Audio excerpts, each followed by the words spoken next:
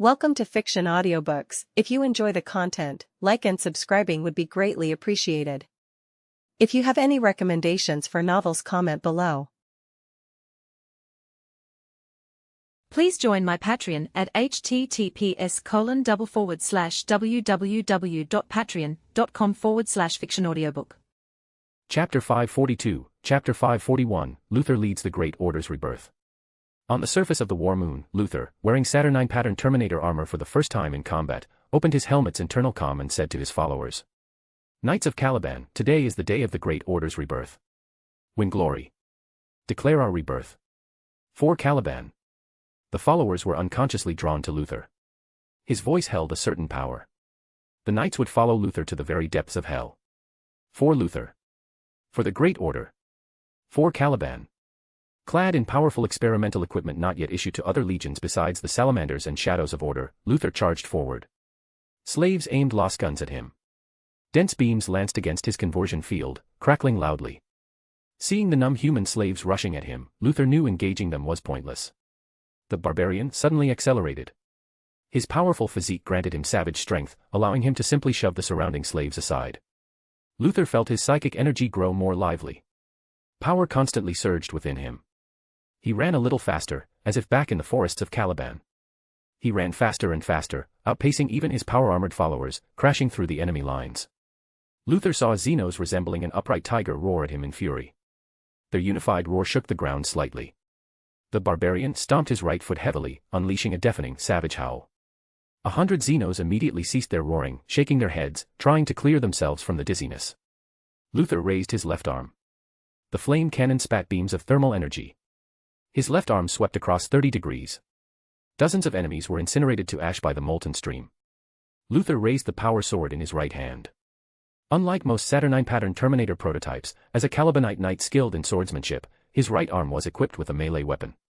Chosen from Lord Nareth's private armory, the heavy power sword forged by Lord Vulcan blazed with dazzling blue light, illuminating the entire battlefield like a beacon.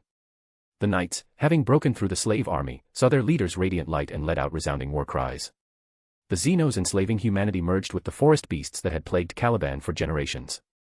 The knights marched forward in neat formation, ignoring the human slaves surging from behind and beside them, unleashing dense barrages at the Xenos. Amid the roar of bolts, Xenos after Xenos was torn apart.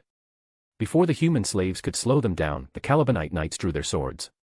The sword was their traditional weapon.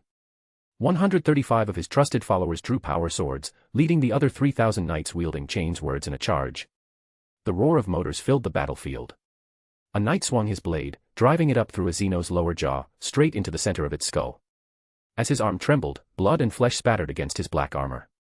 An overlord, at least a head taller than the other Xenos, swung its blade-like claws down. The helmet was crushed and torn. With a dull thud, the Dark Angel's head burst. He withdrew his arm. The Knight Commander's blue-white blade was already upon it. Amid the crackle of its personal energy shield, the tiger-like overlord swung both claws in a sweeping arc.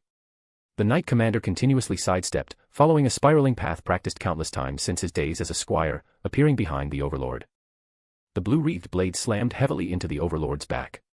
The knights followed, chains words roaring as they chopped at the overlord's arms, chest, abdomen, and legs. The overlord swung its claws repeatedly, charging at the knights. The knights calmly retreated, parrying with their chains words, luring the overlord forward. The Knight Commander spiraled to the overlord's right. His blade thrust forward. With a series of short, firecracker-like cracks, the personal energy shield overloaded. The Knight Commander didn't linger. He sidestepped again. The overlord retreated, swinging its claws wide to force the knights back. The Knight Commander was just right before the overlord. His blade swept horizontally. The disassembly field tore through flesh. The overlord felt a chill in its abdomen. It looked down, just as its neck and chest slid apart. Luther, with his followers, fought their way forward. He rediscovered the feeling of leading the knights, the feeling he'd had before the lion appeared. He was back at the center. He was the leader. He was a hero. Luther was in high spirits. The gloom was completely cast behind, along with the spattering blood and flesh. His voice was loud and clear, echoing in the Vox channel. The knights were infected. They had thought they would never win glory again. Now, they threw off the reins that bound them and galloped across the battlefield. Like a dam breaking, the knights' unleashed power mercilessly crushed the Xenos. The galloping knights only stopped when 5 4-meter-tall, silvery white figures appeared. They suddenly felt their heads go numb. A rusty taste filled their throats. Their bodies felt bound by countless threads. The barbarian's thoughts only stalled briefly before clearing. He let out a deafening roar. The Cerebor's silvery white, bulbous heads wobbled. Fluid oozed from the red line running through their brains. Luther charged forward. With a thought, the psychic shock unit responded. The laser cannons on his head and shoulders aimed at one Cerebor. Blinding beams crackled, tearing through its personal energy shield. The flame cannon spat a dragon of fire, incinerating the Cerebor to ash. Luther reached a Cerebor whose head had just stopped shaking. He swung the heavy power sword forged by Vulcan, striking it. With a crack, the blade stopped before the Cerebor. The barbarian's arm bulged. His strength suddenly surged. The blade shot forward, plunging into the Cerebor's body. In an instant, Luther had killed 2 Cerebors. He charged towards a third, then saw a bizarre construct emerge from a kilometer-tall silvery white building. It was roughly ovoid, covered in pale, fungus-like flesh, with purple veins and a metallic grid across its body. It moved on 3 spider-like legs. The upper body, extending from the tripod, was a thick, short tube. Around its tooth-filled maw on top, a cluster of tentacles were symmetrically arranged. Then a second, a third. 5 constructs crawled from the silvery white building. They raised their tentacles. Built-in devices fired beams of necrotic energy. The beams struck power armor. The pus melted the black ceramite along with the dark angel inside. Luther immediately recalled the constructs created by the sloth mentioned in Lord Nareth's briefing materials.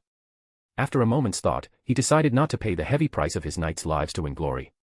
He opened the comm channel. "My lord, we have encountered the sloth's servant constructs." Ending the communication, Luther immediately felt relieved by his decision. Squad after squad of constructs, in groups of 3 to 5, emerged from the silvery white building. Cerebors, leading squads of Xenos, charged from all sides. Luther immediately ordered the knights to form a circular defense against the Xenos. 3,000 knights formed 2 circles, creating a horizontal spiral. Following the familiar trajectory, the knights spiraled backwards. Wave after wave of Xenos fell against their defensive line. Luther stood at the spiral center, expanding to the edges of the 2 circles. He single-handedly held off 10 Cerebors. He raised his arm, blasting a molten stream to his left, while charging to his right, thrusting his sword at a Cerebor heading for the line. The Cerebor turned and charged Luther. Luther didn't parry or counter. He immediately turned and charged another Cerebor. Even with his all-out defense, a knight still fell before his eyes. The gathered Cerebors filled the battlefield with spreading neurotoxins. The barbarian's tenacious will was unaffected, but other dark angels, one by one, suddenly fell unconscious in the midst of battle. Their bodies festered. Pus oozed from their black armor as they crashed heavily to the ground. Nearby knights immediately filled the gaps. The spiral line contracted. Luther donned his war mask. His heart pumped powerfully. Adrenaline surged. Each fallen follower granted him greater power. The Saturnine pattern Terminator prototype on his body felt lighter and lighter. His movements grew faster and faster. The glowing blue blade traced arc after arc through the air. The barbarian angrily slammed into one Cerebor, simultaneously swinging his blade, shredding another's head. The knights saw their leader as if multiplied into countless forms. Alone, he besieged the Cerebors, launching fierce attacks. His dazzling swordsmanship was breathtaking. The blue light, like a storm, swept over the Cerebors. Boom boom boom.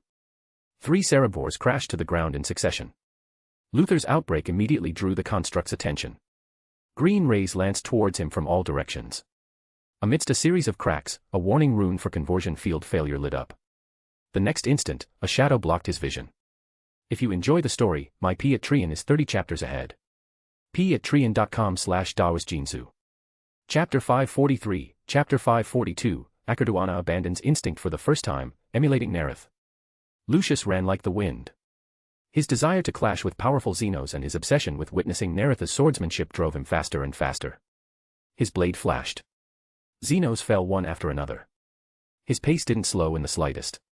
Even so, the gold and purple armor ahead constantly reminded him of the gap between himself and Akerduana. Akerduana moved calmly and gracefully, making Lucius suspect he was still holding back. Lucius recalled the stories about Akerduana widely circulated in the Legion. The young Akerduana, before he even possessed the transhuman body of an Astartes, had humiliated his instructor, the battle-hardened old thunder warrior, Teriel Collins. Akerduana defeated his instructor again and again, effortlessly each time. His combat skill was innate, as natural as breathing. He needed no teacher. The unparalleled swordsman would enter a battlefield and charge straight for the most powerful enemy, weaving through the heart of the foe. He had never been defeated. He had never even suffered a scratch. He was the perfect swordsman, Fulgrim's proud firstborn. As Lucius pondered, a figure of black, reflected in gold, suddenly appeared in his vision. Lucius's gaze immediately fell upon the gleaming blue-white light. Lord Nareth's blade turned, swift as lightning. As its edge flashed, energy ripples turned the surrounding dust into clouds drifting across the sky. Lucius angrily kicked aside a Xenos that barged into his view. The Xenos he had just seen was already trapped in something like amber. He angrily slashed his blade, tearing the Xenos apart. Lucius ignored the surrounding Xenos. His gaze was fixed on the distance. Finally, he saw Nareth's racing blade, lightning fast, severing a Xenos crystal greatsword. In a blur of rapid afterimages, he raised his power gauntlet. With a flash of blinding golden light, a Cerebor, which he had only recently learned about, was bound in a prison. Akerduana's twin sword spun. No Xenos could block his view. He calmly observed the battlefield. Every move Lord Nareth made possessed a natural, artistic quality. A perfect balance of swift movement and powerful force, as brilliant as a painting. The spark of inspiration burst within Akerduana's mind like fireworks. To preserve the inspiration and imprint the image of Lord Nareth's painting on his mind, he charged towards a Cerebor that had circled around the line. 5 meters from the Cerebor, Akerduana's steps suddenly faltered. Lucius, following close behind, rushed forward, but suddenly felt a bitterness in his throat and heaviness in his steps. Lucius involuntarily slowed. He squinted, not wanting to witness the unparalleled swordsman's first wound. Just as his eyes were about to close completely, he forced them open, bracing for the shattering of the myth. He saw Akerduana's arm suddenly raise. The straight blade of Athena parried the crystal greatsword. The curved blade of Timur followed, thrusting towards the curved arm. As the blades crossed, Lucius keenly noticed Akerduana's movements were slightly slower than usual, as if spider silk clung to him. Akerduana's eyes shone. For him, combat had always been as natural as watching a sunrise or listening to a melody. Effortless, yet after a while, it became somewhat dull. The melody was suddenly interrupted, giving him a new opportunity. For the first time, Akerduana abandoned his combat instinct. Following the trajectory of Lord Nareth's blade, he swung his own. Timur and Athena spun rapidly. With his twin swords, he practiced the imprint the blue-white blade had left in his mind. The crystal greatsword was knocked away. The personal energy shield shattered. Akerduana slew the Cerebor. His body trembled slightly. He felt his steps grow lighter. He abruptly turned his head, looking left. A black-armored figure appeared and vanished in his vision in an instant. It was Zahariel. In 1 second, a Cerebor's personal energy shield shattered, its body split into hundreds of pieces. In 2 seconds, hundreds of Xenos' bodies were torn apart. After 3 seconds, Zahariel reappeared in view. His speed had noticeably slowed. Zahariel's body grew cold. He saw a Cerebor charging at him. The Midnight Poet opened his mouth and recited a poem inspired by the book Meditations. It was the work of the night poet and philosopher, Arias, a favorite of his former mentor, Master Lamel. In the ancient pulse of the hushed forest deep, a veil of mist wraps secrets that sleep. The night steed crushes the dream of fallen leaves, armor gleaming like stars the night weaves. At his waist, the sword's cold light shines bright, concealing legends of valor, yet to see light. The night's gaze, like a torch, pierces the forest's haze. The fearful night seizes his faith, and loudly to the great beast he raises his challenge. The soothing verses, softly echoing, brought a sudden daze to the minds of those who heard them, as if seeing tranquil moonlight, a calm, rippling lake. The Cerebor felt its body grow heavy, as if it could fall asleep standing up. In his recitation, Zahariel revisited the memory of facing the lion beast. Afraid, he had slain the mightiest beast. Seeing the Cerebor slow, the Midnight Poet continued reciting, simultaneously swinging his sword. Sword and claw collide, like thunder's crack. The knight's faith, firm as rock, in the storm he stands unbowed, his conviction, stronger than steel. Fire lights the dark, courage makes the beast retreat. Just as the Cerebor regained awareness, the poem's atmosphere abruptly shifted, filling it with fear. Zahariel was already before it, swinging his sword down. 2 Cerebors attacked from left and right. Zahariel drew his sword, about to meet them, when 2 figures flashed out from beside him. Balsar Kerthuri, librarian of the 19th Legion, raised his hand, conjuring a psychic shield. Green flames clashed with crackling lightning. Gren Visotho, chapter master of the Ultramarines' first chapter, raised his hand, firing a burst of bolts at a Cerebor. Nareth's honor guard followed. With support, the knights looked into the distance. He sensed an evil will suddenly appear far away. The moment Zahariel's consciousness touched that will, he was struck as if by lightning. He used his sword to support himself, just barely not kneeling. Not far away, Balsar convulsed and knelt on one knee. The librarian was struck down by the evil will. Fortunately, he saw the Cerebor before him also wilt and fall. Vasotho casually killed the fallen Cerebor with his combat knife, then looked ahead. He saw Acarduana and Lucius had already pushed through the crowd, following Lord Nareth as they fought forward. Lucius struggled to keep pace with Acarduana, engaging a construct. The construct's tentacles casually extended sharp, bony blades, attacking like 6 swordsmen simultaneously. Lucius's vision was filled with blades. Excitedly, he unleashed a storm of slashes and thrusts. Blades clashed continuously. Lucius was forced to use the shield on his left arm to block the attacks. Amidst the thunderous impacts, he suddenly leaped. His blade swept aside 3 bony blades. His shield blocked the other 3. His blade spun, severing the tooth-filled head. In midair, Lucius finally saw the scene ahead. He saw Acarduana spin, killing 4 constructs, and charge towards a worm creature wrapped in a shroud. Lucius's eyes widened in shock. He felt as if in a dream. He saw the worm creature swing its scepter. In the clash, it knocked Timur away. Its other arm circled around Athena and grabbed hold of the power armor. Acarduana was then sent flying. Acarduana was wounded for the first time. The unparalleled swordsman was instantly defeated. The sloth destroyer's slime tentacles, like pythons, reached for Acarduana on the ground. Suddenly, a blue-white light flashed. Nareth flashed before Acarduana. He swung the Valhalla sword, cleaving through a mass of worms. The sloth destroyer shrieked in pain. Its arm abruptly extended, swinging the necrotic scepter at Nareth's legs. The Baron of Corruption's eyes flickered. The worm creature's extending arm suddenly slowed, retracted by the power of distortion. Acarduana stood, using Athena to support himself. He paid no attention to his wounds. His eyes were fixed on the spinning blue-white blade. Nareth flicked his wrist. His blade, like unstoppable starlight, left gleaming trails on the sloth destroyer's body.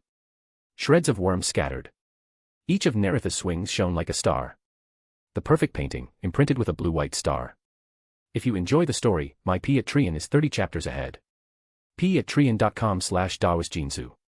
Chapter 544, Chapter 543, I only wanted to corrode Acarduana, but ended up with Lucius first. The battle on the War Moon left an indelible mark on many minds. Luther and his followers rediscovered the glory of the Great Order in the fight. Laughter and conversation occasionally echoed from the quiet decks. Unable to find any more Xenos, Lucius buried himself in the training deck. The moment when Acarduana's myths of invincibility and being unscathed ended simultaneously loomed like a shadow over his mind. Yet Nareth's star-like, blue-white sword light continuously flashed. Light and shadow. Star and shadow. Flickering alternately. Lucius constantly swung his sword, chasing the starlight, trying to dispel the shadow. A week of practice wore out a training cage made of Miguel steel, more durable than those of the Emperor's children. Entering the training deck, Lucius was surprised to see Acarduana in his magnificent gold and purple armor. It was the first time he had seen the first sword since the battle on the War Moon. Lucius studied the proud firstborn of Fulgrim. He was surprised to find not a trace of frustration on Acarduana's face. He had a feeling the first sword was stronger than before. Lucius was about to request a sparring match to prove his own progress when Acarduana spoke first. His smile was as warm as ever, devoid of the shame of defeat. Lucius, today you will meet the Lord's first sword. Lucius's eyes lit up. Thierry Vieira. Correct. Excitement surged through Lucius as he followed Acarduana into the Primarch's palace. The moment he stepped into the asymmetrical black structure, Lucius's eyebrows furrowed. Even Acarduana, though not here for the first time, was momentarily troubled by the irregular lines, much like he himself was frequently troubled when lately setting brush to parchment. They entered the banquet hall. The dazzling yet blurred figures in their minds instantly merged with the black-armored, golden-winged giant.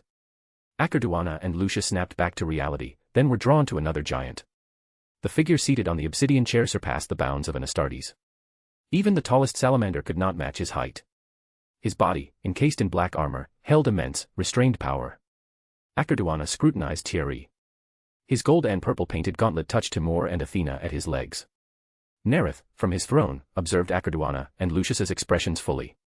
A faint, almost imperceptible smile played on his lips. The plan to corrode Acarduana can proceed to its final step. Lucius, in his role as attendant, sat and sampled the court cuisine, as perfect as his own legion's fare.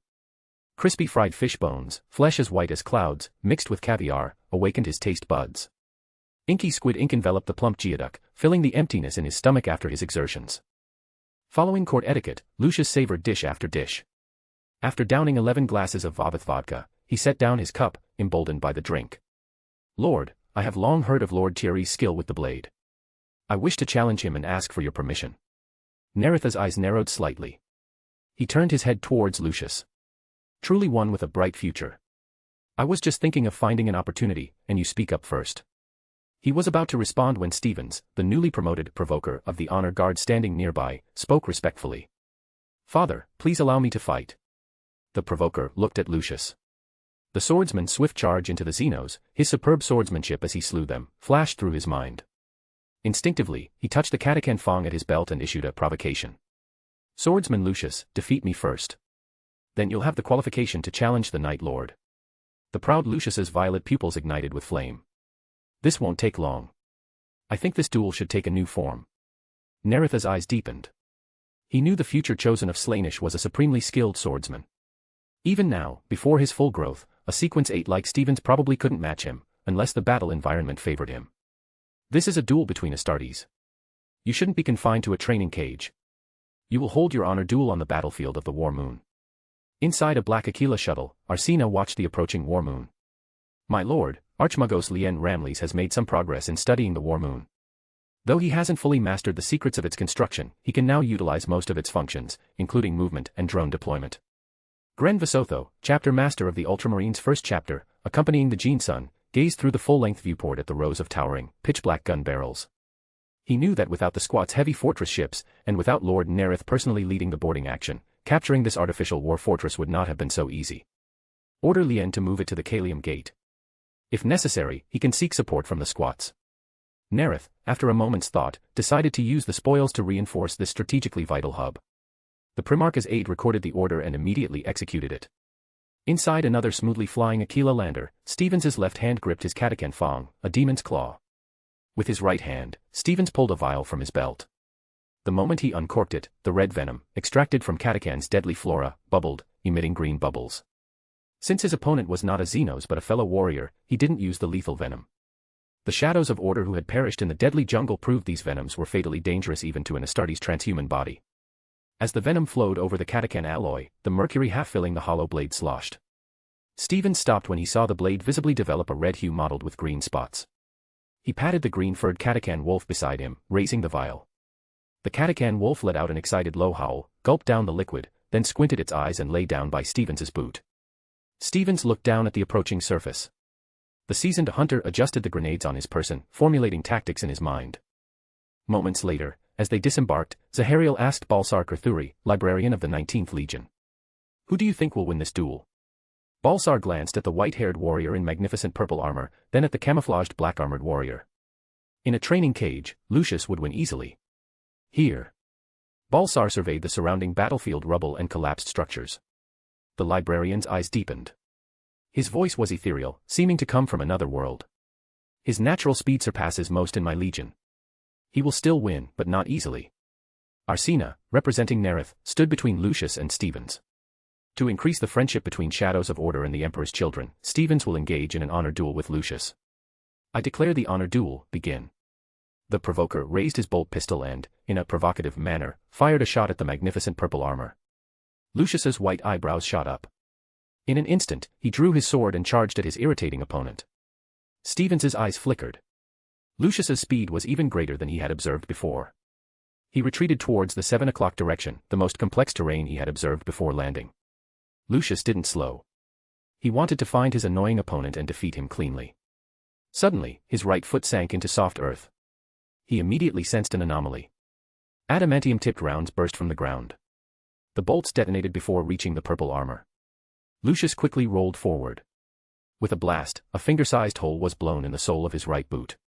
The moment his shoulder touched the ground, his handsome face changed. He raised his left fist and smashed it into a collapsed, leaning pillar. With another blast, he rolled sideways. Visotho, accompanying Lord Nareth, ascended a slope with a clear view.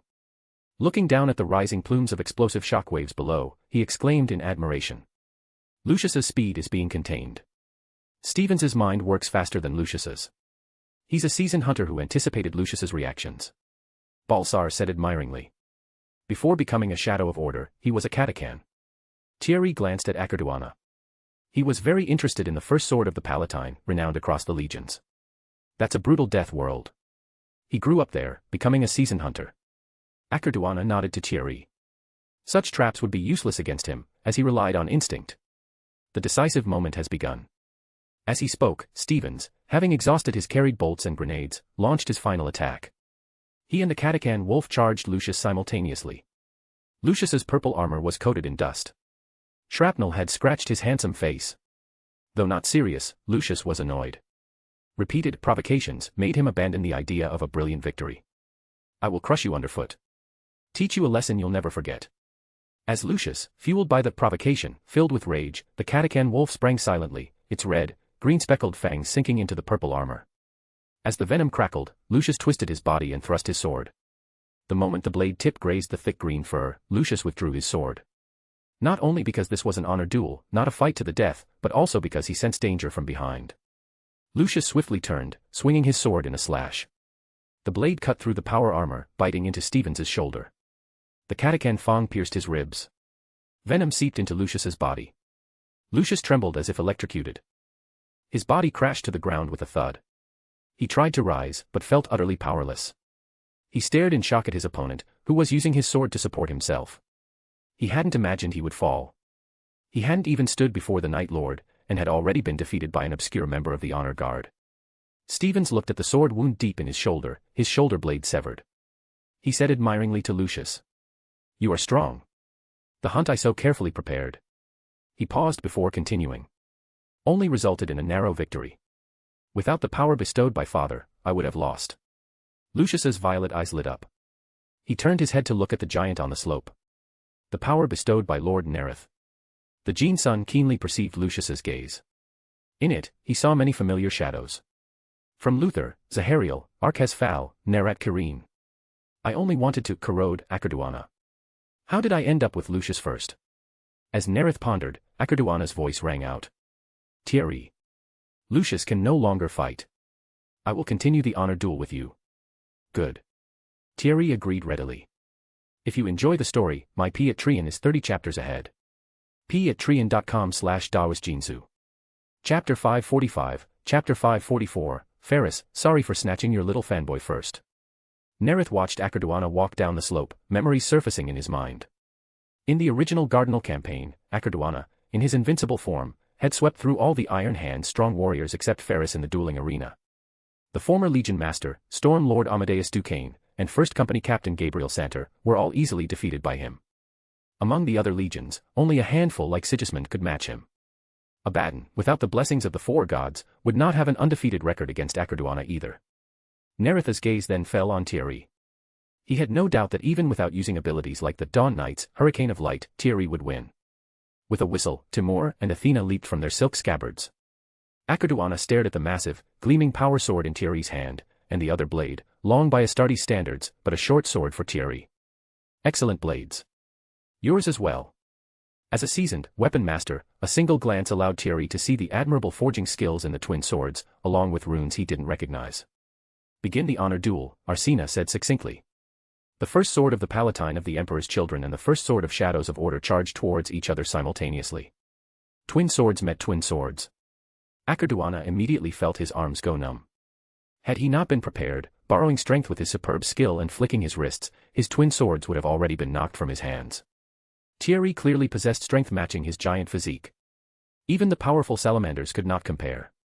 Akerduana didn't panic. Thierry was huge, he would use his own agility.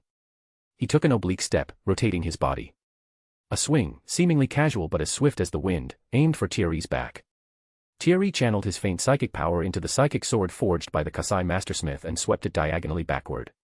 Lucius, lying in the rubble, heard Akerduana and Thierry exchange words, followed by the clash of blades. He felt an itch in his heart, like countless insects crawling. Lucius sprang up from the ground, then stumbled upon landing. The numbness in his body had receded somewhat. Regaining partial mobility, he staggered towards the dueling ground. Lucius saw Akerduana's swift footwork. Even with his eyes wide, he could barely follow the dazzling blade light within the purple-gold storm. Fulgrim's firstborn was attacking even faster than before, faster than he ever had in the training cage, faster than against the Xenos recently. He was stronger. Lucius gripped his own sword, examining himself. How long could he last in that storm of blades? Before he could reach a conclusion, his attention was drawn to the black-armored giant. Thierry's blade, leaping like a storm, pierced the purple-gold tempest. His twin swords swept, raising clouds of dust, churning brilliant light all around. Lucius was astonished to find Akerduana trying to avoid direct clashes, launching wave after wave of attacks with slashes and thrusts far faster than his own natural speed. But he couldn't completely avoid the collisions. Where the blades met, fine sparks leaped. The heavy power sword and the narrow short sword moved as if they were part of Thierry's body. His control over the twin swords was even more effortless than Akerduana's. The clash grew more frequent, like continuous ringing bells. In the blade collision, the one losing ground was Akerduana, Fulgrim's firstborn. First sword of the Palatine. Leader of the 200 swords. Champion of the Palatine blade. Lucius could hardly believe what he was seeing. Another Astartes' swordsmanship surpassing Akerduana's. Akerduana had always been the unparalleled swordsman. His defeat by the Xenos was a matter of power disparity. Nareth and his own father were Primarchs, their superior swordsmanship was only natural. But today, he saw another Astartes completely overwhelm Akerduana. Stevens's words echoed enduringly in his ears. Without the power bestowed by father, I would have lost. Lucius couldn't help but look up the slope, towards Lord Nareth. The power bestowed by Lord Nareth. A sharp crack brought his gaze back to the battlefield. Lucius saw Akerduana sent flying. Upon landing, he hurriedly leaped back to evade the following blade. Akerduana retreated repeatedly, struggling to parry Thierry's attacks. His strength, his prized speed, his natural combat instincts, all were inferior to Thierry's. He had heard of Thierry's name before, but never imagined his swordsmanship was so outstanding. Even with his utmost effort, victory was impossible. Akerduana watched the dazzling blade approach and raised his twin swords to meet it. He knew they would be knocked away, but he had no other choice. Just as the blades were about to clash, starlight burst in Akerduana's mind. The image of Nareth's blade piercing the Xenos flashed brilliantly within him. Akerduana's twin swords suddenly spun, unleashing a continuous barrage of thrusts. Lucius's eyes couldn't follow the rapid thrusts. Thierry, however, saw clearly, it was the Otsburg via 16th form, which he had practiced since childhood. Akerduana's attack far exceeded the limits of the Otsburg via 16th form. Even after becoming a warrior, and then a shadow of order, Thierry himself couldn't have executed such a swift attack. Admiringly, he swung his psychic sword to meet the rain of thrusts. The gleaming blade suddenly expanded, enveloping the twin swords like a net. As they passed, Akerduana was stunned to find his sword swept away by a tremendous force. The moment his swords left his hands, he snapped back to reality.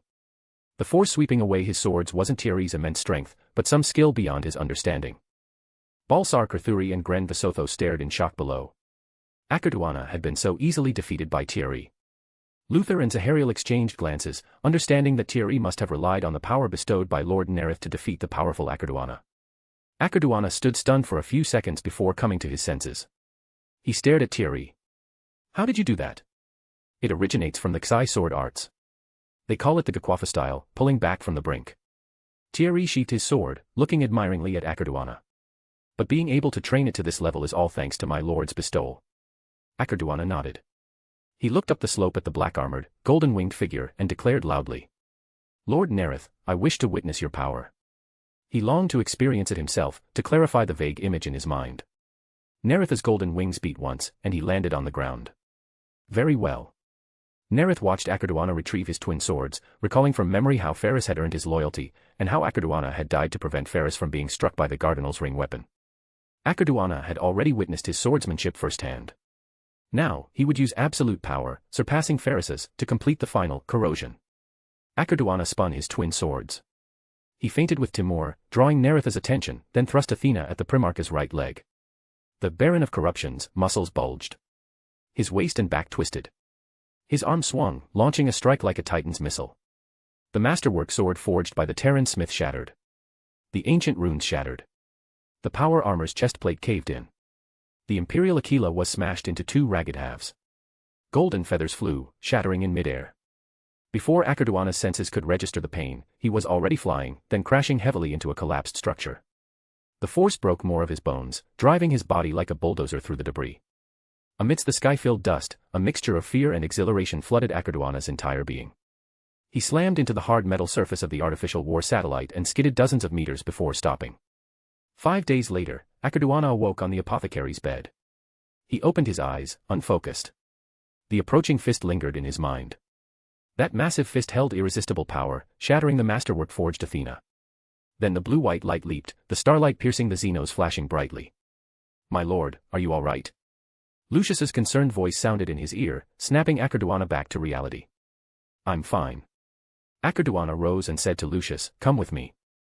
Moments later, Lucius exchanged nods with Stevens and followed Akerduana into the Primarch's office. "You're awake."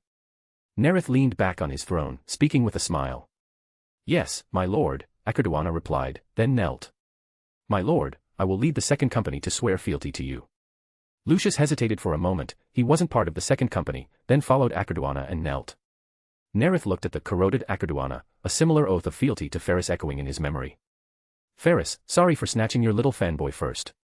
Fulgrim, sorry for taking your most beloved firstborn. Slaanesh, well, nothing to apologize for there." As he pondered, he rose from his throne, walked before them, drew the Valhalla sword, stole the concept, to transform it into a knight's blade, and rested it on the shoulders of Akerduana and Lucius in turn. "I accept your fealty. I will grant you power, making you even finer swordsmen." 10 minutes later, the newly promoted warriors, Akerduana and Lucius, knelt again. "Thank you, my lord, for your gift. If you enjoy the story, my Patreon is 30 chapters ahead. patreon.com/dawasjinsu. Chapter 546, Chapter 545, The Sloth Isn't on the Ship, How Did It Get to the Surface? The total war with the Rangdan had entered its 5th year. Through the Kalium Gate, shadows of order launched all-around counterattacks against the Xenos. The first chapter had left the Imperium's borders, pushing deep into star systems enslaved by the Xenos for millennia, the Fellwatch Keep. Aboard the troop ship, Light of Alicia.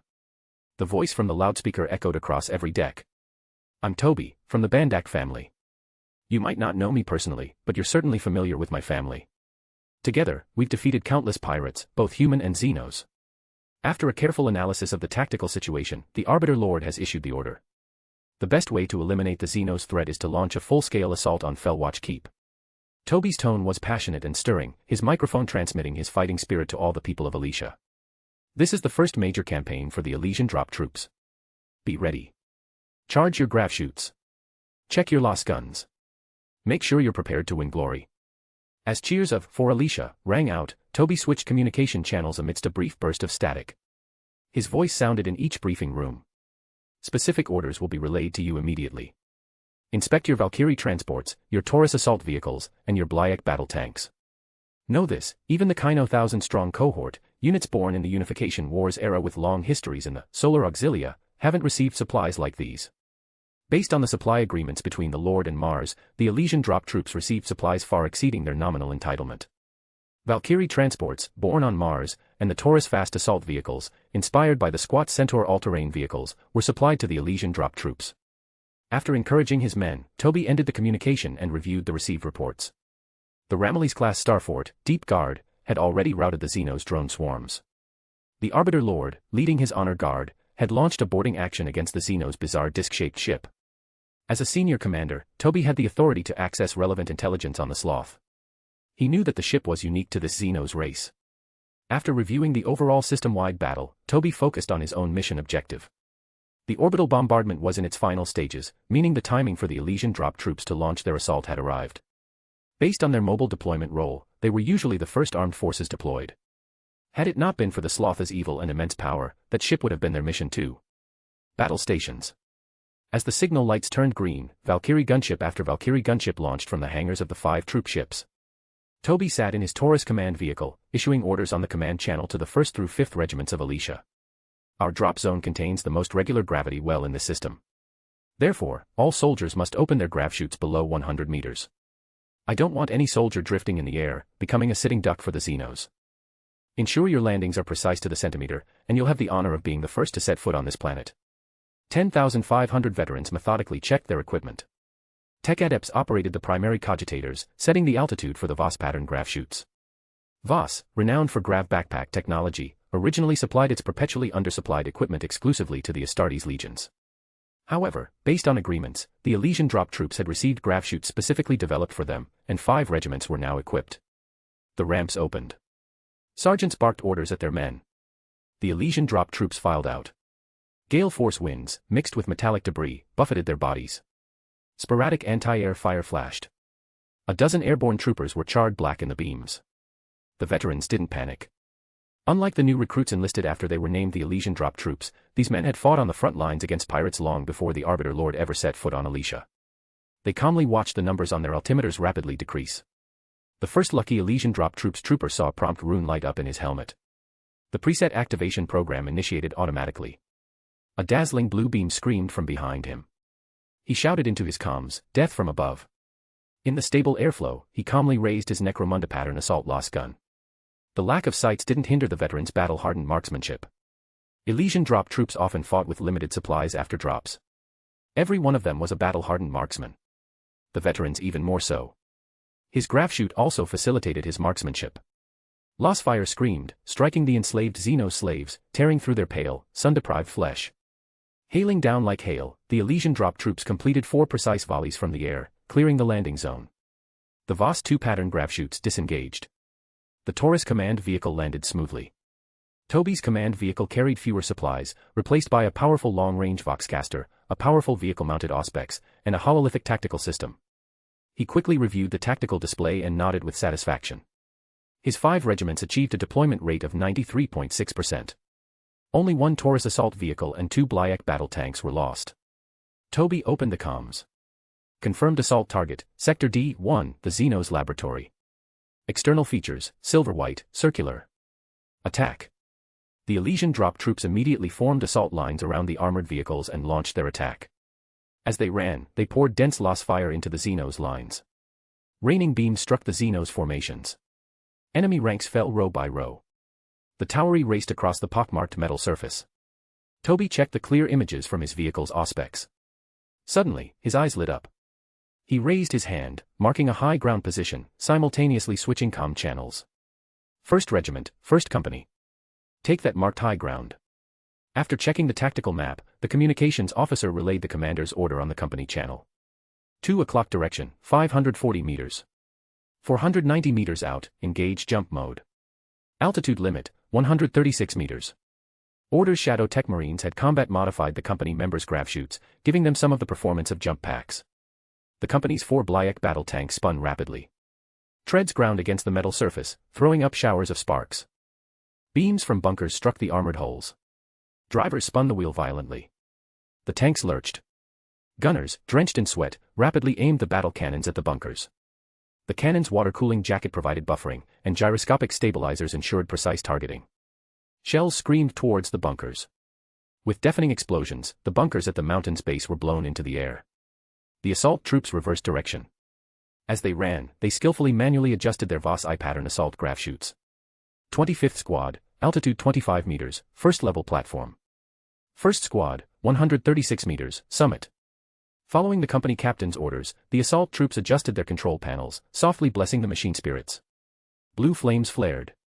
Like frogs, the assault troops leaped, one squad after another. The 25th Squad leaped onto a defensive platform. The Breacher Squad rapidly advanced on a bunker. A Breacher's throat was pierced. A fist-sized wound gouged black smoke. The Breacher slammed his satchel charge onto the bunker, avenging his comrade with the soaring debris. Squad after squad leaped, rapidly advancing and securing the entire high ground. The 1st Squad, reaching the summit, immediately established defensive positions. From their height, they provided fire support to the battlefield below. Snipers raised their scopes and fired the first beams at the silver-white laboratory. A beam precisely struck a Xenos on the laboratory balcony. Its body slid off, crashing heavily to the ground. Just as a sniper prepared for a second shot, a flash of pale, fungus-like flesh crossed his scope. What the hell is that? He pulled the trigger as he looked over. It was a bizarre construct, an ovoid mass covered in purple veins and a metal mesh. The beam struck true, but the construct didn't fall. A piercing shriek. Beams of green light rained down on the summit. Ah! The agonizing pain of necrotic beams dissolving flesh made the hardened veterans cry out. Receiving the report, Toby stared at the image of the construct, his eyes wide. Damn! The sloth isn't on the ship. How did it get to the surface? Forge Steel Keep - Fell Watch Keep. If you enjoy the story, my P at Trian is 30 chapters ahead. p@trian.com/dawasjinsu. Chapter 547, Chapter 546, only a judge can capture a sloth destroyer. Aboard the sloth ship, Howard Fender stared at the 15 Cerebors trapped in amber. Where is the sloth? The Arbiter Lord knew that Fellwatch Keep was, for the Black Emperor, not just a planet rich in mineral resources, but also a fortress watching over the frontier beyond the Coronid Deeps. Deploying the asset of a Ramillies-class starfort underscored the importance of this system. Possessing a starfort meant at least a Sloth supervisor, posing a potential, enormous threat to Fellwatch Keep. Sheriffs, immediately enter your new jurisdictions. Howard's eyes deepened. He extended his psychic energy, surveying the new jurisdictions. My lord, no findings in Zone 1. A series of reports confirmed for Howard that the Sloth was not on its ship. At that moment, his helmet's internal comm buzzed. Howard saw the communication was from Toby Bandak, commander of the Elysian Drop troops. He immediately answered. After hearing the briefing, he gave a solemn order. I'm on my way. Hold your position until I arrive. On the surface of Fellwatch Keep, Toby, having ended the communication, stared grimly at the casualty report. 1st Regiment, 1st Company, 1st Platoon, 4th Platoon, 6th Platoon, entire platoons Kia. 2nd Platoon, 5th Platoon, 8th Platoon, heavily damaged, over 50% casualties. The moment the constructs appeared, they had wiped out 3 of his elite platoons. He looked up at the gloomy sky, thinking silently. I hope the Lord arrives quickly. Toby took a deep breath and grabbed the Voxcaster. This is Toby of House Bandak. We've cornered the Xenos murder mines. We've won the highest honor. As long as we hold our position and don't let a single Xenos escape. For Alicia. Death from above. On the high ground, the Elysian Drop troops, watching their burning Blyak tanks, stared with resolute eyes and shouted loudly. For Alicia. Death from above. The 8th Platoon howled as they leaped, their graph chute thrusters carrying them screaming towards the constructs. Constructs swung bone blades, carving through a dozen soldiers. Broken bodies and blood spattered the ground. 2 veterans dodged a bone blade. A construct opened its maw wide, lunging to bite. Graph chutes weren't as agile as an Astartes jump pack, but they didn't need to dodge. Simultaneously, the veterans pulled grenades, yanking the pins just before being bitten. As blood and limbs sprayed from the construct's maw, explosions thundered. Destroying the first construct galvanized the Elysian Drop troops. Shouts of death from above rang out as platoon after platoon leaped down. Amidst a series of explosions, 4 more constructs fell. The remaining veterans didn't continue their suicidal attacks. Using the opportunities created by their comrades, they established defensive lines using the fortifications. Their primary mission was to hold back the enemy, not destroy the target. The construct's mechanical legs clung to the mountainside, their bodies constantly rotating, searching for hidden enemies on the high ground. The Elysian Drop troops buried themselves in the rubble, accustomed to using every scrap of environment and limited resources. They had ample patience. A veteran warily watched a construct 10 meters away. Its disgusting slime dripped onto the surface, burning a large hole in the hard rock. He saw its rotating head point in his direction.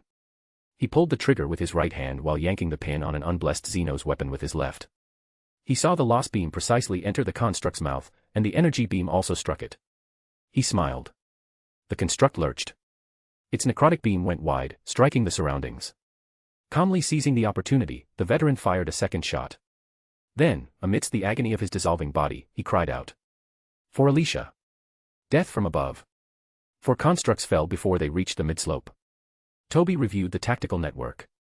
Holding the high ground offered no confidence, he had lost all his armored vehicles. The Elysian Drop troops were completely exposed to the construct's attacks. Losses accelerated. The 5 regiments were already over 50% casualties. Toby looked to the sky. He saw no hope for gleaming light. He withdrew his gaze and resolutely issued the order. All command vehicles, advance. After ending the communication, he shouted to the driver. Do it. Yes, Commander. The driver floored the accelerator. It's an honor to fight alongside you. For Alicia. Death from above. The engine roared. The Taurus command vehicle surged forward. Toby climbed into the rear seat, gripped the twin-linked Las cannon, and assumed the gunner's role. The moment he saw the construct's disgusting form, he aimed and pulled the trigger. The beam lanced into the Xenos' tooth-filled maw. With a blinding red flash, the construct crashed down. 2 constructs simultaneously rotated. Several beams struck the Taurus. With a piercing crackle, the Taurus was torn apart in an instant. Toby rolled clear. He drew his Las pistol, determined to fight to the last. Just as he raised it, a deafening roar sounded in his ears.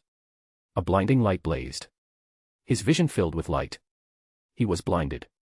The ground shook. He gripped his pistol tightly, fear gripping him in the darkness. Toby, well done. The Elysian Drop troops has proven itself. Withdraw your men. I'll handle the rest of the fight. Hearing the Arbiter Lord's commanding voice, Toby immediately felt reassured. I completed the Lord's mission. As he spoke, Howard raised his power gauntlet and declared authoritatively in Dunnick, flog. The judge swung his arm. Psychic energy, like a whip, struck the construct. The construct was struck by an invisible whip. Its flesh split, revealing the disgusting, slime-covered interior. Howard took a quick step, leaped, and swung his arm. The power gauntlet blazed with crackling lightning. The disassembly field shrieked. Fungus-like flesh and purple veins were torn apart. Howard landed, seeing another construct raise its arm, about to strike his honor guard. He lunged forward, swinging his arm, and authoritatively intoned, "Die." The judge's body merged with a certain peculiar force. He suddenly accelerated, slamming into the construct, trailing after images. The power gauntlet, in an unstoppable, unavoidable posture, smashed into the construct. The moment it was struck, the construct froze. Its swinging arm drooped limply. The Arbiter's honor guard followed their lord's attack. Missiles screamed from the launchers on their Saturnine pattern Terminator prototypes, slamming into the constructs. Blazing power gauntlets tore through the metal mesh.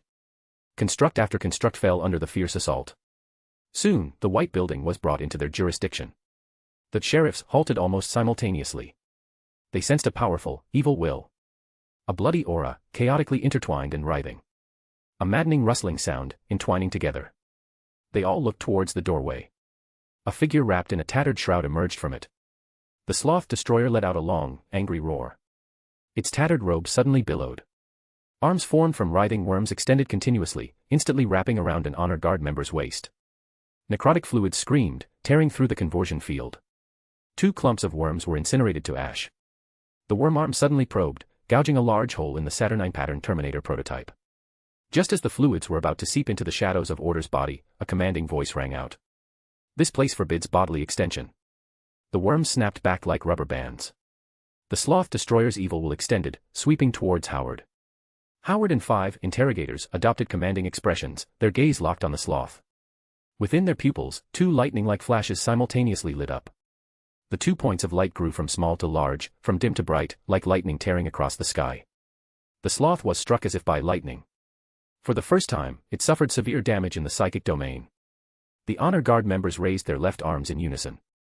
Plasma cannons spat dazzling light. Flame cannons roared molten streams. The necrotic shroud was instantly torn apart. Clusters of worms, blackened, crackled and fell to the ground. The worm body, constrained by the judge's prohibition into a humanoid outline, writhed constantly. The fierce firepower, capable of destroying a knight suit, hammered continuously into the Sloth Destroyer. Clusters of worms were blasted black, yet it suffered no substantial damage. Slime spread.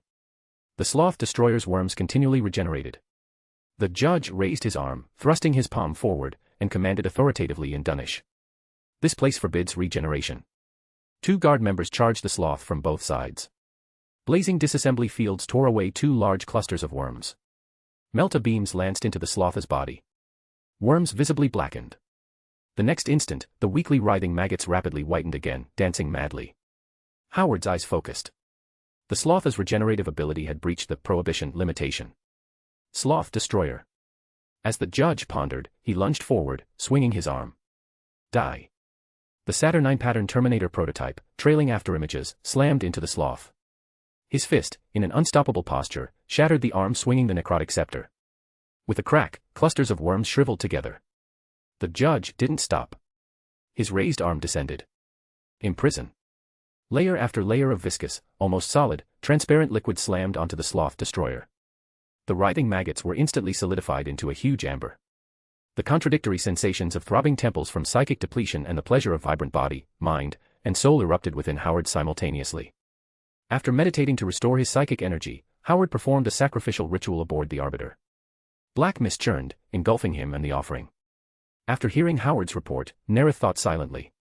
Only a judge can capture a Sloth Destroyer. After advancing to Sequence 6, Thierry could defeat a Sloth Supervisor.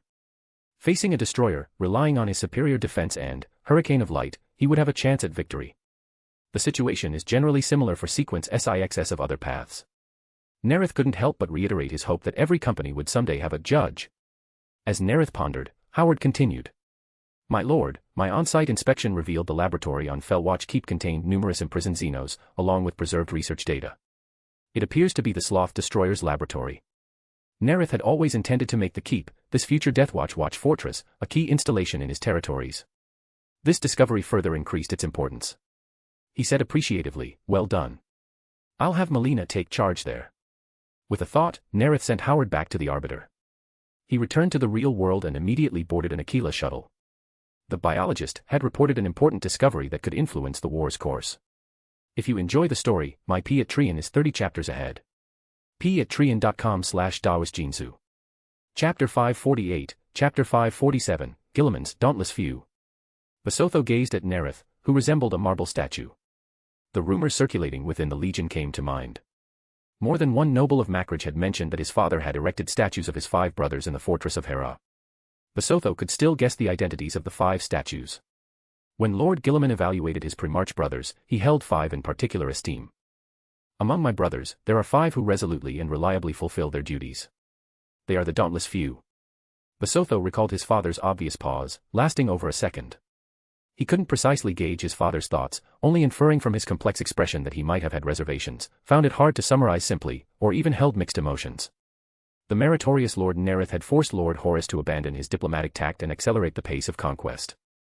His father would surely be troubled that 3 key strategic centers in his blueprint for the realm of Ultramar, Talasar to the west, Gonfall, and Kolth to the north, were already occupied by Lord Nareth in advance.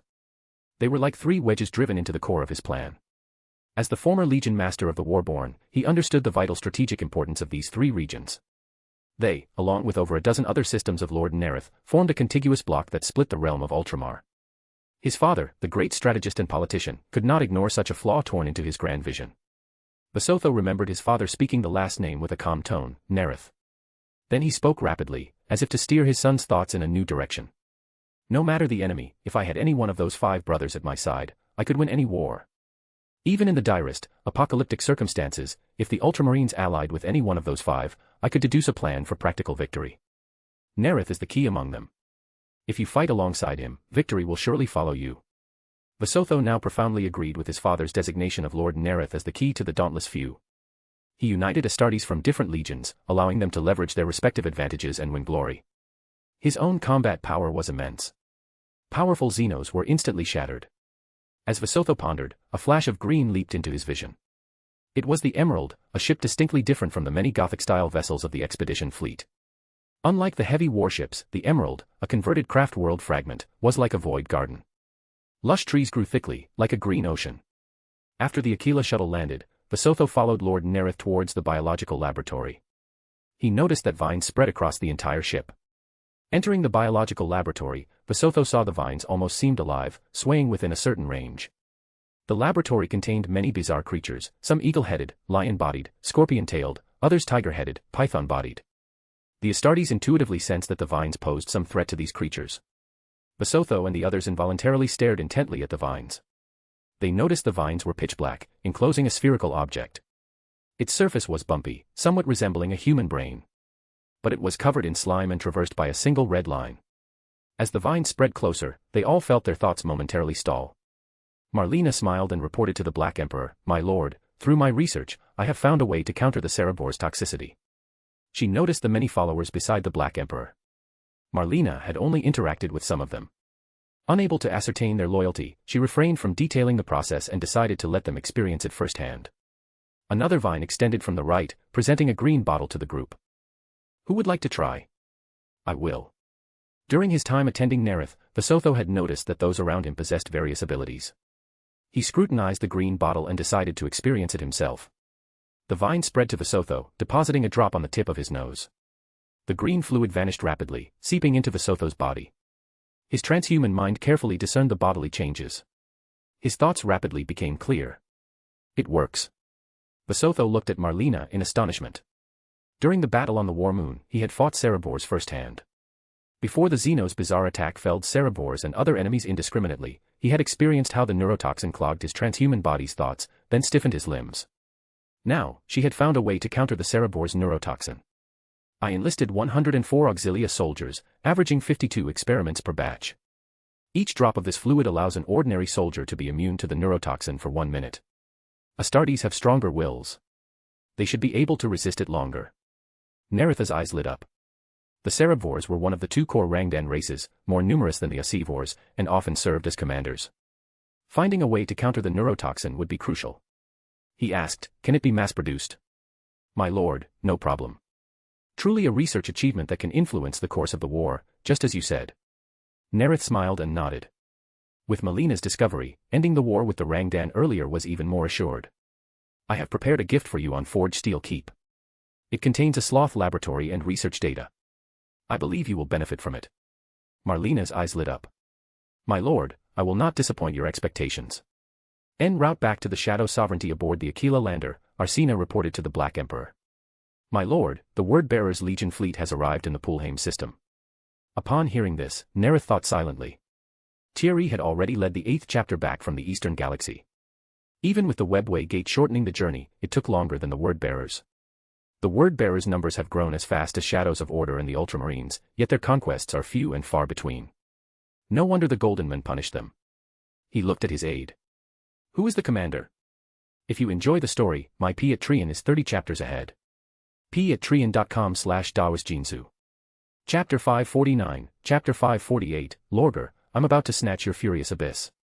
The Word-Bearer's commander is Tzadkiel. Tzadkiel is the captain of the Featherquill Scions. His company numbered at most 1,000 Word-Bearers, which wouldn't warrant special attention. But Nareth knew Tzadkiel would become the first captain of the Abyss-class battleship, the Furious Abyss. Its only captain. The Abyss-class were the most powerful warships ever built by humanity, their performance perhaps even surpassing Gloriana-class vessels. Perhaps only a unique battleship, such as the Phalanx, could compare.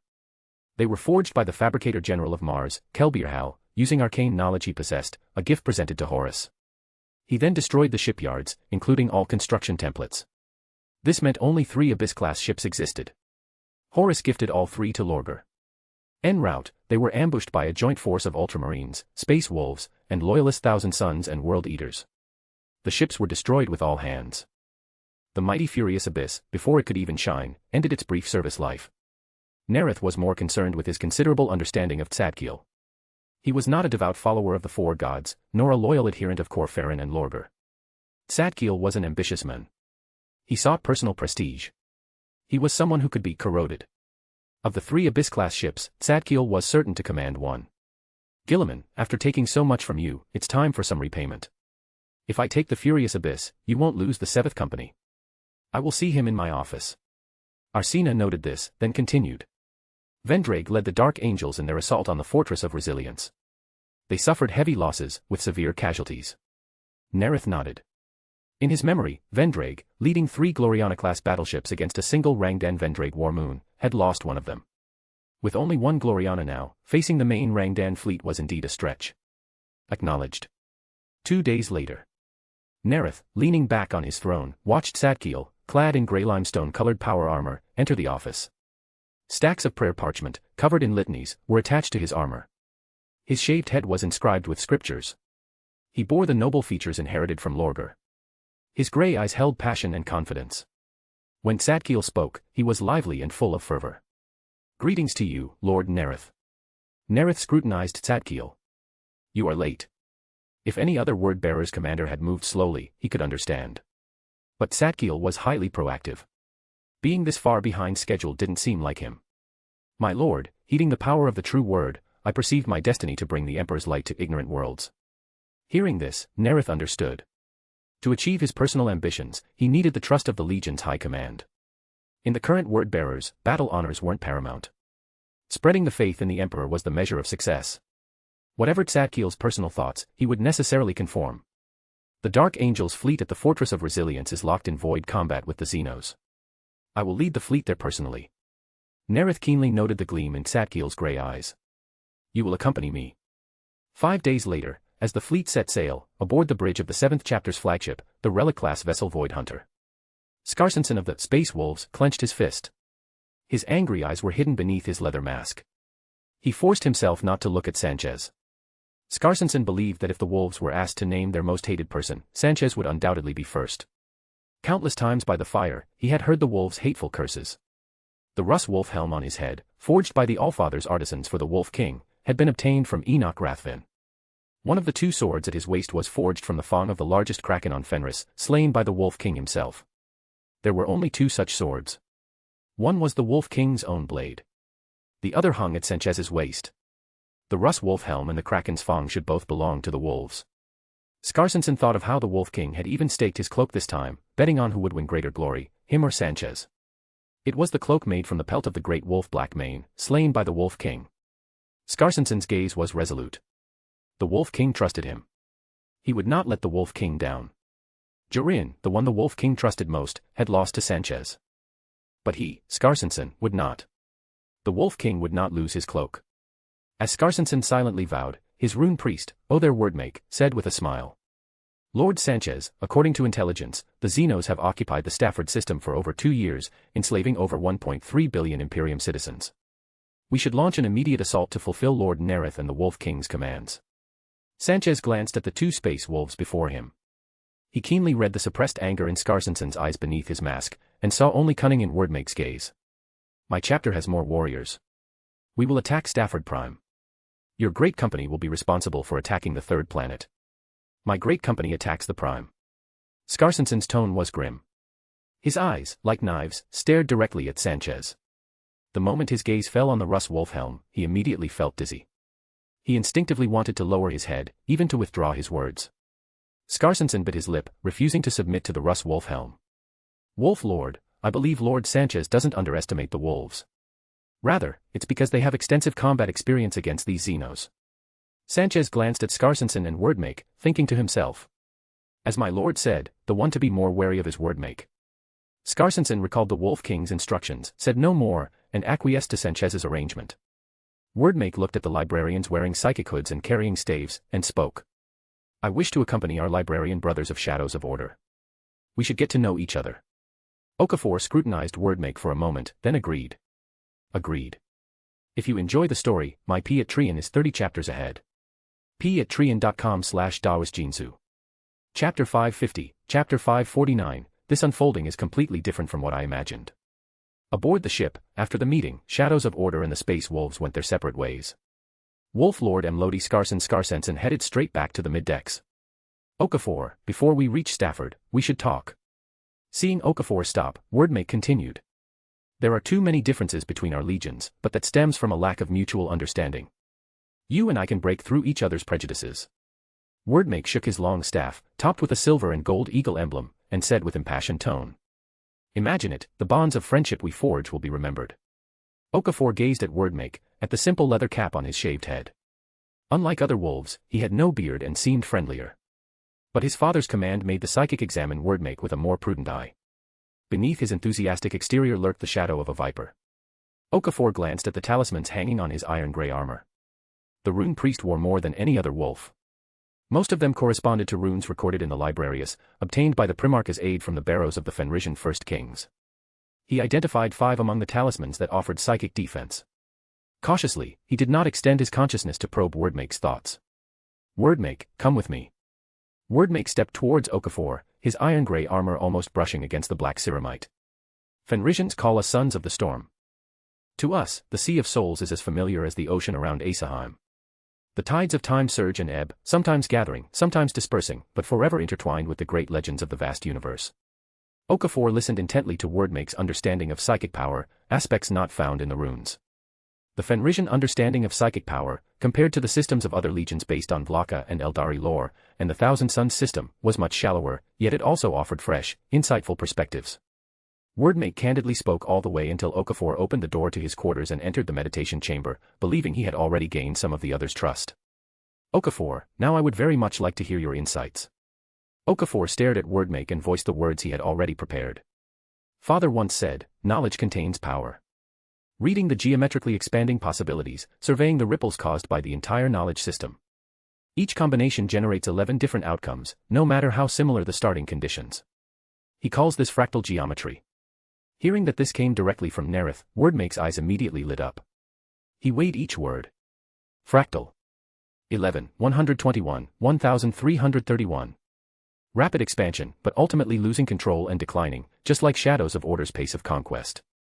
Thinking this, he asked suggestively. The collision of fractal patterns, causing geometric expansion, knowledge fission. Okafor smiled and glanced at Wordmake. Correct. As Wordmake's eyes brimmed with light, Okafor continued. But the primary lesson Father taught me is that adhering to the precepts of order is most important. The mysteries one peers into require a strong will to control. Okafor, having just completed the path of a mystic, said with feeling. For this reason, he comprehended techniques to temper the will from the philosophy of Telema. The light in Wordmake's eyes was overlaid with a grey shadow. One standard ship hour later, Wordmake trudged heavily back to the 6th level of the mid-decks. Entering the deck, Wordmake immediately felt an absence of any outsider's disturbance here. Sanchez's honor guard, librarians, and other chapter members resided on the upper decks. The wolves received no preferential treatment from the brother chapter. The officers of the Katakan jungle fighters and Atalan rough riders occupied the 1st through 4th levels of the mid-decks. The wolves were placed on a single level of the mid-decks, with chapter servants on the levels above and below. Aside from necessary actions like meals, no one willingly approached their den. Wordmake walked into the shadows.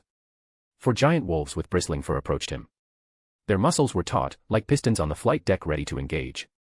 Wordmake nodded to the tall warriors in iron-gray armor who emerged behind the wolves, then walked into the camp. Skarsensen, heedless of the shipmaster's preferences, had removed all non-structural elements, opening up the entire deck. He had arranged his warriors in concentric circles according to their custom, placing himself at the center. Totems made from giant wolf skulls stood, hung with wolf tails as long as a man's leg and blade-like wolf fangs. Wreckage burning in promethium cans served as Fenrisian hearths. Lumen lights were deliberately and sporadically smashed, creating a den-like gloom. Scanning systems monitoring temperature and other conditions had been located and completely smashed. Wordmake knew this was Skarsen's way of venting his dissatisfaction with shadows of order, Nareth, and especially Sanchez. He approached his wolf lord. Skarsen, using the battle tongue, one of the 2 Fenrisian languages, rather than the everyday hearth tongue, asked coldly. Did you find their dark secrets? No. Okafor is very cautious. Wordmake shook his head, sat down, picked up a bowl of Fenrisian mead, and downed it. I told you, your plan won't work, Skarsensen said coldly. The only way Sanchez can hope to defeat me is by using their sorceress tricks. We'll naturally get the evidence we need. They used to be called Reapers. Even if they're now called Shadows of Order, it's just a name change. Sanchez's whelps won't be able to restrain their power. Wordmake nodded. You are right. Sanchez still calls himself the Reaper Lord. I'm sure they'll expose their abuse of sorceress power on the battlefield. You don't need to worry about winning, my lord. I have ways to help you. Stop talking. I have no patience for it now. Skarsensen swirled the mead in his bowl. Wolf Lord, the wager between the Wolf King and Lord Nareth is about the deeds of you and Sanchez. It's not limited to Stafford, but the entire war. Let Shadows of Order be the spearhead while we learn about these Xenos prey. Then you can hunt freely. I don't need such petty tricks.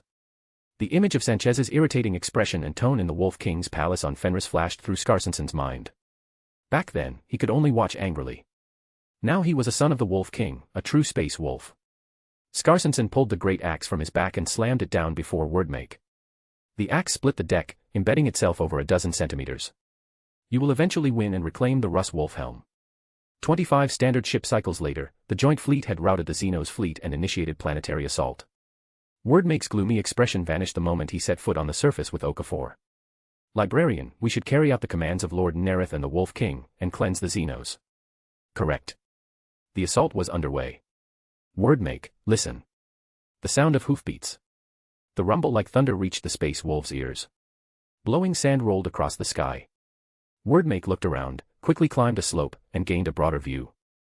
Wordmake knew Shadows of Order commanded several powerful auxilia regiments. Legend said some of them were no less effective than the elite of the Solar Auxilia. He didn't believe it, nor did he think these mortals were anything special. Mortals couldn't keep up with the wolves' swift pace.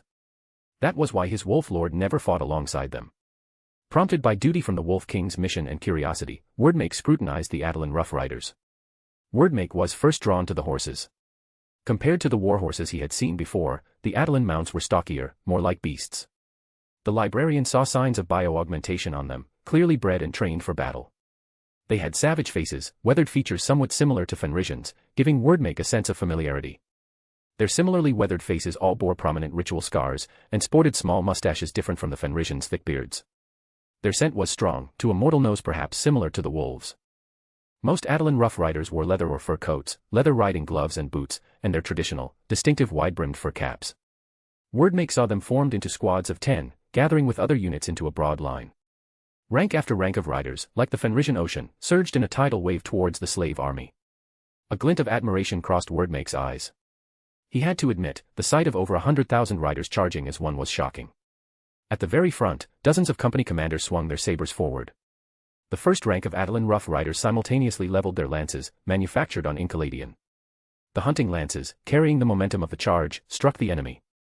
The fragmentation spearheads detonated, instantly blasting enemies into bloody shreds. Wordmake saw the enemy line torn apart in an instant. Okafor walked past him and leaped straight down. Move. The rune priest excitedly followed the librarian. His iron-gray armor slammed heavily onto the ground. Running, he saw the Attilan rough riders had already scattered into groups of varying sizes, wheeling and striking, dividing the slave army into isolated pockets. As Wordmake pondered, he kept pace with Okafor. He saw the librarians raise their staves in unison. His eyes widened with excitement. The next instant, he saw the humans enslaved by neural collars fall into chaos. Nearly half hesitated and milled about. About a third dropped their weapons. The rest charged forward. Wordmake's mind reeled. He stared wide-eyed at Okafor. You freed the enslaved humans. Correct. Okafor withdrew his Ozeron mind staff. The full power release of psychic power made his temples throb. He immediately switched from the Magnus state of mind to the Telema state of mind, calming the pain. Wordmake's thoughts stalled. Just as he was wondering how to carry out his mission, he saw over a dozen Xenos burst from the slave army. The rune priest's eyes lit up. He raised his staff. Crackling lightning struck several Xenos, while he also noted the ones charging Okafor.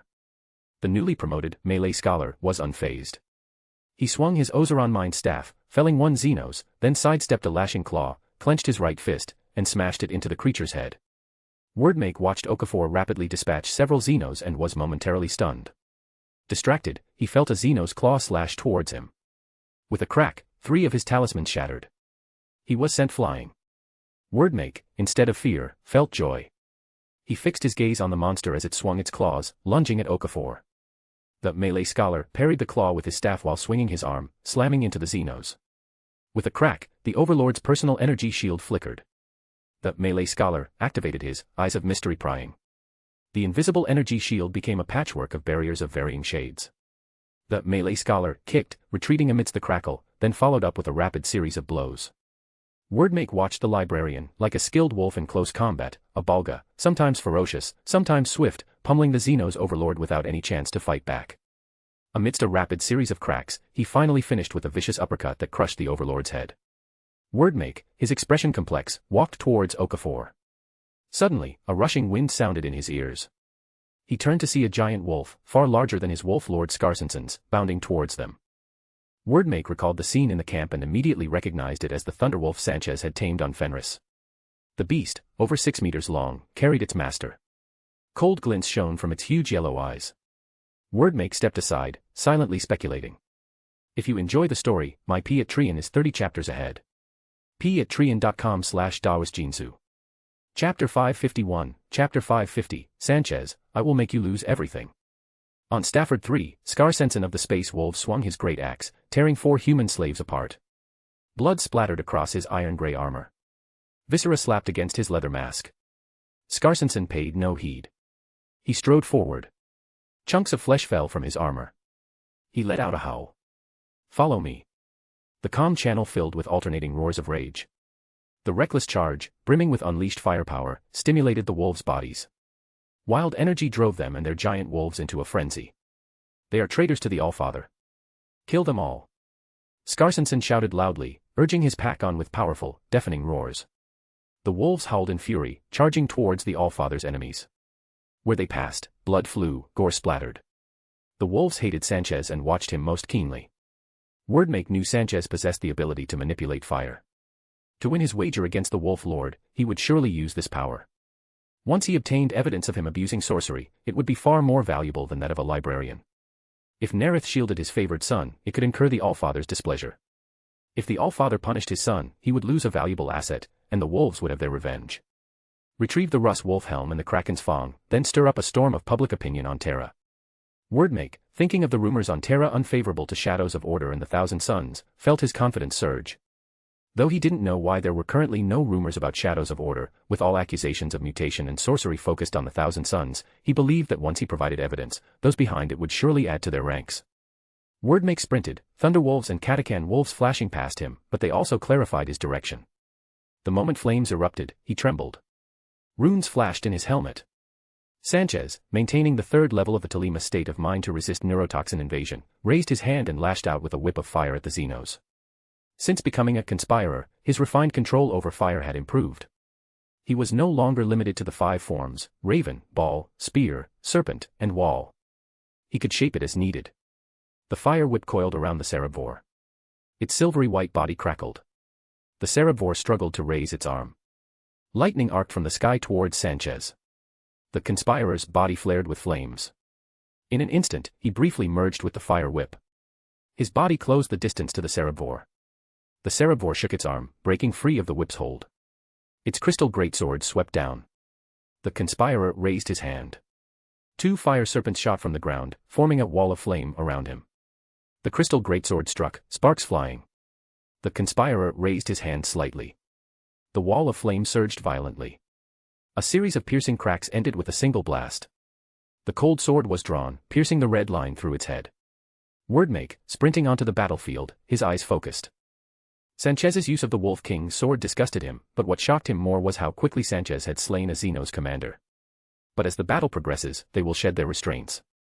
The shadows of Order's keen senses will excite them in the slaughter, grieve them in a battle brother's death, and ultimately make them lose control. The conspirer clenched his left fist. The red flame in his palm gradually turned white. In 3 seconds, he completed a flame compression that, as a pyromaniac, had taken over 20 seconds. A blazing white spear shot forth, trailing a chain of fireballs. With a crack, the spear struck the personal energy shield. As the invisible energy rippled, the chain of fireballs slammed down. The conspirer raised his sword, parrying the crystal greatsword. He raised his arm. A blade of fire flew forth. The flame blade entered the Cerebvor's bulbous head. With a crack, pus sprayed. His Thunderwolf mount leaped, landing on an overlord. The conspirer constantly sensed a pair of malevolent eyes fixed on him. He didn't need to turn to know the gaze wasn't from a Xenos, but from Wordmake. Using his mount's leap, the conspirer observed Wordmake. Since becoming a conspirer, his physique and flame control hadn't qualitatively changed, but his 5 senses, psychic perception, insight, and mind had qualitatively improved. He saw Wordmake's shock, confusion, bewilderment, and a trace of anxiety. The conspirer dug his heels into the wolf. His mind raced. 25 solar days later, Wordmake, his expression dark, boarded an iron-gray Stormbird and left Stafford Prime. Through the narrow viewport, he looked at the black craft around him. Sanchez had already concluded the battle on the Prime, but his Wolf Lord had failed to defeat the smaller enemy force. The apothecaries had even urgently contacted him. The Wolf Lord was wounded. 6 standard hours later, Wordmake saw his Wolf Lord. 2 apothecaries worked nervously around Skarsensen, scraping away disgusting pustules with scalpels. One looked up and said, "The Wolf Lord is poisoned." The Xenos toxin invaded the nerves first, taking effect, then affected the body. "I'm fine," Skarsensen said calmly. "Sanchez. How is he?" "He's fine." Wordmake walked to Skarsensen and began examining him. "He's truly lucky. Those bulbous-headed Xenos are troublesome. But their sorcery is far less effective on us. That's the Wolf King's gift to us. He's handy with that sword, but not as good as my axe." Wordmake was silent for a moment before speaking. "If you mean those pale white creatures, he killed 16. He abused his sorcery." Skarsensen's tone was certain. "No. I got no evidence to accuse him." Wordmake placed his hand on Skarsensen's head. A blue light flared. Tell me everything you saw." 3 standard hours later, after questioning all the details, Skarsensen fell silent for over a dozen seconds. He knows the Xenos well. "First time I've encountered that. I spent too much time and effort on the slave armies." "Indeed," Wordmake nodded, thinking silently. "There's still a chance to get evidence, but I need to patiently wait for an opportunity. If you enjoy the story, my Patreon is 30 chapters ahead. patreon.com/DaosJinsu. Chapter 552, Chapter 551, Keep the Secret from Me and Luther. 867.m30. Aboard the Shadow's Sovereignty, Bridge. At the hololithic strategic table, Tzadkiel asked incredulously, "My lord, are you truly entrusting me with command of the Void battle?" He looked around at the others present, the Night Lord of Shadows of Order's 8th chapter, and 3 commanders from other legions, all far surpassing him in status and prestige. Luther, the Dark Angel's second in command.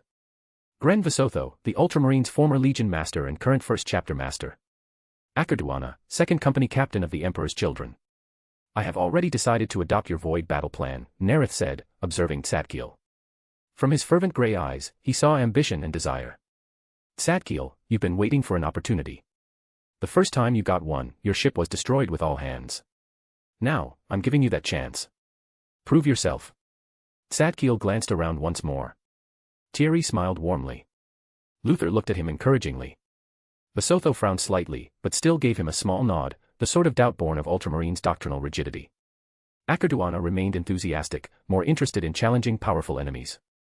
With Lord Nareth's command, even commanders from different legions have accepted it. With his support, I can command this great void battle. With this thought, Tzadkiel hesitated no longer. He knelt on one knee. My lord, I thank you for this opportunity. I will not disappoint you. Tzadkiel immediately stepped into his role. He directed the fleet's transition to real space, deploying the Featherquill Scions. Throughout the various Legion fleets, the Featherquill Scions moved through the narrow starship structures like fish in water, conveying Tzadkiel's will to every vessel. Tzadkiel reveled in the power of command. The words of the quill flowed from his hand, transforming into runes representing operational processes, then into the fleet's navigational plans. The Imperium's northwestern frontier, Fortress of Resilience. Ships of black, iron black, blue, purple, and grey transitioned into real space. The commander of the smallest grey contingent was not aboard his own flagship, but on the Shadow's sovereignty, directing the entire combined fleet. Tzadkiel's methodical command, especially his coordination of the Squat's iron-black fortress ships, whose navigation method differed from the Imperium's, dispelled many of Visotho's doubts. But he still questioned whether Tzadkiel was up to this major battle. Visotho reviewed the combat reports received by the cogitator and spoke a reminder. The Xenos set a trap at the Fortress of Resilience. They deployed 2 war moons. Endless drone swarms have severely damaged the paradigm of hate. Urian Vendrag was forced to abandon his flagship, overload its plasma reactor, and destroy it. Nareth's gaze fixed on the war satellite in the void, blazing like a star. The paradigm of hate was ultimately doomed to destruction. From today, the legion that possessed the most Gloriana-class battleships now has only 2, just half of my legion's number. The paradigm of hate's destruction is actually a good thing for me. Even if I can corrode Vendrag, the lion, who dislikes Terranborn, wouldn't let him keep the paradigm of hate permanently. Now, this wreck is mine. Nareth recalled that after the First Rangdan War, the Dark Angels had built a fortress on the remains of the extinguished star, the paradigm of hate, and the War Moon. He wouldn't leave the wreckage at the Fortress of Resilience. Lien Ramleys, who had mastered part of War Moon technology, should be able to tow it away. The Squat League could even trade stars, but their assistance would come at a price. Nareth withdrew his gaze and saw Visotho's grim expression. Now they have fewer than 40 capital ships left. Even as we speak, another ship's identification signal just vanished. Tzadkiel turned to Visotho and said confidently. We have 2 objectives. Defeat the Xenos, especially those evil war moons. Rescue the severely damaged Dark Angels fleet. Tzadkiel's gaze returned to the hololithic table. His grey limestone gauntlets moved rapidly as he outlined his tactical intent. The war satellite's anti-air firepower is reduced to 56.13%. Their drone count is down to 14.8%. 2 squat fortress ships can breach their gates. He tapped 3 times around the winged angel rune. The remaining 3 fortress ships will insert at these 3 positions, forming an incomplete defensive ring. The Dark Angels fleet can utilize the fortress ship's defense, and also emerge through the gaps in the ring to deliver firepower strikes. Visotho stared at the hololithic image, running through the deduction using his father's taught way of thinking. 13 seconds later, he exclaimed admiringly. The best possible tactic for the current situation. Interior lines mean shorter maneuvering distances. They can actively manage power and choose when to emerge through the gaps. The Xenos fleet can't predict or effectively target them, reducing risk while they continue to fight. Visotho glanced again at Lord Nareth. Now he believed that once more, the Lord had placed the right men in command. Tzadkiel swept his arm forcefully, as if writing a line of victorious truth with his quill. Execute. Nareth watched the hololithic table. Blue and purple fighters launched from their decks. They did not fight independently as before. Blue and purple mixed together. The blue runes moved in orderly formation. The purple runes perfectly filled the gaps. The moment the orderly formation met the Red Sea, the blue fighters erupted with firepower runes, tearing away entire swaths of red in blocks. The blue and purple runes swept through the Red Sea like a blade. The remaining fish-like red remnants vanished rapidly under the purple runes' assault.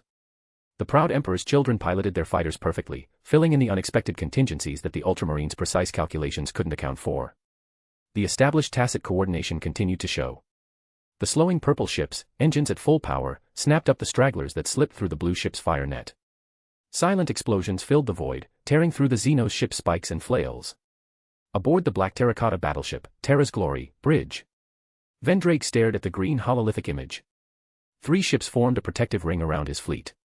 Combined with his master of Vox's report, he understood the tactical intent of Lord Nareth's fleet. His fleet was saved. But he saw no hope for the future. He had failed. He had not proven himself to the Lion. He had lost the paradigm of hate, 70% of his fleet, and over half of the 4 chapters committed to support the Fortress of Resilience. Vendrake sighed, almost imperceptibly. His gaze hardened again. He ordered his adjutant. Execute according to the received plan. Abandoning hope of proving himself to his father, Vendrake carefully directed his fleet under the squat ship's cover. 3 days later, they landed on the war satellite's surface. He led his 8th chapter in the assault, but it was not the decisive battle he had imagined. After meticulously studying the intelligence provided by Shadows of Order and the battle reports from the 4 chapters at the Fortress of Resilience, Vendrake had formulated a suitable tactic. He ordered the 6 companies equipped with heavy vehicles, 3rd Company, 8th Company, deploy a front 100 kilometers wide. He ordered the 2 companies equipped with hoverbikes, 9th and 10th Companies, harass the Xenos' flanks. 1st and 2nd Companies, follow me. Vendrake checked the tactical network on his helmet. Once the Xenos committed their slave armies, he immediately ordered the attack. Vendrake led the charge, sword swinging as he plunged into the enemy ranks. He cleaved a Xenos' head with one blow, then let out a venting roar. His honor guard roared in response, advancing swiftly beside their commander. Vendrake's sword pierced human slaves and their neural collars together, bringing them release. Like swinging a club, he smashed Xenos' heads, meting out death's punishment. Vendrake strode forward. He found a strange calm in the slaughter, slightly dispelling the gloom pressing on his heart. Until he saw the bulbous, enormous head. His thoughts stalled. A Xenos commander. Vendrake locked onto its position. He swung his arm violently, his spinning blade tearing through a Xenos overlord's personal energy shield as he charged the tall, silvery white figure.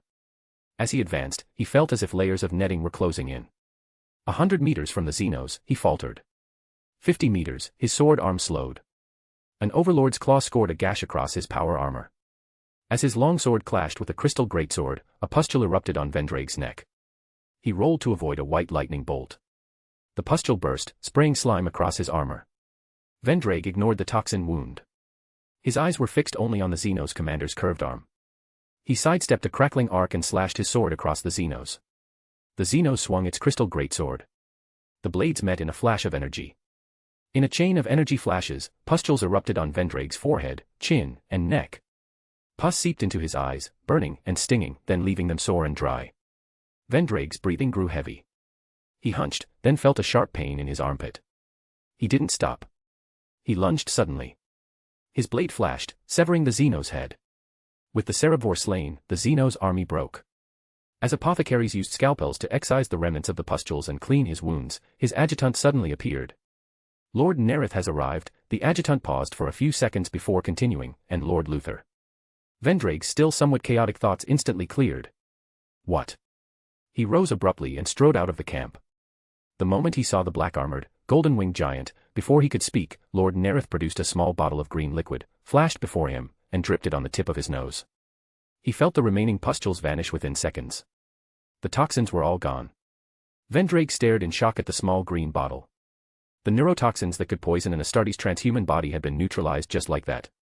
As he stood stunned, the Primarch's hand landed on his shoulder. A voice sounded in his mind, calling him familiarly by his given name, not his family name. Urian, keep the secret from me and Luther. Vendrake looked at the approaching Luther. He thought of the opportunity Lord Nareth had given him. He nodded. Nareth watched Vendrake with a smile. Shared secrets will draw us closer. By choosing to keep the secret, you are not far from being corroded by me. Zahariel, who once respected the Lion most, also betrayed him by keeping a secret for Luther. If you enjoy the story, my P at Trian is 30 chapters ahead. p@trian.com/dawisjinsu. Chapter 553, Chapter 552, Lorgar, your son helped mine get a ship, so it doesn't count as me taking from you. Fortress of Resilience. Urian Vendrake raised his hand and dabbed the green bottle on the tip of his nose. As the liquid vanished, he immediately felt his sluggish thoughts become clear. He secured the bottle and charged towards a Cerebor 60 meters away.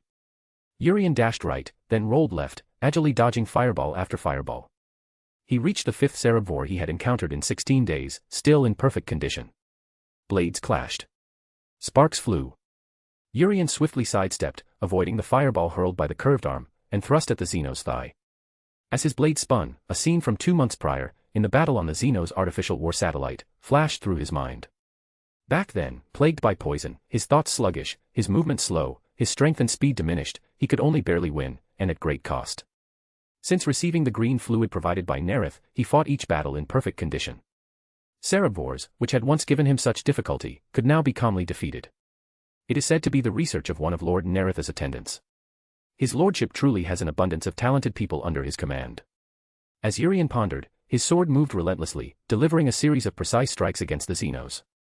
With a resounding crack, his blade tore through its personal energy shield. As Vendraig slew the Cerebor, Tzadkiel walked towards the Primarch's office aboard the Shadow's Sovereignty. A smile lit his face. He greeted every Shadows of Order, Dark Angel, Ultramarine, and Emperor's Child he passed, savoring the words of praise that followed. In just 6 standard ship months, he had gone from an obscure nobody to the celebrated commander of the Fortress of Resilience Void Battle. When his father had dispatched him, he never imagined gaining such immense prestige. Approaching the Primarch's office, he still felt a lingering satisfaction. He almost wished he could walk the path again. Tzadkiel did not do so. He knew the prestige and honor he had gained stemmed from Lord Nareth. When Lord Nareth summoned him, he would not be late. Entering the Grand Primarch's office, he saw Nareth slide a bottle of potion towards him. "Drink this." Tzadkiel picked up the black potion. He saw Lord Nareth offered no explanation. Thinking of the opportunities and trust Lord Nareth had given him, he hesitated no more and drank it down. Nareth, leaning back on his throne, had naturally chosen for the ambitious Tzadkiel the lawyer sequence, one he could influence in the future. With a thought, he telepathically imparted the necessary common knowledge to Tzadkiel. After Tzadkiel reigned in the potion's power, he looked at Lord Nareth with awe. With just one drink of a potion, he had gained unique abilities. No years of surgery with the constant risk of death. Tzadkiel knelt and saluted his true master. "I will serve you as my lord." The Featherquill Science was just a name before, merely a conceptual product born in the alchemy lab of Kalkus. Only upon encountering you were we truly written into being, born of the true word you bestowed. Nareth did not rise. He released his usually restrained pressure. Tzadkiel's body trembled. A commanding voice echoed in his mind. "I accept your fealty." Nareth withdrew his pressure and instructed. "The war at the Fortress of Resilience is over. I have another task for you." Tzadkiel wiped the cold sweat from his brow. "Please instruct me, my lord." "You will immediately lead the fleet back to the Kalium Gate." Nareth calculated the voyage. Tzadkiel would return to the Kalium Gate around Terra's November, when the dice of prophecy would be fully charged. After rendezvousing with Wilshire, assist him in seizing a ship. The corners of his mouth lifted slightly. He thought with interest. The Slaughter-Song ship. It was originally meant to be taken by the Word-Bearer's legendary champion, Argilian Vec. Tzadkiel participated in seizing the Slaughter-Song. Even if he doesn't own it, it's roughly equivalent to the Word-Bearers getting it. "Lorgar, your son helped mine get a ship, so it doesn't count as me taking from you." Nareth sent Tzadkiel not just for the sake of the Word-Bearers, but because the Slaughter-Song was an intelligent ship with its own consciousness. It had flown itself here and now orbited its chosen planet. Tzadkiel was an excellent ship commander, able to play a role in intercepting the Slaughter-Song. "My lord, by your will." Tzadkiel accepted the order submissively. Though he felt some reluctance at being ordered to assist another in seizing a ship, his lord's will was paramount. "I have just pledged my fealty. I still need time to prove my loyalty and value. At least my lord has given me room to prove myself, unlike father with his endless preaching of the faith in the emperor. Lord Nareth treats his sons and people like Luther, very well. Once I prove myself, I will surely be rewarded in the future." As Tzadkiel rose, he heard Lord Nareth speak again. "When you report back, I will grant you new power." Tzadkiel, having risen through the ranks among the word-bearers, was an excellent preacher and speaker. Nareth believed he could digest the lawyer within a year. Tzadkiel's grey eyes lit up. "My lord, I will certainly assist Wilshire in obtaining the ship." Tzadkiel left the Primarch's office, passing Arsena as he entered. They exchanged nods. Arsena walked to the 11-meter-long table and spoke. "My lord, the 8th Legion's task force will arrive in 3 days." "And the commander?" Nareth asked with interest. "Zo Sahal." Nareth nodded. his transhuman mind rapidly reviewed the data of the future master of the claws. This Terran-born captain, rising to become a member of the Chiroptera, the High Council of the Night Lords, in a legion where only Nostraman blood was considered noble, was proof enough of his exceptional ability. Nareth knew that in the future, after Kurz took command, he often sent the Terran-born to the most lethal battlefields. During the Heresy, Zosa deeply believed in the War Master's theory that the Emperor had withdrawn from the Great Crusade to become a god, betraying the Astartes legions. After the Heresy, with 1st Company Captain Sevatar missing in action, Zosa was elevated to 1st Company Captain, tasked with leading the Legion's elite veterans. But many in the 1st Company resented being led by a Terran-born. After Kurz's death, Zosa, believing himself chosen as the successor, recovered the relic, the Knight's Crown, from a Calidus assassin. Then, disagreeing with the ambitions of many in the 1st Company, he left alone. Attacked by Eldari attempting to seize the Knight's Crown, he was trapped in a warp storm during the battle. Awakening 10 millennia later, he crashed onto the hive world of Equixis. Finding the Night Lords had strayed from Kurz's doctrine that fear is merely a means, and failing to reunite the young, uncorroded Legion members, he was branded a traitor and ultimately departed in obscurity. Reviewing Zosa experiences, Nareth thought to himself. Zosa is reasonably loyal to Kurz, but not to the same degree as Balsar Thuri, Urian Vendrake, or Gren Visotho. Urian and Glen are close to being fully corroded. There are signs with Balda too. Zosa is also a distinct possibility. 2 days later, as Tzadkiel led his fleet away, Zosa, clad in Mark III armor with the Crimson Sun's emblem on his shoulder, entered the Primarch's office. Lord Nareth, by the Emperor's command, I await your orders. Nareth looked at Zosa, who had removed his helmet, revealing his pale skin. He knew the Crimson Suns were all descendants of prisoners from Terra's prisons, raised in darkness and death. Most were cruel and tyrannical. Zosa was one of the few who remained calm and self-controlled. Zosa, welcome. I will lead you to win honor. Arsena has prepared quarters for you. Zosa's eyes lit up. Nareth's name was known to all on Terra. Even in the lightless prisons, tales of Nareth cleaving green skins and slaying Midas circulated. Zosa had even fantasized about becoming a shadow of order, fighting under Lord Nareth, but his origins denied him the chance. It is my honor. If you enjoy the story, my P at Trian is 30 chapters ahead. p@trian.com/dawasjinsu. Chapter 554, Chapter 553, Void Claw vs. the Emperor's Private Armory, Who is the Asivor's Killer? Pulheim Sector, Pulheim Prime. William Wood produced a sovereign coin. The clown's gaze focused on it, his eyes rapidly deepening as he murmured in Dunnick. Now is the time to go to the battlefield of the Psi Titans and the Asivors. Now is the time to go to the battlefield of the Psi Titans and the Asivors. After murmuring it 11 times, the clown flicked the coin upwards, then extended his gauntlet flat. Slap. The coin landed, resting steadily in his palm. Head side up. This indicates the action will go smoothly. After interpreting this, the clown hit the throttle. The land speeder roared forward. Suddenly, William felt a patch of nothingness ahead.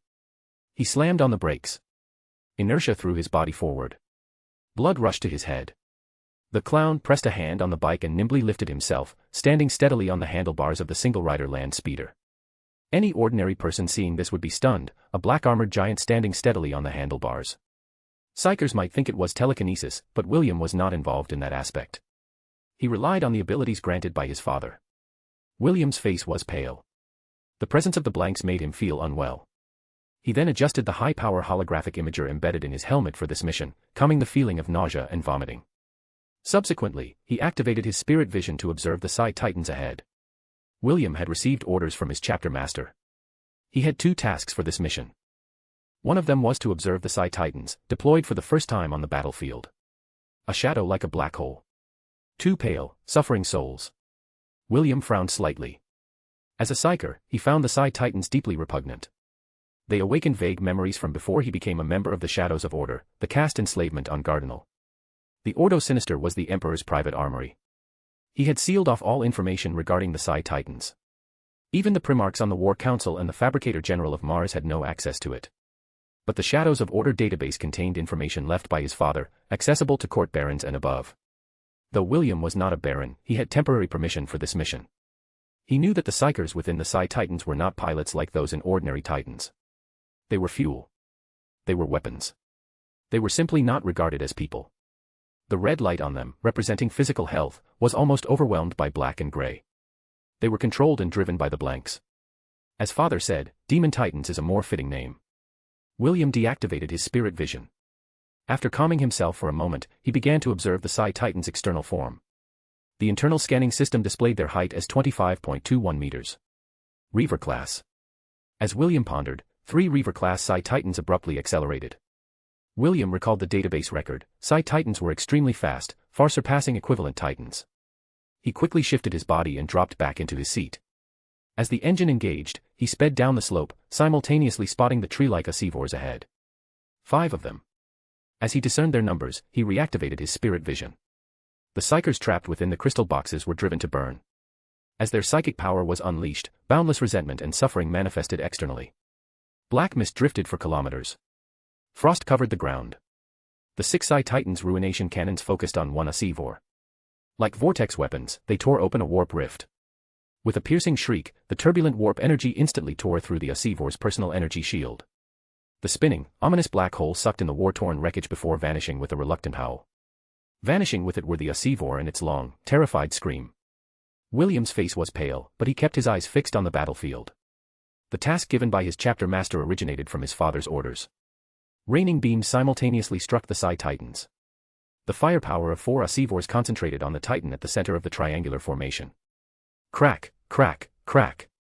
The Reaver-class Psi Titans ran at full speed. Their burst speed exceeded even Warhound-class Titans. The Asivors' crests rustled. Their beams instantly split into needles. Amidst a buzzing cacophony of explosions, the void shields of the central Reaver-class Psi Titan were instantly breached. With a rustle, the needles condensed into beams of light, howling as they slammed into the Titan's body. A hazy light suddenly flared, visible only to psychers with etheric vision. Shattered armor rewove itself. Destroyed mechanisms were restored as if new in an instant. Simultaneously, the psychers' shrill cries echoed in the minds of William and the swiftly approaching Xenos. William instantly ascended to the 3rd level of the Thelema state of mind. Only then did the terrifying shriek gradually fade.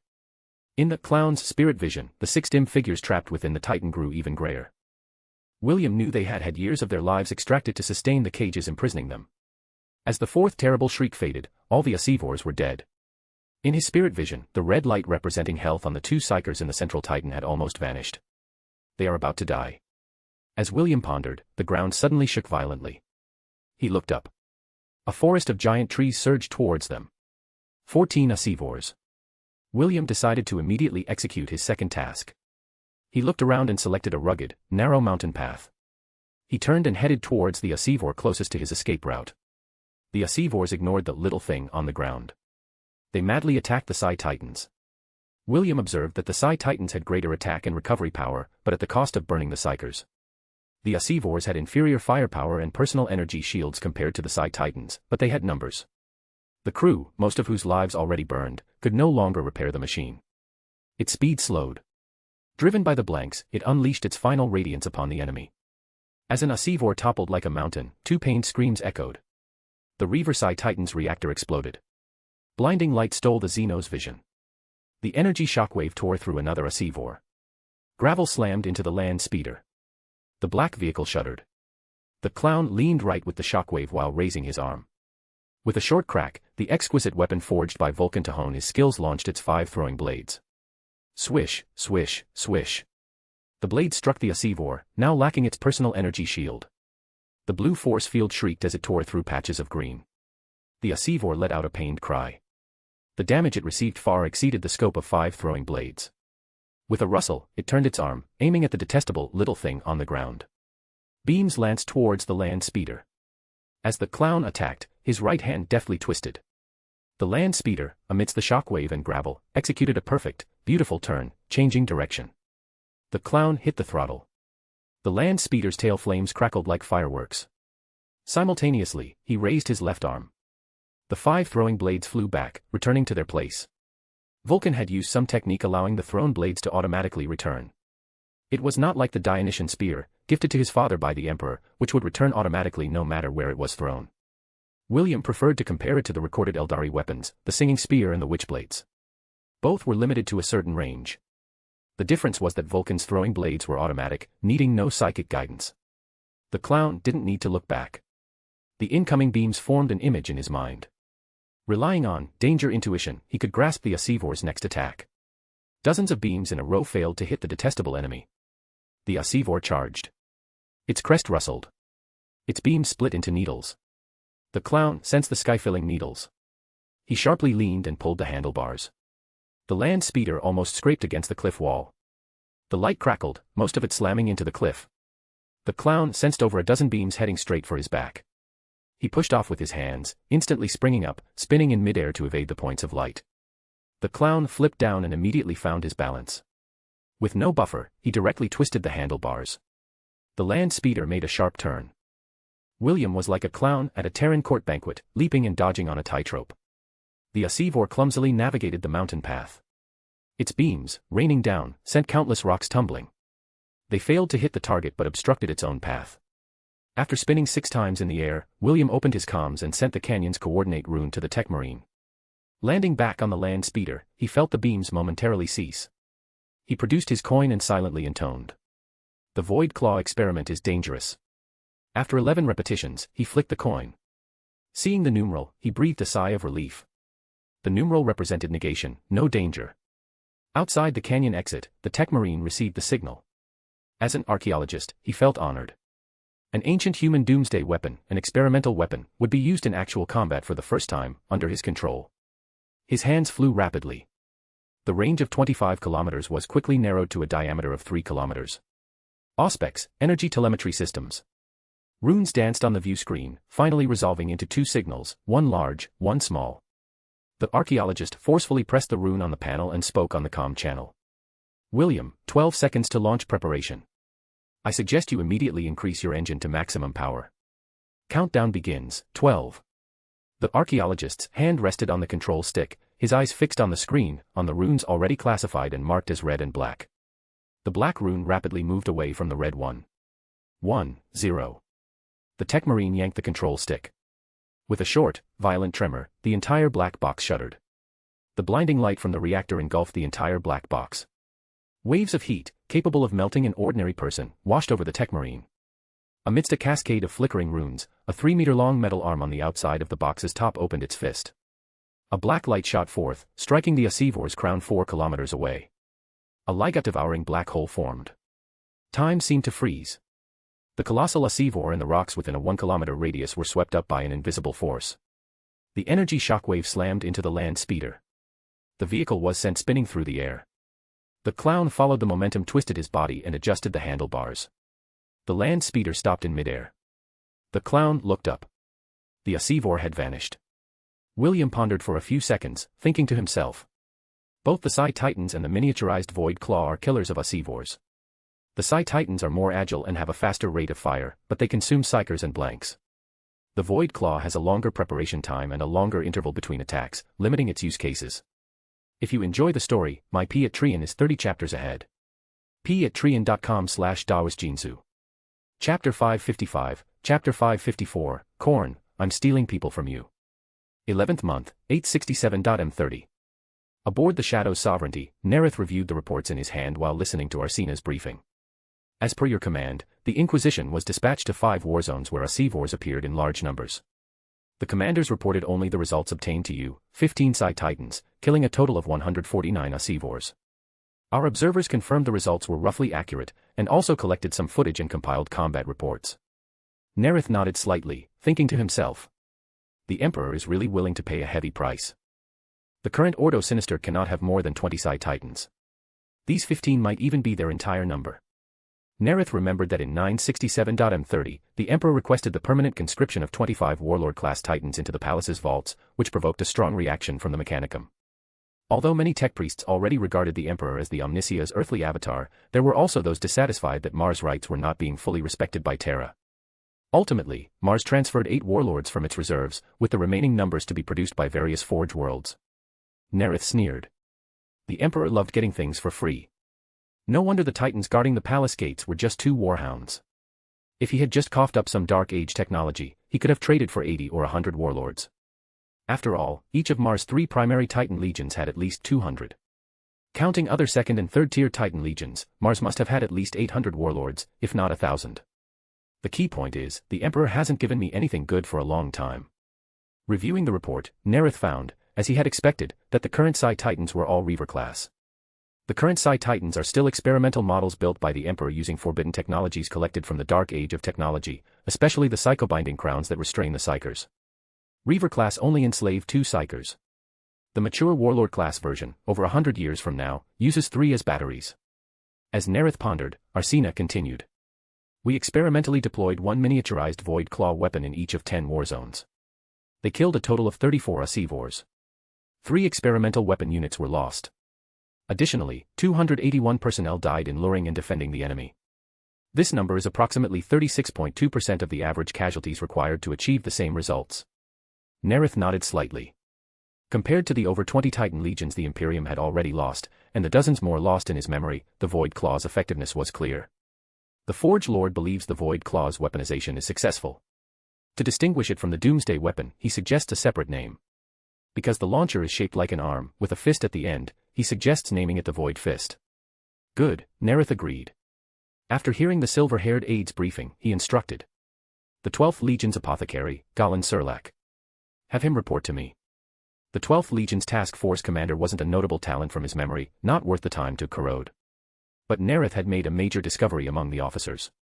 Galen Serlak. A student of Fabius Bile, chief apothecary of the Emperor's Children. By the time Angron returned, Galen had already risen to chief apothecary of the 12th Legion.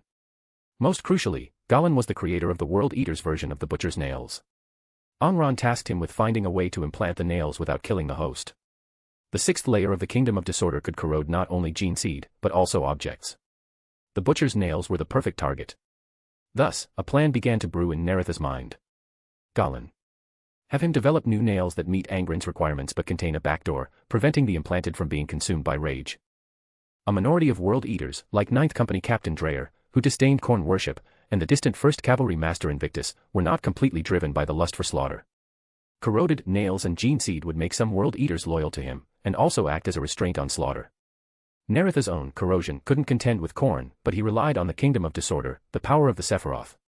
Also, due to the barrier between the warp and reality, Khorne couldn't reach out to everyone. As chief apothecary with Angron's authorization to oversee nails and gene seed implantation, Galen could make most follow his commands. Nareth's plan could cover most of the World Eaters, meaning he could steal people from Angron, and from Khorne. Those most bloodthirsty would probably still be corroded, but he could still take a portion. I want those World Eaters who are loyal and can restrain their killing urges. Khorne, I'm stealing people from you. Stealing a few thousand wouldn't be a waste of effort, and I wouldn't mind 30 or 50,000. After Arsena left the Primarch's office, Nareth willed himself to the Kingdom of Disorder. He picked up the dice of prophecy and silently intoned the information he knew about the world of Torvendis. Ultima Segmentum, the Maelstrom region, a demon world dedicated to Slaanesh. In orbit, the Dark Age of Technology ship, the Slaughter Song, circles. Its form is a bright silver star, hanging high above the planet's night sky. The complex astrology of the Torvendis witches points to the Slaughter Song. They call it the legendary steed. After intoning it 11 times, he tossed the dice. The triangular pyramid tumbled through the air several times before landing in Nareth's open palm. A scene like a holographic projection unfolded before him. The Primarch's transhuman mind absorbed the star chart. After loading the star chart and the known information about Torvendis and the Slaughter Song into a data crystal, Nareth extended his psychic energy, touching the golden orb. Confirming Wilshire was alone, he pulled him into the Kingdom of Disorder. My lord, Wilshire knelt on one knee, saluting devoutly. As you commanded, my chapter has arrived at the Kalium Gate and rendezvoused with the word-bearer's scions. Sadkiel can be trusted, Nareth said as telekinesis extended, sending the data crystal before Wilshire. He will assist you in going to Torvendis, purging the cultists, and seizing the Slaughter Song in orbit. Decide for yourself, based on the situation, whether to use Exterminatus. Countless worlds filled the galaxy, but those suitable for human development were limited. Unless absolutely necessary, the Imperium would not order Exterminatus, preferring to expend resources and manpower to acquire a world. Nareth had never ordered Exterminatus. By comprehensively using his Beyonders, he could always find a way. But Torvendis was different. The Maelstrom was the second largest permanent warp rift in real space, second only to the Eye of Terror. Torvendis itself was almost entirely populated by Chaos worshippers. Purifying it would be extremely difficult, and it would likely face constant Chaos incursions in the future. The Slaughter Song has its own consciousness. After purifying it, use your abilities to enter into a contract with its machine spirit. Nareth chose Wilshire to seize the Slaughter Song not only because his chapter had Beyonders like Solar High Priest, capable of purifying Chaos worshippers, but more importantly because of his contract ability. In the future, all artificial intelligence constructs like the Iron Men, once corroded, would be maintained and commanded by Wilshire in his second chapter. Purify chaos corrosion. Constrain artificial intelligence. As you command, my lord. Wilshire bowed in acknowledgement, then was engulfed by the black mist. Returning to the real world, Nareth buried himself in data slates, refining his decisive battle plan. He decided to attack the Xenos main command base in advance, initiating the decisive battle of Taxil ahead of schedule. Before launching the decisive battle, final preparations are needed. Nareth remembered that in the decisive battle of Taxil, 3 Primarchs, including the Lion, led 300,000 Astartes, and the situation was still dire. Finally, the Emperor released the largest shard of the Void Dragon imprisoned in the Labyrinth of Night to secure victory. I cannot rely solely on the Emperor. I must be prepared. And first, I need to secure the anticipated benefits. I must go to Barsaver and rescue Omegon, over a decade early. I might lose some biological samples, but at least I'll secure the prize. Nareth knew the Alpha Legion excelled at obtaining intelligence and information. As more and more Imperial worlds were reclaimed, Alfarius might learn of his twin brother's whereabouts in advance. As Nareth pondered, a warrior clad in the blue-white armor of the Warhounds Legion entered the office. Lord Nareth, Galen Serlak, apothecary of the Warhounds, reporting as ordered. Galen said excitedly. He didn't know why he was fortunate enough to be summoned alone by Lord Nareth. As he spoke, he couldn't help but scrutinize Lord Nareth from a biological and genetic perspective. Perfect. Just as perfect as Lord Fulgrim. A face like a marble statue. Eyes deep as obsidian. Skin lustrous as jade. He was already beyond the scope of biology, impossible to describe precisely with words. Only one word, perfect. Akarduana told me, Nareth offered his pre-prepared reason, that you are an excellent apothecary. I need your knowledge and abilities to research Xenos, to counter the threat. Arsena will prepare a laboratory for you. You will report to me daily. Hearing the name of the Emperor's Children's second company captain, Galen understood. He had studied under Bile for a considerable time. No apothecary in his legion could compare. Across all legions, only Bile and Lord Nareth's chief apothecary, Michael, could match him. Being able to study Xenos and see the perfect Lord Nareth daily, to observe a Primarch, this was like a dream. It is my honor. Galen said excitedly. If you enjoy the story, my Patreon is 30 chapters ahead. patreon.com/dawasjinsu. Chapter 556, Chapter 555, The Master of the Order of Ruins swear fealty to our Lord. Aboard the Shining of Tisca, bridge. Hather glanced at Payak and asked Ignis beside him. Are you ready? Ignis looked around. The divinatory prisms showed omens of good and ill fortune. The hanging astrolabe displayed patterns of celestial motion. Massive amounts of data surged across the relief-carved pillars, overwhelming even the augmented servitors. A group of Thousand Sons from the Athenians cult within the Order of Ruins transmitted information with swift, nimble thoughts. Chief Librarian, thanks to your support, I have obtained all the resources I need. Ignis said gratefully. He didn't know why Lord Hather had chosen him, but he would seize this opportunity to practice the principles of himself and the entire cult. Hather scrutinized Ignis. He didn't know why Lord Nareth valued him so highly. The Order of Ruins was just one of many small groups within the Thousand Sons, and Ignis was a newcomer within the cult. But his will was paramount. He had to execute the orders. A perfect smile on his face, Hather relayed the briefing he had just received, reminding Ignis. The Xenos War Moon has massive numbers of drones and powerful armaments. The Dark Angels lost a Gloriana-class battleship. My lord, firepower and defense alone do not decide the outcome of a void battle. Ignis smiled confidently.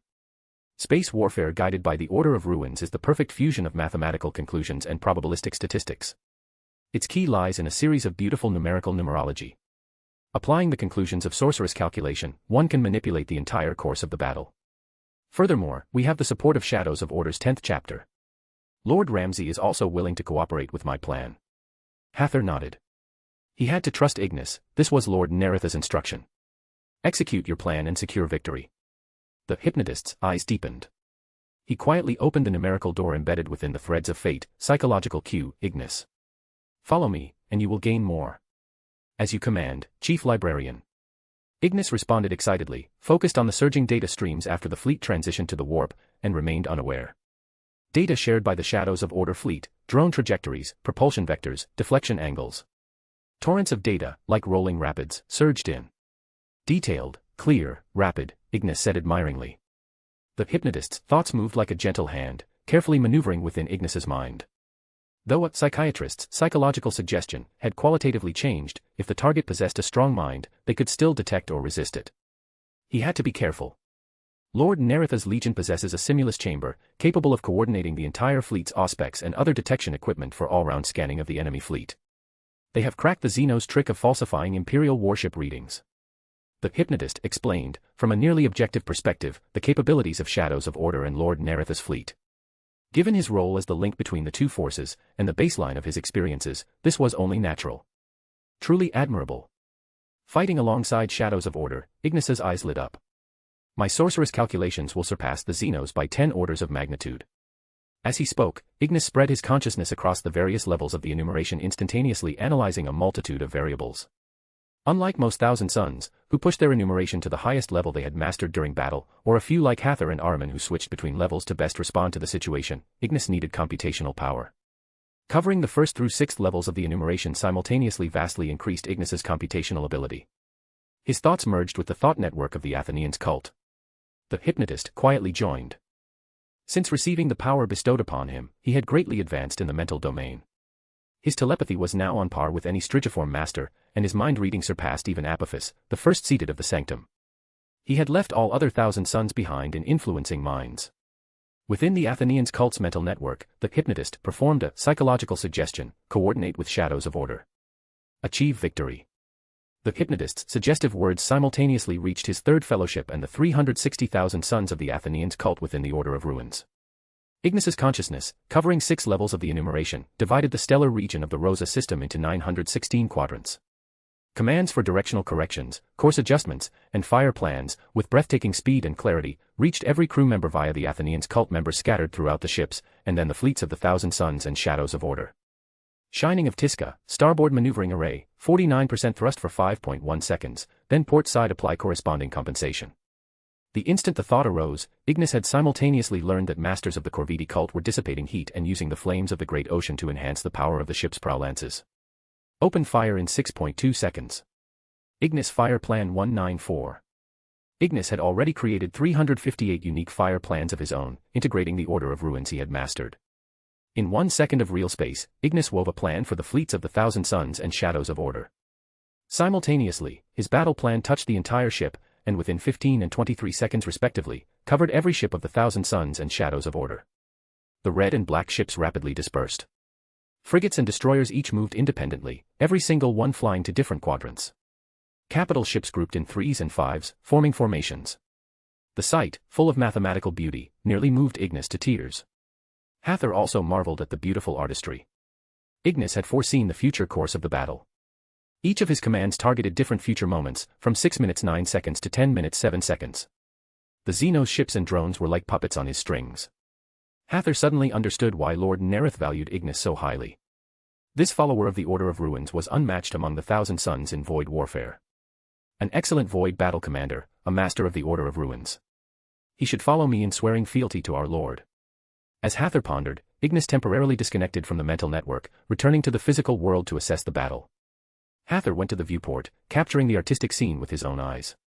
The Xeno swarming drone groups passed by the ships, as if pulled by an invisible hand. The red and black ships navigated the gaps between them. Torpedoes rained down on the surrounding drones. Macro cannons, dispersed across the quadrants, thundered like brilliant fireworks. Lances, wreathed in etheric flames, detonated within ship after ship bristling with spikes and flails. In the first exchange, the combined fleet lost only one sluggish battleship. The Xenos lost dozens of capital ships and tens of thousands of drones. Hather returned to the hololithic strategic map. Ignis, time and again, using the teachings of Ruin, capturing enemy movements in the ever-changing combat quadrants, continuously making tactical adjustments and macro-level decisions. The combined fleet traversed the light of shell explosions and energy vortices. The winding trails of their engine exhaust interwove in the dark void. Hather withdrew his gaze from the colossal object entering his field of vision. He keenly noticed a trace of concern interwoven within Ignis's intertwined thoughts. He asked Ignis, who always maintained control of the battle. Is there something unexpected? Simply put, as the distance closes, the increase in the number of Xenos drones has exceeded my projections, Ignis stated. Slow the pace, maneuver within the surrounding quadrants. I trust your mastery. Hather's perfect smile was sincere. After 5 seconds of silence, Ignis spoke. But the production capacity of the War Moon may exceed the replenishment capacity of the forge decks and transports. Regrettably, I cannot destroy the War Moon in the void. But I can open a path, creating an opportunity for a boarding action. Hather nodded. Formulate the plan. Ramsay and I will lead the boarding parties. As Hathor contacted Ramsay, Ignis rapidly formulated a new plan. Destroyer after destroyer's plasma engines blazed, shooting towards the war moon like arrows. The drone swarms immediately, like a school of fish scenting food, frantically surged towards them. A dazzling light bloomed in the void. The overloaded reactors were like burning miniature stars. Ignis silently watched the void outside the viewport, watching the blooms of flame. You have already done excellently. Hathor's perfect, magnetic voice sounded. We lost some destroyers. The Dark Angels lost a Gloriana-class battleship and over 100 capital ships. Ignis nodded. His gaze returned to the hololithic strategic table. Execute the assault plan. The black and red ships traversed the silent light, reaching the war moon's orbit. Rain-like beams slammed down, sounding the horn of vengeance. If you enjoy the story, my Patreon is 30 chapters ahead. patreon.com/dawasjinzu. Chapter 557, Chapter 556, Rose Bishop vs. Pavoni Cult Magister Templi, who is the premier by Master. The Shadows of Order's 10th chapter. Master Ramsay and the Thousand Sons Chief Librarian, Hathor Mott, rendezvoused on the surface of the war moon. Ramsay looked at the soaring eagle, composed of 1,000,000 golden stars, that circled around Mott. Then, his gaze shifted to the guardian spirits surrounding him. The Thousand Sons regarded the possession of a guardian spirit as proof of their mastery of etheric techniques. Each guardian spirit's appearance differed, depending on the preferences of the Thousand Son who shaped it. A common characteristic of the guardian spirits of the Pavoni cult Thousand Sons was their beautiful appearance, matching their own splendid exteriors. Thousand Sons of ordinary appearance were not qualified to join the Pavoni cult. As their biocraft improved, their appearances would increasingly approach perfection. Ultimately, every Pavoni cult Thousand Son possessed handsome features, rivaling the Emperor's children. Hathor's gaze lingered on Ramsay's face for a moment. Even from the Pavoni cult's perspective, Ramsay's appearance was nearly indistinguishable from Lord Nareth's. But no one would mistake Ramsay for Lord Nareth, even if the Primarch wasn't radiating his pressure. Hathor's gaze then met Ramsay's. The two Astartes, renowned for their biosorcery, read the same thought in each other's eyes. Who is the premier biomaster among the Astartes? Hathor saw an Asivor, over 30 meters tall, approaching. I'll go first. Good. Ramsay watched the honor guard of the Third Fellowship's Thousand Sons stride forward. Rain-like beams lanced towards them. Red power armor was torn instantly. Flesh and blood splattered. Hathor ascended to the 8th level of the enumeration and raised his ornate staff. The ruby at its head blazed with dazzling light, illuminating the staff's beautiful shaft, inlaid with gold and silver. Payok. The Thousand Sons with etheric vision saw the golden starlight flare, covering nearly 100 of their number. Torn flesh visibly regrew at tremendous speed. The bodies repaired by the Pavoni cult techniques were smooth and lustrous. Pavonis, focus your power. Beautiful guardian spirits soared above the sect members' heads. Following their first seated, they raised their staves. Red, blue, green, gray. Psychic lightning of various colors converged, finally forming a ferocious ball of electricity that hurtled towards the Asivor. Amidst the crackle of the energy shield tearing, the exposed, unprotected Asivor was before the Biomaster. Hathor narrowed his eyes. The Asivor's raised elbow solidified. Bio-lightning spread rapidly. In moments, its arm was frozen stiff. The Asivor's crest rustled. Its body shook violently, like a tree in a hurricane. The storm gradually subsided. The green body rapidly dimmed. Like decaying wood disintegrating, the Asivor's body crumbled. As the ground rumbled, Hathor thought to himself. A Asivor facing a Warlord-class Titan one-on-one would usually win. I could probably only destroy a Warhound-class Titan, but against a creature like a Asivor, it's easier. Hathor's gaze fell on Ramsay. Your turn. Ramsay nodded slightly. His honor guard passed the Thousand Sons, advancing to meet the surging Xenos. Amidst the roar of bolts, Ramsay raised his hand and crushed the head of a lion-headed, deer-bodied Xenos.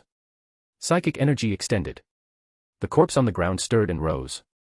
The flesh puppet lunged at another lion-headed, deer-bodied Xenos. As their forearms clashed, the Xenos was startled to find the corpse of its kin possessed greater strength than in life. With a crack of bone, the flesh puppet pinned the Xenos. 5 flesh puppets surrounded Ramsay. The honor guard saw this somewhat unsettling scene without any rejection. They all knew it was an ability their father had granted their lord. The Thousand Sons looked in astonishment at the Pavoni cult's first seated. They had never seen such bio-abilities. A flicker of surprise crossed Hathor's eyes. An ability granted to Ramsay by my lord. Sensing the surrounding gazes, the hypnotist reacted quickly. Psychic energy extended, psychological cue, to his guard members. Shadows of Order's mastery of the biological arts differs greatly from the mysteries we possess. Hearing this, the guard member's gaze returned to Ramsay. Ramsay's ungauntleted hands moved rapidly over the 5 flesh puppets. Flesh, like building blocks, was disassembled and reorganized into 4 complete bodies. The remaining flesh coiled around his arms and helmet. A rose bishop must have sufficient flesh, otherwise, they cannot fully unleash the power of flesh crafting and are easily wounded. A flicker of surprise crossed Hather's eyes. He could manipulate the tissues within himself and others, but not disassemble and reorganize it well like this. After pondering for dozens of seconds, he thought of a possible method. Prearrange Pavoni cult rune arrays with psychic crystals, then use bioenergy to reorganize the flesh body. Obviously, relying on preparation was inferior to Ramsay's effortless execution. As Hather pondered, he saw Ramsay approach the Asivor. He instructed his guard members. "Stay here." Surprise flickered in Hather's eyes. Ramsay was going to face the Asivor alone. He had just slain an Asivor, but while he led the process, he had still relied on the power of his 6,000 sons to breach the energy shield. And of course, the aid of guardian spirits like Payok. Hather stared at the flesh-wrapped Ramsay. The black armor instantly became a red blur, hurtling towards a rhinoceros-like creature with a cyan hide. The Xenos roared and charged. The Rose Bishop's body suddenly melted like wax, becoming pure, viscous flesh. His body twisted spirally, merging into the Xenos. The flesh wrapping his armor provided energy for the Rose Bishop. Squeezed within the Xenos body, he didn't consume much psychic energy. The Xenos charged over a dozen meters, its 6 thick legs leaving deep marks on the ground. It turned its head in shock. Its murky eyes saw nothing. Illusion. Suddenly, the Xenos' eyes filled with terror. It felt something burrowing through every piece of its flesh. After its body trembled for seconds, the Rose Bishop, now fused within, compelled it to walk towards the Asivor. The flesh puppets followed around it, like its guards. Neither the Xenos nor the Asivors noticed them. Ramsay smoothly reached the Asivor's feet. The moment the Rose Bishop emerged from the rhinoceros's body, the Xenos instantly died. Clumps of flesh, like a storm, swept the area. Over a dozen Xenos were torn to shreds. With the explosion of the flesh bombs, the Asivor's energy shield crackled and corroded. Gashes appeared in the shield protecting its feet. The 4 flesh puppets, like sharks scenting blood, surged forward. The Asivor bent down to look. Due to its massive body, its sensory organs didn't see much. But the flashes of red in its etheric vision signaled a threat. It lifted one of its 3 legs. Root-like appendages, like those of an ancient tree, swung at the flesh puppets. The Rose Bishop raised his hand. Psychic energy extended. 2 flesh puppets instantly became flesh bombs. Clumps of bloody flesh stormed upwards, striking the Asivor's foot. The energy impact made the Asivor sway slightly. The remaining 2 flesh puppets lost parts of their bodies in the explosion. But they didn't stop. Each charged towards one of the other 2 legs. Blood churned. The 2 flesh puppets each burrowed into a leg. Blood red moved within the green. The Asivor felt as if 2 drills were piercing its legs, burrowing frantically. The Asivor's crest rustled. It didn't know how to handle this crisis. It could only aim its arms at the flesh-wrapped figure. The Rose Bishop snapped his fingers. The flesh bombs buried within the Asivor's legs detonated. The Asivor's body lurched forward. The beams it fired tore through the Xenos behind it. It stabilized itself and angrily attacked the swiftly moving figure. The flesh wrapping the Rose Bishop instantly lifted, forming a cloak above its head. Amidst a series of cracks, the flesh cloak was shredded. No red figure remained on the ground. The Asivor's head rustled. It wasn't sure if the bloody little man was dead. The next instant, clumps of flying flesh bombs told the Asivor the strange little man was still alive. The Rose Bishop moved swiftly among the Xenos. Flesh was his power. Boom. Boom. Boom. Explosions detonated continuously on the Asivor. Its energy shield shattered. It was helpless. Amidst the rustling, the Asivor aimed its arms at the strange little man's direction and fired beams indiscriminately. Nearly 100 Xenos were torn apart by the beams, their bodies vaporized. The Rose Bishop's body melted like wax, becoming pure, viscous flesh, merging with the remnants of the flesh bombs and moving rapidly. No one noticed the flesh's movement. Hather shook his head slightly. Though powerful, Ramsay's ability was still too forced. The Asivor had found a way, just cut off his supply. Ramsay has paid for his rashness with his life. He raised his staff, about to avenge Ramsay, when he suddenly saw a figure charge from the side towards the Asivor. A bloody figure sprang from the ground and raced up the Asivor's body. The Asivor twisted, but the flesh-driven Rose Bishop was faster. The Rose Bishop raced to the Asivor's crown. The moment he emerged from the Xeno's body, using the flesh as a medium, he unleashed Flesh Curse. The Asivor's crown instantly turned blood red. Its mountain-like body crashed heavily to the ground, crushing dozens of fleeing Xenos. Hathor stared in shock at the falling Ramsay.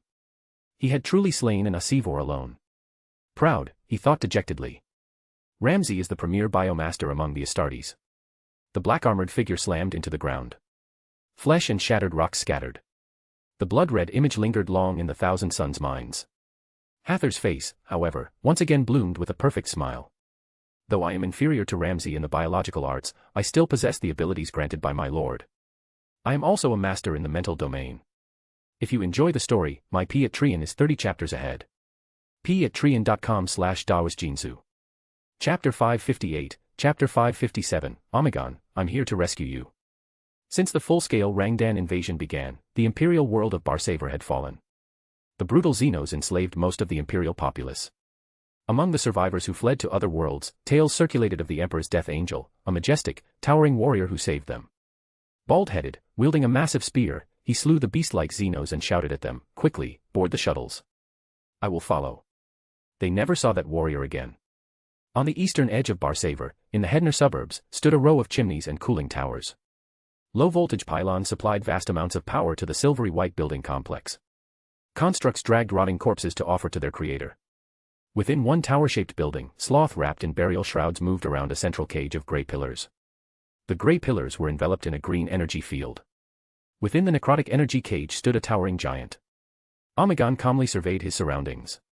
Having tried 20 methods and still failed to break the cage, he refrained from further attempts until he conceived a new plan. The necrotic slime could inflict considerable damage even on his innate transcendent body. Once, he had lost consciousness for a long time. He watched coldly as the worm creatures passed through the pillars, extracting blood or slicing off tissue samples. Physical pain was far easier to recover from the necrotic damage. Through observation, he understood the Xeno's purpose, to study him, to enslave him. He saw a worm creature approach the cage, raise its scepter. Evil runes flickered, and green light sprayed from the tips of all 20 pillars. Omegon's body shuddered. He made no sound of pain. Partly due to whole-body paralysis, partly because he refused to show weakness to the Xenos. The worm creature's body suddenly expanded. To guard against any possible counterattack from Omegon, it circled around. The needle pierced Omegon's left leg. Blood flowed into the syringe.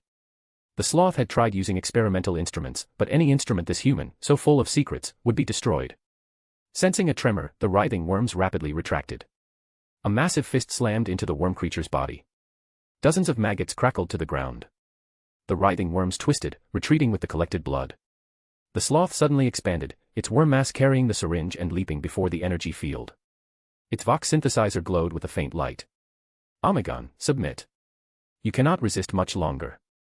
Dream on. Omegon said coldly. A dense rustling sound arose. Omegon turned his head. He saw the uneasy writhing worms beneath a hood. He realized something was happening. An Imperium counteroffensive. Omegon held little hope for the change. He had seen the corpses of Astartes, devoured like food by the worm creatures. Perhaps only those Primarchs the people speak of could possibly defeat that worm creature. He searched among the worm creatures for that evil figure. At the same moment, aboard the Shadow's Sovereignty, which had just transitioned to real space, Nareth, after receiving the sloth offered by Howard Fender and the Asivor arms offered by Ramsay and others, returned to the real world. He went to the bridge and reviewed the hololithic strategic table. The sloth fleet, as in his memory, was not large. After entrusting the void battle to Luther, Gren Visotho, and Diana, Nareth called up Barsavor's Imperium data. He glanced at the hologram and zoomed in on a major southern continent. A series of markers flashed past, finally revealing a vast urban complex. There, residential areas and manufacturing plants were distributed around a central starport. Hedner. Auspex matrix scans show no life signs in that city. It's a dead city. Nareth raised his hand and tapped on the power plant region, 120 kilometers north of the spaceport. Prepare for teleportation. Parameter settings, 1 kilometer margin of error. Non-lethal materialization success rate, 95%. Summon the Chief Apothecary and Galen Surlak. Though Imperial worlds inevitably suffered destructive changes after the sloth occupied them, he remembered Alfarius's team had successfully executed a covert teleportation. Omegon, I'm here to rescue you. Nareth gazed at the region below. He knew that among the many sloth, there was one whose power exceeded even a destroyer, rivaling a Primarch. In an instant, it had defeated the fully grown Alfarius. It had knocked aside the Saracenata twin blade Alfarius wielded, which decades later would be called the Pale Spear. Chief Librarian had sacrificed his life, unleashing a psychic attack that stunned the sloth for an instant, allowing Alfarius to shove a crock grenade inside it and kill it from within. Aside from Taxel, only the Rangdan homeworld might hold even stronger sloth. As Nareth pondered, Michael and Galan arrived on the bridge. After they saluted, the Primarch sent a thought pulse to Michael. Your task is to obtain the sloth's experimental data and biological samples.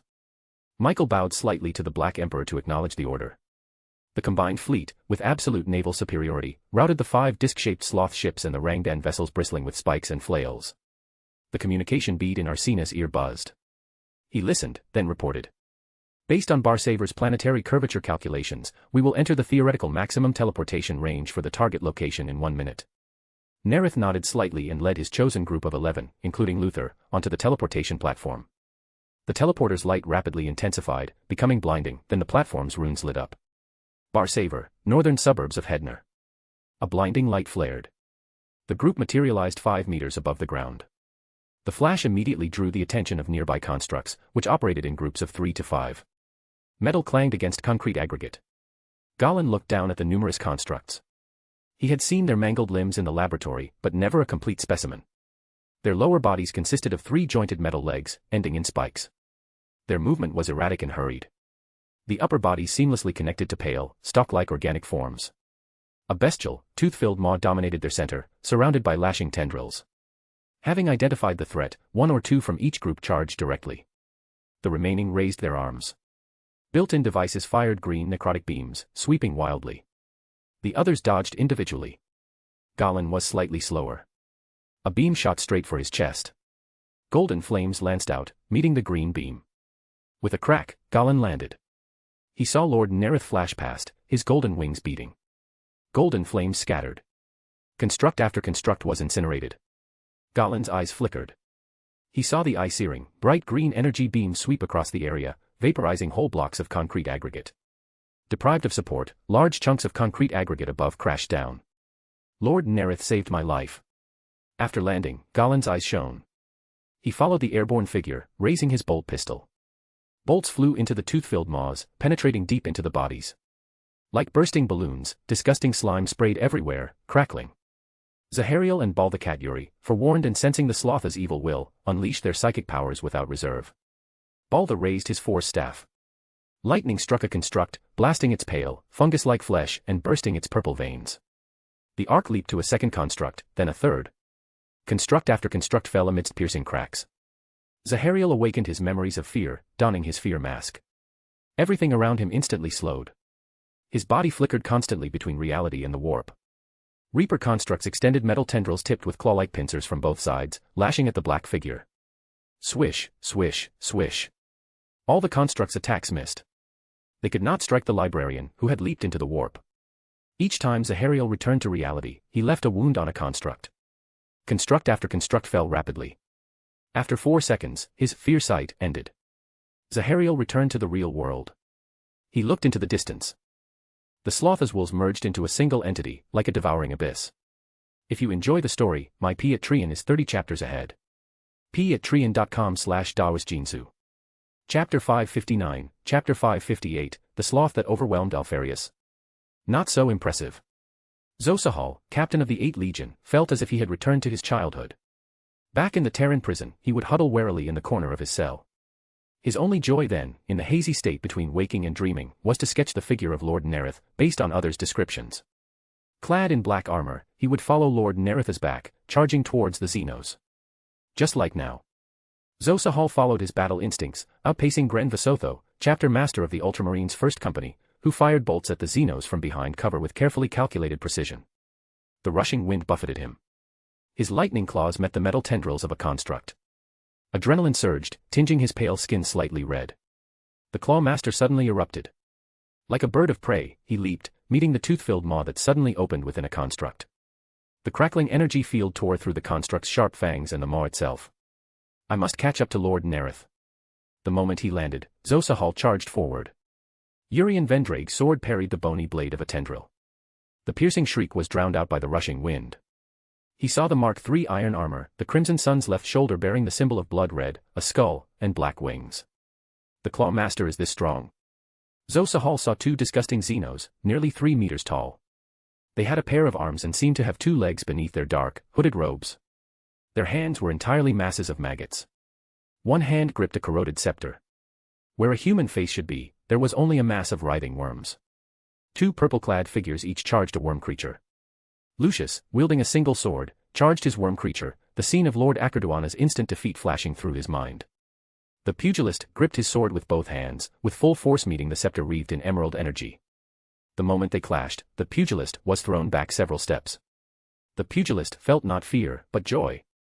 Lord Nareth had said the sloth varied in strength. This opponent was within his capabilities. Switching to a one-handed grip, he charged again.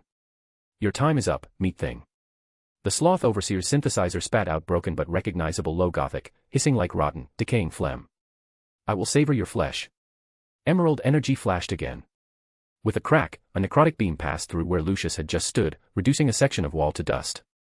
The pugilist zigzagged, leaping and rolling, reaching the sloth in moments. A piercing clash. The scepter parried the ornate blade. Meat thing, foolish. Worms surged towards the pugilist. Necrotic fluids crackled, rapidly melting through the power armor.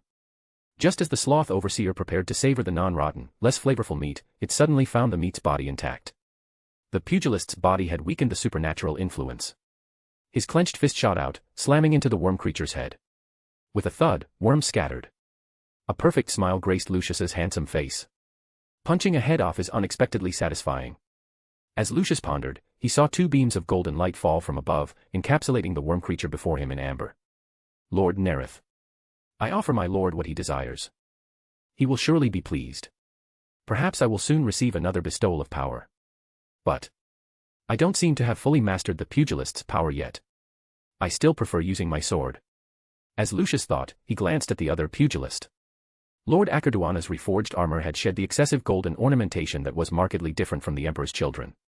Were it not for Lord Nareth's prohibition, both he and Acarduana would inscribe the crown and wings of shadows of order on their armor. Acarduana's purple armor was intact. Athena was still being reforged. He held Timur in his right hand. Maggots crackled and fell from his left fist.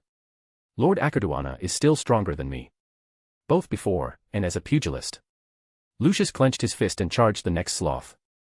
As Zosa passed Acarduana and Lucius, he saw the 2 golden beams descend and quickened his pace. Then he saw Luther, as tall and robust as any Astartes, throw his head back and roar. Zosa's ears rang. His steps faltered. He watched dumbly as Luther, like a space wolf or warhound, crashed into a worm creature. With a thud, he scattered a stunned worm creature. Golden light fell from above. Luther didn't slow, charging another. But this worm creature wasn't stunned like the previous one. It moved swiftly, swinging its long scepter. Just as Zosa regained mobility, a tremendous crash sounded.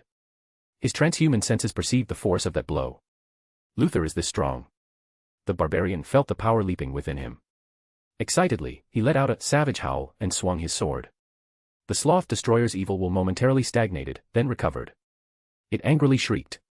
The barbarian's thought stalled. His eyes lost focus. Then, his exceptional mental strength snapped him awake. He saw the sloth's scepter arm rapidly retract. Its other arm instantly expanded, slamming towards his chest. The barbarian was sent flying. Slime melted the black terracotta armor. A series of cracks sounded from his powerful body. The sloth destroyer raised its scepter. Emerald light flared. Just as it aimed at the meat thing, a great sword blazing with the light of dawn swept towards it. Zosa saw clearly. Thierry Vieira sheathed his twin swords. As he raised his hand, a gleaming 2-handed great sword coalesced from thin air. The Dawn Knight swung the Sword of Dawn. Each strike carried a purifying effect. Large clumps of worms scattered, blackened the moment they hit the ground. A golden light fell from above. Amber sealed the wounded sloth destroyer within. Luther, rescued, looked enviously at Thierry. He must have received a greater bestowal of power from my lord. I must strive diligently, serve my lord faithfully, and gain more. As he pondered, he saw over a dozen worm creatures charge Thierry and quickly warned. Careful. The Dawn Knight was unfazed. He thrust the Sword of Dawn into the ground before him. The great sword dissolved, becoming fragments of dawn-like light. Innumerable fragments, countless, formed a blinding, violent, razor-sharp hurricane that swept the area. The terrifying, destructive blow of the hurricane of light enveloped all the sloth destroyers. Their bodies instantly disintegrated. Large clumps of worms were torn to shreds. The Dawn Knight exerted himself to focus the hurricane of light's center. For sloth destroyers, along with the fluids within them, were torn apart by the overwhelming light fragments in an instant, their evil wills purified along with their bodies. Feeling his psychic energy significantly depleted, the Dawn Knight knew he could not cast another Sword of Dawn for some time. Calmly, he drew his twin swords from his belt and watched the falling golden light encapsulate his offerings to the Black Emperor. Zosa passed through the amber prisons one by one, finally catching sight of Lord Nareth. He was about to rush forward and join his lord in battle. Suddenly, a shrouded worm creature emerged from the shadows, hugging the ground. The Claw Master angrily swung his arms. His crackling lightning claws met the emerald-wreathed scepter. With a sharp crack, the force fields shattered. His lightning claws snapped. Shock filled Zosa's eyes. The worm creature they were fighting was this strong. Zosa was sent flying. He saw the Xeno's strange weapon aim at him. He knew that evil energy could pierce his power armor. Zosa sighed faintly in regret. Then, a silvery white light blazed in his eyes. His eyes wide, he saw Lord Nareth before him. His blade spun, piercing the worm creature's body. Lord Nareth raised his left arm. His power gauntlet flashed again and again. The worm creature was sealed within an amber prison. The bloody chain, coiled around Nareth's right pinky, shimmered as his spiritual energy rapidly recovered. Using Imprison, he had harvested a total of 52 sloth. Feeling his psychic energy restore, he fixed his gaze on the approaching sloth. Maintaining the third level of the Thelema mind state, he could still perceive its powerful, evil will. Nareth raised his arm. His twin-linked bolt gun and Perturabo-forged plasma gun roared in unison. Bolts thundered. Plasma beams blazed. 2 maggots fell. The wounds healed instantly. Nareth's golden wings beat. The sloth moved accordingly. The Baron of Corruption's left arm bulged. He twisted his waist and back, swinging his arm, unleashing a punch like a cannonball. Boom. The fist met the scepter. The resulting crack made even the Astartes' ears sting. The outcome was decided in an instant. The scepter pushed the sloth backward, skidding. The sloth that knocked away Alfarius's pale spear in one blow. Its strength is nothing special. The Baron of Corruption took one step and was before the sloth. The sloth dared not clash head-on with the black-armored giant again. Maggots writhed. Its arm instantly expanded. The Baron of Corruption's eyes flickered. The sloth's arm suddenly skewed. The necrotic scepter, originally aimed at Nareth's ribs, struck its own abdomen instead. The Baron of Corruption had used distortion intending to retract the attacking arm. The powerful sloth was not completely dominated by the extraordinary ability, only its direction was distorted. The Baron of Corruption flicked his wrist. The sword's tip pointed at the scepter. Feeling its arm out of control and seeing the sword tip coming, the sloth dared not resist. Its worms quivered, and the scepter retracted sharply. Then, seeing the gleaming gauntlet rise, it rapidly retreated. The sloth then saw the gauntlet slam into the ground, yet strangely, it made no sound. As it puzzled, it suddenly flew forward. The Baron of Corruption, through that punch, had channeled his erupting psychic energy into the ground, tracing a circle. As he rose, the geometric figure, pulled by psychic energy, was rapidly dragged before him. Blinding blue-white light instantly erupted. The sloth hurriedly parried. Amidst the crackling clash, the sloth felt extremely uncomfortable, as if losing control of its body. Its worm arms kept slipping. Stranger still, no matter how it moved, it couldn't distance itself from the black-armored giant. And the difference in strength was too great. With each collision, worms were destroyed by the force. Its space to stretch and contract shrank. It was confined to a narrow area by an invisible prison. The Baron of Corruption's psychic energy surged forth. The spinning, geometric ring prevented the sloth from retreating. Distort limited the worm's stretching and contracting. The sloth was like a training servitor controlled by a program. Amidst a series of cracks, the sloth's worm arms exploded. The necrotic scepter crashed down. The blade turned. Points of blue-white light, like stars, burst within the sloth's body. Nareth raised his power gauntlet and thrust it forward. Layer after layer of viscous, almost solid, transparent liquid enveloped the writhing worms. Nareth looked at the sloth in its amber prison and sneered. The sloth that overwhelmed Alfarius? Not so impressive. If you enjoy the story, my Patreon is 30 chapters ahead. patreon.com/DaosJinzu. Chapter 560, Chapter 559, Omegon, you are a Primarch, I ought to escort you back personally. After binding the sloth, Nareth left Thierry to guard them temporarily and led the remaining 10 into the sloth's structure. Inside the silvery white building, the stench of rotting corpses assailed them. Chief Apothecary Michael gestured to Galen Serlac, Apothecary of the Warhounds. They headed towards the various facilities holding the worm creature experiments. All experimental data and biological samples had to be taken. Nareth led the other 8 past piles of decaying bodies and bizarre cables towards the central pillars. Within the shimmering emerald force field stood a tall, powerful figure. Omegon, not yet having mastered his power like Alfarius, had not compressed his height to Astartes proportions. He was similar in stature to Thierry. Nareth could vaguely discern the leaping serpent motifs on his baroque armor. The residual slime and charred maggots on the floor indicated where the sloth had taken samples. Nareth raised the sword of Vol. The bloody chain had already restored his psychic energy. The sword of Vol is an object. The necrotic scepter is also an object. The sword of Vol is equivalent to the necrotic scepter. Using concept swap to equate the blade to the necrotic scepter, it swept towards the pillar, wreathed in green dim light. Amidst a series of piercing cracks, Omegon leaped out. His back, arms, and other areas were torn by the emerald energy. His baroque armor was almost completely ruined. A flicker of pain crossed Omegon's eyes. His body hunched slightly, but he quickly straightened. I am Omegon. Thank you for your aid. Omegon's voice was low and, strangely, accentless. His gaze lingered on the warriors behind Nareth, clad in black terracotta, purple, blue, and blue-white. Astartes, his gaze returned to the black-armored giant. His innate high-level reasoning ability made him say with conviction, a Primarch. More powerful than the legends of this world describe. Were you also created by the Emperor? Zosahal stared in shock at the rescued men. A thought flashed through his mind, he is also a Primarch. After I crawled out of the damaged pod, I realized it seemed unlikely I was born through natural gestation, Omegon explained. The world where I landed had once been settled, but its civilization had perished. I was alone until pirates landed, seeking to plunder the ruins. Only then could I reach the stars and escape that place. I used the ship's navigation charts to make short warp jumps, slowly finding my way towards human-inhabited systems. Omegon looked at the black-armored giant, who had sheathed his sword, and continued, I heard rumors of the Imperium and the Emperor. Based on those stories, I was sure he was my creator. I arrived here, hoping to find answers. But I had only just set foot on this planet when the invasion began. His speculation confirmed, Zosahal glanced at Lord Nareth's majestic back. The worm creatures captured a Primarch, but Lord Nareth rescued him. Lord Nareth is truly the greatest among the Primarchs. Nareth keenly perceived the burning, reverent gaze at his back, from Zosahal. Zosahal is corroded already. Much faster than I anticipated. Nareth looked at Omegon, a thought flashing through his mind. Omegon is equivalent to a high-sequence beyonder. My corrosion ability cannot corrode him. His thoughts turned to another possibility. Defeating him might allow binding him in the 7th layer of the Kingdom of Disorder, using him for energy like the sloth. But the Alpha Legion excels at intelligence. Alfarius and Omegon share a supernatural connection. Though the Kingdom of Disorder blocks it, using him would leave traces. The Emperor can also vaguely sense the Primarch's locations.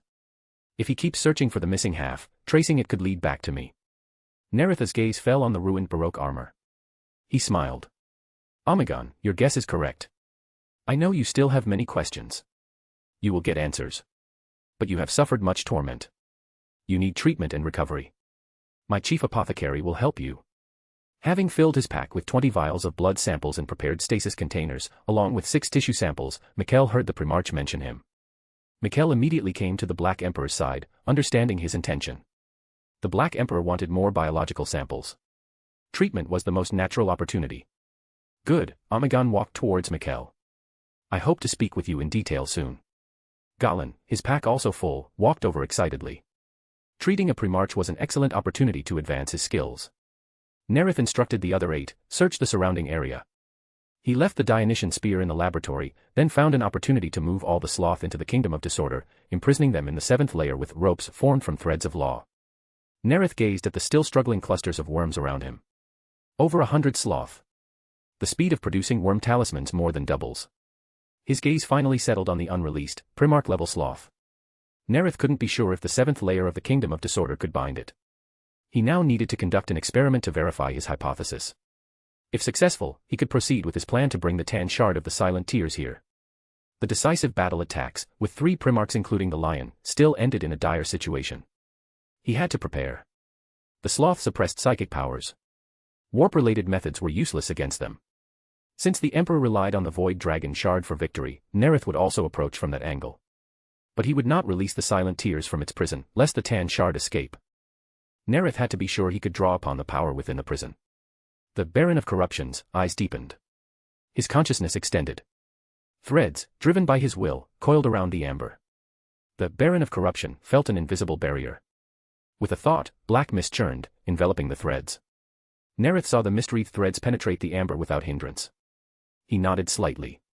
Indeed, the justiciar pathway also belongs to the kingdom of disorder. It is not rejecting power from a higher level, a different facet of order. Nareth produced a prepared talisman made of dual-numbered black gold, shaped like a symbol composed of a crown, black wings, and spines. The Baron of Corruption focused. A rustling sound arose. Black mist surged, enveloping the talisman. After a dozen or so seconds, worm patterns appeared on the talisman. As a Primarch with a certain level of authority in the kingdom of disorder. I don't need to pray to the Black Emperor and have him answer me to complete a talisman. The experiment succeeded, meaning my plan can proceed.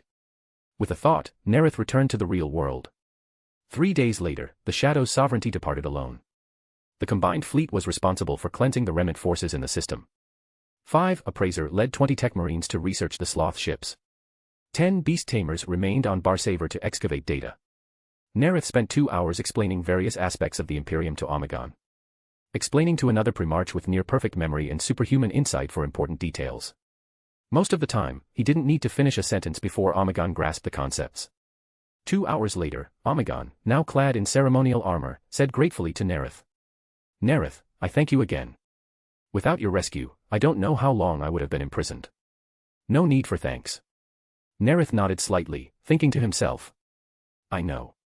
Over 10 years. I will escort you back to Terra. Omegon's eyes lit up.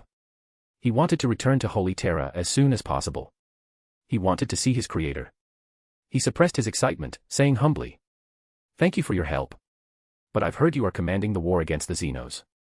You shouldn't delay for my sake. No, Omegon. You are a Primarch.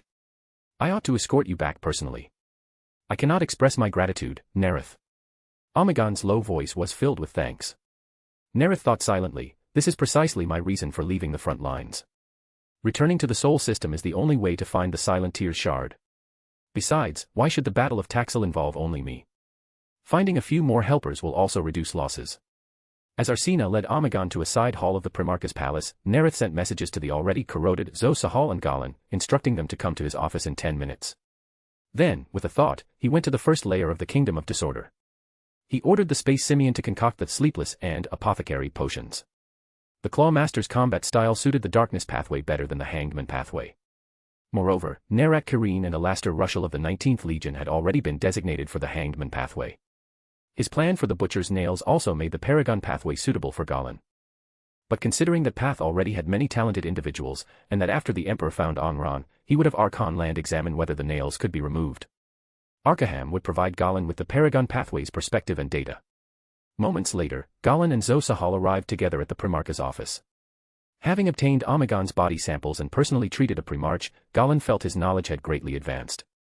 Saved by Lord Nareth, and witnessing the huge gap between him and the newly found Primarch Omegon, he didn't hesitate when he saw the potion before him. The Sleepless and the Apothecary knelt together. Thank you, my lord, for your gift. We wish to follow in your footsteps. Wherever you command, we shall go. Nareth drew the sword of Vol, concept swapped to transform it into a knight's blade, and rested it on their shoulders. I accept your fealty. If you enjoy the story, my P at Trian is 30 chapters ahead. p@trian.com/dawisjinsu. Chapter 561, Chapter 560, First Voyage Through the Maelstrom Zone. 868.m30. Ultima Segmentum, the Maelstrom Zone. Aboard the Bridge of the Glory of Light, Wilshire stood before the hololithic tactical table. Entering the Maelstrom was a novel experience. Even on its fringes, they felt the strangeness of this region. Real space was affected by the warp, flickering intermittently. The number of officers handling communications had tripled. The Simulus Chamber, unique to Shadows of Order and the Iron Hand, was also affected. Communication ships from the holds were dispatched. Communication Ship A-1, proceed to Sector A-59. Establish contact with the Shadow Song. Communication Ship C-5, report status of the Sun Shadow. Wilshire's hearing absorbed the cacophony of information. This operation is also an accumulation of experience. Perhaps the chapter will face similar situations in the future. He stared at the hololithic star chart. Occasionally, one or two of the black and iron-gray runes would vanish. Sometimes, runes would suddenly reappear, but only as blurred points of light. The internal comm in Wilshire's helmet suddenly buzzed. A rune flashed. It was from the chapter's chief navigator. He hadn't left the navigator's sanctum since entering the Maelstrom zone. No one would be foolish enough to enter the navigator's sanctum now. Exposure to a navigator's innate eye would drive one mad, or even kill them, and that would be the best outcome. Wilshire activated the channel. The voice of Navigator Othello sounded. Light Lord, I have good news to report. My house's navigators have observed a common phenomenon that will occur in perhaps 3 or 4 days. Forgive me, I cannot quantify the exact time here. We call it Malek's wind. At that time, there will be an area like a warp rift, calm as a peaceful breeze by warp standards. We can ride this wind and reach to Vendis. What are the risks? Honored Lord, Othello chuckled softly, there are always risks. That calm space within Malek's wind might cause a ship to run aground, for a few days, a few weeks, or possibly forever. But the experience of House Orselio proves it usually doesn't get that bad. That shouldn't be your primary concern. The most common occurrence is Geller field fluctuation, causing crewmen to go mad. His tone was helpless, yet also somewhat proud. They don't have the firm will of us or the Astartes. They are affected by the tides and lose their minds. Understood. Plot the course. Wilshire ended the communication and immediately began formulating a plan to respond to potential threats in 3 or 4 standard ship cycles. From the data crystal the Black Emperor had given him, he had acquired some forbidden Imperial knowledge. Knowledge that defied the Imperial truth. Demons of chaos exist within the warp. Master of Vox. At Wilshire's call, an officer from the center of the bustling area approached. My lord. Wilshire nodded slightly. Dispatch communication ships. Ensure all vessels, including our Featherquill Science allies, understand our navigational plan. As you command, my lord. Wilshire then switched communication channels and ordered the chapter's librarians. Assign all court members and librarians to designated zones. Prepare for possible threats from demons, warp predators, and out-of-control crewmen. My lord, that won't be a problem for us, the astropath said confidently. Entering this region amplifies our psychic abilities. Even codicers can handle astropathic communication. As long as your orders aren't overly complex, I can relay them to the other ships. Maintain your Thelema mind state when communicating. Wilshire reminded him before ending the call. For standard ship cycles later, Wilshire did not, like the mortal crew, frequently glance at the hanging clock. The timer in his helmet told him the time. Only 42 standard minutes remained until the end of this cycle. Wilshire clasped his hands together, fingers pointing downwards, and silently intoned. May my lord protect me. After repeating it 11 times, he unclasped his hands. Simultaneously, the chief navigator's voice sounded in his helmet comm, my lord, Malek's wind has risen. Requesting warp transition. Granted. Wilshire said decisively, simultaneously switching to the chapter's comm channel. Alert. The black and gray limestone ships cautiously began increasing their warp engine power. The etheric glow, visible only to psychers, was clearly visible, but all viewports were shuttered, and no one witnessed it. On the lower decks, laborer Jorenton sat on a crate, patting his oily pockets. His last ration card was gone. He slammed a canister angrily on the ground. A few drops of remaining oil mixed with some greenish liquid spurted out. Jorenton lunged like a starving dog, lapping up the liquor on the deck. After a dozen seconds, his fist slammed onto the deck. Shit. How come those officers and Astartes get to drink fine liquor? Jorenton didn't actually know who on the ship could drink, he just heard things from others and let his imagination run wild. He had just gotten up when he suddenly froze. A cacophony of voices sounded in his ears. He looked around panicked, but saw no one. He suddenly stopped. Madness slowly crept into his eyes. Yeah. If they won't give it to me, I'll take it. Jorenton grabbed a wrench from the crate. He strode to a copper pipe and smashed it twice with a clang. A wave of heat struck him. His thin clothes became soaked. Damn. Jorenton winced in pain, but thinking of the liquor, he shook it off, ignoring his burns. He hurried towards the supply depot. After a few dozen steps, he suddenly saw an oil-stained man holding a rusty box, taking small sips with an expression of enjoyment on his face. It was the expression he himself wore when drinking liquor. Mine. Jorenton roared. The laborer flinched and looked up in surprise. The copper pipe slammed into the laborer's face. Again and again. Jorenton dropped the wrench, grabbed the lunchbox, and peered inside. Damn. Seeing that trace of green, he recognized it as porridge from the cauldron on the deck. Jorenton picked up the wrench and smashed it into the back of the laborer's head. Pah. He spat and walked a couple of steps, then suddenly turned back and rummaged through the blood-spattered body. Moments later, he found 4 yellow cards. That was 2 days' wages for a lower deck worker, enough to live on for 4 days. Though the old-timers said this treatment was better than most crew in other legions, Jorenton was always dissatisfied. He wanted liquor, lots of it. Jorenton's eyes lit up. Kill 24 more, and I can buy a bottle. The hissing voice sounded in his ears again. He slapped his hands together excitedly. Right, buy it.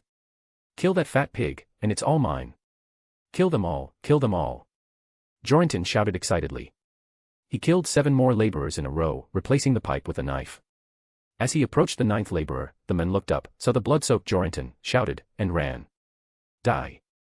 In the center of the deck, a light suppliant heard the report from the deck enforcer and immediately rushed over.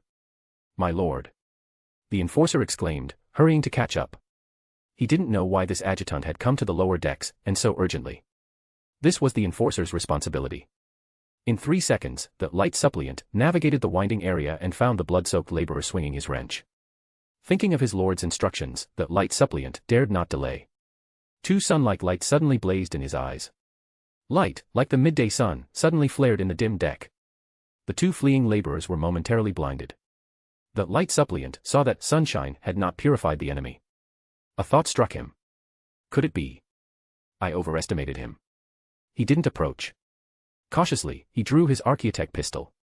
A flash of stellar light. The laborer's body was instantly vaporized. Well, I definitely overestimated him. The light suppliant smiled wryly. His reaction had been overly cautious. At the same moment, aboard the Shadow Song, 2nd Company Captain Olivier rushed to the upper decks. He too raised his archaeotech pistol. A beam harvested from the planet's radiative layer lanced into a creature whose tongue was glued to the floor. Zatsop. Blood mist surged, but the demon possessing the body did not fall. The solar high priest spread his arms, as if to embrace it. A pure, clear, brilliant, warm light descended from above, striking the demon's head. The demon roared in fury, then rapidly dissipated in the holy light summoning. If you enjoy the story, my Patreon is 30 chapters ahead. patreon.com/daosjinsu. Chapter 562, Chapter 561, Signing a Contract with a Music-Loving Smart Ship. Tevendis Zone. Black and grey limestone ships emerged from the light. On the bridge of the Glory of Light, Wilshire walked to the hololithic strategic table. Auspex, maximum power. Energy from the Punisher-class reactor was reallocated. The scanning arrays fed back results again and again. As the entire zone became clearer, view screen after view screen lit up. Wilshire looked up at the largest view screen, at the magnified scan image. His target, the Dark Age of Technology ship, the Slaughter Song. Its form was completely different from Imperial Gothic vessels. The Slaughter Song had an overall ancient, simple style. Its exterior seemed composed of silver armor and glowing windows. Wilshire opened his helmet's internal comm and assigned tasks. Master of Vox, the Slaughter Song has high cognitive ability. Send a communication request. Attempt to persuade it. Librarians, contact Tzatkiel immediately. Have him formulate an interception plan and a boarding plan for me and my honor guard. Tell Winterburn, his first company is to proceed to the surface of Tevendis and investigate the extent of heretical corruption among the local populace. Upon receiving the librarian's report, Tzatkiel immediately took action. The lawyer had already, during the voyage, made the 5 company captains and their adjutants his devout followers. He was certain he had become a true lawyer. After helping Wilshire secure the ship, he would surely receive another bestowal from Lord Nareth. Through coordination via communication ships and librarians, Tzatkiel's plan was implemented. Capital ships dispersed around Tevendis, like roadblocks. 116 frigates and destroyers were interspersed among them, ready to initiate interception the moment the target attempted to break away. Tzatkiel's fleet was positioned on the outermost perimeter, orbiting as a final line of defense. Tevendis had not developed interstellar travel capability. The first company's fleet reached orbit unopposed. Shadow-patterned stormbirds launched from ships like the Sun Shadow, flying silently towards the surface. On the Glory of Light's bridge, Wilshire stood before the viewport, gazing at the Slaughter Song. Silvery white craft, completely different from Imperial designs, launched from the Slaughter Song and made contact with the black communication ships. Wilshire waited patiently until his helmet comm buzzed. My lord, it took some time to understand what that ship was expressing. It seemed to say, The master of Vox's tone was uncertain. Don't disturb it while it's listening to music. Wilshire was also momentarily stunned. He hadn't expected such an answer. My lord mentioned in the data crystal that the slaughter song came to this world on its own. He also mentioned that most heretics on this world worship the chaos god Slaanesh. One aspect of Slaanesh is the god of pleasure and art, a lover of songs, the slaughter song, that seems to fit. Loop any songs you can find. Wilshire thought of the large number of bard under his command. He immediately ordered his honor guard captain, compile a list of all shadows of order in the chapter who are skilled singers. Finally, he had the librarians relay a message to Winterburn to verify if Tevendis's chaos worshippers were connected to songs. Winterburn's shadow pattern Stormbird landed 35 kilometers east of the area with the strongest life signals detected by the Auspex matrix. As he stepped off the Stormbird, Winterburn looked around. In the basin, ancient trees stood tall. A winding river flowed like a silk ribbon. A beautiful world. After this admiring thought, Winterburn grew more alert. Leaving one adjutant and 2 squads to guard the craft, he led the remaining honor guard forward. After crossing 6 hills, a thin, watery mist rose, clinging to the lush trees. Alert! Winterburn shouted loudly. He glimpsed 6 figures approaching in the distance. Their movement was bizarre.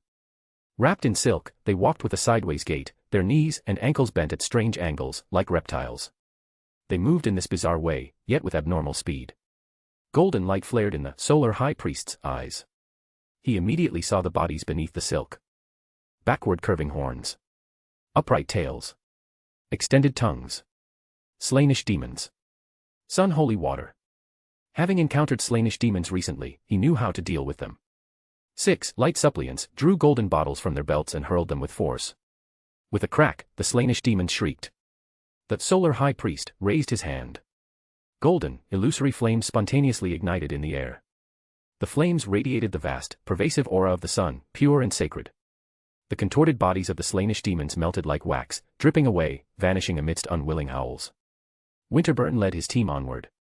His helmet comm received a series of reports with garbled signals. Some supernatural force was interfering with communications. As they advanced, he encountered no more Slaanesh demons. A beautiful melody gradually seeped into his ears. Reaching the edge of the dense forest, he surveyed the area ahead. He saw purple building roofs covered by a translucent, slime-like creature. Its surface was gelatinous, covered in countless unblinking eyes. Like a giant parasite, it occupied the rooftops of a chain of buildings, several hundred meters in diameter. Its boundaries were fluid, constantly moving and oozing pus. 6 huge tendrils hung from its massive, amorphous body like writhing tentacles. The air filled with an absurd, disgusting shrieking. Winterburn's gaze followed the tendrils downward.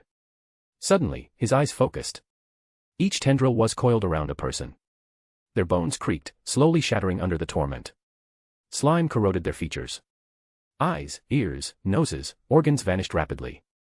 Yet the 3 men and 3 women simultaneously displayed expressions of agony and eerie satisfaction, as if enjoying it. People around them knelt, singing beautiful songs devoutly and fanatically. The beautiful melody contrasted sharply with the cruel torture. A flash of anger crossed Winterburn's eyes. The people of Tevendis are beyond saving. Attack! Bolters roared, blasting the heretics into bloody mist. Golden light blazed in the solar high priest's eyes. The sun radiated. A pure, clear, brilliant light, radiating pure warmth, descended from above. Holy light summoning tore a hole dozens of meters wide in the Slaanesh demon's body. Countless eyes on its gelatinous body simultaneously fixed on Winterburn. The solar high priest felt targeted by a malevolent supernatural entity. His entire body itched. The tendrils bent, writhing and extending towards him. Golden light flashed intensely in the solar high priest's eyes. He chanted in Dunnick, fire of light. He raised his Archaeotech pistol and fired. Pure light, empowered by holy oath, became a pure golden beam. Crack, crack, crack.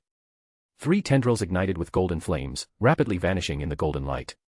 The solar high priest gripped his thunderhammer. The blue force field rapidly turned gold. He strode forward, swinging the golden hammer. Crack, crack, crack. The hammer swung left and right. Purify, strike shattered tendril after tendril. Winterburn pressed on. He saw chaos worshippers, weapons in hand, charging madly. He shook his head slightly, watching indifferently as they were torn apart by bolts. The shadows of order advanced. Their black armor grew heavier and heavier, as if coated in slime. Converge. The solar high priest commanded. Golden light leaped, covering the area. The sticky sensation rapidly vanished within the sun aura. Sun holy water. The solar high priest raised his hand. Dozens of golden droplets materialized from the air. Together with the pre-prepared sun holy water hurled by the light suppliants, they rained down on the monster. The slainish demon shrieked in agony. Its gelatinous body seemed to melt, rapidly vanishing in the light. It shriveled to a tenth of its former size. The solar high priest sheathed his weapons. He moved his hands. Golden, illusory flames spontaneously ignited in the air. The flames, radiating the vast, pervasive aura of the sun, densely formed an ocean. Pure, sacred, they covered the slainish demon like a net. Amidst unwilling roars, the demon rapidly vanished in the light of fire. 4 hours later, the shadow-patterned stormbird ascended rapidly. Winterborn, with more and more information compiled, established a communication link with the Light Lord and began his report. After hearing Winterborn's report, that all 15 detachments had witnessed slainish demons and their worshipping cultists, Wilshire fell silent for 4 seconds, then issued the order. Erase to Vendis. Prepare the flyers. I will lead the 200 warriors who sing best to the slaughter song. Maintain speed. Each stormbird is to play selected songs. Black stormbirds launched from the various ships. The best singers from each company of the second chapter converged in the void. The slaughter song's orbital speed around Tevendis suddenly increased. Low melodies, magnetic harmonies echoed through the deck. The discs and drones dispersed, keeping time with the rhythm. The group advanced unhindered, reaching the ship's core. Gray-black memory stacks, towering like buildings, surrounded the entire plaza. Faint light rippled across the surface of each structure. A wide, circular, dim-light stone floor was covered in slender light, forming complex geometric patterns. Swirling patterns disassembled and reassembled with the ship's thoughts. Wilshire signaled the music to stop. He called out loudly, "I have a proposal." As the songs faded, countless craft howled towards them. Wilshire's expression didn't change. He continued. "Sign a contract with me. Every moment, you will hear songs sung for you." After waiting 15 seconds, he still received no response. He removed his helmet, recalling the Viking war songs sung in his birthplace, the Morvis Hive on Terra. Vikings set out for foreign shores, the men of the north depart, on the king's ship, warriors stand shoulder to shoulder, ready for battle. The passionate war song rang out. The surrounding shadows of order stomped their feet in time with the song. The powerful song thundered, echoing through the ship's core. As the song ended, the sound lingered in the plaza. A minute later, as the sound gradually faded, a Vox-synthesized voice, carrying a tone of approval, almost like a human speaking, sounded. "I am willing to sign a contract with you." The notary produced the prepared parchment. On it was written a contract in Dunnish and Gothic on opposite sides. Contract between Wilshire and the Slaughter Song. Obligations, to continuously provide song for the Slaughter Song. Rights, the Slaughter Song will serve the second chapter of Shadows of Order, including in void warfare, repelling boarding actions. Silver light shone upon the contract. Then, with a rumble, a silvery white arm extended from a grey building, signing simultaneously with Wilshire. After the notary signed in acknowledgement, he felt a subtle, yet invisible, connection form between himself and the parchment. If you enjoy the story, my P at Trian is 30 chapters ahead. p@trian.com/dawasjinsu. Chapter 563, Chapter 562, Gilliman, prepare the stretcher bearers. In the fourth layer of the Kingdom of Disorder, after hearing Wilshire's report, Nareth thought to himself. I didn't expect the Slaughter Song's AI to be quite human, actually enjoying listening to songs. Wilshire's handling was effective, appealing to its hobby. Once a contract is signed, it cannot be broken. A contract established by a notary cannot be broken by a Sequence 5. Even a Sequence 4 demigod wishing to forcibly break it would pay a considerable price. Though the Slaughter Song's AI was intelligent, it clearly wouldn't exceed the level of Sequence 5. It would be bound by the contract. With a thought, Nareth returned to the real space. The communication bead in his ear buzzed. He activated it. Arsene Dunn's voice came through. My lord, we have arrived in Terra's orbit. The Sigillite has prepared a welcome ceremony for you and Lord Omegon. The Black Aquila shuttle slowly descended onto the landing pad at Lion's Gate Starport. Servo skulls draped with ribbons sounded their Vox synthesizers. Lord Nareth, Primarch of Shadow of Order, Monarch of Estonia. Welcome, Lord Nareth, son of the Emperor, Primarch of the 11th Legion, who has come to your side. Praise Lord Nareth, who rescued his brother Omegon from the clutches of evil Xenos. Voices praising Omegon also sounded. Welcome, Lord Omegon, son of the Emperor. Primarch of the 20th Legion. He is the 17th of the Emperor's sons to be found. Hearing this, Nareth cast an almost imperceptible glance at Alfarius, who was holding the pale spear. A smile tugged at his lips. Alfarius, the unknown first Primarch to be found. Omegon, however, is no longer the publicly last found Primarch. The 20th Legion, which would not have been publicly revealed until the Third Rangdan War, has now been advanced exposed to public view. Nareth recalled that Alfarius, in order to find Omegon and endorse the Lion's views on secrets, had sought out the Lion, who was commanding the war against the Rangdan. Before that, the Alphas had operated on the Imperium's secret fronts, using the names of Astartes from other legions. Nareth then thought of the publicly acknowledged first found son, Horus Heresy. Horus, I suppose I've helped you save your pretense. Omegon met you using the name Alfarius, yet you were completely unaware, thinking you had found Omegon yourself. You didn't know Alfarius had found his brother over a century ago. As Nareth pondered, his gaze naturally fell upon the unremarkable Astartes in the crowd. He keenly perceived Alfarius's hidden excitement. He was excited by the reunion with his twin, yet had to hide his emotions. Now, Omegon is Omegon, and Alfarius is Alfarius. Omegon's gaze met Alfarius's in the crowd. In an instant, they both knew the other was their missing half. Omegon's entire being thrummed, but he exerted himself to suppress the urge to walk towards his twin. In that exchange of glances, he understood his twin's desire to conceal his identity. Simultaneously with his excitement, Omegon felt discomfort. His instinct for concealment made him uneasy being exposed to so many gazes. Malcador, holding his eagle-headed staff, walked before Nareth and Omegon. He said comfortingly to Omegon, who was uncomfortable being in the public eye. Omegon, welcome back to the Imperium. Your father will be pleased by your return. I hope to see him as soon as possible. As Omegon spoke, his gaze swept over his twin. You will, Malcador said. I have also prepared a celebration for you. Then, he turned to Nareth. I must also thank you, Nareth. You rescued Omegon from the Xenos, sparing him further torment. Aboard the specially prepared vehicle, facing the cheering Imperial citizens lining the route, Omegon adapted. He waved to the enthusiastic crowd, eliciting deafening cheers. The vehicle slowly started. Streamers fluttered. The Imperial citizens cheered for Nareth with a fervor no less than for a returning Primarch. Conqueror of Xenos. Lord Nareth will purify the evil Xenos. Eternal victor over humanity's enemies. Lord Nareth will surely win the war. After the long procession, the vehicle stopped before the ceremonial hall. Malcador walked to Nareth and Omegon's side and said quietly. Nareth, preparations are made. The War Council will convene tomorrow. As Nareth entered the hall, he immediately felt the burning gazes of the Imperial nobles. Navigator families like Orselio, through cooperation with Nareth, had gained immense wealth and prestige, envied by many nobles. The existence of Shadow of Order allowed the Navigator families to handle crises and many other aspects more effectively. House Drake's position within the Solar Auxilia was also increasingly consolidated. The Auxilia under Barton's command numbered over 10 million. Dishes of exquisite cuisine, prepared by the Imperial chefs, were brought out one after another. Nareth savored the specialty fruits from an agri-world. The palace chefs had hollowed out their flesh, leaving only the firm rind. They stuffed the rind with minced beef and fish, seasoned with sea salt and several spices, and grilled repeatedly over fire. What do you need? At least 150,000 Astartes, and the assistance of 2 Primarchs. Originally, over 300,000 Astartes had participated in the Taxil decisive battle. Now, launching it nearly a decade early, he needed more support to prevent Shadow of Order from suffering heavy losses. At the very least, he needed other legions to deploy 150,000 troops. The moment Nareth finished, Omegon eagerly spoke. Father, I am willing to assist Nareth. He and Alfarius had discussed it and reached a consensus. Nareth was the best candidate for War Master. This war was an excellent opportunity to express their gratitude and support. Good, the Emperor agreed, nodding. His gaze swept over the assembled Primarchs, seeing Russ's undisguised eagerness, the hidden gleam beneath Mortarian's rebreather, Dorn's calm and resolute face. Finally, he said. Lion, Robot.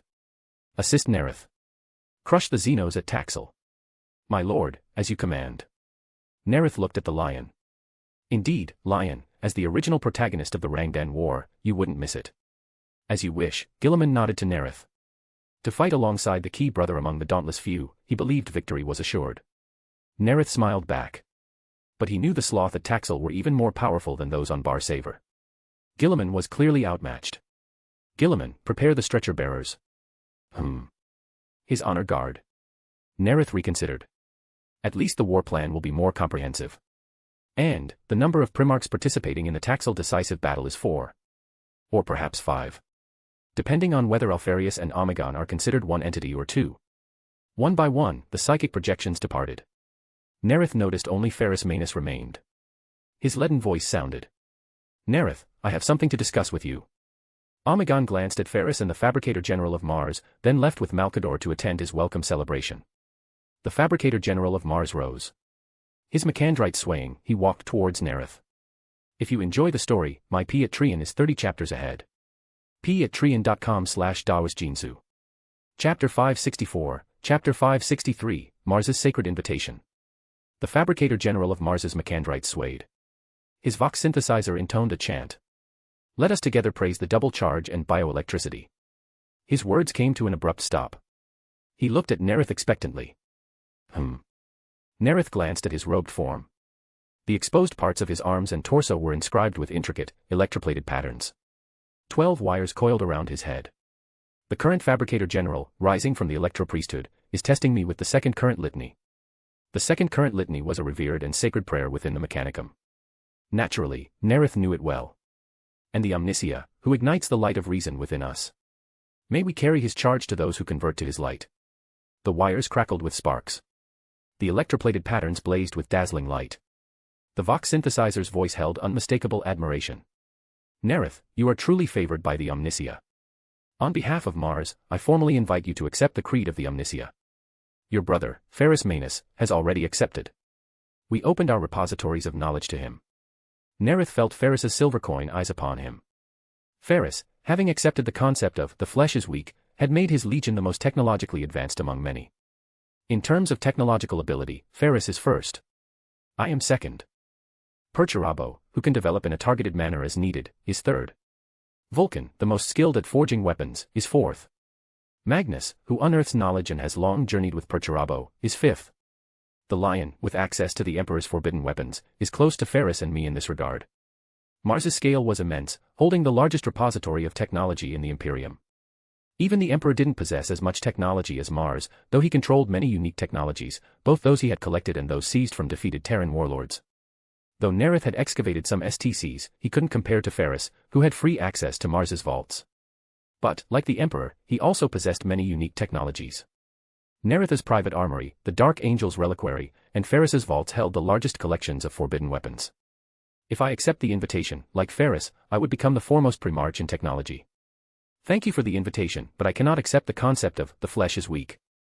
Nareth knew that for the tech priests to believe he had become a follower of the Omnicia, he would have to allow his sons to undergo large-scale mechanical augmentation like the Iron Hands. This was unacceptable to him.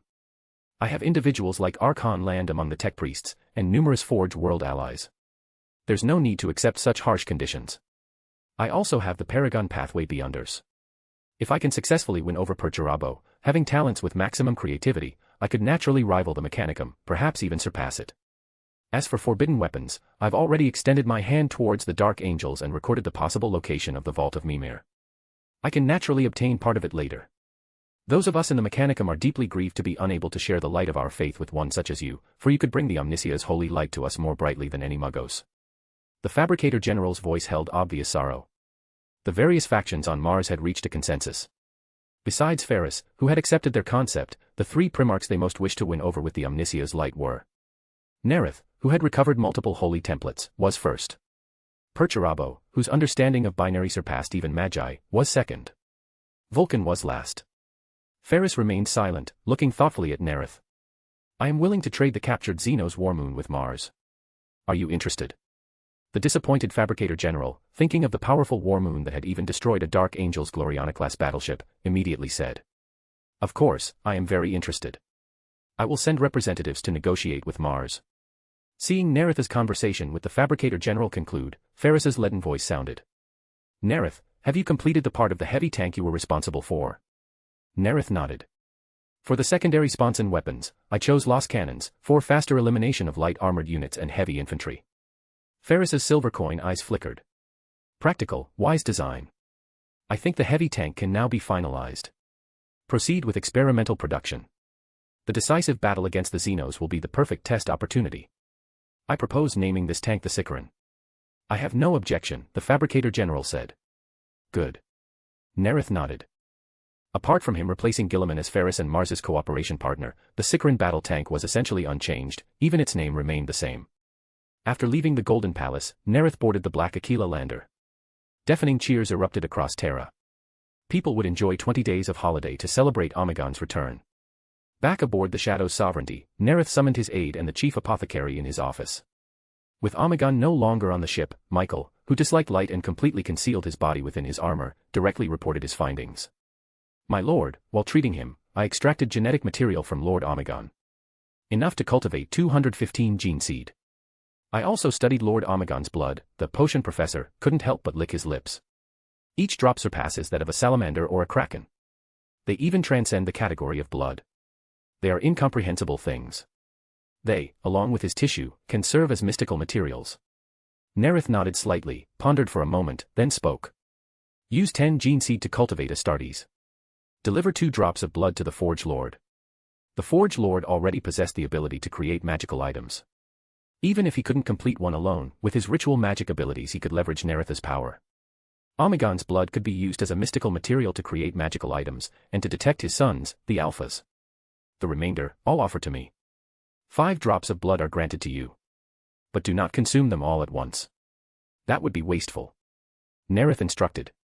With a thought, he sent a thought pulse. Dilute 1 drop now and consume it in batches. You must gauge the progress yourself. If you feel it's too much, pray immediately to the Black Emperor. Each subsequent time you receive a bestowal of power from me, consume another drop. Nareth then said, keep 5 drops aside. When Marlena returns, give them to her for research. He again sent a thought pulse via telepathy. Offer the remainder to me. Nareth recalled that in the future, Kugath would use Nurgle's cauldron and a single drop of Gilliman's blood to brew a potent poison called the God Blight. A Primarch's blood contained mystical, powerful energy, making it excellent material. The current Beyonders were not yet high enough sequence, using it all now would be wasteful. This is all my due reward. Omegon was spared over a decade of torment. Alpharius wasn't beaten. The Alpha Legion's chief librarian and the numerous elite Lernian Terminators didn't die. I really am a kind-hearted, good person. The tissue samples will be studied by you, Melina, and Garen together. Share the results. Thank you, my lord. The potion professor responded joyfully. Just sniffing Lord Omegon's blood told him it was the most delicious food he could find. Each drop was an ultimate delicacy. Had it not belonged to the Black Emperor, he would have tasted it long ago. The potion professor could absorb part of the power from it, but couldn't handle the full force of a Primarch's power. That was why the Black Emperor instructed him to consume it in batches. My lord, before the Xenos invaded Barsaver, it was ruled by technobrutes. They were granted the right to continue ruling locally after joining the Imperium, until the Xenos invasion. Tech Marines have located several of their ruins and have begun excavation. Acknowledged. Nareth nodded slightly.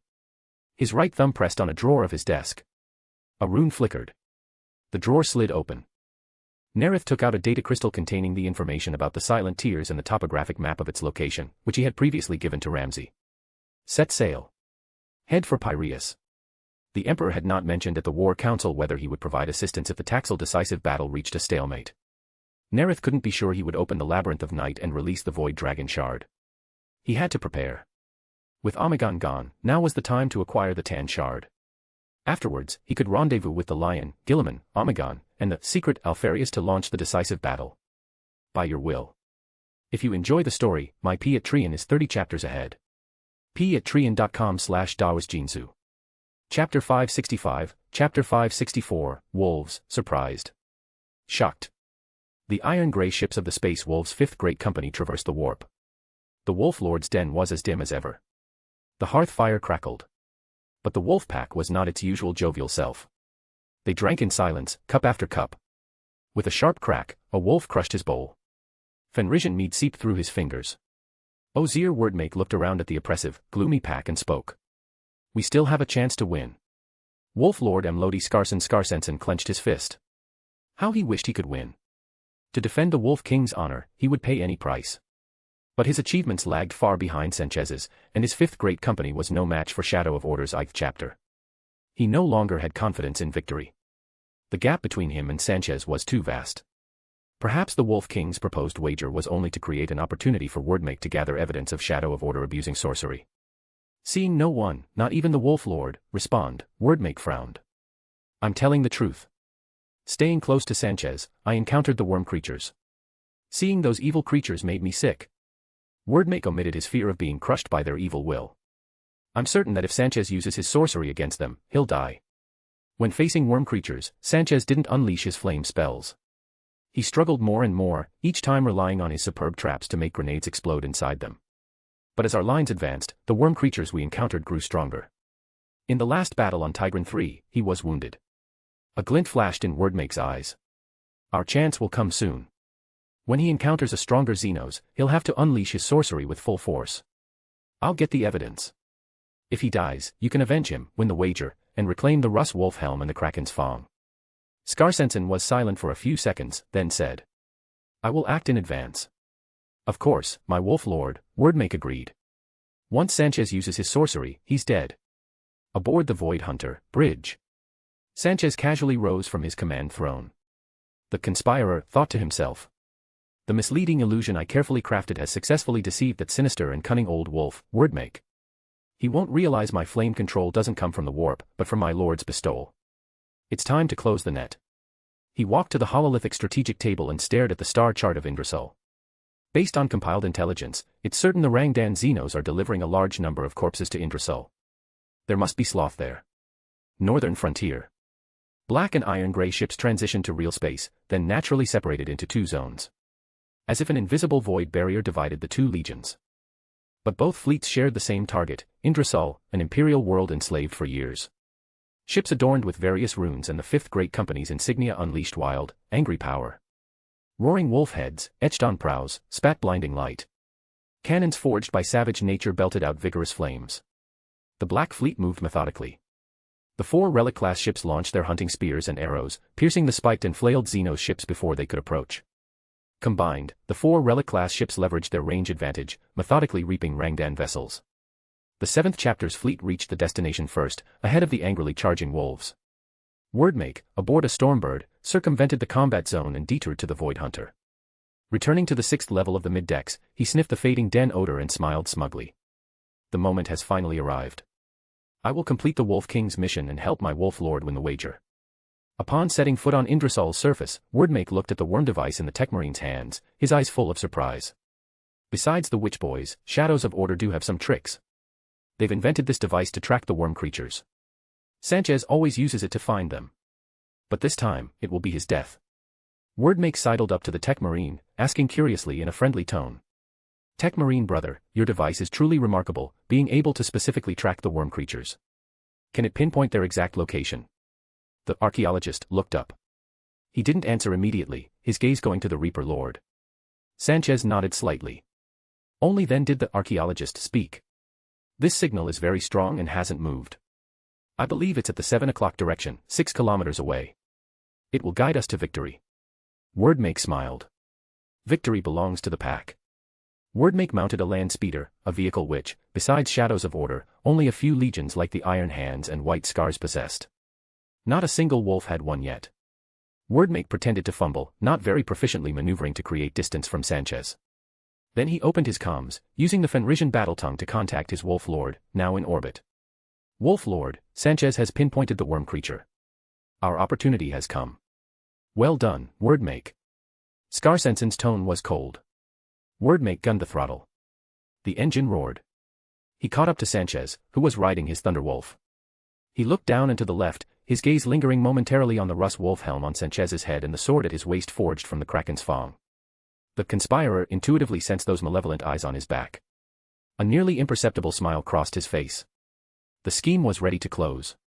He dug his heels into his Thunderwolf mount. Wordmake stared intently at the battle. He saw the flames suddenly extinguish, and thought. Sanchez lost before he could even abuse his power? Is his power that weak? Or is the worm creature that strong? The great axe slammed into the ground. Its violent force pulverized a clump of worms stuck to the earth. The conspirer swung his flame-infused blade, slashing rapidly. The conspirer's psychic energy guided the fireball onward, drilling into the disgusting mucus inside the Sloth's body. He snapped his fingers. Boom. With a violent explosion, the mucus inside the Sloth's body burst into a cloud of gray-green smoke. In the kingdom of disorder, the executors, especially the sinister old wolf Wordmake, have learned their lesson through these schemes. But the instigator, Rus, only loses a cloak. That still irks me a bit. If I can conclude the decisive battle at Taxil by 869, I can then intervene at Dullan. By obtaining the genetic defect of the 13th Company wolves captured by the Dullanites, as manifested by the Canis Helix, I can deter Rus from targeting me again.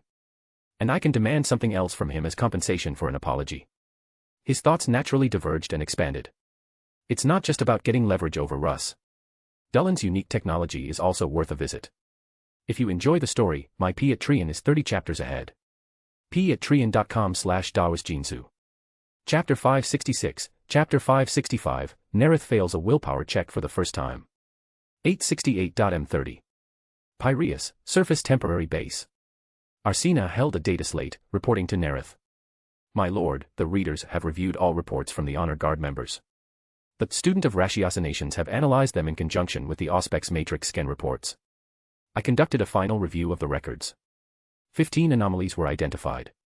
After comprehensive analysis, 12 were ruled out. There are 3 findings I should report to you. The polymath spoke, connecting the data slate to a cogitator. A green holographic image materialized in the Primarch's office. Within shifting gray mist, a red, heart-shaped, gem-like tree-like creature appeared. As the image zoomed in, its front was smooth and delicate, radiating light. Its back was wrinkled like an old man's skin. The entire tree continuously expanded and contracted slightly, as if breathing. The third squad discovered this strange tree-like creature in Sector G3. The apothecaries cannot classify it as animal or plant. Stepping near it interferes with the helmet's internal positioning system, and static appears on the comms. Nareth immediately recognized it, Miss Tree, the main ingredient for Sequence 7 Magician of the Full Pathway. The image shifted.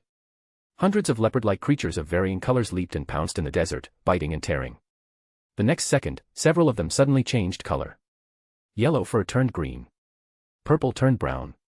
The shifting colors were like a vivid magic trick of nature. The first squad discovered these color-shifting leopard-like creatures in Sector C7. Nareth nodded slightly. These were also the main ingredients for Magician, the shifting leopards. He stroked John beside him, thinking to himself. I've just arrived at Piraeus and already have all the materials for Magician. A good omen. As Nareth pondered, the image shifted again, revealing a bizarre scene. On a lush grassland, there were statues of people, deathly still. Nareth examined the image. Among them was an officer, body straight, arm raised, directing an advance. Also soldiers in a search posture, alertly crouched, weapons raised, moving forward. The image shifted. An Honor Guard member entered the frame, drawing his combat knife. As you can see, the statues are indeed human corpses. Upon examination, the apothecaries could not determine the time of death. The bodies were not severely decomposed, some even retained body heat. But their consciousness had long vanished. Most bizarrely, no one's face showed expressions of shock or pain. The polymath's eyes flickered as he voiced his reasoning conclusions. There are only 3 possibilities for this. First, they died at different times and places, then were moved here. Second, they died simultaneously, becoming these bizarre statues. The final possibility, they died at different times without realizing it, in situations like sleep, and were then driven by some force to gather here. Nareth nodded. Without a doubt, this plane was the most likely location where the Tan-Shard Caligula, the Silent Cry, was imprisoned. A rather bizarre way to die. This is why Zarek, the Silent King, forbade the Necrons from using the Silent Cry. Would Necrons die like this too? Nareth knew that other Tan-Shards like the Nightbringer, the Void Dragon, and the Burning One he had obtained were not forbidden by the Silent King. The only Tan whose power was forbidden that he knew of was the Silent Cry. Dispatch 5 squads. Use the arc projection guns to hunt the color-shifting leopards. Nareth instructed, then selected Beyonders with high spiritual intuition like Monsters and Sleepless, as well as Seers who could divine directions, to gather the mist trees. Then, taking only Arsena, Diana, Luther, and 7 others, he boarded a Stormbird and flew towards the grassland region. Glenn Visotto, chapter master of the Ultramarines' first chapter, gazed through the viewport at the endless expanse of statues below. The various forms of the statues were captured by his transhuman vision. Suddenly, his pupils contracted. My lord, the statues below seem to form a pattern. All the statues outline a human form, the polymath said admiringly to Visotto. Correct. Nareth withdrew his extending consciousness and instructed the pilot. Nelson, fly towards the head. As you command, father. As a true robot, Nelson had already calculated and extrapolated the overall image of the entire statue zone. Descend, stop. Nareth directed Nelson to hover 100 meters above the head area. He examined it for a moment, then ordered again, open the hatch. Nareth's wings beat as he flew out of the Stormbird, descending slowly. 36 verdant corpses were piled into the shape of a teardrop. The Primarch keenly confirmed that the verdancy was unrelated to the green grass. He activated his warp insight. The green rose and merged into a single entity, a teardrop. It was a supernatural green, but unrelated to the warp. After a moment's thought, Nareth decided on a cautious method that respected the deceased to open the entrance. Cremation. His golden wings beat. Golden flames descended from the sky, landing on the dozens of teardrop corpses.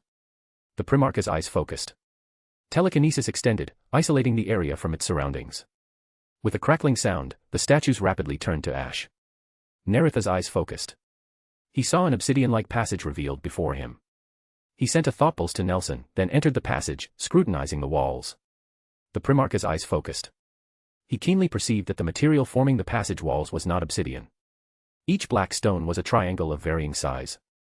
Overall black, their dark cores shimmered with starlight. The whole stone was like a night sky dotted with stars. Triangular night stone. The main ingredient for sequence 6 of the darkness pathway. Having gathered materials for another potion, Nareth thought with interest. I thought I'd have to find this on Nostromo, the Night Lord's homeworld. I haven't even found the Silent Cry shard yet, and I've already gathered materials for 3 potions, completing 2. Lucky indeed. Nareth's smile faded instantly. Perhaps this isn't luck. Did the humans who sealed the Silent Cry discover this planet's special nature, making it suitable for the seal? Or has the Silent Cry, imprisoned here for millennia, subtly influenced this place? Basoto entered the passage, following the Primarch's gaze. This cannot be natural. The probability is 1 in a billion. Akerduana gently touched the wall. Exquisite. Unparalleled craftsmanship. Nareth strode forward. The others followed. The passage widened. After descending over 100 meters, it was wide enough for 10 to walk abreast. Descending over a kilometer along the passage, Basoto looked ahead at the sloping, winding path with no end in sight. He exclaimed admiringly. Even if man-made, the calculations required would be immeasurable, exceeding even the total cogitations of an Emperor-class battleship's cogitators. The passage of triangular night stone seemed endless. Only the thud of footsteps echoed in the faint light. Zahariel suddenly stopped, frowning. The passage of time feels completely different from reality. Since Lord Nareth had taught him how to activate his innate psychic ability, Fear Sight, he had practiced and used it countless times, developing a keen intuition for time. It seems. Diana's eyes rapidly turned into golden vertical pupils. After careful discernment, the hypnotist spoke, some supernatural force is affecting our minds. An ordinary person would feel time infinitely stretched. They would give up, even collapse mentally, during a journey lasting months or years. Lucius drew his sword, clenching his fist. A powerful enemy. Balsar Kurthuri, librarian of the 19th Legion, his eyes deepened, looked into the future. He sensed a will as majestic as a mountain, yet as still as a dead swamp. Balsar's body trembled slightly. Perhaps he doesn't need to appear. Balsar's speech involuntarily slowed. His will was affected by an invisible force. His thoughts stagnated. Thud. The librarian crashed to the ground. The others vigilantly looked around. The dimly lit passage was like a devouring abyss. Don't touch him. The Primarch examined Balsar. He sensed he had fallen into some supernatural state. Casually touching him might cause unpredictable harm. As long as I get the Silent Cry into the Kingdom of Disorder quickly, Balsar should wake up on his own. Diana, you stay and guard him. Nareth left the hypnotist, the strongest in the mental domain, and looked around at the others. Know your limits. If you feel unwell, return on your own. Then, he ascended to the first level of the Thelema mind state and continued onward. If you enjoy the story, my Patreon is 30 chapters ahead. patreon.com/DaosJinsu. Chapter 567, Chapter 566, Urian, Father, will you discover the secret I keep for Lord Nareth? Nareth's expression was grim. He awakened memories of fear, the memory of worrying about being erased while in the gestation pod. The Silent Cry is even stronger than I imagined. It's almost breaking free. The restraints placed by the ancient humans are inferior to the Necron's labyrinths. The cage is already cracked. Nareth flickered between reality and the warp hundreds of times, yet still couldn't find a solution. Psychic power. The Silent Cry's tone was angry yet mocking, tinged with an eerie silence. Even in our weakened state, you cannot resist us. The power of the warp is utterly incapable of contending with our mastery of the physical realm. We are true gods, the living embodiment of this universe. SHHH, SHHH, SHHH. A dense patter of dripping water sounded. The power of the physical realm clashed with the Primarch's spirituality. Nareth immediately felt his speed decrease. Each back and forth jump took 10 times longer than before, and his position was no longer precisely controllable. He would appear before the silver body one moment, behind it the next. Light and shadow flickered in the Primarch's eyes. Vast energy surged, surrounding him. Returning once more to the ceiling sight in real space, he fixed his gaze on the silent cry. Unable to find a solution within himself, he would seek one from the silent cry. Nareth's eyes suddenly focused. He keenly perceived that what bound the silent cry was not a Necron supernatural labyrinth. It wasn't a stone coffin cage around it, but countless triangular night stones forming triangles.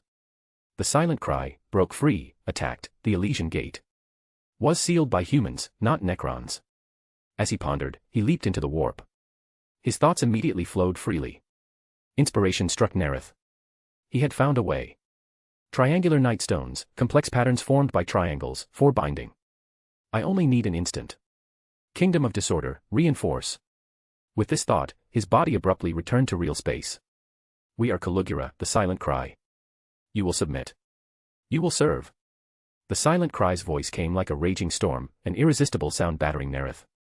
The gates of his mind, like rotten doors, shuddered in the storm. Nareth raised his power gauntlet, channeling all his spirituality into it. As sequence one hand of order, he roared in Dunnick. I. As his voice sounded, golden light blazed. The storm outside the gates of his mind vanished. His thoughts became clear and smooth. Decree order. Silent cry Caligula, I adjudge you, you shall be bound. As his spiritual energy was drained by the gauntlet, it blazed with dazzling light. The pervasive green mist was instantly swept away. Golden light enveloped the silver body, forcing the sun-like golden glory of light back within. You, how, can? Light flashed violently. The silent cry cried out in disbelief. It saw the black-armored, golden-winged figure fly before it. Black mist rose. The silent cry felt a power being applied upon it. Even at full strength, faced with this sudden power, it would be like a lake against an ocean. What? The silent cry was engulfed by the black mist, vanishing from the passage. It drifted through the endless black mist, as if experiencing a long dream. It couldn't help but wonder if this was a lie crafted by the deceiver. The bloody chain coiled around Nareth's right pinky gleamed, rapidly replenishing his depleted spiritual energy. The throbbing in his temples gradually subsided. The Baron of Corruption, his spiritual energy mostly restored, surged forth again.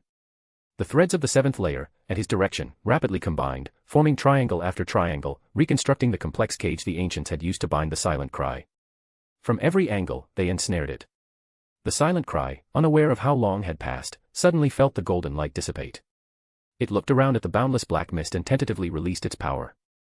Golden light shone through its body. Release me. The Baron of Corruption watched the constructed triangular cage.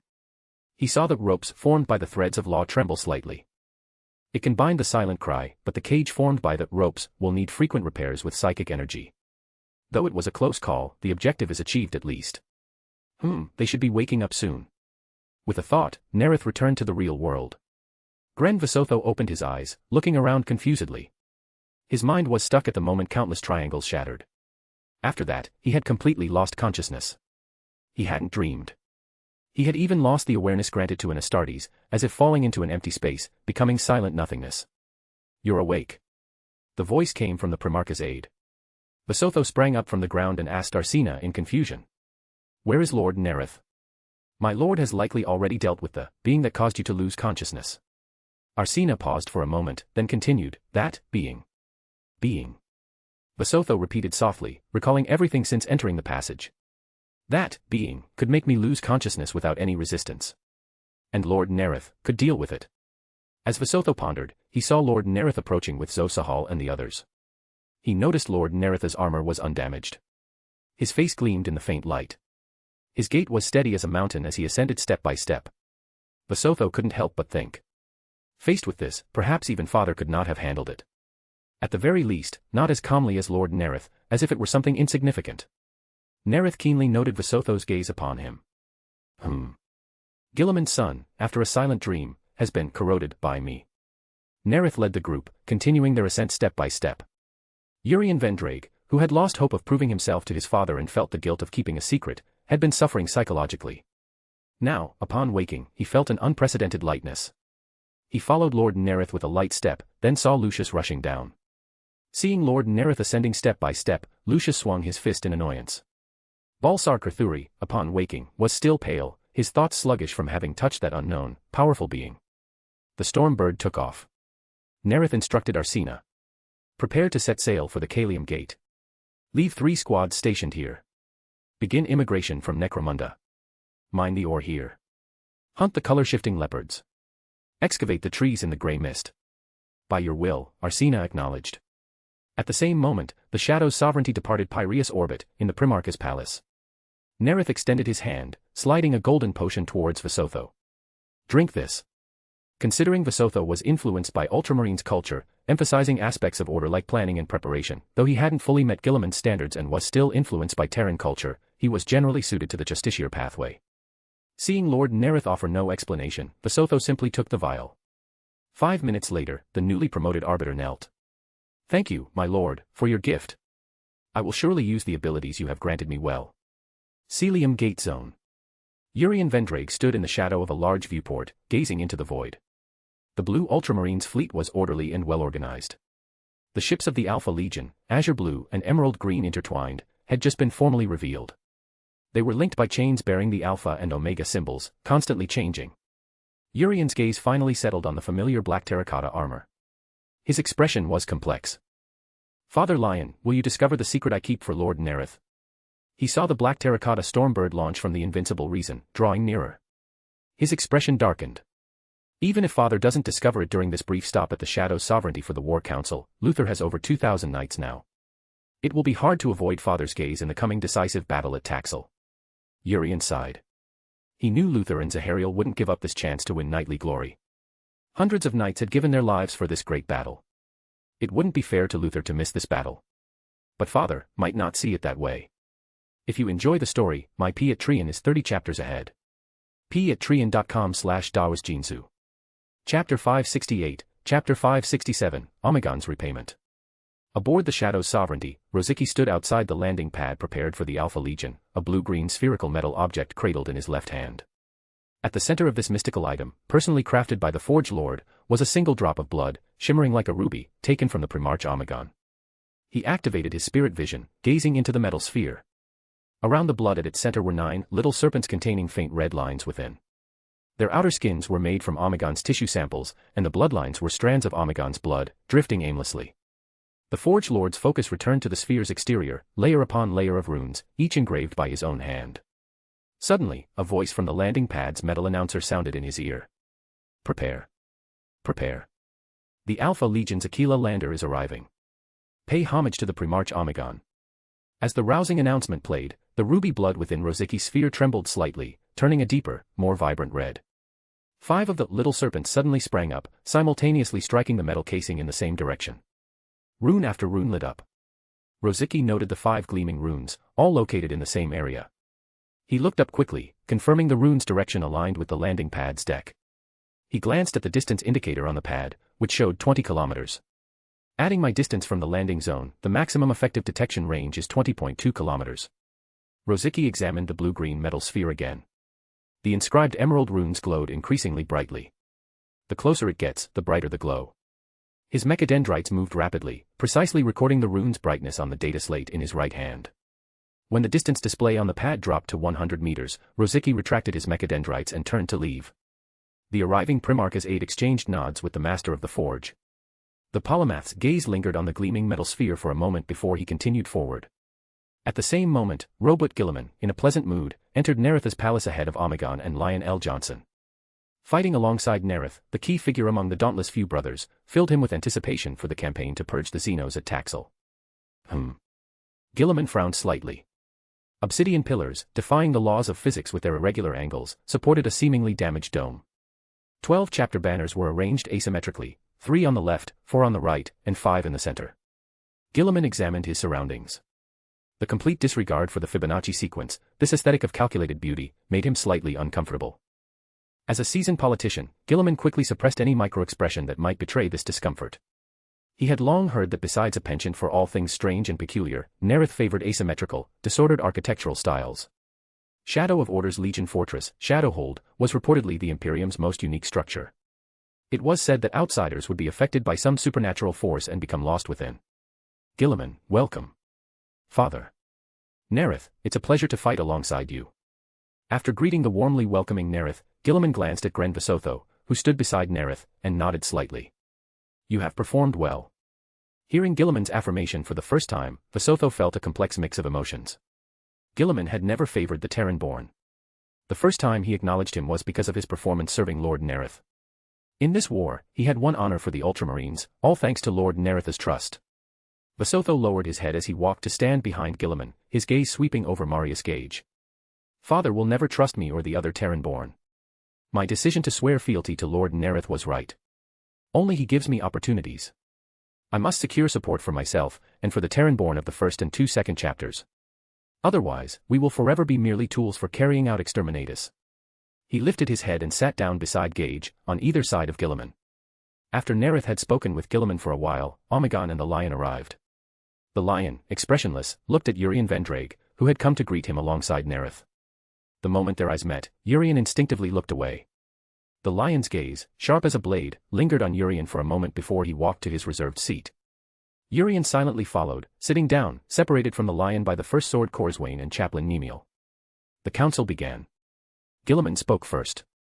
Based on intelligence gathered by Shadows of Order from engagements with the Xenos and Alpha Legion infiltration, I have formulated an operational plan. First, the combined fleet will use its overwhelming naval superiority to breach the gateway to Taxil. The specific plan is: Gage cooperated with the Primarch's narration, connecting a data slate to a cogitator. A star chart appeared. Data scrolled. Vasotho watched Gage, clearly involved in formulating the plan. It was always like this. He had never been allowed to participate. Thinking of how, since meeting Lord Nareth, he had been involved in operational planning, Vasotho felt his resolve strengthening. Guilliman explained his plan with appropriate detail, covering fleet deployment, operational zones for each fleet, logistics, and other aspects. Then, we will launch the planetary assault. According to Imperial records, Taxil was a mountainous world before Xenos occupation. The Xenos will certainly use the terrain to build fortifications. Orbital bombardment will be of limited effectiveness. We must. Just as Gage displayed the Imperial records hololithic star chart, with mountains categorized and marked, the Silent Lion suddenly spoke. Wait. The ground operations plan should be formulated after we arrive in Taxil orbit. The Xenos have occupied it for a long time. Taxil is no longer what it was. Guilliman looked at the Lion. A plan should still be prepared in advance, to be adjusted according to the situation. Nareth watched as Guilliman, who habitually handled multiple tasks simultaneously, clashed with the Lion, who focused on one thing at a time. He had anticipated this. Guilliman, you can prepare a plan in advance. After we reach the Taxil system, Alpha will conduct infiltration to gather intelligence. Nareth looked at Omegon, drawing him, who had remained silent, into the discussion. After Omegon nodded in agreement, Nareth continued. After obtaining the scan results, we will finalize the decisive battle plan. Good. Guilliman and Omegon agreed. The Lion nodded silently. The three Primarchs rose. The Lion was the first to leave, alone. Guilliman was about to speak with Nareth when Omegon spoke first. Nareth, I have something to discuss with you. Guilliman nodded to Nareth and left with Gage, Vasotho, and the others. 20 minutes later, in the Primarch's private sitting room. Omegon entered and chose the third seat on the right, in the asymmetrical arrangement of 5 on the left and 6 on the right. After sipping the finest sea cradle black tea, he spoke. Nareth, I thank you once again for rescuing me from the clutches of those evil Xenos. Welcome back. Nareth set down his black teacup, scrutinizing Omegon. You seem to have settled in well.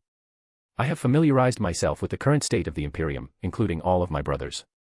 Omegon's eyes were deep. I think you must already know that our father, the Emperor, intends to leave the front lines. He will appoint a War Master to continue leading the Great Crusade.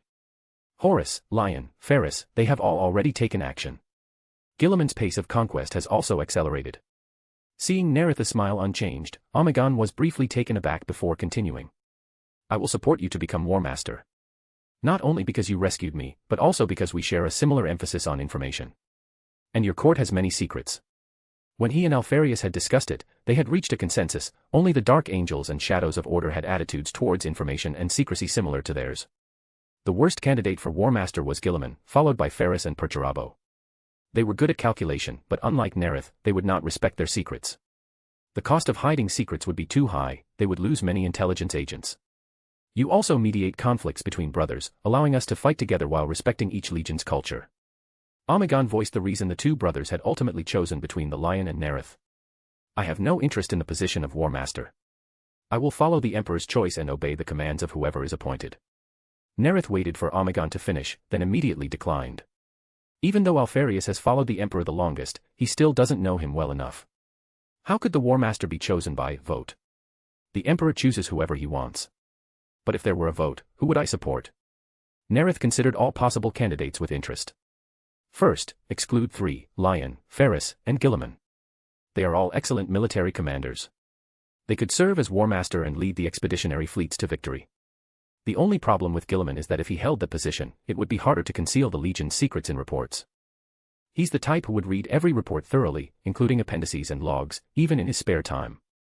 Nareth thought of original Ferris's Cardinal campaign to win the War Master position, which ultimately made him realize he was unsuited.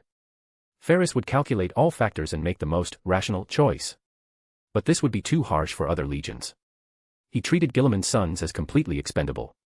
He didn't consider the lives of millions of auxilia soldiers. Even without the Cardinal campaign, there would be other battles.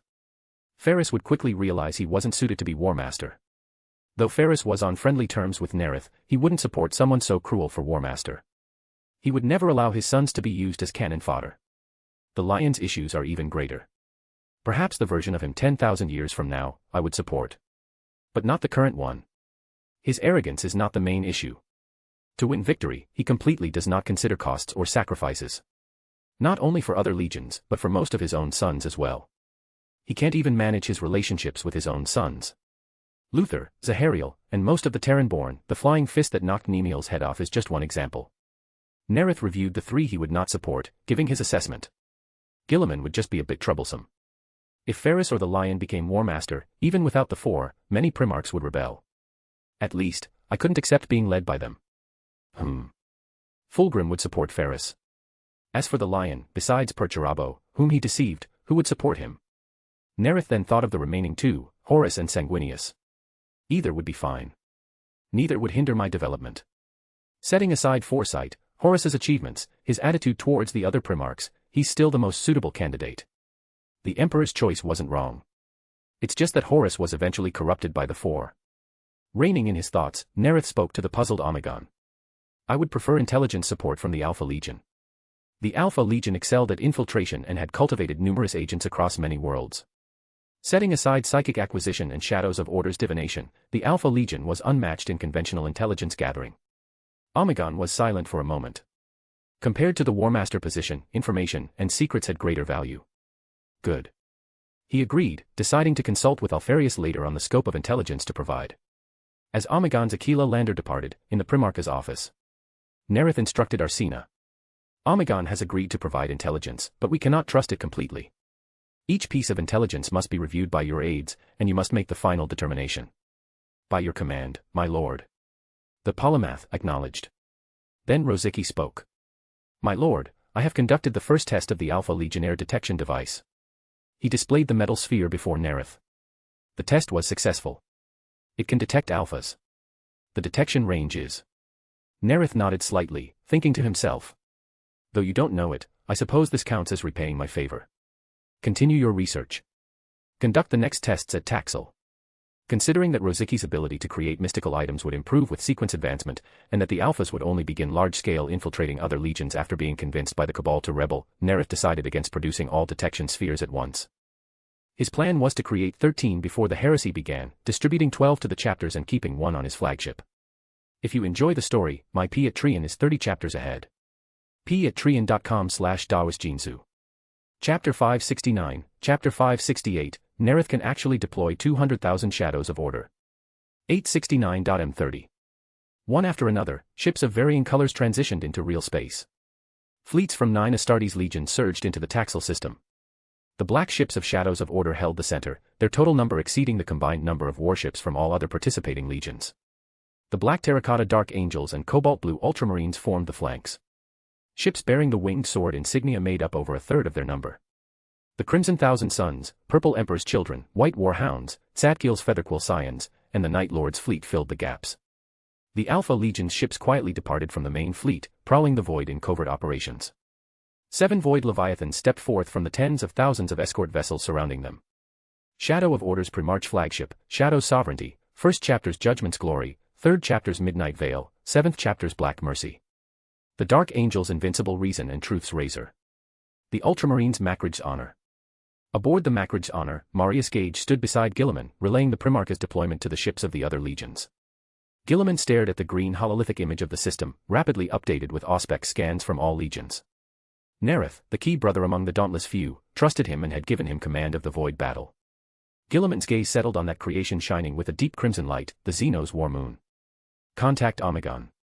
Confirm when he will join us. The firepower of 8 Gloriana-class battleships was enough to destroy any obstacle. He looked out through the viewport, its armor lowered. The drone swarms, vast as an ocean, receded like an ebbing tide. Xenos ships, bristling with spikes and flails, were torn apart in silent, blazing flashes. Guilliman felt humanity's glory tearing apart the Xenos' evil void.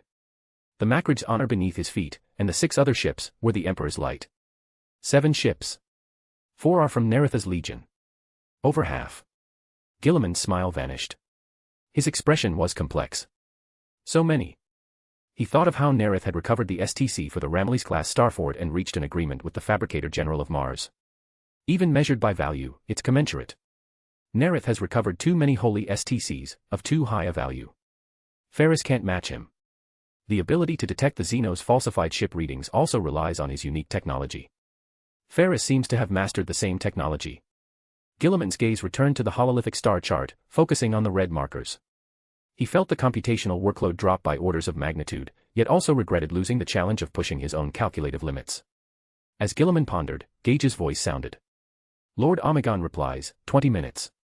The Alpha slithered out like a serpent, joining the line of Gloriana-class battleships. It prowled on the periphery, seeming ready to break away at any moment. Father, all drones are converging on us. The Xenos ships are deploying in layers. There are 13 defensive lines before us. Gage, as I've told you, victory in battle is often determined before the first shot is fired, even before the order to fire is given. Codex Militaris, Chapter 7, Section 3, Subsection 2. As the only one to have read the book Guilliman was writing, Gage immediately identified its location. It's only a first draft, Guilliman corrected, then continued, Nareth and I, and the other brothers, have reached a consensus. When we gather the Gloriana-class battleships, the outcome is already decided. As Guilliman finished, the 8 Void Leviathans simultaneously spat out blinding lances. Crystalline, deadly energy sliced through Xenos ships like blades. The light from their exploding engines was as dazzling as firecrackers. Dense macro-cannon barrages shredded wave after wave of attacking drones. The Xenos' first defensive line was crushed by overwhelming firepower. Guilliman looked around at every screen, filled with signals. Compile the scan results for Taxel. The officers around the hololithic tactical table worked tensely. Data torrents surged like waterfalls across their data slates. Guilliman's transhuman mind monitored each data stream until all data scrolled slower than his benchmark. Then he instructed Gage. Establish a real-time comm channel. It's time to speak with my brothers. Gage relayed the order to the hololith operators. Workstations around them buzzed. Once the system was ready, Guilliman walked onto the circular platform, like an arena, surrounded by workstations. As he stepped onto the activated hololithic platform, light bloomed around him. Figures appeared around him, blurred, like shadows. Light was captured, bent, and warped, finally forming lifelike projections. My brothers, it's time to discuss the ground operations plan. Unlike the Void, where victory is assured, this is the real threat. After speaking, Guilliman watched to see if the Lion would object again. I agree, the Lion said, to Guilliman's relief. But ground operations are not numbers and symbols. Specify each legion's strength, mission, and operational zone. The Lion is right. Omegon immediately supported. We have no prior experience with large-scale coordinated operations, Nareth looked at Guilliman. Let's start with our respective operational styles. We'll fight together when facing powerful enemies. Guilliman reluctantly abandoned the preliminary plan he had been developing. Good. 121,000 Dark Angels. The Lion said succinctly. My legion is newly founded. Only 1,300 men. Omegon spoke next. Nareth knew Omegon wasn't lying this time. The Alpha Legion's deployed forces wouldn't be far off from that number. It was true that the Legion had just been formally established. For unknown reasons, the Emperor had limited the Alpha Legion to between 1 and 2,000. Only after Alfarius found Omegon was the 20th Legion permitted to be publicly founded and begin rapid expansion. The large-scale conscripted recruits had not yet completed their implantation surgeries. Their numbers likely didn't exceed 2,000. At this time, the Alpha Legion was the smallest of the 20 legions. Before the heresy, their numbers ranged from 90 to 180,000. Nareth didn't know the exact figure. As Nareth pondered, Guilliman spoke. I will commit 81,300 Ultramarines to ground operations. Nareth nodded slightly. The 150,000 reinforcements he had requested from the Emperor were satisfied. 205,000 Shadows of Order. Besides the decisive battle at Taxil, Shadows of Order also had forces deployed across other front lines and garrisoning their territories. Including task forces from other legions like the Emperor's Children's Second Company, and Luther's nearly 2,000 men, total about 430,000. 13,000 more than the decisive battle in my memory. Guilliman looked at Nareth in surprise. Nareth can actually deploy 200,000 Shadows of Order at Taxil. My legion's numbers are still too few. Omegon's gaze met Alfarius's, who was watching from outside the platform. The lion glanced at Nareth, then said. Next, we divide operational zones. The mountain range in Sector A1 holds the Xeno's second-largest war fortress. It is the primary objective for my legion. His tone was forceful, leaving no room for discussion. Had Nareth not been overall commander, he would have unhesitatingly chosen Sector C11, the largest fortress at Taxil. With Nareth's coordination, the four Primarchs, in a harmonious atmosphere, each selected their objectives and assigned targets to the other task forces. As the meeting ended, the 8 Gloriana-class battleships had already reached their designated attack positions, surrounding the war moon in high synchronous orbit. The 4 central black ships shadowed one entire side of the sphere like a blot. Countless weapons aimed at the planet's surface below, blazing energy weapons, ranks of bombardment cannons, ready kinetic weapons. Lances dropped like vertical fingers of light. Blinding energy weapons lit the void. Magma bombs rained down. Hypersonic shells deafened. Within the first standard hour of the assault, orbital defenses were reduced to ashes in the inferno. Drone swarms rose like locusts, only to be shattered in the storm. The war moon became a world of light and fire within a single day. The 8 Gloriana-class battleships steadily retreated, but their devastating attack did not relent in the slightest. With a flash like a stellar explosion, the entire Taxil system was illuminated as if in daylight. Countless dead Rangdan and slaves raised a towering wave in the great ocean. Ship after ship surged from the great ocean, tearing through the breach. The soul storm, raised by billions of dead, drew the gaze of 4 eyes beyond the veil. Their attention turned to Taxil. If you enjoy the story, my Patreon is 30 chapters ahead. patreon.com/dawisjinsu. Chapter 570, Chapter 569, Shadows of Order's Air Force leads the legions. The orbital bombardment lasted 5 days before ending. Not because the intended effects were achieved early, but because the strikes against the Xeno's fortress complexes nestled among the mountains were ineffective. To clear landing zones, each legion deployed its air wings. Urian Vendrake stood on the bridge of the Night Spear, gazing through the viewport at the aircraft launching from the various legion ships. His expression was complex, tangled thoughts swirling in his mind. His father had not punished him for the loss of the abomination, but of course, he had not won his father's trust either. As his thoughts drifted, the scene aboard the Invincible Reason surfaced in his mind. Urian recalled those scrutinizing eyes, that dizzying sensation of cold, focused attention that once again crept up his spine. Father must have noticed something. Luther will be discovered sooner or later. Perhaps from the moment I agreed to keep Lord Nareth a secret, I set foot on a different path. As Urian pondered, his gaze was drawn to the aircraft of various colors, black terracotta, cobalt blue, purple. Like migrating flocks of birds, crossing the void. He took in the magnificent sight of tens of thousands of aircraft in flight, then snapped out of his reverie. Shadows of Order's Air Force leads the legions. While other legions still relied primarily on Cutlass interceptors, an aircraft already phased out of Shadows of Order, Rozicki Czech had led Tech Marines in simplifying the Cutlass's control systems, reducing its performance, but making it suitable for auxilia pilots. The new generation of Lightning fighters, due to their high cost, could not yet be supplied by Forge Worlds to meet all legion demands. The Warhounds did not have a single one in their companies. Even the Ultramarines, with their dozens of industrial worlds, had only completed half their conversion. The disparity in numbers was even greater. Urian's helmet tactical display showed the ship's auspex scans. The total number of aircraft from the other legions combined was 6,580. Shadows of Order had deployed 7,690 Lightning fighters alone, plus another 1,400 auxilia craft. 7,690 aircraft were not even the Shadows of Order's full air power. And this situation did not arise solely from Lord Nareth's direction. Based on his limited understanding of Shadows of Order during his time serving Lord Nareth, Urian could estimate each chapter's aircraft strength between 300 and 500. Only the 6th chapter, since Flamini became chapter master, had heavily developed its air wings, exceeding 5,000 aircraft. When Urian first learned this number, he was greatly shocked. He couldn't imagine how Shadows of Order had achieved such large-scale conversion to new aircraft in just over a decade. It was only after learning of the immense production capacity of Forge World Voss and an industrial world in the Coronet Expanse that he understood how it was possible. Urian couldn't help but question his father's approach. The Dark Angels did not administer the worlds they conquered.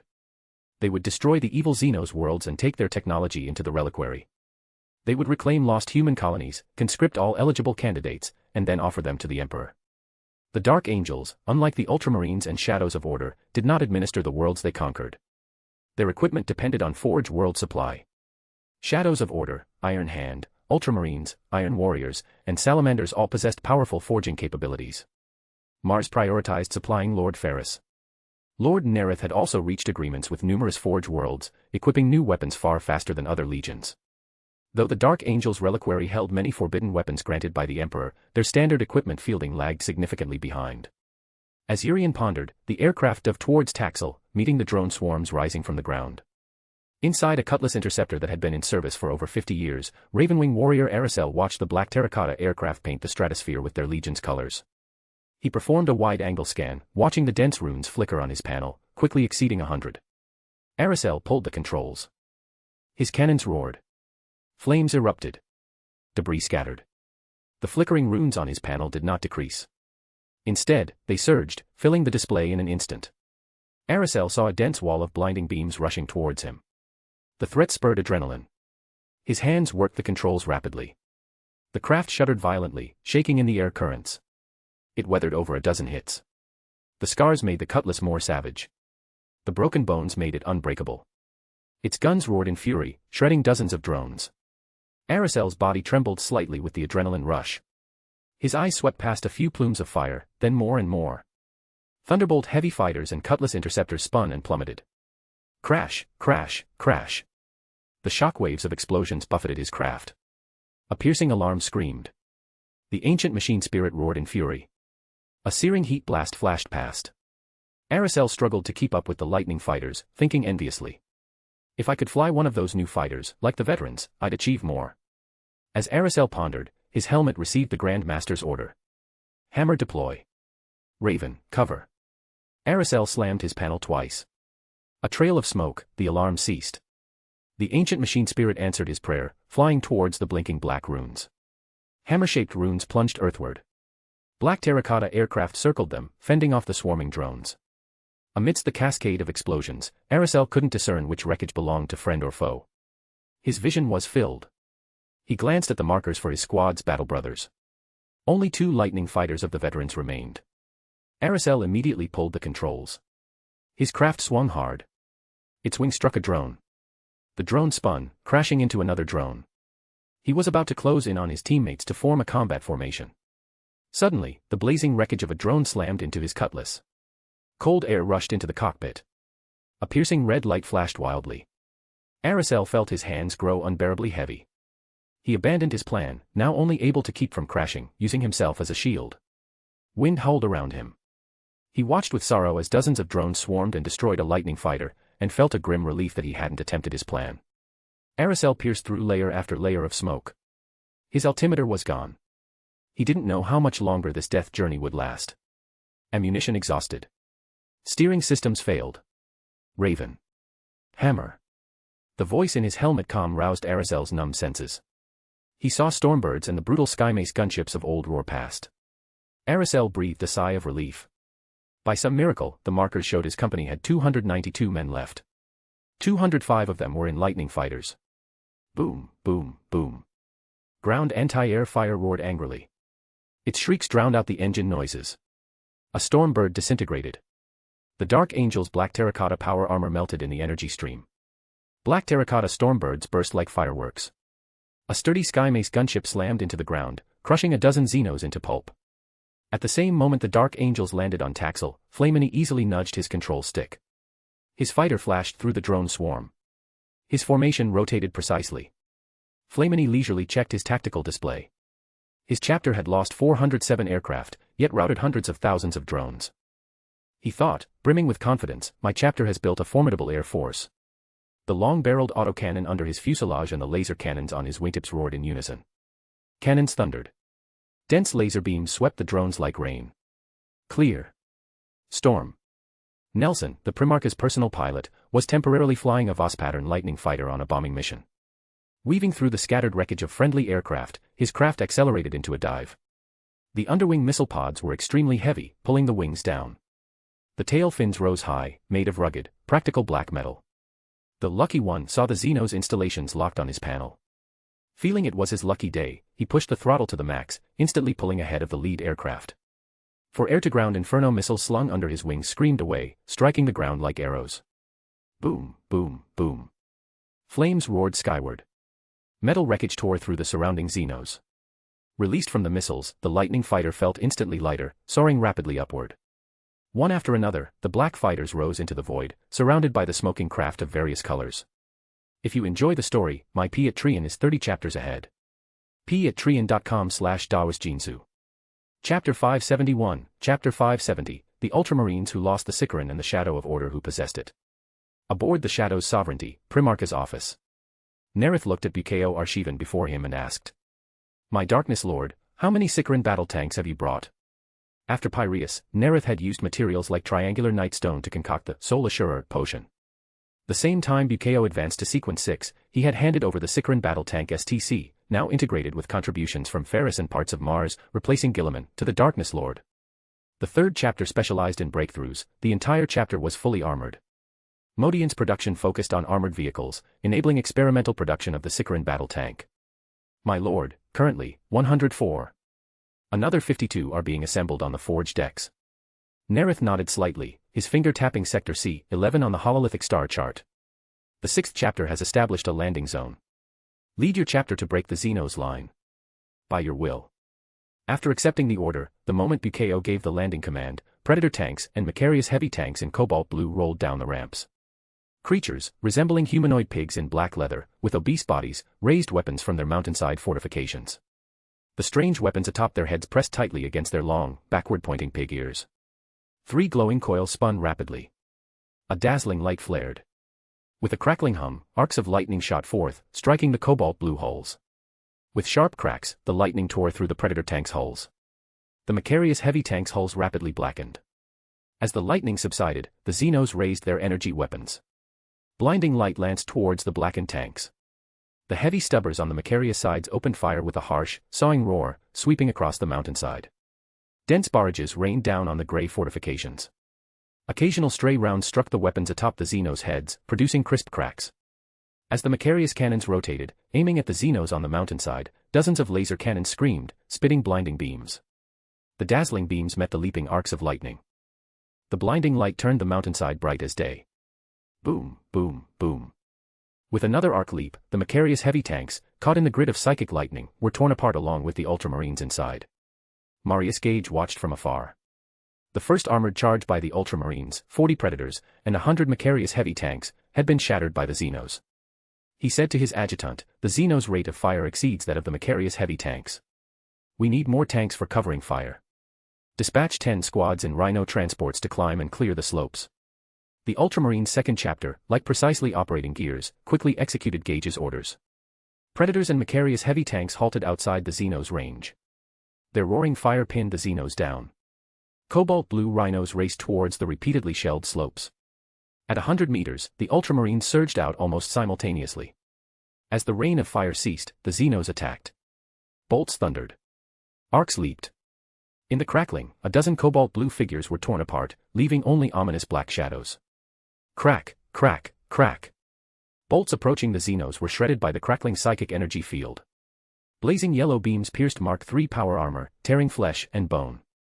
An Ultramarine rolled to evade a sweeping beam, raised his chainsword, and swung at a Xenos within the fortification. The motor roared. The chainsword's teeth spun. The blade suddenly altered its trajectory, spinning in midair. He gripped it with both hands, struggling to control. Just as he brought the spinning blade under control with his transhuman strength, the Xenos drew a short blade from behind its back and stabbed him in the thigh. Gage watched the battle on the mountainside. His warriors' weapons were constantly losing control, affected by the electromagnetic field. Updating his intelligence, he quickly devised a new approach: disruption fields should be unaffected by electromagnetic interference. Organize a new assault. Send the chapter's champion swordsman with power swords. As the Ultramarine second chapter launched its third assault, a Stormbird formation, escorted by lightning fighters, landed calmly in the landing zone. One after another, black Sicaran battle tanks rolled down the ramps. In the lead black tank, Bukeo saw a rune flare on the special auspex Lord Nareth had chosen for the Sicaran, the energy scanner. The energy scanner could detect energy emissions and pinpoint the location of vehicles, machines, functional equipment, weapons, and other devices. It did not detect energy from ordinary life functions. Most uniquely, this device could detect psychic energy. 2 o'clock, 61.5 meters. Fire, then maneuver evade. Don't stop. 11 o'clock. The neutron laser projectors, shorter than the two main guns on the black tank's hull, blazed with dazzling light. The blinding beams, like spears, lanced towards the rocks. Satsa's up. Beams capable of effortlessly slicing armored vehicle hulls cleave through rock like blades. With a crack, the neutron energy pierced the psychic energy field, striking the pig-like bodies. Realizing they were discovered, the Xenos opened fire on the slope below. Arcs of lightning leaped, shooting down the mountainside. Crackling lightning blackened the ground. With a rumble, the Nightmare, driver of Bukeo's honor guard, spun the steering wheel rapidly. The Sicaran's high speed allowed him to evade most attacks by a narrow margin. 3 arcs grazed the hull, leaving blade-wide scorch marks. Bukeo checked the tactical data. Familiar with the performance of all tank types, he thought to himself. The Sicaran battle tank integrates component technology from various tanks like the Rhino and Land Raider. Its defense is 15% weaker than the Macarius heavy tank, but its agility reaches 95% of the Land Raiders. It combines firepower, defense, and maneuverability. A battle tank with excellent performance. After assessing it, Bukeo rapidly calculated the Xenos' fortification positions, defense data, neutron beam loss rates, maneuvering space, and other variables. He issued orders in Vostonian over the comm channel. Maintain 100-meter spacing. High-speed combat evasion. As he closed the channel, the tank suddenly lurched. Remnants of crackling energy entered the hull. Bukeo looked at the view screen. A Xenos fortress lay at the foot of the mountain, built between the hills. 2 of their neutron beams had struck protruding gray metal fortifications. They acted like shields, protecting the narrow firing port between them, barely wide enough for one Xenos to fire through. The Sol Assurer reclined in his seat, closing his eyes. 14 tanks maneuvered at high speed through the mountainous terrain. Neutron beams swept across the mountainside, rapidly shattering the Xenos' sturdy bunkers. The Sol Assurer's spirituality extended. As a Nightmare, his dream invasion couldn't reach the enemy. But now his range had reached 150 meters, enough to reach the shield fortification at the mountain's foot. Just as the Xenos' weapon arcs began to leap, the 3 spinning rods slowed slightly. They spun slower and slower. The pig-like Xenos released its weapon. Its head drooped limply. Several Sicarans seized the opportunity to advance towards the mountain's base, methodically eliminating enemy fortifications from the bottom up. The Sol Assurer constantly pulled enemies into dreams, silencing one firing position after another. Large cave-like holes rapidly grew across the mountainside. Bukeo climbed to the mountain's summit, looking down at the wreckage of 2 burning black tanks below. Without the Sicaran battle tanks, my chapter's losses would have been at least 10 times greater against these newly encountered Xenos. This tank is suitable for large-scale deployment as a main battle tank. My lord developed it with Lord Ferris. Only our 2 legions possess the STC. As he pondered, his gaze shifted to the mist-shrouded, continuous mountains beyond. If you enjoy the story, my Patreon is 30 chapters ahead. patreon.com/dawisjinsu. Chapter 572, Chapter 571, Dark Angels, Caliban, everything is going according to plan. Aboard the Invincible Reason, Lion L. Johnson walked into his private armory. 4 Legion servants waited for him in the room, built from Calibanite ashlar.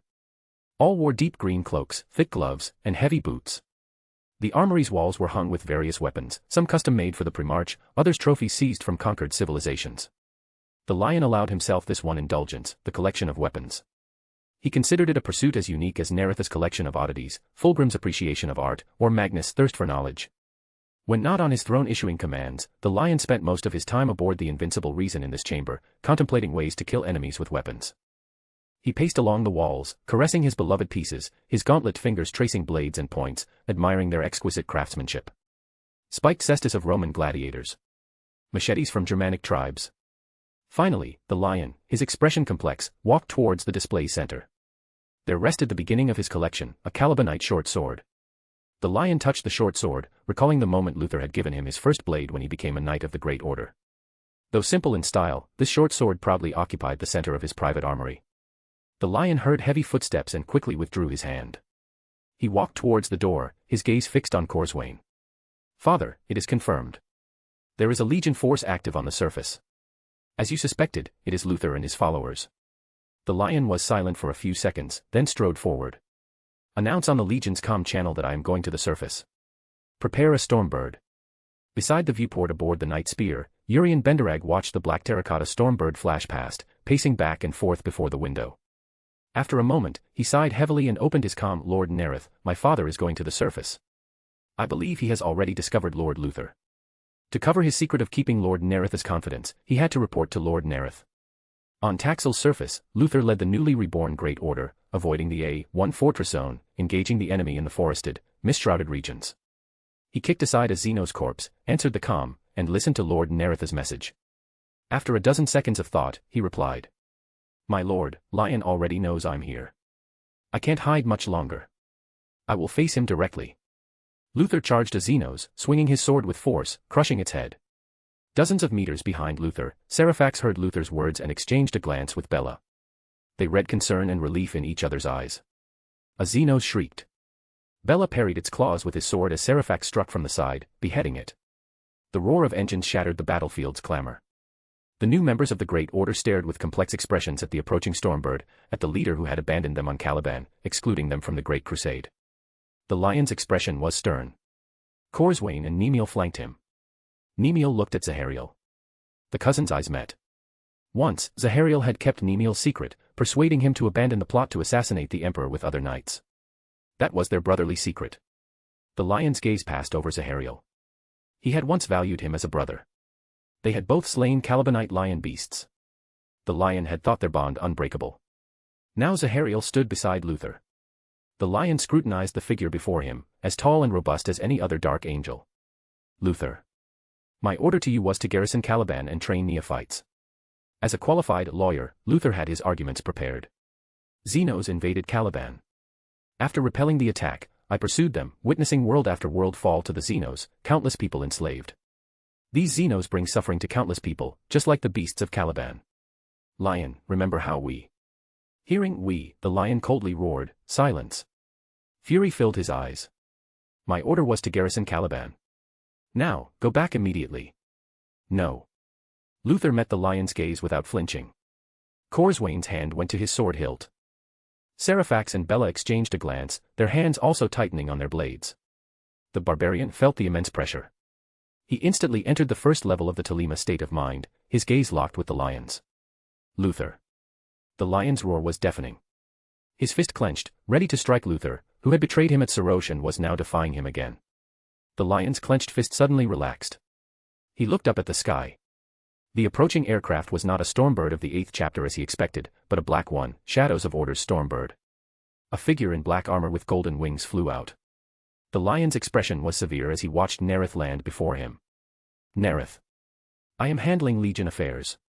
If you have matters, wait a moment." Nareth's gaze swept over Luther and Zahariel. He keenly noted the unease and fear they struggled to hide beneath their calm facades. The lion really doesn't know how to handle his sons now. If he knew the future, why be like this now? He knew he had to speak for Luther. He couldn't let them be sent back like this. "Lion." Nareth called out, stopping the lion as he turned away. "I don't intend to interfere in your legion's affairs, but the Xenos are a massive threat to the Imperium. Luther and the Knights of Caliban are also Astartes of the Imperium. They are the Emperor's angels. They have made great sacrifices fighting the Xenos. The path to this decisive battle was paved with their blood." Luther's followers, their uneasy hearts, were soothed by Lord Nareth's words. The affirmation of their honor strengthened their conviction that they had not strayed from the right path. "Therefore, Lion, I ask you to allow them to remain on the battlefield. After the war, I will not oppose any decision you make." Nareth's earnest request made the lion pause. He looked at the dark angels behind Luther. Their black terracotta armor was soaked with blood. He keenly noticed the battle scars covering their armor, marks left by the Xenos. "Very well."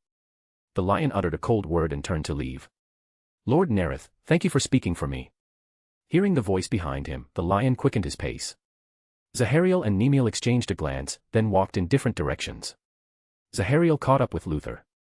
Nemiel followed the lion. The black terracotta Stormbird slowly rose.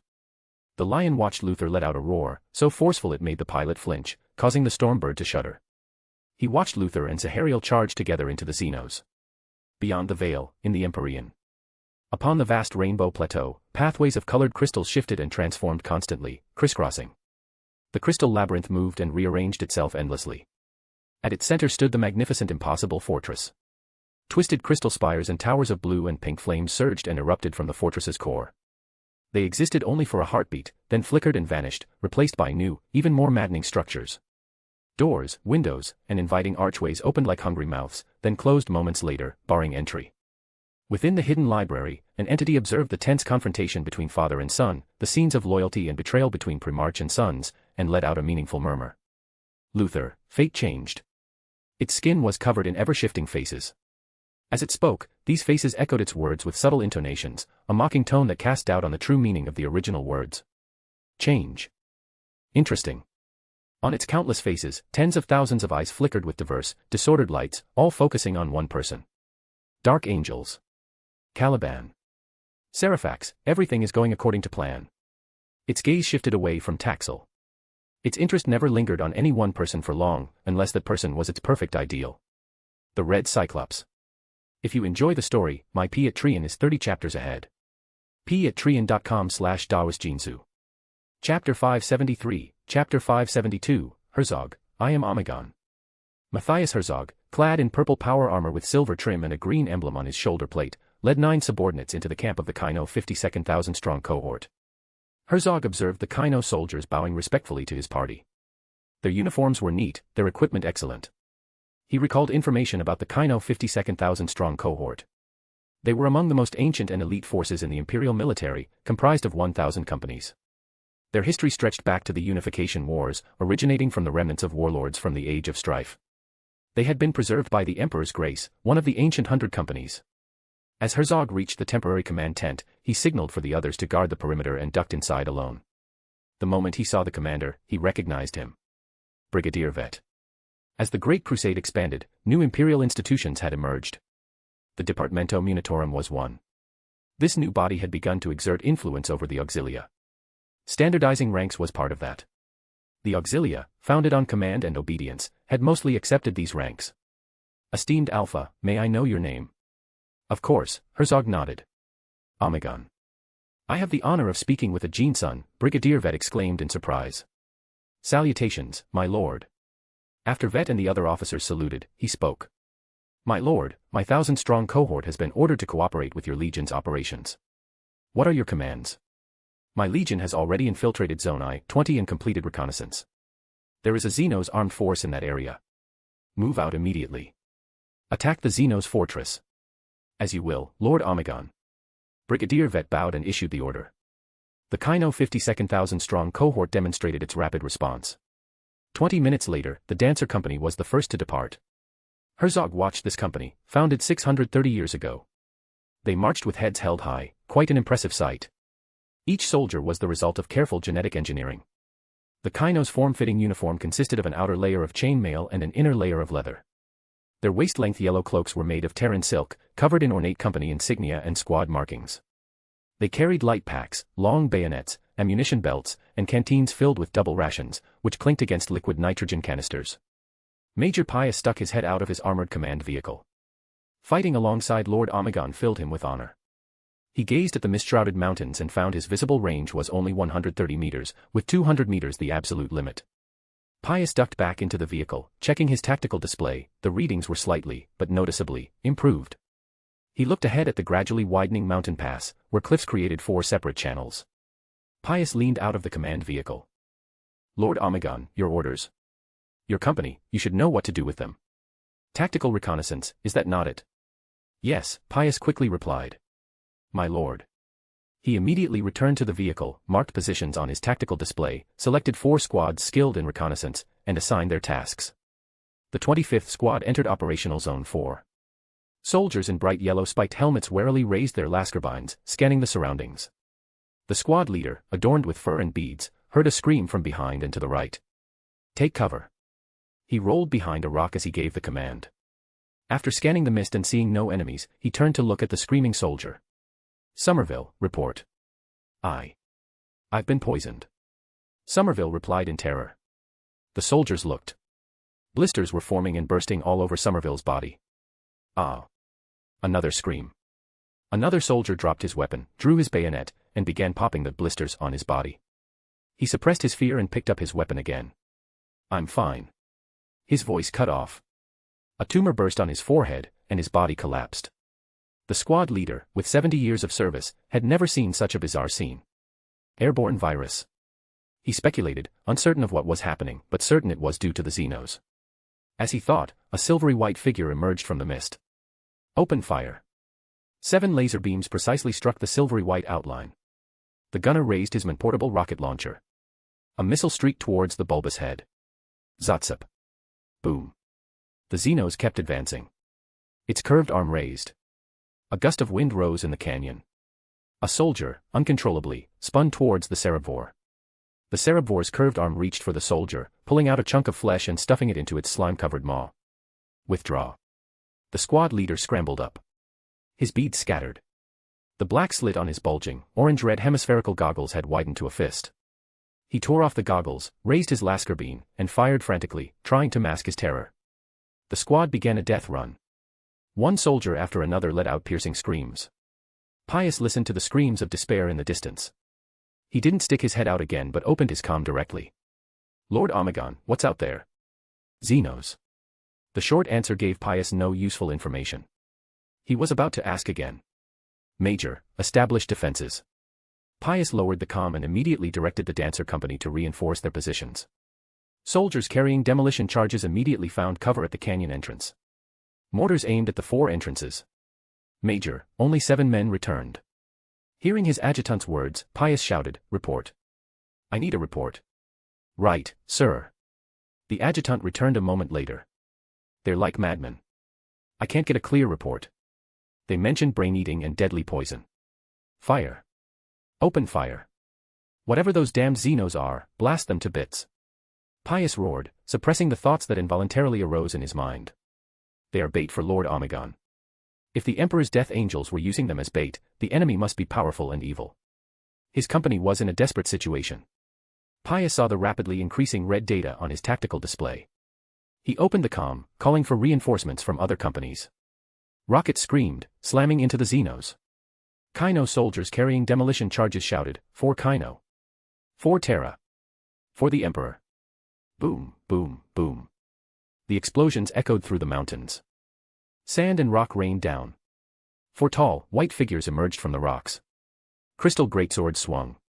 Kaino demolitionists were cut to bloody mist. Curved arms reached out, pulling out another soldier's brain, stuffing it into the red line. Kaino soldiers continued to die agonizingly from neurotoxins. The soldiers didn't panic. They raised their lascarbines, unleashing dense barrages. The roar of bolt guns drowned out all other sounds. The Kaino soldiers shouted excitedly. Fighting alongside the Emperor's death angels, they could surely kill these evil Xenos. The first soldier to empty his power pack, while skillfully changing it, swept his gaze across the battlefield. Terror filled his eyes. Not a single silvery white Xenos had fallen. The death angels' bolts also exploded before reaching their targets, as if hitting an invisible wall. More and more Dancer Company soldiers realized this fact. The Xenos passed between their silvery white, terrifying forms, charging their lines. One soldier after another fell. Despair spread among the soldiers. They fired numbly, changing power packs. Beyond the veil, in the Garden of Decay, he watched the beautiful spectacle of neurotoxin spreading with amusement. Rashes, ulcers, suppuration, rot, coughs, dizziness, mad cow disease, explosive diarrhea. He laughed heartily. The little ones, hopping and skipping around, giggling, were tossed tumbling through the garden by the laughter. His gaze shifted from one spot to another. 5 Cerebrors would bring him even greater pleasure.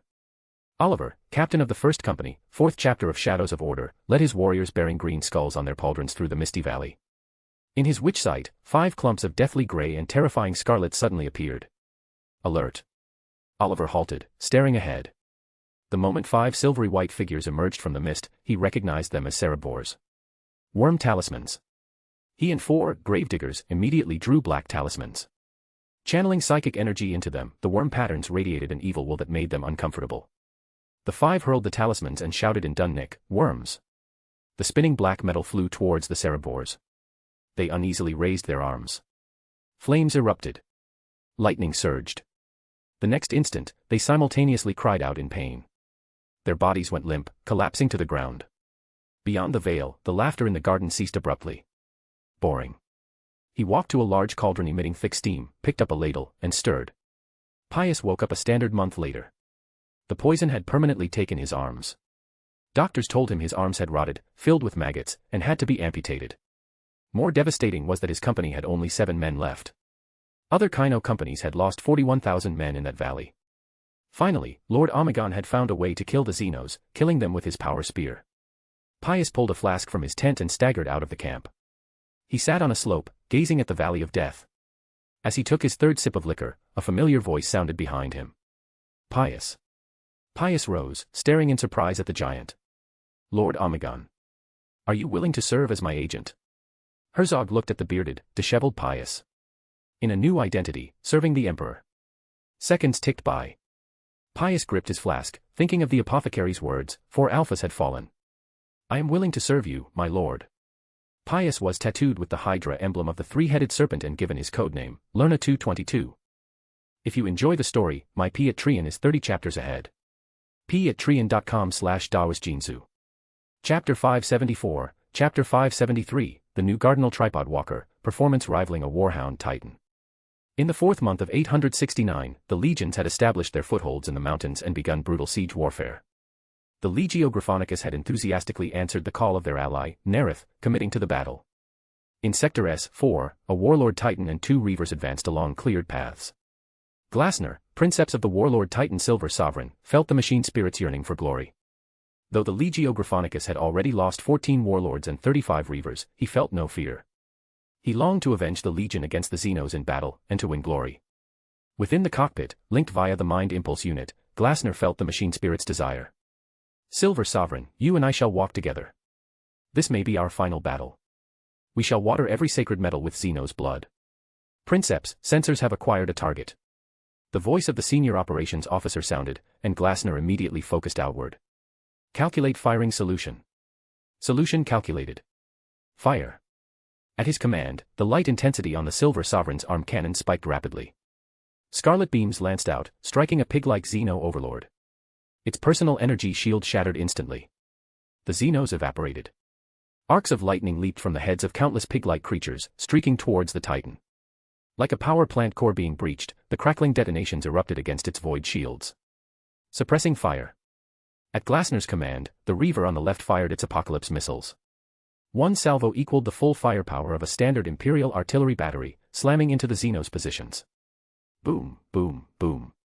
A sea of fire tore through hundreds of pig-like Xenos. Blood rained down. The Titan strode forward through the flames. The roar of golden griffins tore through the lingering mist, vortexes swallowing the enemy in waves. Beep, beep, beep. A piercing alarm echoed in the cockpit. The Silver Sovereign lurched. Plasma reactor damaged. Power output reduced to 83.5%. Hearing the senior operator's report, Glasner said angrily. Cunning Xenos. They know our weaknesses. I'll deal with it personally. Glasner felt the machine spirit's fury. Princeps, we've lost the sensor systems. The seasoned Princeps quickly found a solution. Compile the targeting servitor's fields of view. Executing. Compiling targeting servitor fields of view. Compilation complete. The data stream flooded into Glasner's mind via the Mind Impulse unit, forming an image on his retina. Glasner moved his left arm. The Silver Sovereign's arm followed. A blinding beam lanced out, striking a Asivor. 3 of the Asivor's arms blazed with searing beams, screaming towards the Titan. The dazzling light echoed between the 2 giants. The Silver Sovereign shuddered, threatening to fall. But it did not fall. It advanced with unwavering steps towards the Xenos. Withstanding the beam assault, the Silver Sovereign's power claw blazed with dazzling blue light. Die. The Silver Sovereign's claw shrieked, tearing through the personal energy shield, then struck again at the flowerbed-like crown. The smoke-blackened Silver Sovereign lurched. The senior operator nervously activated the gyroscopic stabilizers. The blackened giant steadied after a moment of rocking. Princeps, we've won. The senior operator turned as he spoke, seeing Princeps Glasner's pale face and the blood at his lips. With the Titan damaged, the feedback through the Mind Impulse unit had also injured Princeps Glasner. Silver Sovereign will triumph. Glory to the Griffin. As Glasner declared victory, tripod walkers from the second chapter advanced through Operational Zone C-11. Wilshire observed the new tripod walkers. They were vastly different from the Cardinal versions. During the Vicious Sector campaign, all captured Cardinal walkers had been thrown into battle. The pilots within their coffins had burned out their final sparks of life, killing 46 Asivors and countless other Xenos. Tech Marines had collected combat data. Though time was short, the Master of the Forge had completed the Black Emperor's primary task for him, improving the cockpit. The cramped, dark cockpit had been expanded, allowing the pilot to exist within as a human. With the cockpit expansion, the current tripod walkers were now the size of Warhound Titans. Power systems were now required to allocate more energy to life support and other functions, resulting in slightly reduced firepower compared to equivalent Titans. But the pilots' lifespans were also effectively extended. They were no longer short-lived genecasts. A major advantage over Titan crews was that, thanks to the Cardinal genecast technology, the first generation of pilots, freed from slavery, could rapidly acquire piloting skills from their genetic heritage. Training time was drastically reduced, far shorter than the average training time for Titan crew members. Cardinal's production lines, refitted and fully utilized, with 11 worlds operating at full capacity, provided robust support, enabling the construction of 61 walkers in 5 years. Wilshire watched 20 walkers navigate the mountains. Their tripod structure made them more agile and stable than Warhound Titans. A blinding flash erupted in his vision. A tripod walker was pierced by 3 beams. There had been no time for brand new improvements on these experimental walkers. They had not attempted to use night-scale plasma shields or squat void shield technology, let alone miniaturized void shields. They had no defense systems, only the mature energy weapon systems the Cardinal had developed. The tripod walkers twisted, their energy beams shifting rapidly. Blazing beams lanced out, raining down on the Asivor. Crack, crack, crack. Amidst a series of cracks, the expanding energy shockwave tore through the Xenos around the Asivor, vaporizing the mountain rock to ash. Another tripod walker crumbled to ash as the group launched their second salvo. Energy beams screamed, slamming into the Asivor's head and upper body. 18 glowing holes appeared in its tree-like form. The light rapidly spread across the Asivor's body. Its green form melted away. Wilshire watched the metal arm crash heavily to the ground, thinking to himself. The new tripod walker experiment was a success. Other legions lacked the capability for large-scale production of similar weapons to counter the Asivors. The Mechanicum's warlord Titans achieve less than a 1-to-1 exchange ratio against Asivors. Over 30 Titan legions have already been destroyed. If you enjoy the story, my P at Trian is 30 chapters ahead. p@trian.com/daosjinzu. Chapter 575, Chapter 574, Slaanesh, a perfect performance, it pleases me. Aboard the Shadow's Sovereignty, after leaving the Dionysian spear in his office, Nareth returned to his quarters. The Baron of Corruption drew the Sword of Vol, wreathed it in psychic energy. The Sword of Vol is a sword. A ritual longsword is also a sword. Therefore, the Sword of Vol is a ritual longsword. Having used concept swap, the ritual longsword moved. Nareth tapped the 11 primary runes and 33 secondary runes in sequence. As all the runes lit up, the Euclidean runes blazed. The great ocean receded like a tide. The 2 eyes beyond the veil shifted their gaze to the surface. With a thought, Nareth went to the 7th layer of the Kingdom of Disorder. The bloody chain on his right pinky glowed, rapidly restoring his psychic energy, as he stared at the golden light faintly visible within the silver body. Unlike the sloth, who had accepted reality, the silent cry, Caligula, still struggled.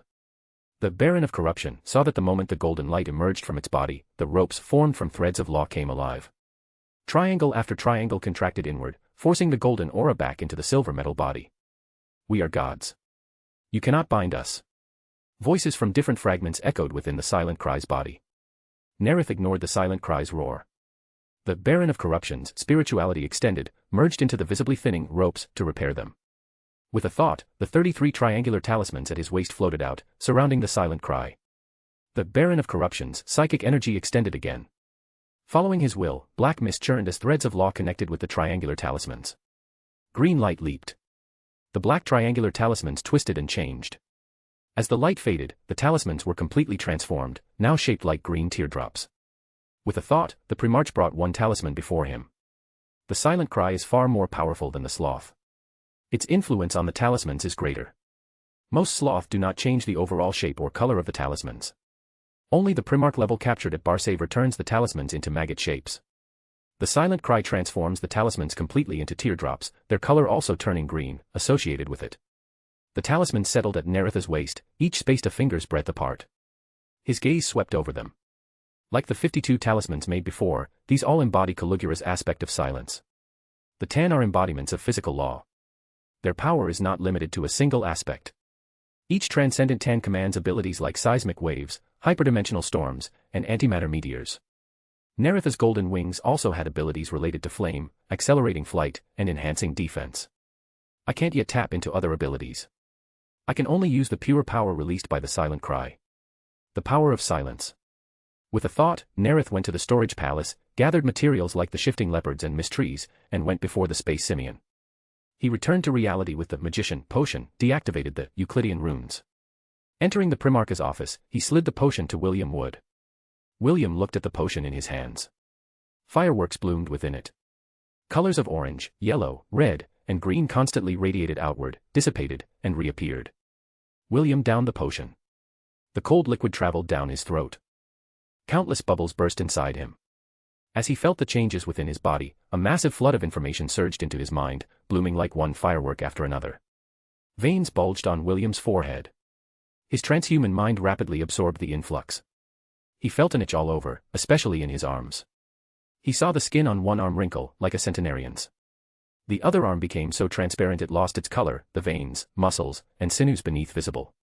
Moments later, William reigned in the overflowing power of the potion. His arms returned to normal. The newly promoted magician knelt on one knee. "Thank you, Father, for your gift." The Primarch nodded slightly. With a thought, he sent a thought pulse to William. Remember, a magician does not perform without preparation. This was both a clue for digesting the potion and a crucial point for using his abilities. He also revealed the method of praying to the Black Emperor to William. The decisive Battle of Taxil was the largest imperial campaign to date. The waves raised by the countless dead might draw the gaze of those beyond the veil. Though the veil prevented the four from reaching directly into reality, they could draw power from the souls of the dead, and from the emotions and actions of individuals on the battlefield. They might exert some influence on reality. Though William was not a chapter master, he was capable and loyal. He could not be lost to them. "My lord, I will remember your teachings." As William boarded a stormbird, flying to the surface, pondering performance and preparation, beyond the veil, the palace surrounded by 6 rings resembled paradise. The 6 concentric zones had no physical defenses, but few souls could resist the temptations and pass through them. An impossibly tall fortress sat atop slender, twisted stone pillars. The entire tower was like a nest of coiled, living vipers, forming an indescribable convergence. Within its gates lay luxury and pleasure beyond mortal imagination. A vast circular hall surrounded the inner chambers. Every surface was covered in mirrors, reflecting each other to infinity. Now, countless scenes flickered within these mirrors. A mortal, shouting loudly, fired a lost gun at extraordinary speed until the power pack overheated and exploded, tearing him and the wolf-like beast charging him apart. A Cerebor's tentacles pulled brains from cobalt blue armor, stuffing them into the slit in its bulbous head. The red line pulsed with pleasurable light. A Sevor's branches crushed black terracotta armor, then spat it out. Bones crunched like fried ribs, producing a delightful crackle. Within the palace, a figure with long limbs, an elegant bearing, a form that transcended gender and inspired longing, swept its gaze across these mildly pleasing scenes, finally settling on 2 mirrors. 2 figures in purple armor. White-haired, handsome, wielding an ancient-style longsword. Forged by Tarawan tribal smiths in Tarikan forges, the sword had excellent balance and resilience. The grip, wrapped in wire, was exceptionally long, allowing Lucius to switch between one-handed and two-handed grips with ease. He wielded it freely, thrusting with point control when gripping the front, slashing with power when gripping the rear. Every strike was a pursuit of ultimate swordsmanship. The brilliant light drew an appreciative gaze. The pleasurable moment vanished as a flying fist smashed through a cluster of worms, shattering the perfectly balanced sword light. With a crack, the twisted mirror screamed and vanished, cast into some unknown realm. Another purple figure combined fists and swords. The blade spun brilliantly. The purple gauntlet was thick and fierce. Akerduana spun. Necrotic rays and worm arms grazed past him. His blade spun rapidly, shedding clumps of worms. His fist, its force tearing the necrotic shroud, slammed into the mass of worms. Akerduana's fist did not damage the blade's edge. Suddenly, flames erupted in the twisted mirror, a brilliant firework that seized its gaze. On Taxil's surface, flame after flame of red shot up. William Wood leaped again and again. Necrotic beams lanced towards him.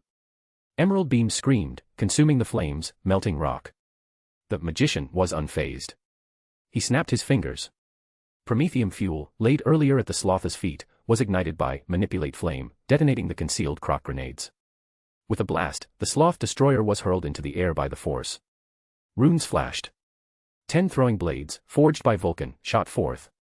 Shrieking disruption fields tore through the necrotic shroud, shredding clumps of worms. Meat thing, die. The sloth synthesizer spat icy low gothic. Its worm arm suddenly expanded. Necrotic fluid spread. But the next instant, the black-armored figure vanished. Where the fluid burned, a mangled, barely recognizable, paper effigy rapidly dissolved. The magician constantly materialized from flames on his prepared stage. Necrotic rays, worm arms, like puppets on strings, failed again and again.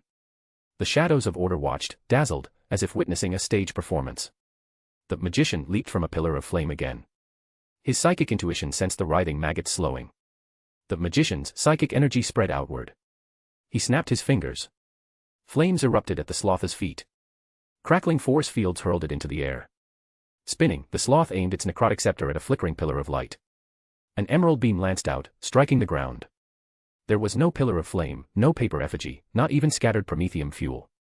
The weakened sloth destroyer had been deceived by the magician's illusion creation. Its arm retracted rapidly. The other arm expanded, reaching for the black armor. The worm tentacle grasped empty air, grazing an afterimage. Boom. A pillar of flame erupted, blasting the sloth into the air. Spinning, the sloth saw a fleeting black shadow. Its chest worms burst open, surging towards the object. The feeling of touching something real brought a flash of joy to the sloth. Clusters of maggots wrapped around the dissolving thing, pulling it back into its body. The next instant, a crock grenade detonated inside it. William, having leaped from the flames, stared at the scattered worms. The Palace of Pleasure. A long, elegant hand clapped together. A perfect performance. It pleases me. If you enjoy the story, my Patreon is 30 chapters ahead. patreon.com/daosjinsu. Chapter 576, Chapter 575, the four are such a nuisance, costing me 2 silent talismans. William Wood looked around. In his spirit vision, the surrounding shadows of Order's eyes were filled with amazement. They erupted in enthusiastic cheers, celebrating his slaying of the powerful Xenos. The magician savored the successful performance. He felt something dissolve within him, and the pleasant sensation of his psychic energy becoming lively. Suddenly, countless fireworks exploded in his eyes, within his body. Flesh pink and deep purple filled his entire world. Simultaneously, the pleasant sensation of body, mind, and spirit surged like a storm. William felt a supernatural ecstasy swell within him. A pleasing, beautiful voice echoed in his mind. Pleasing performer, magnificent artist, enjoy my gift. William deactivated his spirit vision and instantly ascended to the 3rd level of the Telema state of mind. The voice in his mind became muffled. William, you are fortunate, the gate to wonder. William felt his will unable to expel the intruding evil presence. The brilliant colors before him shattered and scattered, like an overturned oil painting. William's gaze was resolute. His faith was in the Black Emperor. He would not submit to a heretic's temptation. He opened his comm channel and said in a normal tone, I have received urgent orders. Fireworks erupted. The magician rapidly departed through the pre-prepared pillars of flame. William felt fortunate. Before attacking the sloth, he had prepared in advance, reserving an escape route within his performance stage. If he could not defeat the sloth, he would lure it away, then use the other prepared escape route to shake it off. Flames and the mingled flesh pink and deep purple interwove in his vision. The chaotic, seductive whispers in his mind sounded intermittently. William felt as if he were traversing a mountain peak, filled with temptations that constantly urged him to slow down, to stop and admire. He did not stop. He would never submit to a heretic. He recalled the changes on Cardinal. He recalled the Black Emperor granting him power. William found strength in his memories. The magician emerged from a pillar of flame. The chaotic colors clinging to him temporarily vanished. He recognized the scully as the secluded spot he had prepared. He clasped his hands and chanted the prayer in Dunnick. Black Emperor of the Shadows of Order. In the Primarch's office, Nareth heard the ethereal whispers in his ear. He rapidly set up the Euclidean runes, and went to the Kingdom of Disorder. The Baron of Corruption's spirituality extended, touching the constantly contracting and expanding orb. With William in the same system, he saw him clearly, praying to him. Which of the four has latched onto him? Just as Nareth was about to answer the prayer, a thought struck him. One of the green, teardrop-shaped silent talismans at his waist flew up. On Taxil's surface, black mist rose. Green light blazed. Beyond the veil, in the Palace of Pleasure, a brilliant green light flared in the twisted mirror. Then, one by one, the images in the other mirrors vanished. The entire palace fell into a momentary silence. The sounds of pleasurable luxury ceased. The long, elegant hand raised. The sounds of pleasure resumed. The twisted mirrors flickered back to life with magnificent scenes. Only one mirror showed only the uninteresting sight of rocks. At the same moment, in the kingdom of disorder, Nareth saw, the instant William was pulled in, black mist churned, enveloping him completely. The flesh pink and deep purple light was stripped away, shattered, turning into specks of light that finally dissipated. Slainish. As Nareth pondered, William felt the seductive whispers also vanish. His mind cleared. The painting-like images in his vision shattered and completely dissipated, replaced by boundless black mist. William looked around vigilantly. Seeing the figure enthroned high, he realized the presence that had invaded his mind had been expelled by the Black Emperor. "My lord, I thank you for your rescue." "What happened?" Nareth scrutinized William. He was astonished to find that William had digested the Sequence 7 potion in just one day. William paused for a moment, organizing his thoughts, then spoke. "My lord, I..." After hearing William's account, Nareth began to reconstruct the event's full picture in his mind. "It is slainish. It draws power from all extreme emotions. The moment of life and death on the battlefield is a time of extreme emotion. It thus gained power, briefly breached the veil, and infiltrated reality." Nareth's gaze fell on William. The magician's performance pleased Slainish. Performance is part of role-playing the magician. Receiving Slainish's appreciation allowed William to digest the potion after a grand performance. At the moment of digestion, his body, mind, and spirit were at their most keen. Slainish then tried to corrupt William. Fortunately, he had mastered the Telema state of mind and was sufficiently loyal to me. Otherwise, I wouldn't have been able to save him in time. Nareth looked at William with some surprise, thinking to himself. The target of Slainish's corruption was not Lucius, who pursues the extreme of swordsmanship, but William, who put on a magnificent performance. Chaos is inherently unpredictable. The four are capricious. Effort does not always yield returns. This is especially true for the four. Countless offerings might be worth less than a sudden whim. Nareth's thoughts diverged. He then thought. Potion digestion depends on relative difference in rank. If it were absolute, I could simply bribe anyone to complete the digestion. Role-playing is not about form, it requires substantive action to receive feedback. Nareth recalled his own time as a briber as a typical example. Though the Emperor has not accepted his own fate, he is no less than the four. But as a Primarch, equivalent to a high sequence, the effect of bribing the Emperor once is not as good as the effect of me acknowledging a lower sequence person, which is not as good as William, Sequence 7, performing for Slainish. Nareth reined in his thoughts and instructed William. "If you encounter a similar situation again, pray to me." As he spoke, the Baron of Corruption focused. Invisible threads extended, linking the orb representing William. Then, with a thought, Nareth sent William back to Taxel, along with one silent talisman. He couldn't be sure if the Black Mist's burial would completely conceal the truth, so he added an extra safeguard. The four are such a nuisance, costing me 2 silent talismans.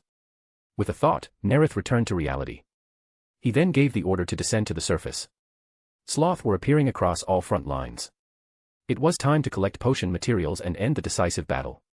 He had also prepared enough silent talismans to deal with the Primarch-level Sloth. As Nareth's Stormbird flew towards the surface, beyond the veil, in the Empyrean. Upon a base of blood-stained corpses and piled skulls stood a vast brass throne. A figure with blood-red skin wore a suit of plate armor, carved with rolling runes and faces twisted in agony, screaming. A huge winged helmet covered its head, concealing its inhuman, roaring, distorted features. Its gaze pierced the veil, sweeping across the blood-drenched battlefield of Taxel. In the mountains, slaughter unfolded at every moment. Mortals, with songs of courage, wielded weapons against creatures of every shape. In every instant, someone fell. Blood stained the earth. Superhuman warriors in armor cut down enemies, their variously colored armor stained red with blood. Its gaze settled on 4 superhuman warriors. They were transcendent and extraordinary, heroic beyond compare. If you enjoy the story, my Patreon is 30 chapters ahead. patreon.com/dawasjinsu. Chapter 577, Chapter 576, The Primarchs Under Khorne's Gaze, Twin Souls, Courage, Skill. Beyond the veil, in the Empyrean, the figure on the brass throne watched a pair of brothers charge the enemy, spears in hand. Alpharius and Omegon. He watched with satisfaction as the chief librarian, Rukel, following in their footsteps, suddenly convulsed, fell to one knee, and retched into his helmet. The worm creature's form loomed over the twin Primarch brothers. It swung its scepter, meeting Alpharius's pale spear. Alpharius's arm went numb. He tried to grip his spear, but the worm creature's strength was beyond imagining.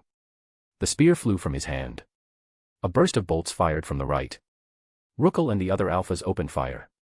The worm creature contracted, the round sliding past its side. Its extended arm lunged.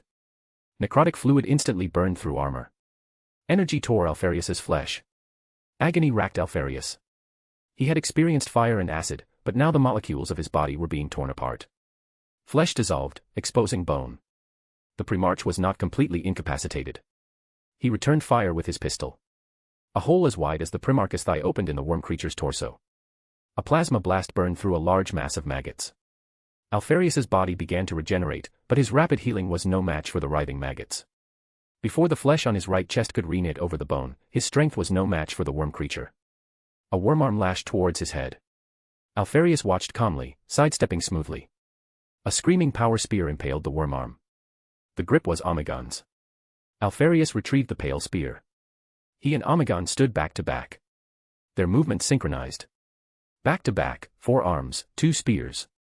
Alfarius parried a necrotic beam with the pale spear. Omegon thrusts, impaling an attacker trying to exploit his brother's damaged armor. Alfarius's spear tip sliced through a worm foot reaching for his brother's. Omegon's spear thrusts into a worm arm, stopping the descending scepter. Omegon dodged. Alfarius struck. I understand now why some of our brothers are so fond of battle, Alfarius said to Omegon, breathing in rhythm with him. It feels different when you are whole. Khorne watched the brothers, pressed together, with no guard against each other, completely trusting one another. They were a single soul in 2 bodies. When whole, they far exceeded fighting alone. As they shifted between attack and defense, the worm creature's wounds multiplied. Twin souls, tacit understanding. In his vision, a cobalt blue figure also charged the enemy. The moment the worm creature tore through Marius Gage's cobalt blue armor, Guilliman's fury boiled. The bolt guns mounted on the Hand of Dominion roared, each round striking a different point on the Xenos. The worm creature twisted, dodging most, but one bolt exploded on its left arm. It ignored the wound, raising its scepter. Emerald energy flickered. Guilliman couldn't discern its firing pattern. He only heard a crackle. His iron halo deflected the shot.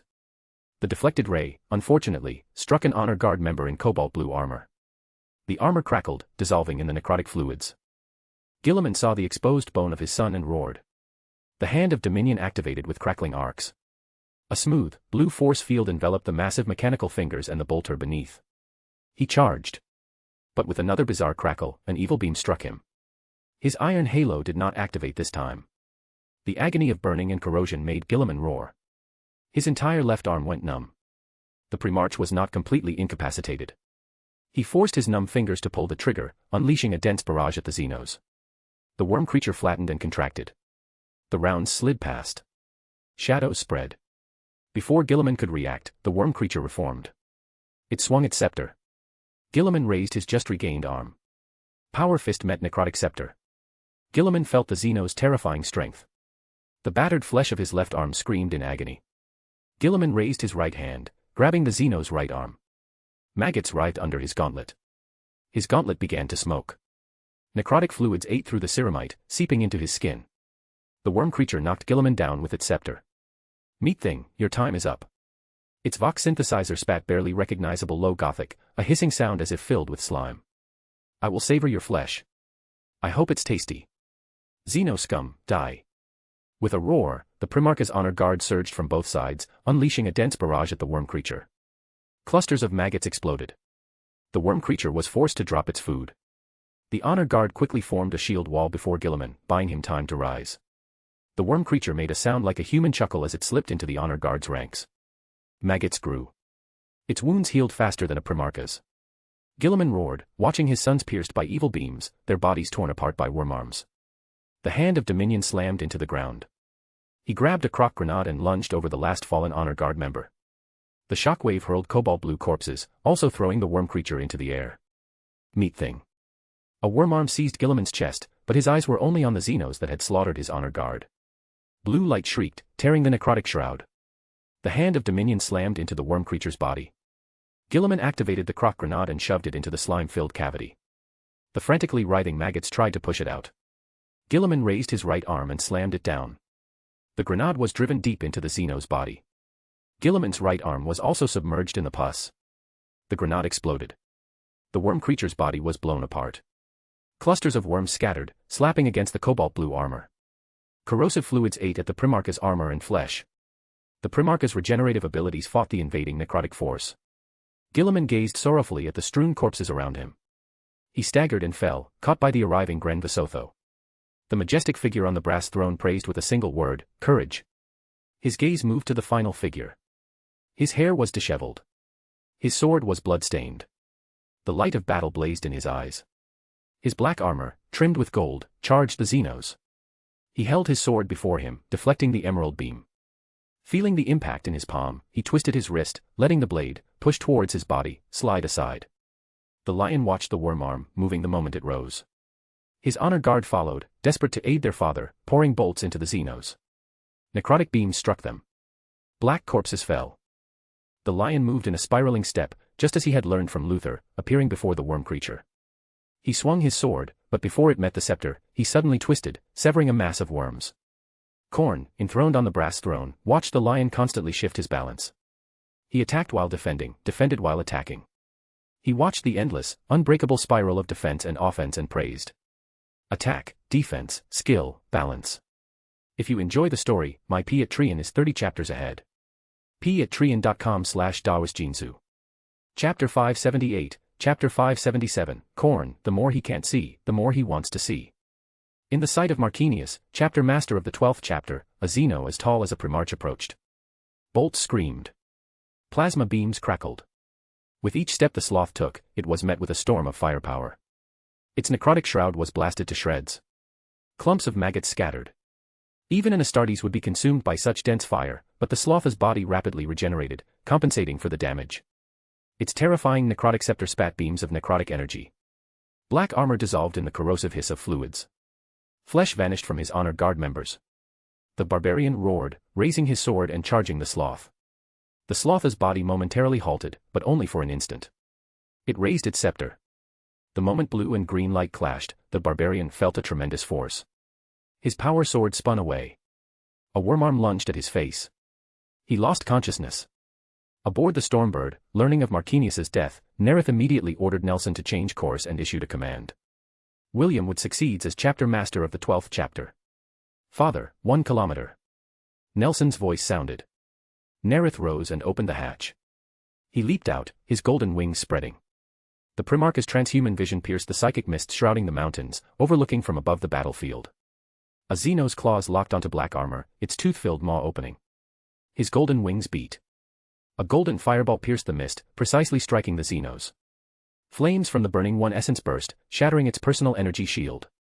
The shadows of order broke free, looked up in bewilderment, then shouted. Father. The shadows of order erupted in enthusiastic cheers. Bathed in golden light, they charged the Xenos. Arcs of lightning had just leaped from the pig-like Xeno's head when the shadows of order surged forward. Blue light screamed, drowning out the lightning, tearing through the pig-like bodies. A Cerebror had just pulled out a brain with its curved arm when a flying talisman detonated. The will of the worms crushed its mind. Its unconscious body crashed to the ground. An Asivor swept its 3 arms, causing the void shields of over a dozen black-armored warriors to flicker violently. A spear flashed through the mist like lightning, striking its crown. Its flowerbed-like head exploded with a crack. The Dionysian spear's momentum carried it through the Asivor's chest, out through one of its branch-like feet, and into the ground. Nareth flashed across the battlefield. Golden flames blazed. 14 fiercely contested positions were seized by the shadows of order. Golden light, spinning like a meteor, plunged down, striking an emerald scepter. Khorne, enthroned on his brass throne, instantly dismissed all other battlefields. A figure taller and more robust than other worm creatures was sent flying by a punch, crashing into the rocks. The worm creature slid down the rock face like a decal. By the time Nareth reached it, it had swelled back to humanoid form. Punch after punch. The worm creature was like a lowliest training dummy, slammed into the mountainside. He praised strength. He was admiring Nareth's storm-like, swift, and fierce assault when a green light suddenly flared. He could not see. He roared in fury, raising his massive right claw and slamming it down. The brass throne shook. The 8 bloodthirsters circling above, as if struck, plummeted.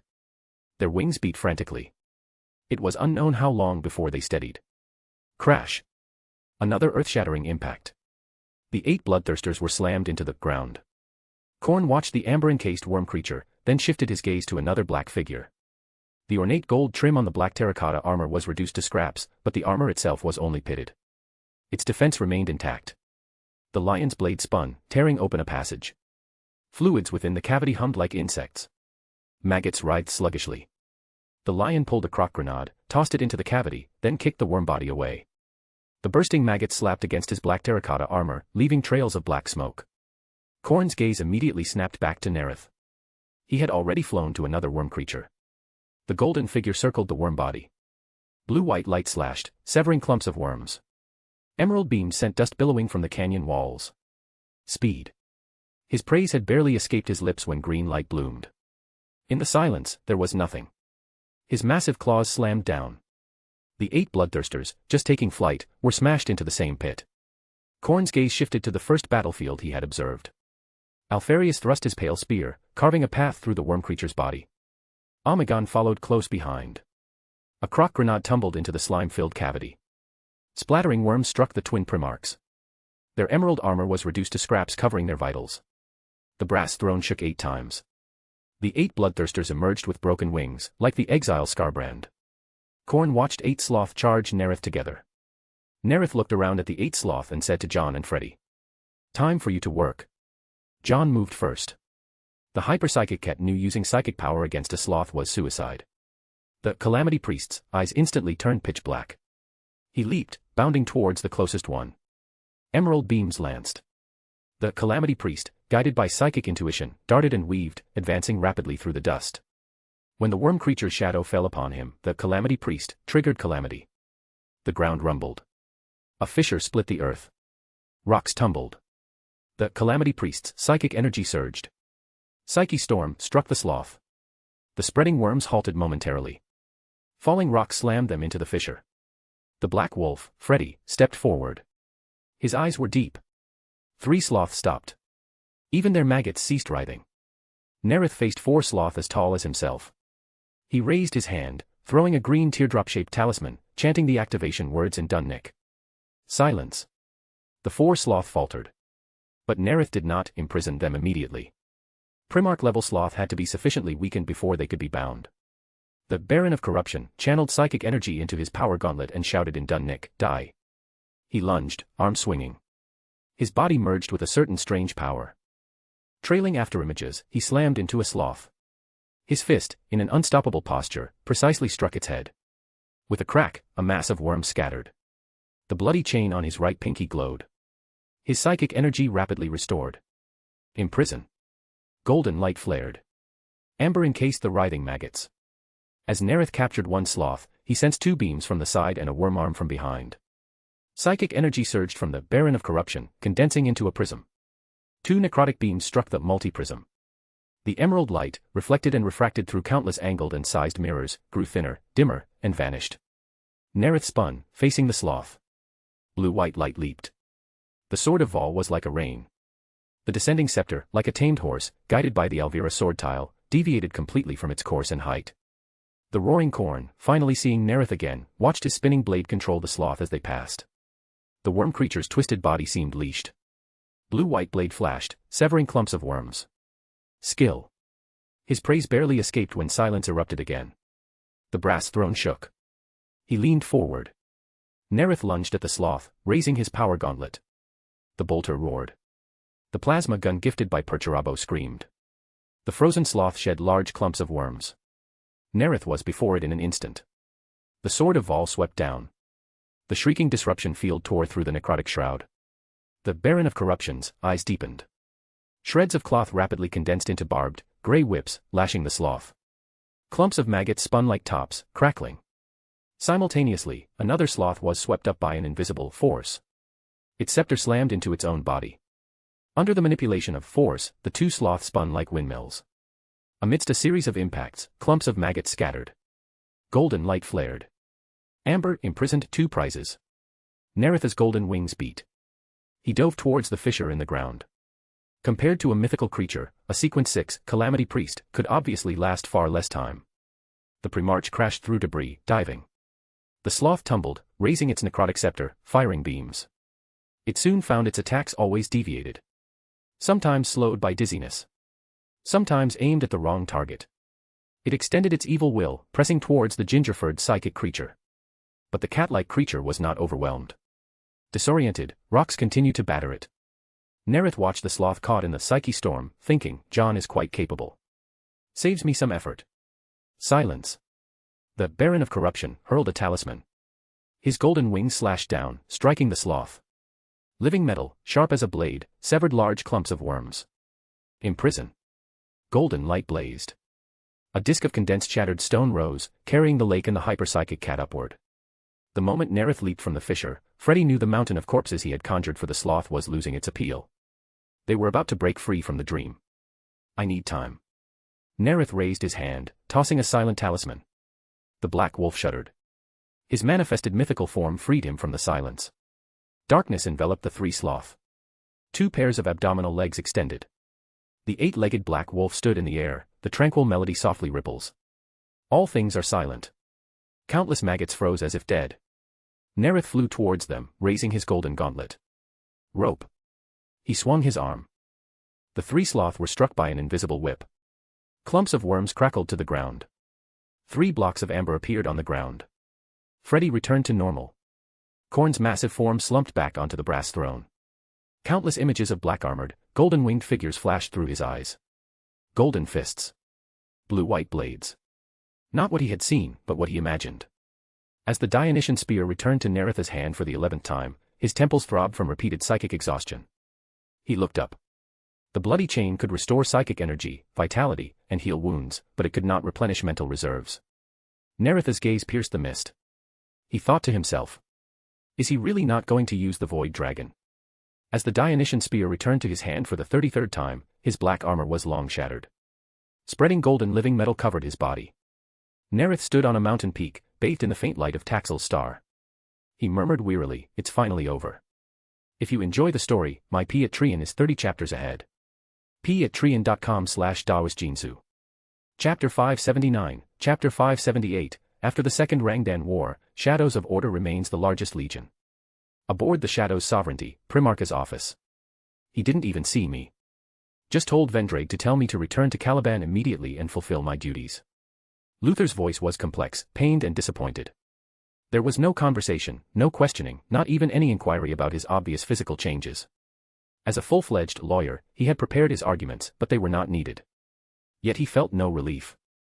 Nareth scrutinized Luther and Zahariel, who stood slightly behind him. They were sad and dejected.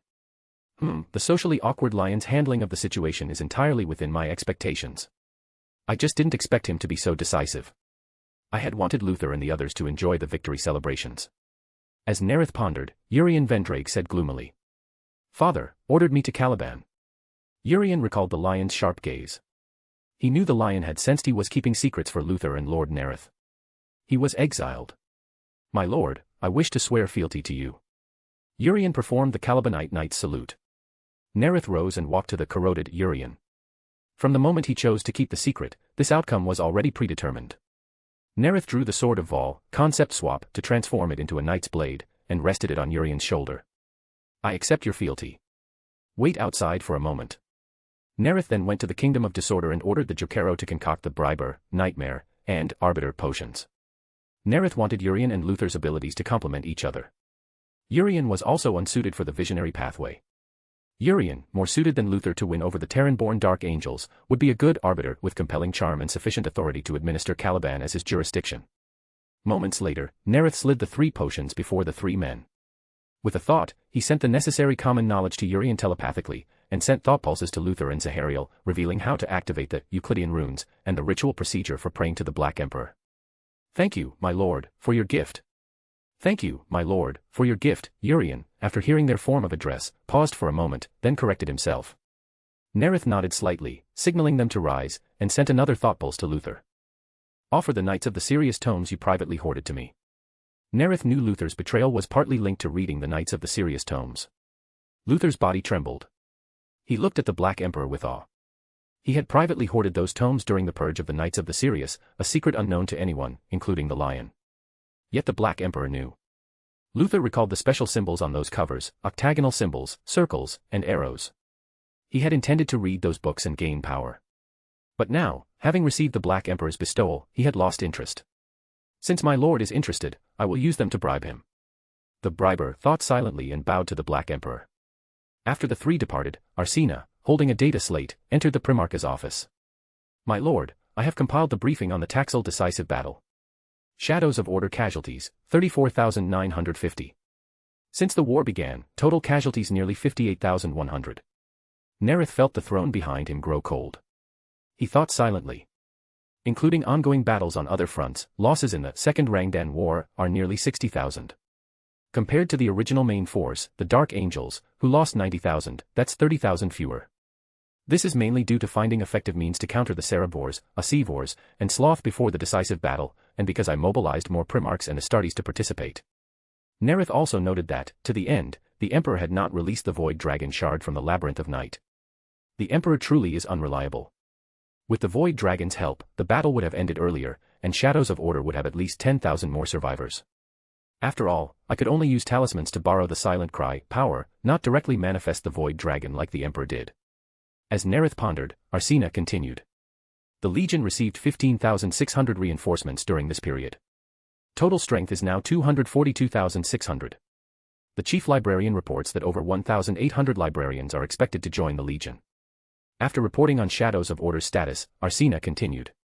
Despite Urian's intelligence, the Dark Angel's casualties at Taxil are still difficult to estimate, approximately 29,000. Casualties at the Fortress of Resilience, 19,040. Gren Visotho provided precise numbers, 13,850 at Taxil, and previously 4,760. The Primarch's transhuman mind instantly calculated the figures he needed. The Dark Angels currently number approximately 150 to 200,000. Luther and Urian will control at least 50,000 of them, and at least half of future recruits. The Ultramarines currently number about 100,000. Gren can influence only the 12,000 Terran-born. As the main force after the Second Rangdan War, Shadows of Order remains the largest legion. It hasn't been crippled like the Dark Angels. He reined in his thoughts and instructed, "Star chart." Arsena immediately picked up the control rod and displayed the hololithic star chart. Except for the 7th chapter, the remaining 11 chapters are tasked with cleansing the Xenos. As he spoke, Nareth outlined 12 routes centered on Taxil and numbered them. The remaining task forces under my command will form the 7th Joint Fleet. All Xenos that invaded Imperial territory must be completely purified within 3 years. After quickly recording the orders, the Primarch's aide put away his data slate. "My lord, the Emperor has summoned a war council in 5 days." After the Taxil decisive battle ended, the Black Terracotta ships were the first to depart. Luther and the others, aboard Urian's ship, were also exiled back to Caliban. Lion L. Johnson did not even wait for the war council before ordering his fleet to leave. Omegon departed after a brief exchange with Nareth. Guilliman, with 10 newly selected Honor Guard members, came aboard the Shadow's Sovereignty. At the same moment Nareth met with Guilliman on Macridge in the Ultima Segmentum. On the summit of the highest peak, a magnificent black structure had been erected. Amidst the swirling clouds, the cries of griffins echoed. Ethan, promoted to Codicil, reported to Chief Librarian Thomas. "My lord, the first batch of candidates to pass the trials totals 1,960. They can become official apprentices. They have all mastered the unique psychic technique you created, the Griffin's Roar." As he spoke, Ethan stroked his griffin. As one of Thomas's trusted aides and a court knight, he had his own griffin.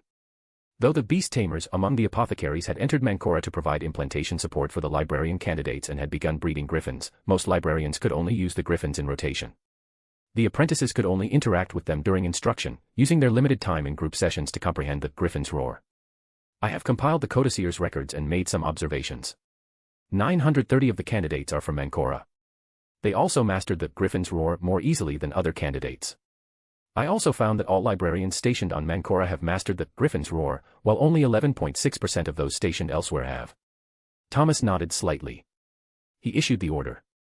Dispatch apprentices, according to the allocation plan, to join the various chapters. Rotate librarians to Mancora for training. He looked at Ethan. Your next duty is to go to Prospero to study, and to hunt Cycnoian for my lord. Thomas patted Ethan's griffin's pelt. Make the most of your flight time. Serving father is my honor. Ethan thought of serving the father who had saved him from Mortar Ion on Barbarous, and excitedly accepted the order. Ethan swung onto the griffin, stroking its thick golden fur. Its eagle head held high, it stepped forward like a proud lion. Its wings beat. Its hooked beak issued a sharp cry. Wind whipped against his psychic hood. Ethan took a deep breath, gathering psychic energy, and let out a roar. Those with etheric vision could clearly discern the layered sound waves converging inward. They would also be astonished to find this roar echoed not only in reality, but also howled through the warp. A kilometer ahead, 3 of 6 wolves collapsed, the other 3 fled in panic in different directions. Ethan felt the griffin's roar and thought to himself. Mancora is truly a magical world, home to magical creatures like the golden griffin. The griffin's roar is a magical psychic technique. It causes greater damage to beings more closely linked to the warp. It harms psychers more than ordinary people, and warp entities more than psychers. Ethan recalled the chief librarian's words, Mancora was the Father's chosen recruiting world for the librarians. Father is wise. If you enjoy the story, my Patreon is 30 chapters ahead. patreon.com/dawasjinsu. Chapter 580, Chapter 579, Emperor, I am very satisfied with your orders this time. Nareth and Guilliman's psychic projections arrived together at the Golden Palace. The moment he sat down, he looked around and noticed the annoying Russ had not yet arrived. Moments later, Nareth leaned back in his chair and said to Russ, who had hurried in. Russ, have you worn that cloak enough? I could ask Sanchez to let you borrow it for a few more days. I won't renege, Russ roared. After the battle with the Delanians, I will honor the wager. Nareth smiled and nodded, thinking to himself. No, I plan to collect in person. As Nareth pondered, the Fabricator General of Mars entered the Golden Palace. He nodded to Ferris, glanced at Nareth, then shifted his gaze to the expressionless Perturabo and the amiable Vulcan. Golden light blazed. The Emperor and Constantine Valder appeared. After taking his seat, the Emperor's gaze fell upon Nareth. Nareth, you achieved a brilliant victory at Taxil. Now, I want to hear your report personally. Nareth's gaze swept over the assembly, over the somber Perturabo, over Hannibal with his prominent cheekbones. My lord, the victory was not mine alone. Perturabo's iron defense line, established in the vicious sector in the forge world of Shawnir, held back the Xenos' advance. L. Johnson, Guilliman, Omegon, and the task forces from the various legions fought bloody battles at Taxil to secure victory. I thank them for their timely support. After expressing his gratitude, Nareth detailed the war. The Emperor occasionally nodded and asked questions. Finally, he outlined his next plan. I have already issued orders for a comprehensive purge of the remaining Xenos that invaded Imperial territory. Nareth did not mention his complete plan, the Rangdan Genocides. He recalled the last battle of the Second Rangdan War occurred in 882, ending with an accidental encounter between Imperial and Rangdan fleets. The Third Rangdan War began in 887, when a White Scars hunting company accidentally discovered the Rangdan homeworld. In 890, led by the Lion and Russ, seeking retribution for the desecration of the Omnisia's sacred domain, the Forge world of Shawnir committed its Legio Cybernetica. Though the Third Rangdan War was not as large-scale as the Second, the Imperium's northwest frontier still trembled. Astartes' casualties exceeded 80,000. Of those, the Dark Angels lost 50,000.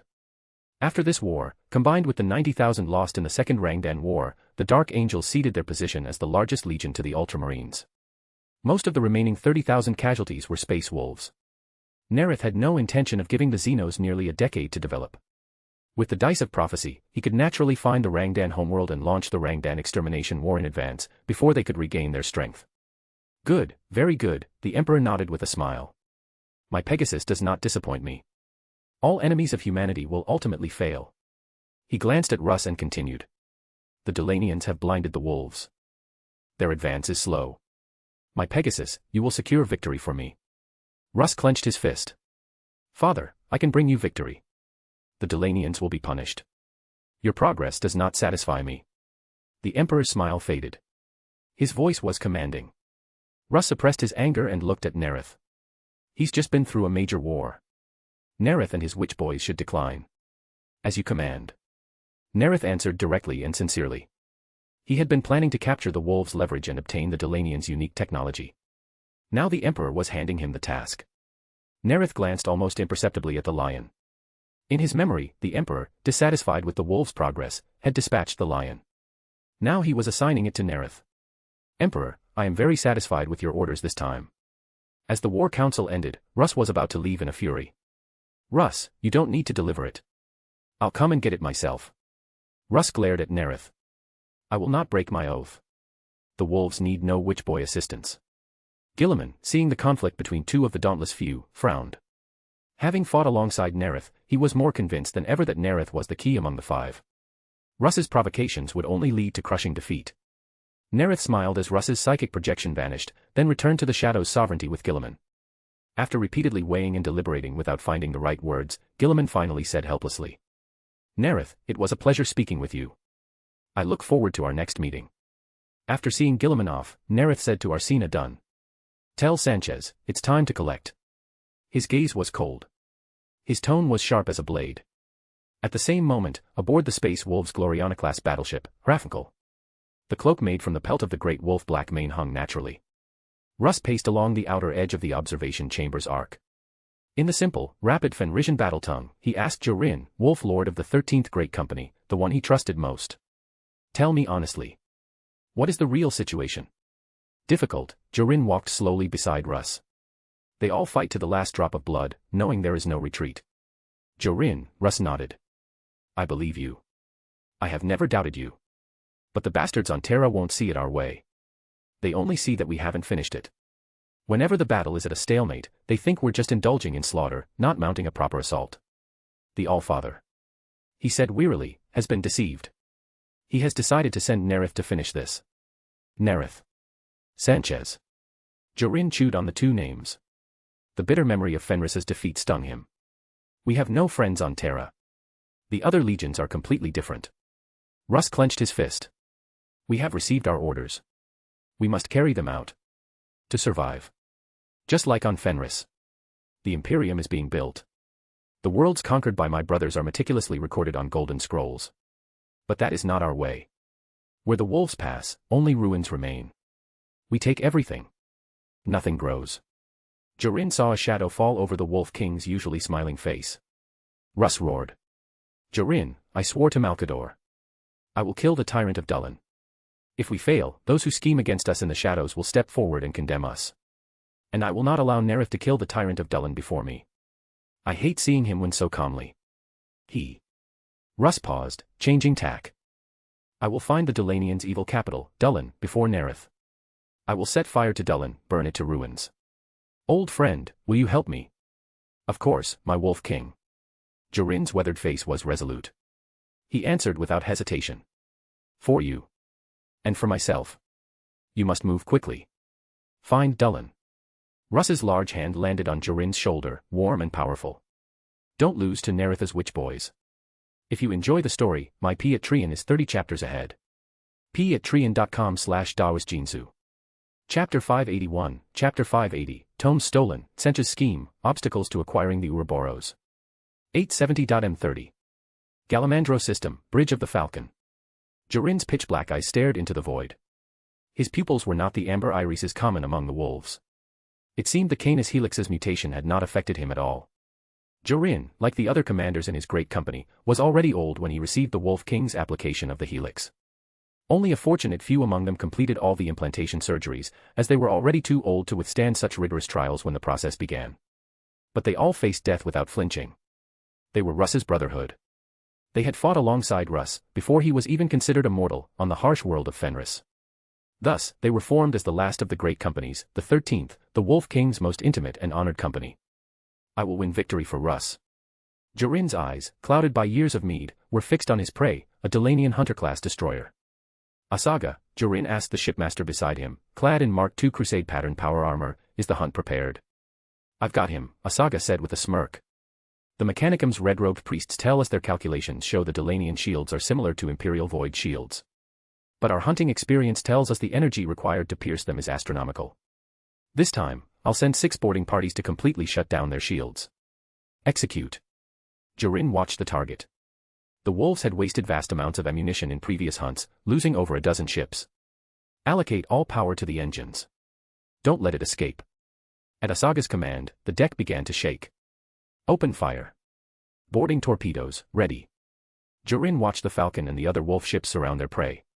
Loss fire from their cannons hammered the shields.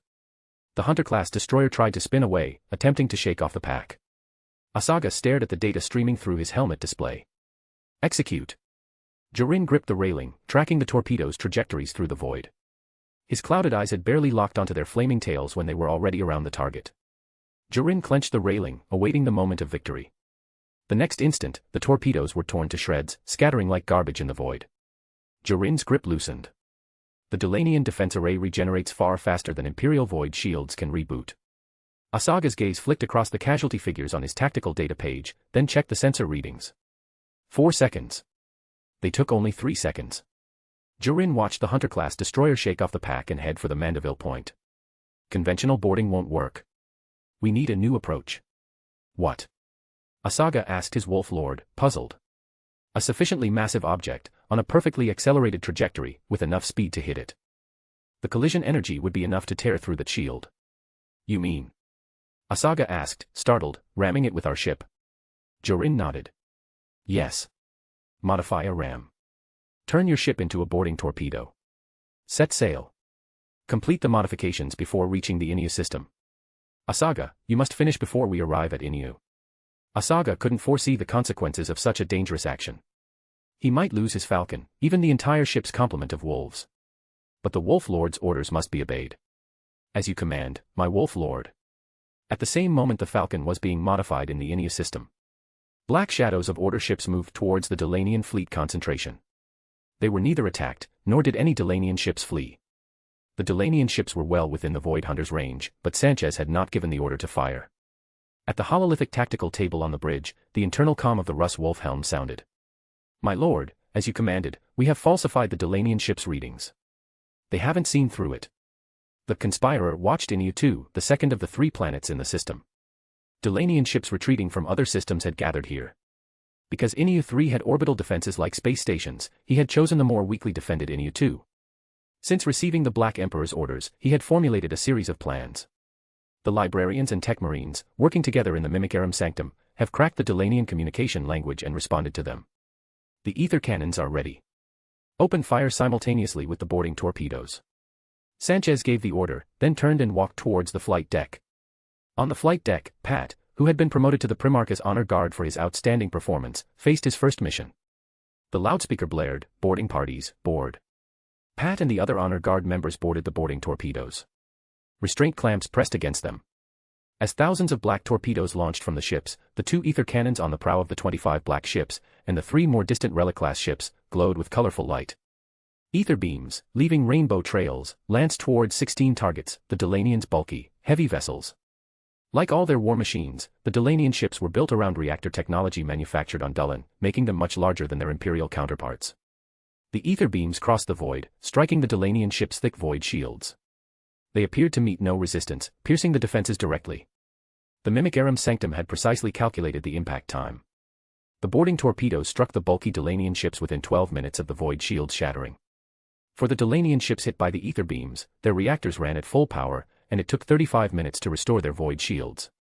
Inside the corridor of a Hunter-class destroyer, Pat's voice, inherited from his worker parents, who had to shout to be heard over the roaring machinery, rang out. The Delanians, having rejected the benefits of enlightenment, are judged guilty. The loudspeaker amplified Pat's voice to a near roar, echoing through the corridor. By order of the Primarch, you are sentenced to death. Your property is forfeit to the shadows of order. He also loudly reminded the honor guard members, follow the exercise procedures. Storm shields. The honor guard in the 7th chapter, during the voyage, had conducted practical combat exercises against Delanian attack methods, following the Primarch's orders. Before arriving at Inu, they already understood the Delanian methods better than the wolves. At Pat's command, 5 shadows of order activated their generators, establishing a defense line. Skarbon-augmented soldiers, as tall as Astartes, raised their double-barreled weapons and pulled the triggers. The disruptor guns fired without a sound. When they hit the screaming force fields, they produced a booming roar. The terrifying beams, which could rearrange matter at the molecular level and turn power armor to dust, were blocked by the storm shield's blue force fields. Charge. As the Skarbons slowly reloaded, Pat activated his thunder hammer and led the others charging towards them. Their father had told them the enemy was equipped with personal shields and augmented. To kill them, they had to completely destroy the generators implanted in their spines. Melee power weapons were the most effective means. Boom. Pat reached a slow-moving Skarbon soldier and swung his thunder hammer against its armor, flatter than power armor. The thunderous crack tore through the faint glow of the personal shield, shattering the spine to fragments. Power swords shrieked, piercing rounder shoulder plates, through the half-mechanical, half-flesh armor. Power fists slammed into the bulky, rounded armor, knocking the Skarbon soldiers down. Shadows of order following slipped past the bodies, forming a shield wall against the terrible beams fired by other Skarbons. Storm shields. Charge. Pat roared, leading the honor guard in a cyclic, wave-like advance, repeating the actions practiced thousands of times in drills. He led the charge, storming onto the center of the command platform. Pat swung his thunder hammer, smashing the enemy standing before a 2-meter-high cylindrical object. 10 hours later, aboard the Shadow's Sovereignty, Primarch's office. My lord, we have successfully captured 14 Delanian ships, 8 of them Hunter-class destroyers. Arsena reported. Nareth nodded slightly and issued orders. Order the Tech Marines to search for Dullin's coordinates, study the Delanian void shields and their reactor power supply methods, their disruptor weapons, their twin-barreled molecular weapons, their personal shields, and their power armor. Apothecaries and Tech Marines are to work together to study the Scarban soldier remains. The fortress-grade energy shield was developed to protect hives and was not perfectly suited for ships. Compared to a single large shield, void shields offered more flexibility in void warfare, consuming less energy to restore overloaded sections. As ship size decreased, fortress-grade energy shields became increasingly cumbersome and wasteful of energy, a problem more pronounced on frigates and destroyers. Without the Nusher-class reactors to power them, Shadows of Order could not sustain such waste. The Delanian reactors were far less efficient than the Punisher class, but mastering their power supply method was necessary to make void shields function. The twin-barreled molecular weapons, personal shields, and Scarban augmentation technology, despite their obvious flaws, could serve as technological reserves. The Primarch's aide had just left when whispers sounded in Nareth's ear. Casually leaving the Dionysian spear on its rack, he walked past Freddy and John to his quarters. Nareth drew the Sword of Vol, concept swap, activated the Euclidean runes, and with a thought, went to the Kingdom of Disorder. Settling onto his throne, he extended his psychic energy, touching the contracting and expanding orbs. Luther and Zahariel, but no tomes. With a thought, he pulled them in. Luther and Zahariel were engulfed by black mist. When they came to, they found themselves not kneeling at an altar, but in the mysterious realm shrouded in black mist. They looked around, saw the majestic, indistinct figure on the throne deep within the mist, and immediately knelt. My lord. After the salute, Luther lowered his head further. My lord, the knights of the Sirius tomes are gone. 2 of my knights, Seraphax and Bella, are missing. They must have stolen them. I have ordered my men to pursue them. Seraphax. Bella. Hearing these names, Nareth's eyes deepened. The Warp Ghost's warband. Nareth recalled Seraphax's memories. 10,000 years later, the awakened lion was bound by him using chaos artifacts. Seraphax planned to possess the lion and go to Terra to assassinate the Emperor. His reason, the Imperium was beyond saving, and his method to save humanity was to free the Emperor from the Golden Throne. Seraphax believed he could harness chaos power. Based on the name Warp Ghosts and the form of his artifacts, the likely patron was a Tsienchen faction. Nareth's gaze shifted to Luther, recalling the demon form he had summoned before the event that tore Caliban apart. The demon's blue flames and its ambiguous answers to questions pointed clearly to its Tsench demon, perhaps even Tsench itself as the mastermind. I corroded Luther. Tsench changed its plan, advancing Seraphax. I've taken quite a few from the lion. I thought I'd also help him out a bit. With Tsench scheming, getting the Ouroboros won't be easy. Do not blame yourself. The fault is not yours. Nareth knew that with Tsench pulling strings behind the scenes, Luther was helpless. Even without Seraphax, there would be others. Tell Urian, review and investigate the Terrans exiled back to Caliban by the lion. Nareth knew that among the Terran-born exiled by the lion, there were many chaos cultists. Luther had first used chaos power when he detected their threat to Caliban. He now suspected Tsench might have Seraphax merge with them. After all, without Luther, the rebellious force would be too weak. By your will. The Black Emperor's lack of punishment was a relief, but the briber still regretted not being able to present the offering. With a thought, Nareth returned to the real world. Back in his office, his communication bead buzzed. Activating it, Arsena's voice sounded.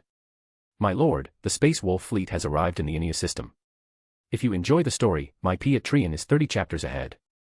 p@trian.com/dawisjinsu. Chapter 582, Chapter 581, Russ, you're quite capable. Aboard the Shadow's Sovereignty. Nareth watched a tall figure with golden hair, a fur cloak draped over his shoulders, enter the office. Nareth, you shouldn't be here. Iniu is the wolves' hunting ground. I am here by the Emperor's command, Nareth said impassively. Clearly, your wolves are too slow. With a snort from Russ, the communication bead in Nareth's ear buzzed. Russ glanced at Sanchez, who wore the Russ wolf helm forged by the Allfather's artisans and carried at his waist the blade forged from the Kraken's fang. As Nareth's hand left the communication bead, Russ bared his teeth in a smile. Jorin's hunt has begun. The wolves will have their prey. Nareth leaned back on his throne, the corners of his mouth curving slightly upward. Jorin, not bad. If the wolves weren't going to participate in the Dullan campaign, how could I get leverage? If you can't find Dullan, I wouldn't mind telling you where it is. Though Nareth knew the 13th Great Company's Canis Helix would mutate, he couldn't simply force his way in. He could only get evidence from the Delanians, who would capture the mutated space wolves as a propaganda weapon. Russ scrutinized Nareth. Seeing his calm expression, his fists itched, and a shadow of foreboding passed through his eyes. He reached back and tore off the cloak made from the pelt of the great wolf Black Mane, which he had personally slain. Yours. Russ shoved the cloak into Sanchez's hands and turned to leave. A fine cloak. Wear it. Nareth's annoying voice sounded behind Russ. At the same moment Russ left the Primarch's palace, Jorin, on whom he had pinned his hopes, launched a full-scale assault on Inia 3. Massive cylindrical space stations orbiting the planet bristled with disruptor guns on their firing platforms. They, along with the surrounding Delanian ships, poured dense beams at the dark gray warships. The Space Wolves' 13th Great Company, supported by the 1st, 3rd, 8th, and 10th Great Companies, launched a frenzied assault. To quickly clear a path to Inia 3, the Wolf ships unleashed an offensive that was, even for them, too ferocious. Dark gray warships disintegrated under the terrible beams. Wreckage drifted in the planet's orbit. 4 days later, the Nidhogg finally reached the space station's orbit. The Wolf Lord launched a bloody boarding action against the carbon steel fortress held by 9 battalions of Scarban soldiers. The Falcon also caught its prey, a Hunter-class Delanian warship. As the deck shook, Shipmaster Asaga gave the order, activate the ram array. Array activated. Captain of the Guard Ingeld reported loudly. Navigator Eileen's voice followed, entering designated trajectory. Asaga looked up from the tactical display to the observation port above. The Hunter-class destroyer was directly above them. Its cannons hammered the Falcon's shields with continuous laser fire. A heavy hum came from the ship's underside, the modified weapon Asaga had personally overseen, activating. 2 heavy, hammer-shaped impact claws, 20 meters apart, were retrofitted with shock-absorbing materials from large wolf ships that had been destroyed. The boarding hatch between them had been converted into a massive explosive device. Melta charges were plastered on both sides of the hatch's bulge-like doors. The Hunter-class destroyer suddenly dove at a sharp angle, then turned left. As the Falcon dove from beneath its prey's shadow, warning klaxons on the bridge screamed. Position locked, Ingeld reported calmly, locking the beacon onto the Hunter-class destroyer's lower flank. Prepare for impact. At the moment of impact, the deck shook violently. Static hissed. The observation port went dark. Cracks appeared in the armored glass, but it didn't shatter. Alarms shrieked. A series of explosions like firecrackers erupted on the Falcon's top deck. Debris rained down inside. Engines screamed. Shrapnel laced with plasma flew through the control room, tearing tech priests, mortal attendants, and servitors to shreds. The instant the Melta charges detonated, the Hunter-class destroyer's compartment walls collapsed. The wolves roared, charging into the explosion zone. They leaped and bounded agilely between the shattered hull and deck. As the alarms sounded, 30 Scarban soldiers emerged from behind bulkheads. They raised their double-barreled weapons and aimed at the wolves. Their rate of fire was remarkable, especially compared to their other sluggish movements. Dense barrages struck the front ranks. Air shuddered. Explosions roared. Mark II power armor turned to dust. Torrents of blood erupted from the wolves' transhuman bodies. Jorin swung his great axe two-handed, slamming it into a Scarban soldier. Move, he roared and charged forward. The wolves found their signature close combat was most effective against the slow Scarbans. Their clearance speed increased dramatically. 6 hours later, Jorin stood before a 2-meter diameter cylinder and gave the order. Find the data storage containing Dullin's coordinates. The Wolf King wants to crack it personally. The wolves exchanged glances. The Primarch had never shown interest in such mechanical things before. Now he wanted to crack it himself. Just as Jorin strapped his axe onto his back, his comm buzzed with the voice of Wolf Priest Ulbrinder. Harold. Ulbrinder hesitated. He's not right. Not right. Jorin asked, puzzled. Please come immediately. Jorin strode towards the rune-marked deck. Harold was a member of his honor guard. He wasn't part of Russ's brotherhood, but had passed the trials of Asaheim after the Allfather's arrival on Fenris. He was well liked by the pack. Jorin had even considered promoting him to higher rank. In every way, he was a model son of Russ. When Jorin saw Harold, he immediately noticed he was completely different from before. He was panting heavily, covered in bile. His matted fur and elongated fangs were exposed. His right claws were dug into the skull of a Delanian soldier. He crouched, one hand on the floor, his animalistic, mad eyes darting around, as if surrounded by enemies. Wolf Priest Ulbrinder, clad in obsidian plate armor and adorned with bleached animal skulls, had his bolt pistol trained on Harold, as if guarding against a Fenrisian beast. His pearl-gray hair was streaked with black. Fenris's mark had frosted on his face, making the strands hard as ice. Wolf Lord, there was another, Bjorn the Hook. He died in the battle. Jorin looked at the mutated, corroded herald, guessed what had happened from the wolf's wary and complex expressions, and asked, his voice low and sorrowful. How many brothers did he kill? 3, Ulbrinder pointed to 3 suits of power armor around them. He tore them apart, one after another. The creature that had once been herald suddenly stirred. Mutation stretched its face. Its nostrils flared, sniffing like a wolf. Herald, Jorin roared. Don't move. Herald froze. He growled, dark yellow saliva dripping to the floor. Jorin pushed Ulbrinder aside and shouted at Herald. You can defeat it. You have overcome it before. Jorin had witnessed the Canis Helix's mutation before, but never a fall so close to wolf form. Herald disgusted him, but also filled him with sorrow. Herald arched his back, lowered his body. His legion emblem fell from his clattering armor. He bared his fangs, suddenly straightened, stood on his hind legs, and howled at the ceiling. Amidst the clicks of bolt guns being readied, Herald charged his wolf lord, his face twisted with madness. He raised his claws. Bolt guns fired. Bloody holes exploded across his body, but he didn't slow. Jorin looked into Herald's eyes and saw only the pain of an animal. Forgive me. He drew his bolt pistol, pulled the trigger, and blew Herald's head off, ending his suffering. Find the cause of their fall. We should tell the Wolf King. Ulbrinder suggested. Not until we find the cause. Jorin looked around at his honor guard. That is my order. 2 days later, aboard the Hrafnkel, Russ had what he wanted. He stared at the cogitator, newly installed on a brass stand in the wolf's den, and said to the red-robed tech priests around him. I will work with you to find the route to Dullan. Silent binary signals surged through the den. The Wolf King is actually going to crack it with us. Can he understand Delanian technology? Begin. In the stifling heat from the braziers, Russ's rugged face was flushed with warmth. The tech priests soon discovered the Wolf King was grasping everything at an astonishing speed. It was as if an inexhaustible wellspring of energy was pouring from his body, fueling his every action. 6 solar days later, his hair disheveled, Russ laughed heartily. I haven't had a drink in days. Bring it all. As Russ downed his first barrel of Fenrisian mead, Nareth, having extracted some secrets of the warp spider aspect from Slough Dha's mind, returned to reality. His communication bead buzzed. My lord, the Space Wolf fleet has set sail. Faster than my sons. Even with them distracted by studying Delanian technology, it seems unlikely. Nareth's eyes deepened. A flash of insight struck him. Russ's learning ability was quite remarkable, quite different from his rough exterior. He had learned High Gothic with a speed that even Horus admired. Did he participate in the cracking? Thinking this, he couldn't help but admire. Russ, you're quite capable. With this thought, he willed himself to the kingdom of disorder again. Entering the 3rd layer, he picked up the newly recharged dice of prophecy. Information about Dullan flashed through his mind. Dullan, capital of the Delanians. A highly industrialized planet.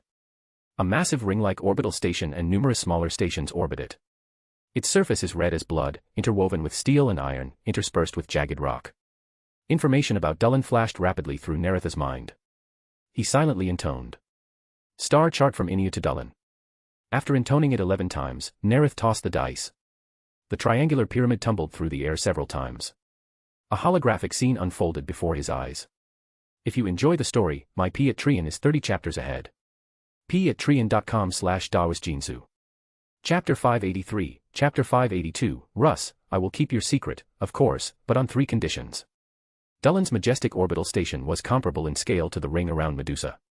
The fixed-gun batteries mounted on it poured a storm of barrages at the Wolf fleet. With dense flashes, silent explosions filled the void. Thalian fighter squadrons launched in full force. Gun barrels beneath their fuselages spat torrents of flame. Shattered, burning metal debris rained down, filling the void with smoke and dust. Aboard the Hrafnkel, Russ stood before the viewport, watching the Thalians' bulky, massive red prows emerge. The glow from their reactors illuminated the surrounding orbit. Destroy them. The moment Russ gave the order, 8 beams of light shot into his field of vision. A sudden premonition struck him. The master of Vox's voice sounded over the comm. Lord Russ, Auspex detects a fleet arriving. Scan results indicate the readings belong to a Shadows of Order fleet. The beams came from Relic-class ships. Russ instantly realized the source of the attack. The Allfather had gifted Nareth ships from the Dark Age of technology, which had greater range than any other vessels, including Gloriana-class battleships. Sanchez's 7th chapter had 4 of them. Nareth. Sanchez. How could they be so fast? As Russ pondered, the voice spoke again. Lord Russ, we have received a message personally transmitted by the Tyrant of Dullan. Play it. Russ strode back to the hololithic strategic table and looked up at the view screen. If he wants to surrender, it's too late. Only destruction awaits him. Amidst the crackle of static, an image of a coiled dragon mosaic, symbolizing the Thalians, appeared before Russ's eyes. Below it, on a raised platform, sat a pitch-black throne. A gaunt man wrapped in a scarlet robe spoke mockingly.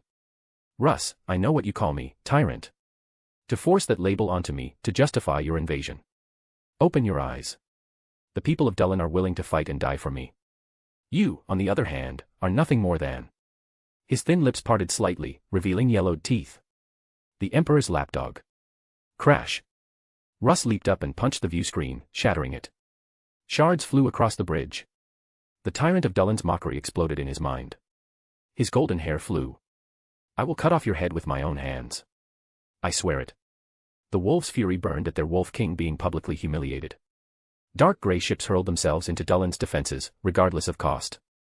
The black ships of Shadows of Order advanced steadily. Their relic-class ships, using their range advantage, delivered occasional fire strikes, showing no sign of stealing the wolves' prey. Jorin ordered the attack on the main orbital station. The crew compartments of the gray stormbirds shook. The wolves repeatedly chanted the epics passed down through generations on Fenris. The wolves' pheromones, heavy with killing intent, filled the cramped space. Unlike before, this rage, far beyond normal pre-battle readiness, exuded a mad, cruel scent. In Jorin's craft, 3 wolves pounded on metal cages, as they often struck sword against shield. Now the time for killing has come, Jorin repeated the oath he always recited before battle. My enemies, the gates of death stand open before. Thinking of the Wolf King losing the pelt of black mane, he paused. To not affect pre-battle preparations, he continued, You. The hatches opened. Jorin was the first to jump out. The wolves' usual battle cries were a meaningless noise condensed from primal emotion, chilling and cowering. But now, unshackled, the wolves repeated their hair-raising howls. The enraged Grey Tide, in their killing-hungry roars, became pure hunters above Fenris. The wolves had never been so angry. The Wolf King was no lapdog. He was the Wolf King. He was the Lord of Winter and Ruin. Jorin swung his two-handed axe, tearing through Scarban soldiers like a whirlwind. He didn't stop until his armor was caked with strange flesh and the command center was empty. He shook his arm, calming the restless limb, and looked at Wolf Priest Ulbrun reproaching. How is it? Everything is normal, Ulbrun replied. The same at Heim Ligiga. This gene seed was recovered from the fallen. The threaded cross-sections also show no abnormalities. The Wolf Priest combined the duties of apothecary and chaplain for most legions, holding the highest rank in the Great Company after the Wolf Lord. Good, Jorin breathed a sigh of relief. That was a bloody battle. If they could maintain their sanity under those conditions, then there's no need. But the numbers don't add up, Ulbrun interrupted his Wolf Lord. I checked 5 times, even sent servitors to rescan the station's wreckage twice. Unless the threads of fate are toying with us, or I truly made a mistake, then. Wolf Lord, some warriors are missing. Jorin's eyes widened. Are you sure? Scans found nothing. The casualty records and the number of destroyed power armor suits don't match either. More importantly, you need to see this. The hololithic image Ulbrun displayed was shaky. This was extracted from the Great Company flagship surveillance records. Jorin saw the battle-wreathed orbital station appear in the image. Huge sections exploded and shattered, tumbling towards the planet's surface. What am I looking for here? Jorin stared intently at the image. You'll see. As Ulbrun spoke, the image suddenly flared with the light of engine exhaust. A piece of metal debris moved differently from the other chaotic fragments. One got away. Jorin's voice was cold. More than one, Ulbrun shook his head. This is just from one fixed camera. They could only take bodies, Jorin said with certainty. No one captures a live wolf. Ulbrun's lips twisted. The Delanians are formidable. It's entirely possible they captured one, or more, after losing the station. If these warriors were sane, they would never let themselves be captured alive, suffer such humiliation. Then there's only one possibility, if they had completely lost their minds, reduced to. A tense silence hung between them. After a long moment, Jorin broke it. You can't be sure. No, Wolf Lord, Ulbrun replied. You need to tell the Wolf King. What am I supposed to tell him? Jorin roared. We don't know what this affliction is. We're not sure these men have it. We can't even confirm they were captured. You tell me. How do I tell the Wolf King? Bother him with baseless speculation and conjecture. We're going into battle in hours. Every fighting man is precious. The Wolf King needs us to win, to tear down the tyrant of Dullin's defenses before those annoying shadows of order. And you want me to go to him with this? Ulbrunner shook his head. If the Delanians took them, there's a reason. You cannot allow a weapon that could be used against us to remain in enemy hands. I will not give them any weapon. Jorin reached out and shut off the data slate. The hologram vanished. But without tangible evidence, this is nothing but baseless suspicion. Send more men to continue the search. Look for their bodies. If nothing is found, continue searching on Dullin. I swear, whatever we find, I will fight alongside you, cut through the enemy's hellish world, and bring our brothers back. The wolf priest met his wolf lord's gaze. Their eyes locked. Finally, Ulbrunner said, perhaps, in the end, you will have to do just that. If you enjoy the story, my Patreon is 30 chapters ahead. patreon.com/daosjinsu. Chapter 584, Chapter 583, Beating the Wolf King, Confiscating Russ's Kraken's Bane. On the red surface of Dullin, in the industrial district. Pat, newly inducted into the court and having received his father's gift to become a spectator, stepped out of his drop pod. He activated his augmented speaker array and called out loudly. Brothers, the Delanians persist in their folly. The Primarch has declared them guilty. Our duty is to recover usable assets before the wolves turn everything to ruin. Technical data, industrial facilities, everything will be taken as spoils for the Legion. By order of the Monarch, act. The spectator entered a state of detached observation, watching the honor guard members he had inspired, even the typically calm tech marines. Pat strode forward, leading them into the industrial district. He switched the speaker system's language to the Phalian language, which the librarians had cracked. Delanians, lay down your weapons. You will be spared. Pat's booming voice, amplified by the Vox device, echoed through the factory. Die. A red-robed overseer roared, raising a heavy double-barreled weapon. With a sharp crack, blood mist exploded. Pat's voice was cold. Final warning. Lay down your weapons. The workers clutched their weapons fearfully, staring at the black-armored warriors before them. Unlike the grey-clad butchers and the wolf-like beasts in the images, these black-armored warriors, though terrifying, offered them a chance to live. Clang. The first worker dropped his iron pipe. Then came a cascade of clattering sounds. Crash. A thunderous blast. Pat turned. The factory wall suddenly split open, then collapsed. From the dust emerged a massive machine, larger than a Leviathan dreadnought. It bore no paint. Its shoulder-mounted missile racks were empty. Several cables were crudely attached, clearly rushed from the production line. It raised its disruptor cannon, its short, flat barrel aimed. With a screaming roar, shells slammed into the storm shields. Crack, crack, crack. The storm shields exploded. Disruptor shells struck the honor guard member holding the shield, tearing his power armor to shreds. The exposed guard member was fortunately unscathed. Attack. Kill it before it reloads. Pat roared, charging the massive machine. The honor guard members felt strength surge through them. They followed Pat's charge. Pat's thunder hammer met the spinning siege drill. He was thrown back. An honor guard member, with a running leap, soared into the air. A warrior from the 8th chapter brought his psychic sword down on the shield. Pat leaped, swinging his thunder hammer at the viewport on the machine's chest. The shrieking force field tore the Skarbon soldier inside to shreds. At the same moment Pat slew the Leviathan, the 13th Great Company scaled the walls of the Crimson Fortress. Wolf Lord, Ulbrunner fired a bolt as he spoke to Jorin. They're still in Delanian hands. They're still broadcasting the images. They are being seen. The wolf priest's voice was thick with humiliation. Including by shadows of order. Jorin swung his axe, cleaving a Skarbon soldier in two. Can you track their life signs? Only one. The signal is very stable, but very weak, the wolf priest replied. I promise to bring them back. An hour later, Russ, having returned to the battlefield, drew Kraken's Bane and charged a gleaming Leviathan that had burst through a wall. Its outer armor wasn't solid, but segmented plates embedded on the surface. The rocket launchers on its shoulders rotated with a creak. Missiles trailing light slammed into the wolves.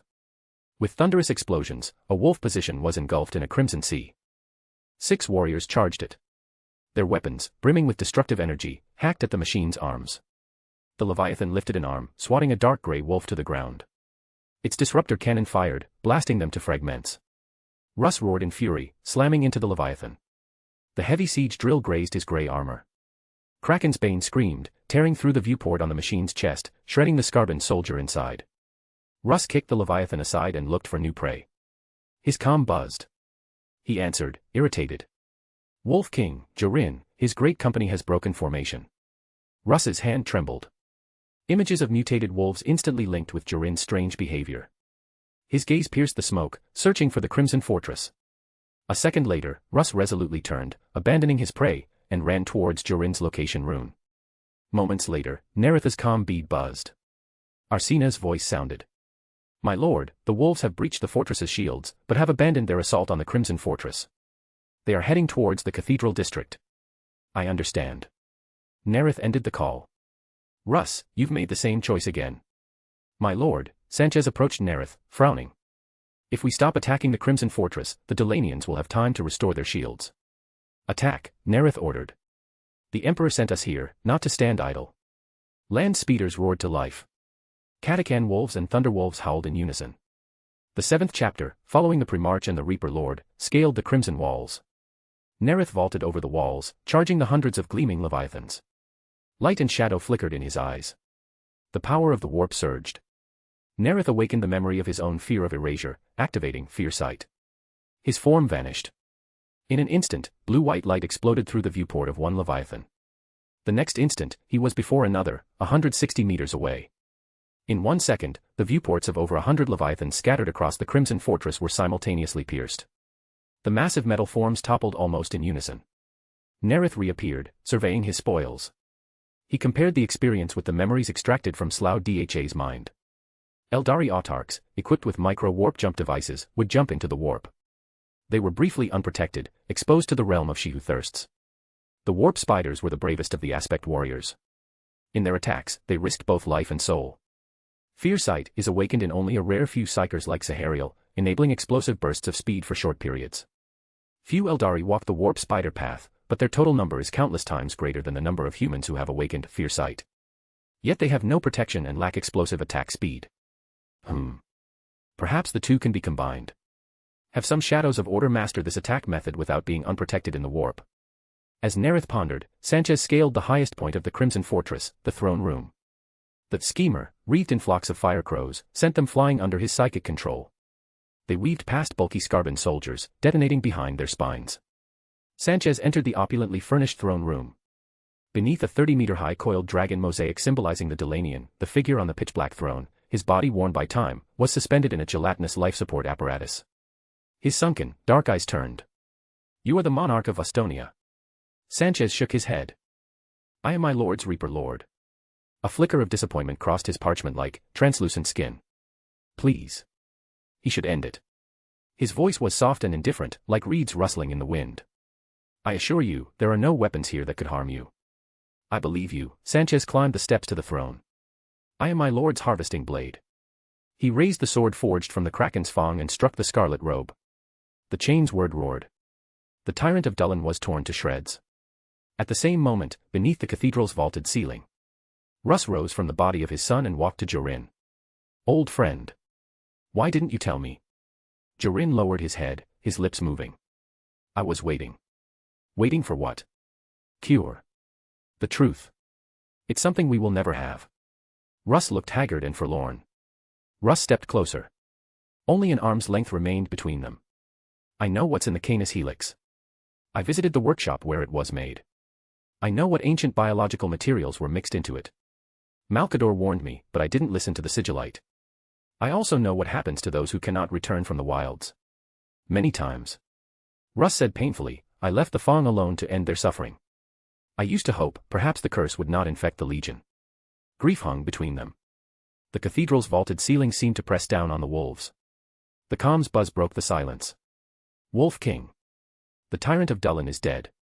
Russ's body erupted with a roar like flames. Hissing breath slapped Jorin's face. He gripped his chain's word and strode out. The grey stormbird roared towards the Crimson Fortress. Before it landed, Russ pulled open the hatch. Among the many black-armored warriors, he immediately found the figure with golden wings. Russ leaped. Boom. The Primarch plummeted like a meteor, crushing a crimson bunker. Leman Russ, his fury barely contained, gripped the chain's word, the height of a man, carved with runes of destruction.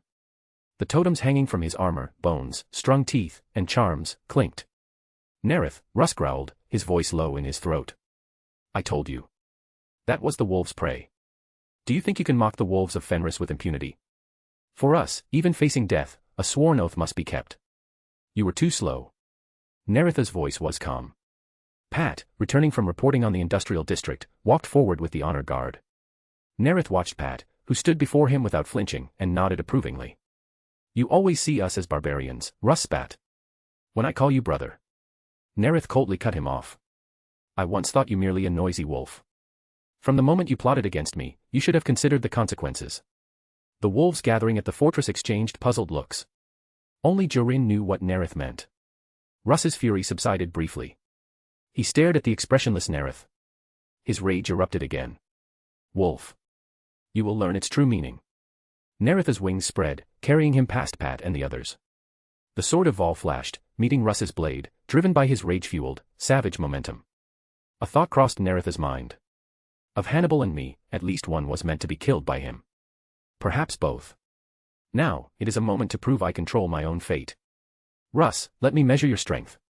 Sparks exploded. The clash echoed through the crimson fortress. Blue-white light overwhelmed the ice-blue blade. Nareth stood unmoved. Russ was hurled backward. Russ's eyes widened in fury. Nareth's strength far surpassed his own. He advanced cautiously. Frecky and Jerry flanked him.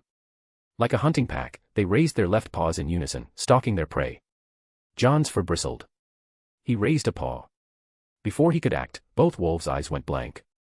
Their raised heads slammed to the ground. John lowered his paw, looking at the black wolf who had raised his head. Familiar with Freddy, he saw the disdain in his eyes.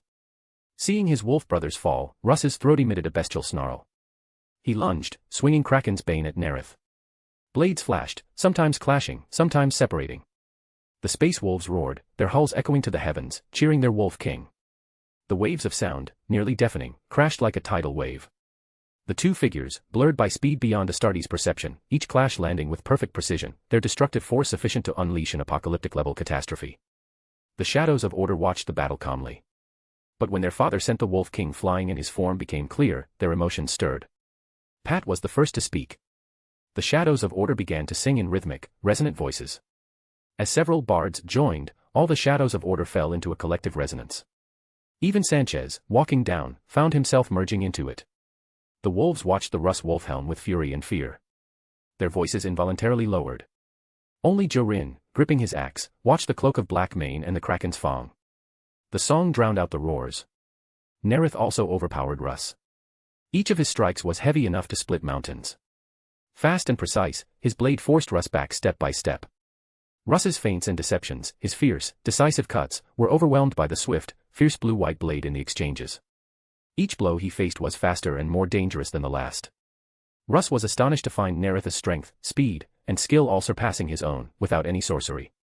With a crash, Russ's powerful body slammed into the fortress wall. With no room to retreat, Russ lunged forward, gripping Kraken's bane two-handed for a sweeping strike. Nareth's right hand rose. Blue-white light flashed. At the last moment, his blade angled upward. With precision, at the moment Russ's swing left him exposed, he struck the weakness with an Otspurt via 33rd pattern. With a crackling burst, Kraken's bane flew from his hands. Nareth's wings beat once. He caught the screaming chain's word. You lose. It's my prize. The wolves' howls ceased abruptly, as if their throats had been cut. The shadows of order's song erupted into thunderous cheers, echoing through the crimson fortress. Russ watched Nareth descend slowly and charged. He threw himself, body as a weapon, at Nareth. Like a roaring wolf pouncing on prey, he had caught countless beasts in the snow, never failing. Nareth's transhuman perception sensed the sudden attack the moment Russ leaped. His wings beat, carrying him backward. He sheathed the sword of Vol and hung Kraken's bane at his waist. The Baron of Corruption's muscles bulged. His back twisted. His fists flew, each blow like a missile. With a thunderous crack, Nareth's right fist struck Russ's left arm, numbing both. His power gauntlet, its energy field inactive, slammed into Russ's right arm, driving him, grey armor and all, into the crimson wall. Blow after blow, like a storm, hammered Russ. Crash. The ground shook. The wall collapsed. Grey armor shattered. Russ was hurled backward, crashing heavily to the ground. Russ. Jorin's panicked cry, forgetting even to address his brother, rushed to him. The spectator watched the panicked wolves. He keenly observed they instinctively gave a wide berth to the standing black-armored, golden-winged figure. Nareth lowered his fists, thinking silently. Could Russ kill me? No. If you enjoy the story, my Patreon is 30 chapters ahead. patreon.com/dawasjinsu. Chapter 585, Chapter 584, Shadows of Order, Heroes of Prospero. The dark grey warships departed the crimson world of Dulin and gloom. The space wolves had not, as was their custom, reduced Dulin to ruins. The industrial district was firmly in Shadows of Order's hands. The Wolf King had not taken the tyrant's head. For the first time, he had failed to fulfill a sworn hunt. Around the hearth aboard the Nidhogg, there was no laughter, no camaraderie. Ogvi Helmshroth, Wolf Lord of the Third Great Company, who had always been clean-shaven, now had a few stray, coarse bristles on his face. Since witnessing the malignant mutation, he had been plagued by nightmares, often waking from dreams of becoming a beast. His sunken eyes stared at Nut. The silver ring piercing his lower lip trembled. He spoke, his voice a mix of irritation and childish hope. If it's from the Canis Helix, any wolf could be affected. The wolf priest's words fell like ice and snow on everyone present, a chill the hearth fire couldn't dispel. Wolf Lord, we should be more concerned about whether Nareth will make those images public. His relationship with the Wolf King has always been strained. Those vermin on Terra will certainly seize the chance to come out of the woodwork. Fortunately, that's the one thing we don't need to worry about, Ogvi said wearily. Jurin told me the Wolf King reached an agreement with him. He will keep our secret, and we will offer him Fenrisian creatures in return. Did Jurin say how the Wolf King is? Nut's question made the silent honor guard all look at their Wolf Lord. The Wolf King is fine. He's just sleeping. Nareth wouldn't dare kill him. The wolves outnumber his men. Ogvi thought of Sanchez, of the Russ wolf helm on his head, the cloak on his shoulders, the kraken's fang at his waist. His hand trembled slightly. If anything happened to the Wolf King, he would never have left Dulin alive. Ogvi gripped his silver cup. The image Jurin had shown him flashed through his mind. The sight of the Wolf King struck down was the nightmare that haunted his waking hours. He took a deep draught of the pitch-black liquid. The burn of Fenrisian mead dispelled the shadow of the Lord of Winter and War's defeat. At the same moment the wolves departed Dulin in gloom, Nareth was issuing orders in his office. Tech Marines, study the Delanian technology. Sanchez, your chapter will remain at Dulin to rest and refit. Arsena, set course for Kagaris. It's time to see Jagatai. Though he had dealt with Russ's trouble, Nareth had promised Sanguinius and Magnus he would speak with Jagatai. The dice of prophecy had been used. He would have to wait until 873 to divine the Rangdan homeworld. This was a good time to meet Jagatai. Sanchez and Arsena glanced at the chains word, as tall as a man, on the weapon rack, and answered respectfully. By your will. At the same moment the shadow of royalty transitioned into the warp, Ethan, the librarian visiting Prospero, stood in the center of the Eye of the Void Plaza, looking out at the 81 paths radiating from it. A crimson-armored thousand son of the Pavoni cult smiled and explained. The Eye of the Void is the center of Tisca. When the Emperor and Lord Nareth visited Prospero, our father welcomed them here. Ethan looked at the tall, Doric-style columns. The burning braziers atop them illuminated his memories of reading about his father's visit. He walked into a street flanked by lifelike silver lion statues. Each was posed differently, in various sizes, as if a real pride had been plated in silver and placed on marble pedestals. Ethan stopped, looking at the garden entrance guarded by two statues. A red-armored thousand son was supervising citizens exercising. This is Silver Street, the handsome thousand son walked to his side. They are practicing Taijiquan. Our father and Lord Perturabo discovered remnants of the Dragon Realm during the Morningstar rescue mission. Father studied it and found that people find peace in these gentle, precise movements. The repetitive cycles and elegant harmony soothe their troubled minds. I don't think this is unfamiliar to you. Lord Nareth's domains also have gardens where citizens practice it. Ethan nodded. He knew that they, the Thousand Son, referred to Wysikers and mutants. These groups made up a significant portion of Tisca's population. Gardens had been built in every domain of his father. Citizens were required to practice Taijiquan. It was both a welfare measure and a precaution against loss of control psychers. The exercising citizens, seeing the black-armored warrior, erupted in enthusiastic cheers. They bowed in unison, gracefully and gently, calling out loudly. Salute to Shadows of Order. Thank you for hunting the Psychnoian. The Pavoni Thousand Son said teasingly, you are almost as popular here as we are. You deserve it. Since you started hunting the Psychnoian in the wasteland, Tisca has suffered no more attacks. That is precisely my mission here. Ethan waved to the crowd, drawing even louder cheers. As they spoke, they reached the foot of a mountain. A thousand sun with glowing skin pointed proudly at the massive pyramid, set against the White Mountain and the Acropolis as a backdrop. That magnificent one is our cult's. It is the largest, besides the Primarch's pyramid of Photep. The proud chief librarian, Hathermot, had used his influence to make the Pyramid of Pavoni exquisitely beautiful. Ethan looked into the distance. Such imposing structures would seem jarring elsewhere, but these pyramids harmonized seamlessly with the surrounding landscape, as if they had always been part of the mountains. Only one stood out. He pointed curiously at its burning pinnacle. And that? The Pyri cults. The handsome Thousand Sun made a face. He produced a gleaming psychic crystal and handed it to Ethan. A gift for you. Every shadow of order who visits receives one. You can consider the Pyramid of Pavoni your home. Everyone in our cult is eager to speak with you. You can also read any book in our library. After the Great Library and Photep, the Pyramid of Pavoni holds the most books. The Pavoni cult Thousand Sun said warmly. Father's relationship with Lord Nareth was amicable, and the Magister Templi had been seconded to Shadows of Order. He often recounted his experiences during his lectures, fostering widespread goodwill towards Lord Nareth and his sons within the cult. Ethan did not lose himself in the knowledge of the Pyramid of Pavoni. The next day, he took a red disc-shaped speeder provided by the Thousand Suns and flew into the wasteland. The Thousand Suns prioritized the small number of speeders they had just begun to equip for Shadows of Order heading into the wasteland. As the speeder left Tisca, Ethan saw, surrounding the city, dozens of ironstone towers.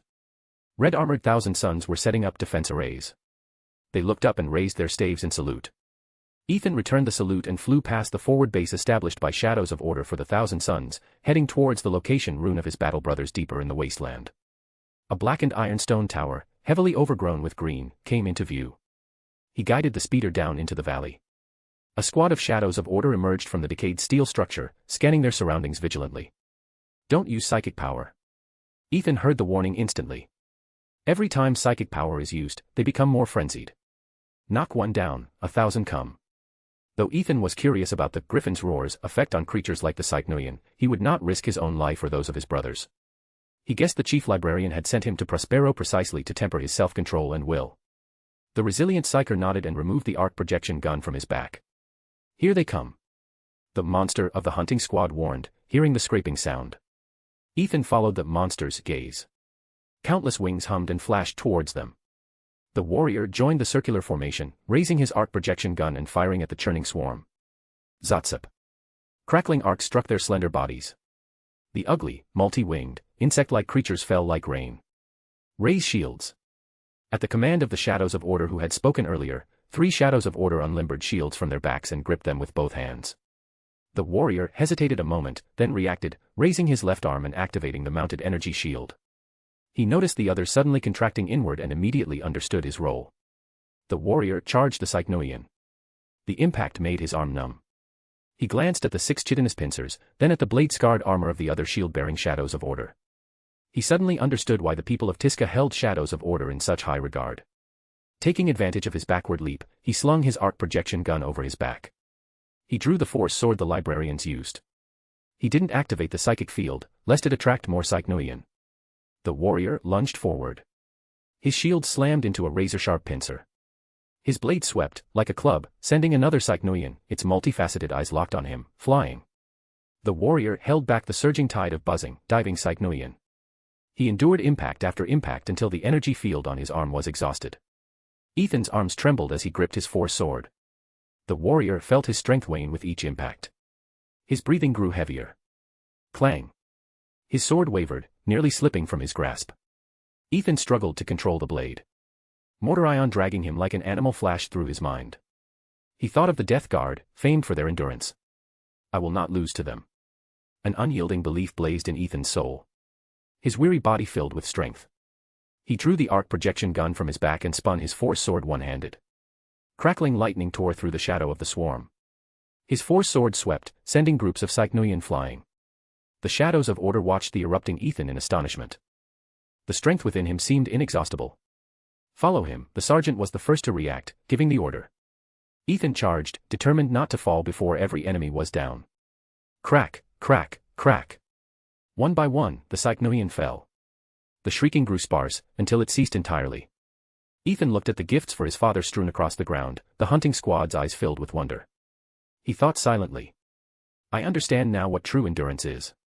If you enjoy the story, my Patreon is 30 chapters ahead. patreon.com/dawisjinsu. Chapter 586, Chapter 585, How did playing Regicide with Jagatai lead to corroding Balsar? 871.m30. Segmentum Ultima, Horus. Jagatai's Legion Fortress, Quanzhou, had been under construction for over 5 years. Its main structure was now complete.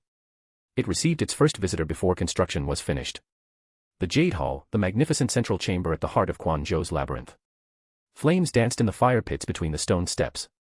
Clouds of fragrant incense drifted among the wooden ceiling beams. Moon-shaped lutes played.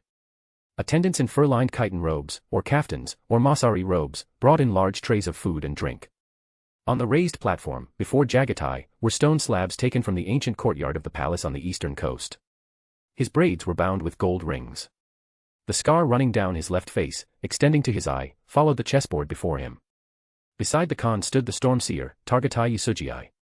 Across from Yusugii stood 2 other psychers, Arsena and Balsar. Balsar watched the board. During his time studying with Nareth, he had noticed the Shadows of Order used regicide to train their officers. He hadn't expected the outwardly rough Kagorians to have the same practice. He observed the 2 masters' game. Lord Nareth seemed to have met his match. My warriors train with regicide, Jagatai's refined voice held an aristocratic air. From it, they learn to perceive threats from all directions and respond to a variety of enemies. Coincidentally, Nareth's voice was calm, so do Shadows of Order. Their eyes met. They found common ground in this shared appreciation of culture. Balsar watched Jagatai Khan, his fingers adorned with gold ornaments, lift a cup of wine, toasting Lord Nareth, who calmly did the same. Simultaneously, they reached for a piece, with the precision of swordsmen, placing them swiftly and accurately. A liver-shaped territory took form on the frontier. He had opened a new domain. I accompanied Father to Molech to quell the rebellion in the night world. Horus, Fulgrim, and Vulcan were also there. After the rebellion was put down, Serpuin of House Devine was appointed governor. Father stationed 100 regiments and 3 Titan legions on Molech. That world holds secrets. Secrets Father doesn't want known. A flicker of admiration crossed Nareth's eyes, along with relief. Molech was the last campaign he wanted to participate in. Fortunately, he had been occupied with the Taxil decisive battle in 869 and had been fortunately overlooked by the Emperor. He knew the Emperor had entered the realm of chaos from Molech, gaining the power and knowledge to create the Primarchs.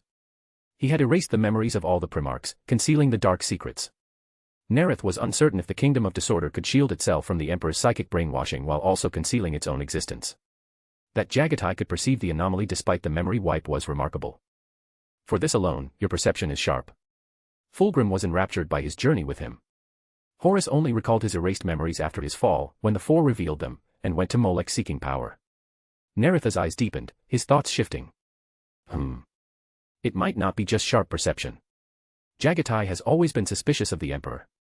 He values truth, but doubts the imperial truth, and despises civilizations built on lies. His relationship with the Emperor is far from cordial. They rarely even communicate. As Nareth pondered, he saw the new white territory taking shape and placed a black stone. Balsar watched the expanse of black territory forming in the center of the square board, also noticing Lord Nareth's gaze lingering on Yusugii. Your legion possesses a number of powerful psychers. As Yusugii bowed in return, Jagatai said, naturally. There are voices on the War Council and on Terra that psychers should be confined. These voices have never disappeared, they are growing stronger. Hearing this, Balsar felt a shadow fall upon him. He looked at Lord Nareth. He knew Lord Nareth had championed their cause, standing firm against the attacks. As Balsar looked at Lord Nareth with reverence, the calm voice struck his mind with force. We cannot wait idly. If we do nothing, we will pay the price. In Balsar's eyes, the black-armored, golden-winged figure, seemingly confined to the hall, suddenly transcended its bounds. Lord Nareth stood like a mountain on Horus, overlooking all. Balsar instinctively lowered his head, avoiding the blinding light. Since you came to me, Jagatai's voice suddenly sharpened, let us be open. Speak your mind. Balsar's body swayed. He felt as if pierced by a blade. He could only imagine the pressure Lord Nareth was withstanding. Mortarion and Russ are steadfast opponents. Though Russ had promised not to speak against him or Shadows of Order, he would not change his opposition to Psychers. He and Mortarion, whom he had aided, would focus their attacks more on Magnus and Sanguinius. His visit to Horus was for alliance, not merely for his own sake. Manus and Dorn are also opposed. You cannot stand idly by. You must join us, defend them. Lord Nareth's voice remained calm, as if feeling no pressure. Balsar felt the golden light shining into his mind. He looked up and saw the 2 Primarchs staring at each other. It seemed an unspoken test of wills in the psychic domain was taking place. They placed stones rapidly, without looking down, without thinking, as if each already knew what the other would do. The Khan's gaze was the first to shift. Then, they both smiled. Of course, he removed his hand from the white stone and said candidly, "You win." Nareth smiled. Their skill was comparable, but his will had overcome Jagatai's, forcing him to reveal his true thoughts and disrupting his play. His eyes suddenly flickered. Nareth keenly perceived Balsar's gaze upon him. His expression. His posture. How did playing regicide with Jagatai lead to corroding Balsar? Nareth did not leave immediately. He waited for the moment Jagatai would lose patience. Day after day, the Khan mediated conflicts between the tribes and engaged in lengthy discussions with the Mechanicum about Quan Zhou's construction. His brow furrowed tighter. His face twitched. Until, on the morning of the 5th day, he rose from his throne, confined to the palace. Enough. I have been trapped here too long. I have forgotten what the world looks like. Nareth shed his armor, adopting the local custom, donning a deal robe and leather boots. The horses of Kagharis were powerful beasts, but even they could not bear an Astartes in armor. In truth, this was of little consequence. His golden wings could bear the weight even without beating. He wore the robes out of respect for local customs and culture. Nareth, Jagatai, Yusujii, Arsina, and Balsar mounted the powerful horses and rode out of the fortress, following the ancient pilgrimage road to Olaf, heading west. Above the blue-green sea of grass, a bird of prey circled on the high winds. Its eyes swept the ground, searching for prey, locking on in perfect stillness. Many now call you that, Khan, Yusujii said. Warhawk. Indeed. I should not be confined to a palace. I have an invitation, Nareth, keenly sensing the moment, said. A hunt. The homeworld of the Xenos that invaded the Imperium. The Rangdan. He knew little of the Xenos' homeworld, and it lay beyond the reach of the Astronomicon. More critically, dealing with the Rust trouble had forced him to use the dice of prophecy. This meant nearly 5 years between the Battle of Taxil and his planned extermination campaign. Though half the time the Rangdan would have had to recover, it would still be a major war. Nareth decided to invite Jagatai and also Perturabo, who had missed the Battle of Taxil. Even though Taxil was more perilous, the glory of conquering the Xenos' homeworld was greater. Seeing Jagatai not answer immediately, Nareth knew he was considering. The 5th Legion, scattered across the galaxy, was still gathering. Jagatai was waiting for all his sons to assemble on Kagharis for the White Scar's founding ceremony. Nareth watched Jagatai calmly, knowing he would agree. Because from his return to the Imperium in 865 to the time his scattered sons would gather on Kagharis, it would take 10 years. Jagatai would obviously realize the day was still far off. Borger, captain of the Star Hunters 33rd Company, and Stach, its apothecary, both corroded by Nareth, had been promoted to telepathist 2 years prior. They might become Sequence 7 psychiatrists before meeting Jagatai. This would help prevent the perceptive Warhawk from noticing anything unusual. As Nareth pondered, Jagatai spoke. I will join the hunt for the Xenos, but my legion will operate independently. Nareth nodded, respecting Jagatai and his legion's ways. Of course. 11th month, 873. Assembly at the Kalium Gate. 3 days later, the Shadow's sovereignty left Kagharis orbit. Nareth slid a black potion towards Balsar. Drink this. For Balsar, the hardest to corrode, he had chosen lawyer. In the future, Balsar would become a founding Grand Master of the Grey Knights, far from his side. Instead of selecting a path suited for psychers like Hermit Pathway, Nareth prudently chose his own path. If you enjoy the story, my P at Trian is 30 chapters ahead. p@trian.com/dawisjinsu. Chapter 587, Chapter 586, Perturabo, Nareth, I've built what you asked for. 873.m30. The main forces of Shadows of Order, Iron Warriors, and White Scars, along with task forces from the Thousand Sons, Ultramarines, Emperor's Children, Night Lords, Word-Bearers, and Warhounds, gathered in the Kalium Gate Zone. Aboard the Shadow's Sovereignty, Primarch's office. After hearing Arsina Dunn's report on the assembly of other legions, Nareth thought with feeling. Those I've corroded. All the task forces under my command will join this war of honor. Only Luther, Zahariel, and the others are absent. Lion, why couldn't you leave someone behind, like Gilliman left Gren? As Nareth pondered, his aide continued. All chapters have completed their tasks, cleansing the Xenos within Imperial territory. The 6th, 8th, 9th, and 10th chapters have completed assembly as you commanded. Nareth anticipated 3 campaigns over the next 8 years, the Rangdan genocide, a preemptive war against the Rud, and participation in the emancipation of Drun in 881 to acquire enslavers. He would obtain all the materials for the Mentor of Disorder potion. Considering various factors, Nareth judged the 3 campaigns to be of similar difficulty. To avoid excessive attrition of any single chapter, he decided to rotate them. Considering the 7th chapter's temporary garrison at Dullen, and the Darkness Pathway's suitability against the Rud, Nareth selected the chapters for each campaign. My lord, during negotiations with Mars regarding the captured War Moon, the Fabricator General proposed an interesting offer. What? Nareth leaned back on his throne, listening with interest to the suggestion. Mars proposes sending a team to the Fortress of Resilience's orbit to dismantle the fused remains of the Abomination and the War Moon. They will repair and modify the Gloriana-class battleship and deliver it to you. They estimate it will be at least an Emperor-class battleship. In return, they receive the War Moon's wreckage. Nareth had originally planned to move the wreckage to Vostroya, where Lien Ramles was conducting related research. Considering 5 War Moons had been captured in the Second Rangdan War, trading with Mars maximized value. He spoke. I agree. I will convey your decision to Mars, Arsena said. Lord Perturabo and Lord Jagatai will arrive in 15 standard hours. Anakaris Scoria awaits your audience. Nareth leaned back. Send him in. Shortly after his aide left, a metallic construct composed of countless machines, forced to contract its metal form, barely squeezed through the wide entrance. The 12 Macandrites on his back contracted like spider legs. His waist and legs had vanished, replaced by sacred mechanization. Tens of thousands of complex components had replaced his body. The only remaining flesh was the arm holding the scepter. Nareth examined Anakaris. The figure before him gradually merged with the memory of the Tyrant of Zana, the father of Hellforges, the ceiling of Tech Priest combat prowess. My lord. The metal body emitted a respectful, mechanical voice. The Archmago's intendant, answering your call for vengeance against the Xenos who desecrated Zana's holy land, has committed the entire Legio Cybernetica and House Malanax. Because of your influence, I have been appointed commander. Nareth nodded. Without his support, Anakaris in the Rangdan Xenocide would still have been a young tech priest leading a macro branch of the Legio Cybernetica on the front lines.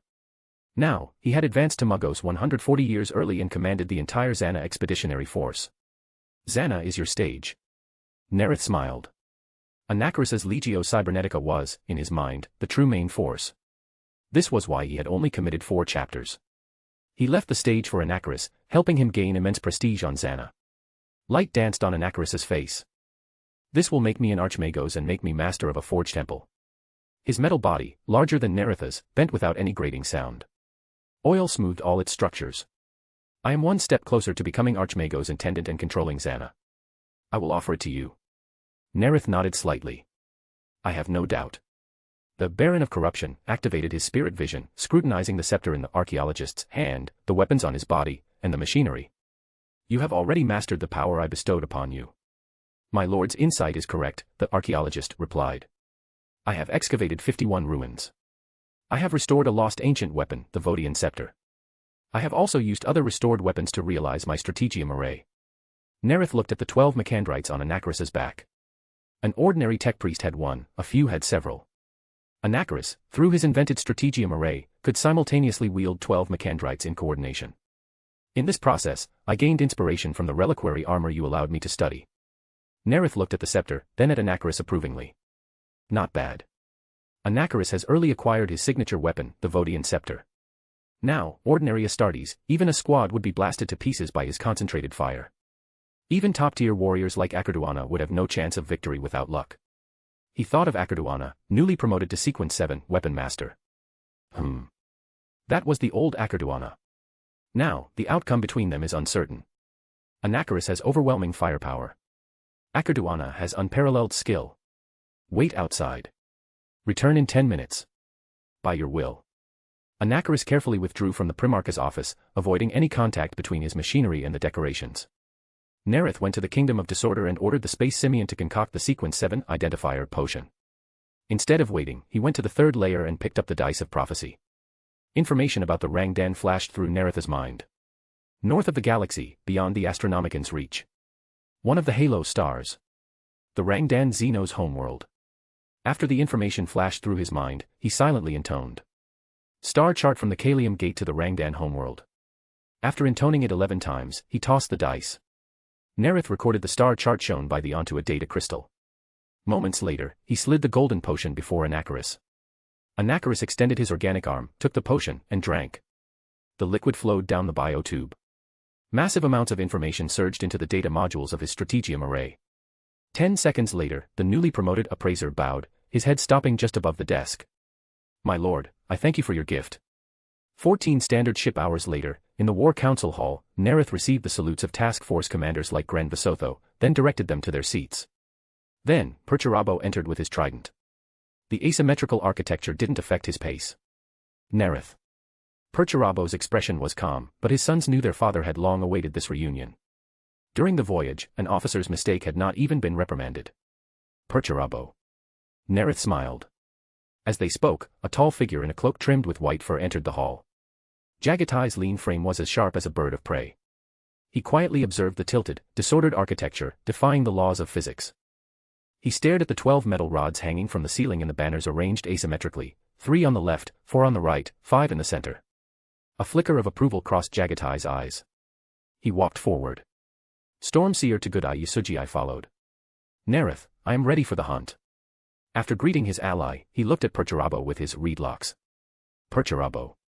Jagatai. Perturabo's tone was indifferent. Jagatai, welcome. After the greetings, the three took their seats. Arsena raised his control rod, projecting a green hololith above the hall. A planet was magnified, highlighted. This is our target, the Xenos homeworld, Rangda. I will formulate the battle plan. Perturabo had just spoken when Jagatai's gentle, indifferent voice sounded. I have my own ways. You don't know them. Perturabo's rock-like voice rang out in the hall. Jagatai shook his head, looking at Perturabo. My companies fought the Xenos at Xana. My sons hunt them on the frontier. I know the prey. Perturabo, we should respect Jagatai's ways. We will give him the plan. He will know how to coordinate with us. Perturabo was silent for a moment, then spoke. Only part.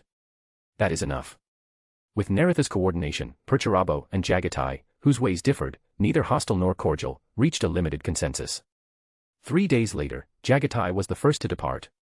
Perturabo came to Nareth. Nareth, I have completed the weapon you asked me to build, working with Magos Tsurin 4. It's loaded on a transport ship, already delivered to your vessel. Only you could complete its construction in such a short time, based only on my description. Nareth said admiringly. Perturabo had, as expected, completed the anti-Rud weapon. Nareth could proceed with his planned campaign. Nareth knew Perturabo didn't mind building weapons, he built them in his spare time. But he hated being tasked with nothing else. Have you completed your grand theater? I look forward to seeing your work and making it reality. Perturabo's ice blue eyes gleamed. It is almost complete. I want to make it even more perfect. Name correction. Zulin 4-Tsurin 4. Also, as it turns out, Arsena is still in Sequence 7 Detective, got confused because author used the other name of the sequence, Knowledge Keeper. If you enjoy the story, my P at Trian is 30 chapters ahead. p@trian.com/daosjinsu. Chapter 588, Chapter 587, The Sealing of Mechanicum Individual Combat Power. North of the galaxy, among the halo stars beyond the Astronomican's reach, the Rangdan system. Perturabo was not aboard his Iron Blood. He was in the Central Quadrant command room of the Ramillies-class starfort that Nareth had placed under his command and which would be his after the war. The interfaces at the back of his head connected to the cogitator array he had personally modified. Torrents of data surged through his mind. Torpedo launchers moved as if part of his own body, spewing swarms of torpedoes into the void. Perturabo, alone, accomplished the coordination that would normally require an entire staff led by an admiral. He even controlled each individual torpedo, guiding them to destroy the countless drones that a Gloriana-class battleship would struggle to handle. Runes leaped, collided, and vanished in Perturabo's mind, forming a constantly shifting, artistic tableau. Everything was under control. Jagatai's ships. That fast. Perturabo's admiration flickered, then his brow furrowed. One after another, white runes intruded chaotically. They were like a sudden whirlwind, fierce yet disorderly. Black and iron-gray runes surged in, easing Perturabo's frown. The Iron Blood, commanded by his trident, and the Shadow's sovereignty, his brother Nareth's flagship, had flawlessly executed his battle plan. Perturabo stared at the black runes, a slight smile tugging at his lips before he forced it down. He ignored the drifting white runes. At least they would draw some fire. He repeatedly adjusted his deployments, disrupted by the white whirlwind, rapidly transmitting orders to the other ships. Black, purple, gray limestone. A flood of runes, following the predetermined plan and predetermined trajectories, marched towards the red targets. The red arc mechanicum, Xana's vengeance. Anakaris Scoria stared at the hololithic star chart, at the planet drawing closer. He watched the Omnicia sacred creation, the Ramillies-class starfort, enter orbit around the evil Xenos creation, the War Moon. 3 Gloriana-class battleships, black, iron gray, and white, reached orbit and joined the bombardment. Anakaris sent a burst of binary code through the noosphere to the entire Xana fleet. Our target is the Xenos' evil homeworld. Lord Nareth has granted my request to deliver judgment. The Omnicia has granted me revelation. He has granted me the algorithms of victory and judgment. The Omnicia descends in wrath. Every Xenos that has defiled the machine god must be purified. Anakaris highlighted his own role, transforming Lord Nareth's command into his own merit. This was not betrayal, it was necessary to serve Lord Nareth. He needed greater prestige to climb the web-like hierarchy of power on Xana. The noosphere surged with the clamor of binary. In the name of the Omnicia, judge the heretical defilers. Mugos Scoria will lead us to victory. Mugos Scoria, the Omnicia's agent of judgment. Anakaris watched with delight as more and more voices praised him. Not only the Magi under his command, but also 36 Magi from different factions, with whom he had no prior connection. The Red Arc formed an attack formation in high orbit. The Omnicia's servants aimed thousands of weapons at the planet below. Xana's vengeance fired the first shot. A blazing beam descended like the machine god's finger. Magma bombs rained down relentlessly, hammering like pile drivers driven by the Omnicia's pistons. Every Rangdan Xenos on the surface saw the shells collide with energy shields, the blinding energy explosions tearing through the murky sky, leaving trails of scorching light across the heavens. The moment Anakaris set foot on the Rangdan's evil soil, his cybernetic eye rotated. The earth had melted into a glass plane. Black smoke from the purifying holy fire rose in his vision. He raised the Vodia scepter, pointing towards the mist-shrouded mountains where the auspex showed dense life signs. Orbital bombardment had been ineffective there. The etheric readings were significantly higher than normal. Anakaris's metal body crunched over the flames, crushing vitrified rock. He raised a Macandrite behind him. We are the Omnicia's Legio Cybernetica. We are his hand of wrath. A melta cannon spat a torrent of flame, vaporizing a dozen Xenos. A tiger-like overlord, its body crackling, burst from the fire. A second Macandrite, like a python, rose. The photon-piercing cannon blazed with blinding light, illuminating the glass-like ground, turning the red robes a deeper scarlet. A blazing beam lanced out, piercing the jets of flame, slamming into the personal energy shield. With a sound like a bursting balloon, the beam pierced the shield, tore through the overlord's chest. Winged Xeno swooped from the air. Phosphor blasters spat dragons of fire, sweeping away the deep mist. Arcs of lightning leaped from the heads of the pig-like Xenos on the ground. Flames and lightning clashed, roaring. Anakaris raised a third Macandrite. The graviton cannon's marker hugged the ground. With a crack, the invisible shockwave made his metal body shake. The projected graviton shockwave struck the ground, then rose like an expanding bubble. The armor of the pig-like Xenos was crushed to dust by the gravity wave. Their fat bodies were torn apart and scattered. As bubble after bubble rose, the winged Xenos dove repeatedly, unleashing the Omnicia's wrath. The servo-skull electronic familiar orbiting Anakaris, personally modified by the Mugos, suddenly buzzed. Warning runes flashed on the display module of Anakaris's Strategium array. The analysis module completed parsing in a second. Knights of House Malanax surged past the Legio Cybernetica's flanks. Avenger Gatling cannons screamed. Torrential barrages swept over the towering, tree-like forms that had emerged. Thermal cannons thundered in unison. Roaring shockwaves sliced through the air, slamming into the Asivors. Anakaris was no longer as helpless as he had been against the Asivor on Xana. His electronic familiar scanned the Asivors again and again. The analysis module of his Strategium array performed iterative analyses, transmitting them to the Knights of House Malanax via the communication array. Anakaris, like a massive cogitator, directed the entire battlefield while attacking the enemy. A fourth and fifth Macandrite rose. Phase plasma beams and conversion beams lanced out, joining the photon beam against a silvery white form. As its energy shield shattered, a sixth Macandrite's radium carbine fired a burst of rounds into the Cerebvor. Its flesh rapidly blackened and sloughed off. The expanding radiation storm turned hundreds of Xenos into blackened corpses. Boom.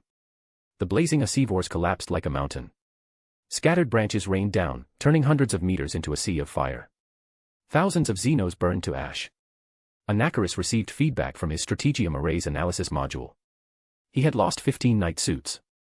2 more than his projection. As the Strategium array updated combat data, the electronic familiar's piercing screech cut through the rumbling ground. Anakaris saw over a dozen constructs burst forth.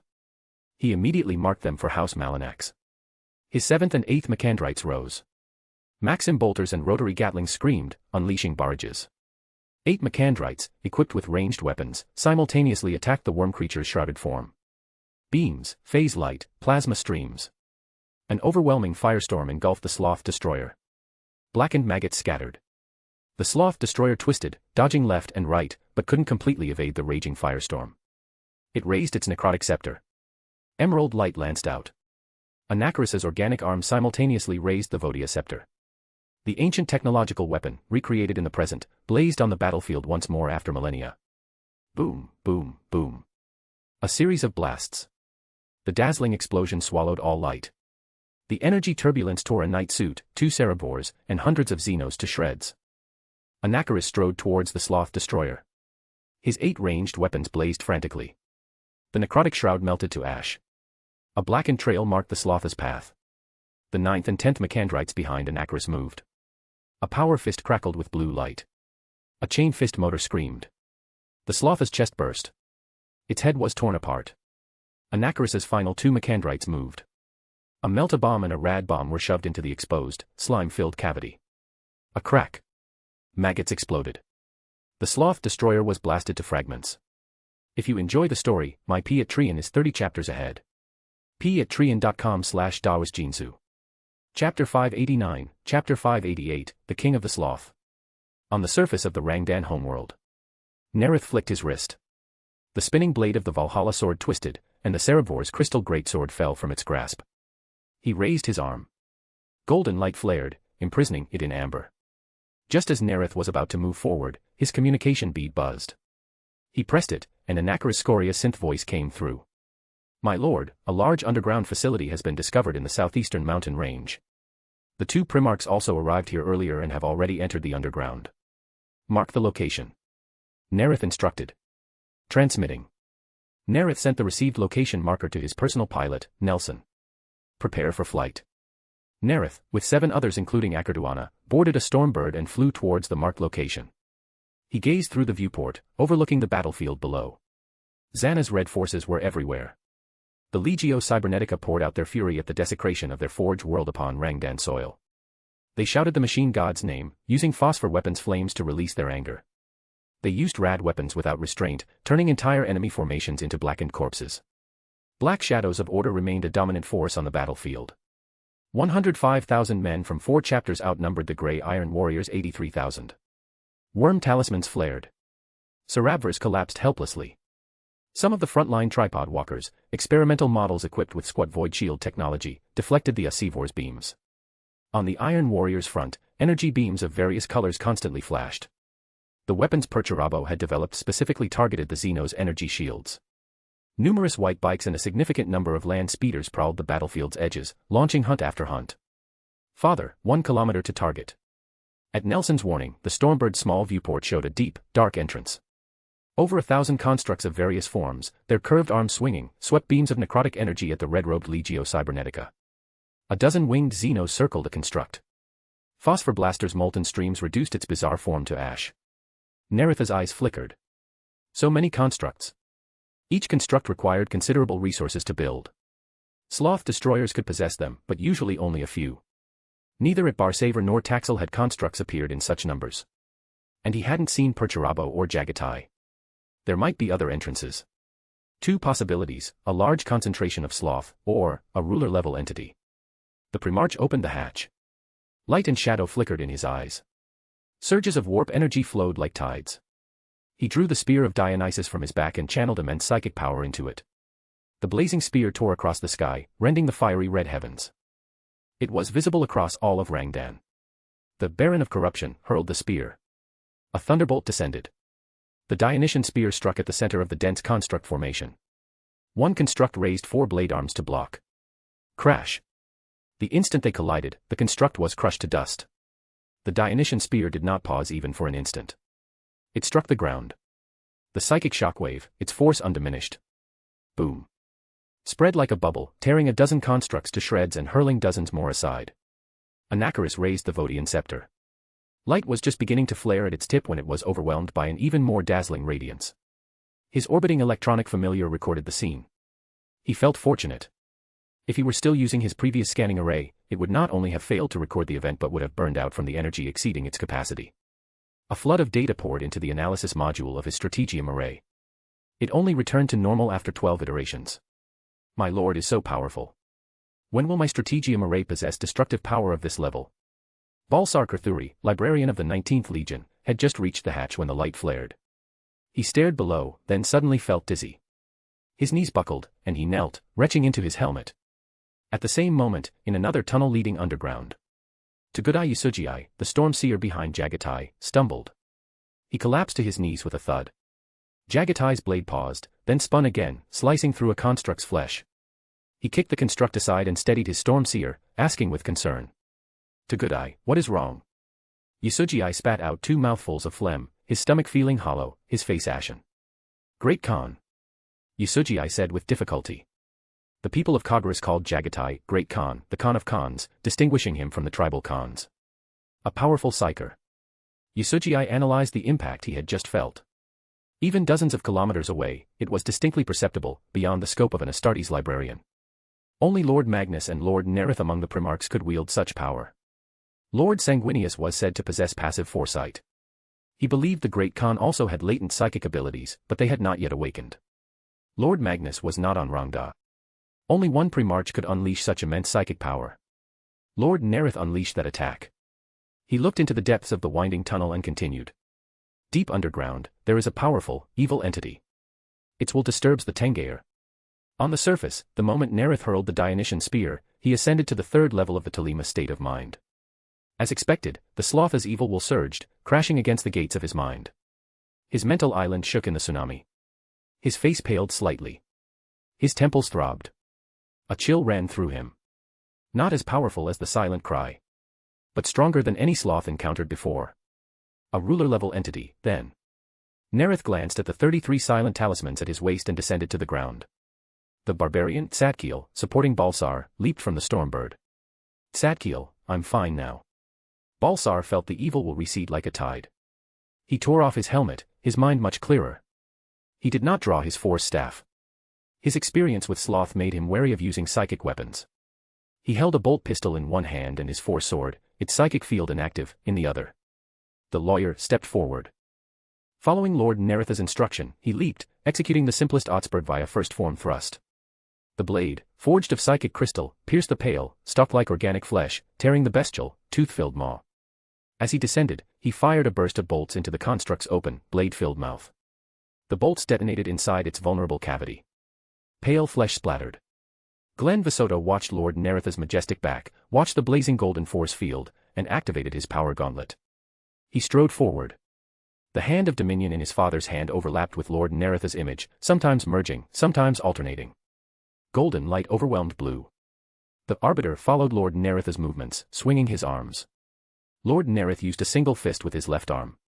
The Arbiter used both. The Arbiter threw his right fist. The force field screamed, knocking aside a warrior construct's lashing tendril blade. Glenn could continue to mimic and pursue Lord Nareth's movements.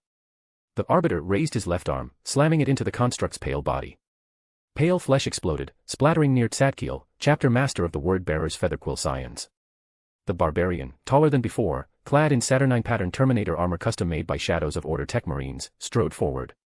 Feeling the power surging within him, his pace was only slightly slower than Balsar, whose armor was much lighter. Tzadkiel silently praised Lord Nareth. He had recently reported his growth to his father. The reply emphasized that it was a reward for his devout faith in the Emperor, a gift of faith's power. Lorgar had also commended his son's meritorious service in promoting the chaplaincy within Shadows of Order. The barbarian let out a deafening, savage howl. He had abandoned his former ornate blade, swinging a screaming chainsword at the staggering construct. Pale flesh churned.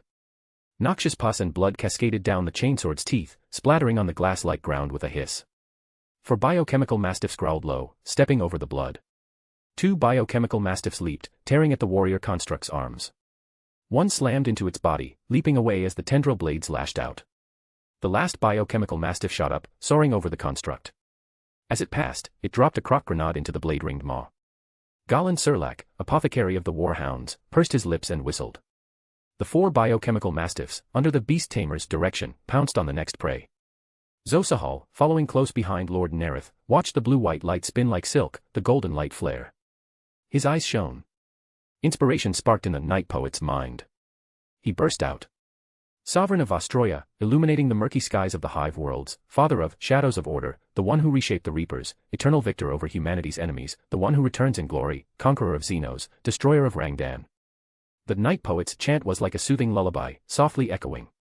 The minds of those around him briefly wandered, as if seeing tranquil moonlight, a calm, rippling lake. The construct's perceptions blurred. Their movements slowed. Seeing the warrior construct's tendril blades slow slightly, the Reaper construct's fire rate slow for a moment, Zosahal pursed his lips. Constructs that don't appreciate poetry. He attributed the diminished effect to their half-organic, half-inorganic nature, ignoring the fact that he was a novice poet, having only recently picked up verse to master this power. The tranquil verse reached Lucius's ears, rousing him from his euphoria of freewheeling blades. The pugilist suddenly remembered his pre-battle goal. He switched from a two-handed grip to one hand. His blade spun, as if 5 swords were dancing. Clang, clang, clang. Amidst a series of clashes, he batted aside the warrior construct's tendril blades. He leaped like a bird of prey, his left fist flying. His purple gauntlet hammered the pale body repeatedly. With a series of firecracker-like explosions, flesh flew. Lucius felt something detonate within him like a bolt round. He clenched his fist and looked at Acarduana.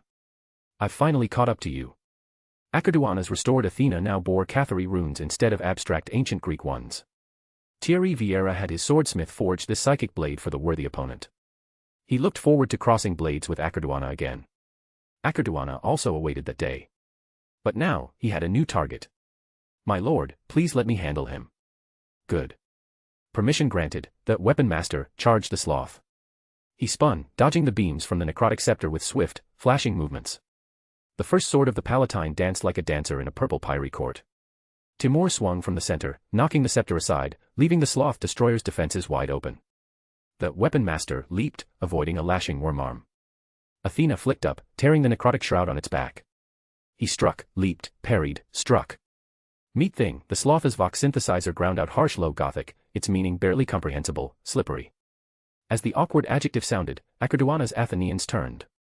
Its crossguard hooked the necrotic scepter, sending it flying from the sloth's grasp. The jeweled blade spun rapidly. Large clumps of worms scattered. Beyond the veil, in the Empyrean, 2 entities' gazes fixed upon Acarduana. The dancing blade of the storm drew their admiration and pleasure. The storm ceased abruptly. The detonation of a croc grenade interrupted their enjoyment. They did not grow angry. Their gazes were drawn to 2 exceptional warriors deep underground. If you enjoy the story, my Patreon is 30 chapters ahead. patreon.com/daosjinsu. Chapter 590, Chapter 589, Your bodyguard can rival a Primarch, I wonder how strong you are. Perturabo's eyes were fixed on the circular platform. The iron warriors beside him fell to necrotic beams. But that was unimportant to him. His gaze was locked on the target, 30 constructs carrying gray containers towards an obsidian circular ship. Data danced in Perturabo's mind, an abnormal number of constructs, the items being transferred, 2 sloth nearly his height, a giant sloth taller even than Nareth. Everything was dissected, reduced to its most primitive form. All became numbers, with no room for ambiguous variables. Integers danced in his mind, victory was 1, defeat was 0. War was an equation. As long as the sum was greater than 0, the cost was worth it. Any number above that meant victory. He would win at any cost. Perturabo reached his conclusion, the giant sloth was trying to escape, and it was 1. If it escaped, the result was greater than 0. If he killed it, the result was 1. Having concluded this, Perturabo immediately broke into a run. His massive broadsword swung, sweeping aside constructs with brutal, simple cuts. The sickening beams from the Reaper construct's metal tendrils hammered against his baroque breastplate. Its plates were forged in Kohler Siakal's furnace, then handcrafted by Televar's artisans, incorporating the Loda techniques to create its initial form. It was finished by Perturabo's own hand, using technologies he had unearthed on Terra from Unification Wars-era warlords, and knowledge of the Dragon Realm gained on the Morning Star, finally inscribed with Olympian Phrygian script. The armored giant rolled forward like a boulder down a mountain, leaving broken construct limbs in his wake. Beyond the veil, in the Empyrean, Khorne on the brass throne watched Perturabo's valiant charge with interest. In the Palace of Pleasure, amid its decadent sounds, Slaanesh idly shifted its gaze from the unartistic straight lines to the white figure, slower to start but swifter in motion. Jagatai, like a diving raptor, weaved between constructs, sweeping past their pale bodies gracefully. His curved blade danced lightly, striking like lightning. Each of his blows was equally powerful, severing bone-bladed arms, cutting through legs, crippling constructs or throwing them off balance. Jagatai was constantly in motion. He reached the circular platform faster than Perturabo. The giant sloth raised its arm. One of its two guards moved to meet the white figure.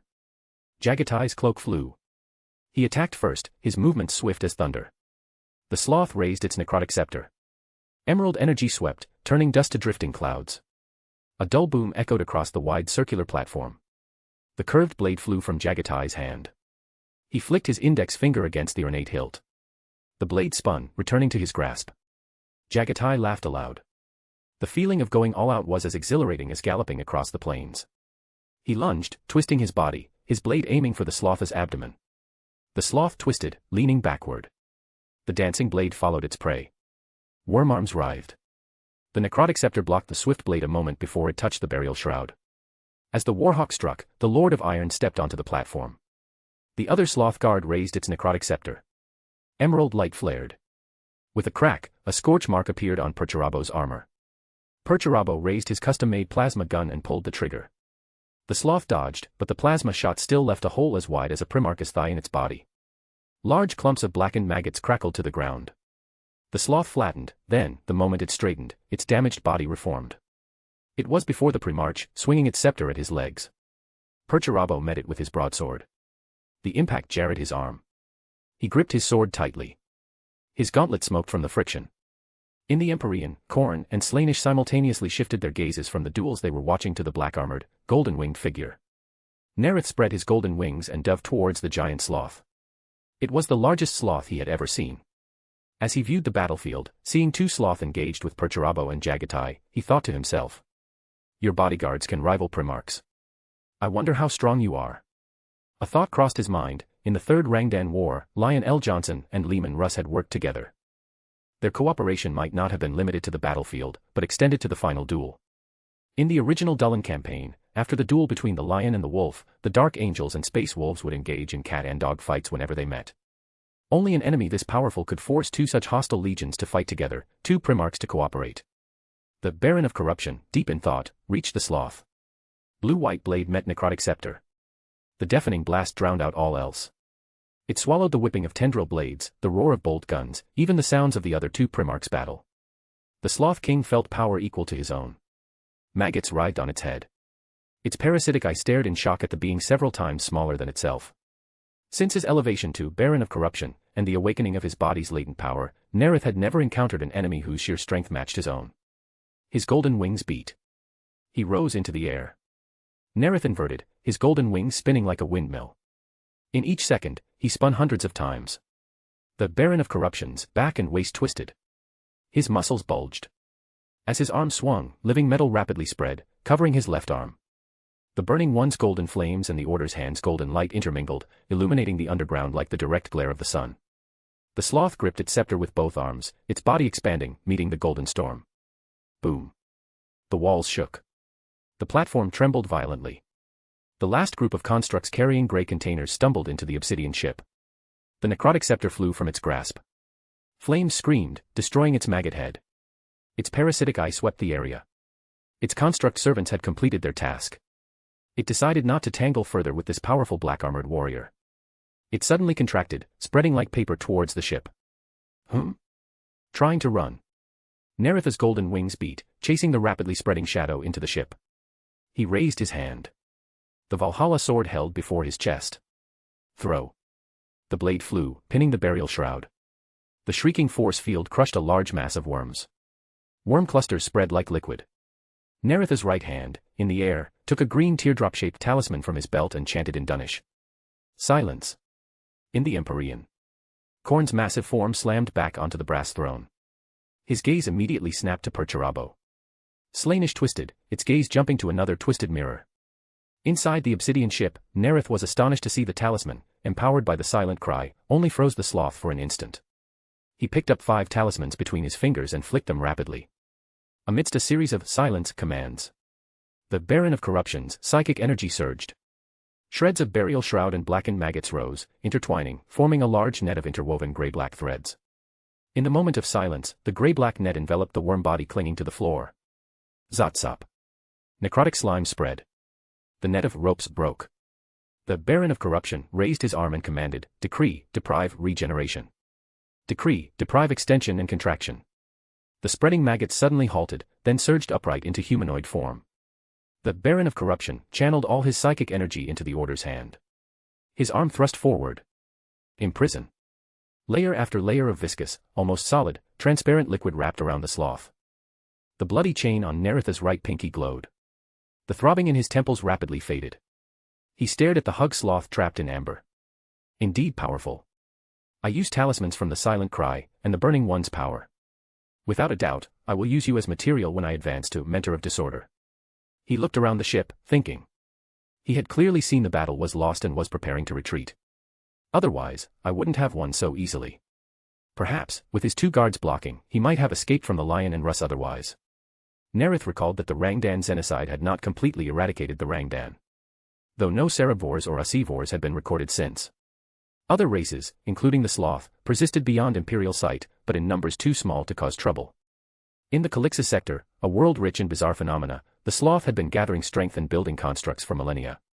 But even after the Great Rift opened, they still lacked the strength to launch an offensive, nothing like the current threat. Compared to extinction-level threats like the Tyrant Star, the Sloth were merely a problem that could not be ignored.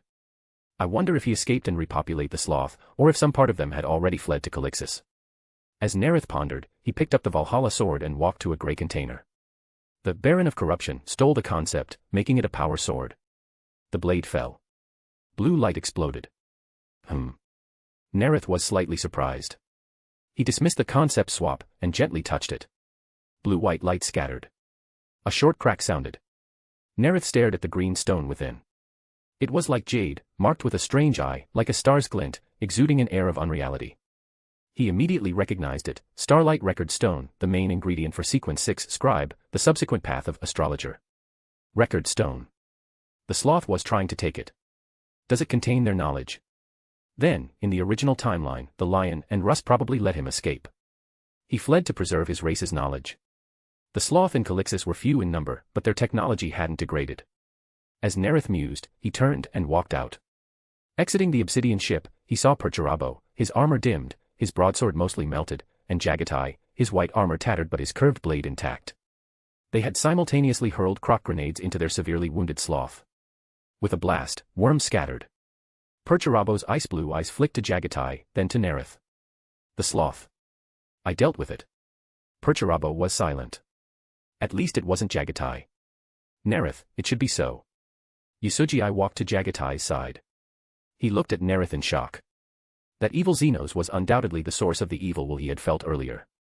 It was stronger than the one the Great Khan had killed. That meant the Warhawk of Kagurus was no match for the Sovereign of Vostroya.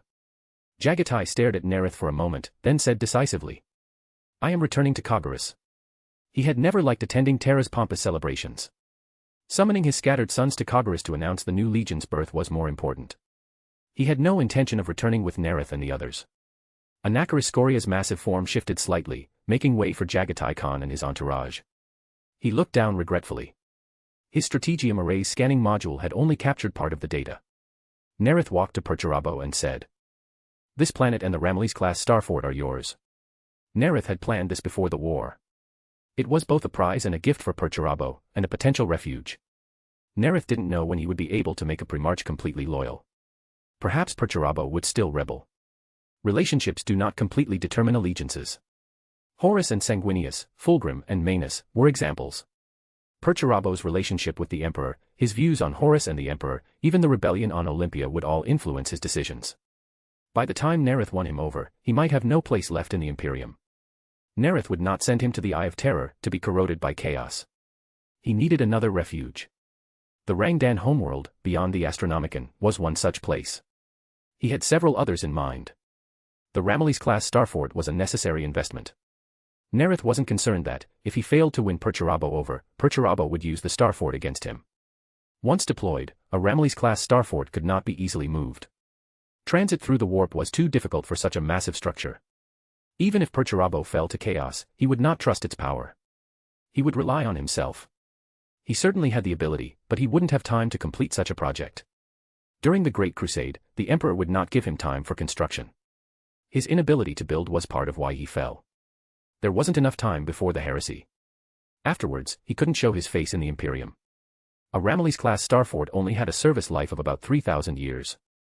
After the heresy, it would be even less of a concern. Rangdan did have some strategic value. In his memory, the Dark Angels had established a base there. But it was beyond the Astronomicon, too costly to maintain. He already had a Deathwatch fortress of greater strategic value. Percherabo's ice blue eyes gleamed.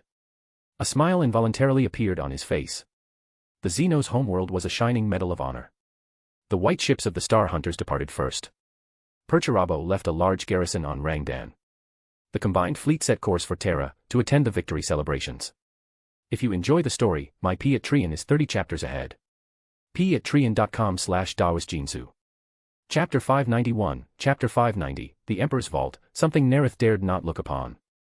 Aboard the Shadow's Sovereignty, Primarch's office. Arsena Dunn, holding a data slate, reported. My lord, I have compiled the Legion's casualties. Since the Battle of Taxil, during the cleansing of Xenos within Imperial territory, the Dullan campaign, and the war on the Rangdan homeworld, 14,850 Shadows of Order have fallen. Besides the 1,960 librarians trained on Macridge, reinforcements over the past 5 years totaled 7,320. The Legion's current strength is approximately 237,000. Nareth nodded silently. After the war with the Rangdan, Shadows of Order had decreased by about 48,000 compared to before the conflict. Compared to the Dark Angels' 140,000 casualties across 2 wars, his Legion's losses were over 90,000 fewer. Analyzing the reasons, Nareth concluded, the deciding factor was his in-advance initiation of the Third Rangdan War, drastically reducing the time the Rangdan had to recover. Second, he had mobilized more forces. Other legions shared some of the casualties. Finally, the accumulated power of his Legion's Beyonders and other technologies had reduced losses. Nareth leaned back. His aide remained silent. For the glory of one, thousands perish. After a moment's reflection, his thoughts shifted. Fortunately, my Legion survived the most brutal campaigns of the Great Crusade relatively intact. Shadows of Order remains the largest Legion, at least 40,000 stronger than the Dark Angels. And that doesn't even count those under Luther and Urian Vendrake's control. Nareth also recalled that after the Taxil, the Lion had actively gone to the Ozarine cluster to fight the Anorc Empire. In his memory, that responsibility had fallen to the World Eater, supported by the Ultramarines. This is the butterfly effect. The position of the largest Legion is secure, even with the Hrud and enslavers still to fight. Reining in his thoughts, Nareth picked up a grey container from beside his feet. The silver-haired Arsena quickly stepped forward and took it. This contains the knowledge of the Sloth, including the civilizations they enslaved and destroyed. The detective accepted it joyfully. This is precisely what interests me. Recorded on data crystals. Nareth spent his spare time reading the Starlight Record Stone. To acquire the complete knowledge of the Sloth, he had not yet promoted Santiago Borkamp to Sequence 6 Scribe. Before launching the war against the Hrud, I should at least have deciphered one stone. Though he was delaying Santiago's promotion, others were advancing. After Arsena left the office, Nareth went to the Kingdom of Disorder and ordered the Jokero to concoct Sequence 8 Sheriff and Sequence 7 Weapon Master potions. Returning to real space, Gren Visotho, Chapter Master of the Ultramarines' first chapter, and Lucius, in his long robe, were waiting as commanded. Nareth slid the potions, one iron black and crimson intertwined with silver white, the other dark gold, to each of them. Drink these. Knowing they were receiving another bestowal, they drank with joy. Moments later, Lucius's body was a size larger. He moved lightly, feeling his agility had not decreased, but increased. He knelt with Gren. Thank you, my lord, for your gift.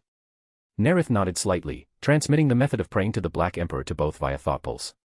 After the Terran celebrations, they would return to their legions. Nareth revealed this method not only to them, but also to Akerduana, Galan Surlak, Apothecary of the World Eater, Zo Sahal of the 8th Legion, Satkiel, Chapter Master of the Featherquill Scions, and Balsar Kurthuri, Librarian of the 19th Legion. My lord. After absorbing the information, they immediately changed their address. In the final month of 874, as the combined fleet reached the solar system, Nareth scrutinized Pat, newly promoted to Sequence 8, Telepathist. You will leave the Legion for a time, serving as a shadow guard, joining our allied Navigator House. I want you to learn to read people, to grow, in the political maelstrom of Terra, alongside the Navigators. Nareth thought highly of Pat. During his time as an Honor Guard member, he had shown courage in facing Russ on Dullan, and had demonstrated natural speech and motivational abilities. He was a key figure for cultivation. Pat contemplated the deeper meaning of his Gene-Father's words. Though leaving the Legion saddened him, he knew becoming a Shadow Guard meant developing comprehensive skills as a future commander. Only exceptional figures from the chapters qualified. He had been personally chosen by the Gene-Father. He raised his head with pride. Father, I will not disappoint your expectations. The people of Terra were ecstatic about the great victory against the evil Xenos and the arrival of the two Primarchs. They gathered before the holographic screens in their hives, anxiously and eagerly watching the start of the celebrations. When Nareth and Perturabo stepped from their black and grey Aquila landers, Terra erupted in thunderous cheers. Lord Nareth. Lord Perturabo. Perturabo walked beside Nareth towards the sigillite, scepter in hand, listening to the roaring cheers praising him. Lord of Iron. Hammer of Olympia. Primarch of the Iron Warriors. Since his return to the Imperium, this was the first time he had returned in triumph after a victory. Fighting alongside Nareth, his value was seen by all. He was no longer overlooked. Perturabo was unconcerned that the cheers for Nareth were louder. Primarch of Shadows of Order. Monarch of Vastroya. Conqueror of Xenos, destroyer of Rangdan. Eternal victor over humanity's enemies. Nareth smiled. His purpose in attending this celebration was not for himself, but for those he had recruited, no, for the Legion task forces that had fought under his command. They deserved this honor. What he anticipated was whether the Emperor would reward him. With more Primarchs returning, the Emperor devoted more time to governing the Imperium. He spent increasing amounts of time on Terra.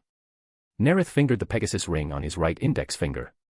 Fearing the Emperor's scrutiny, he rarely wore it, keeping it in the stasis field of his private armory. He had never even placed this ring, corresponding to a high-sequence item, into the Kingdom of Disorder to be linked.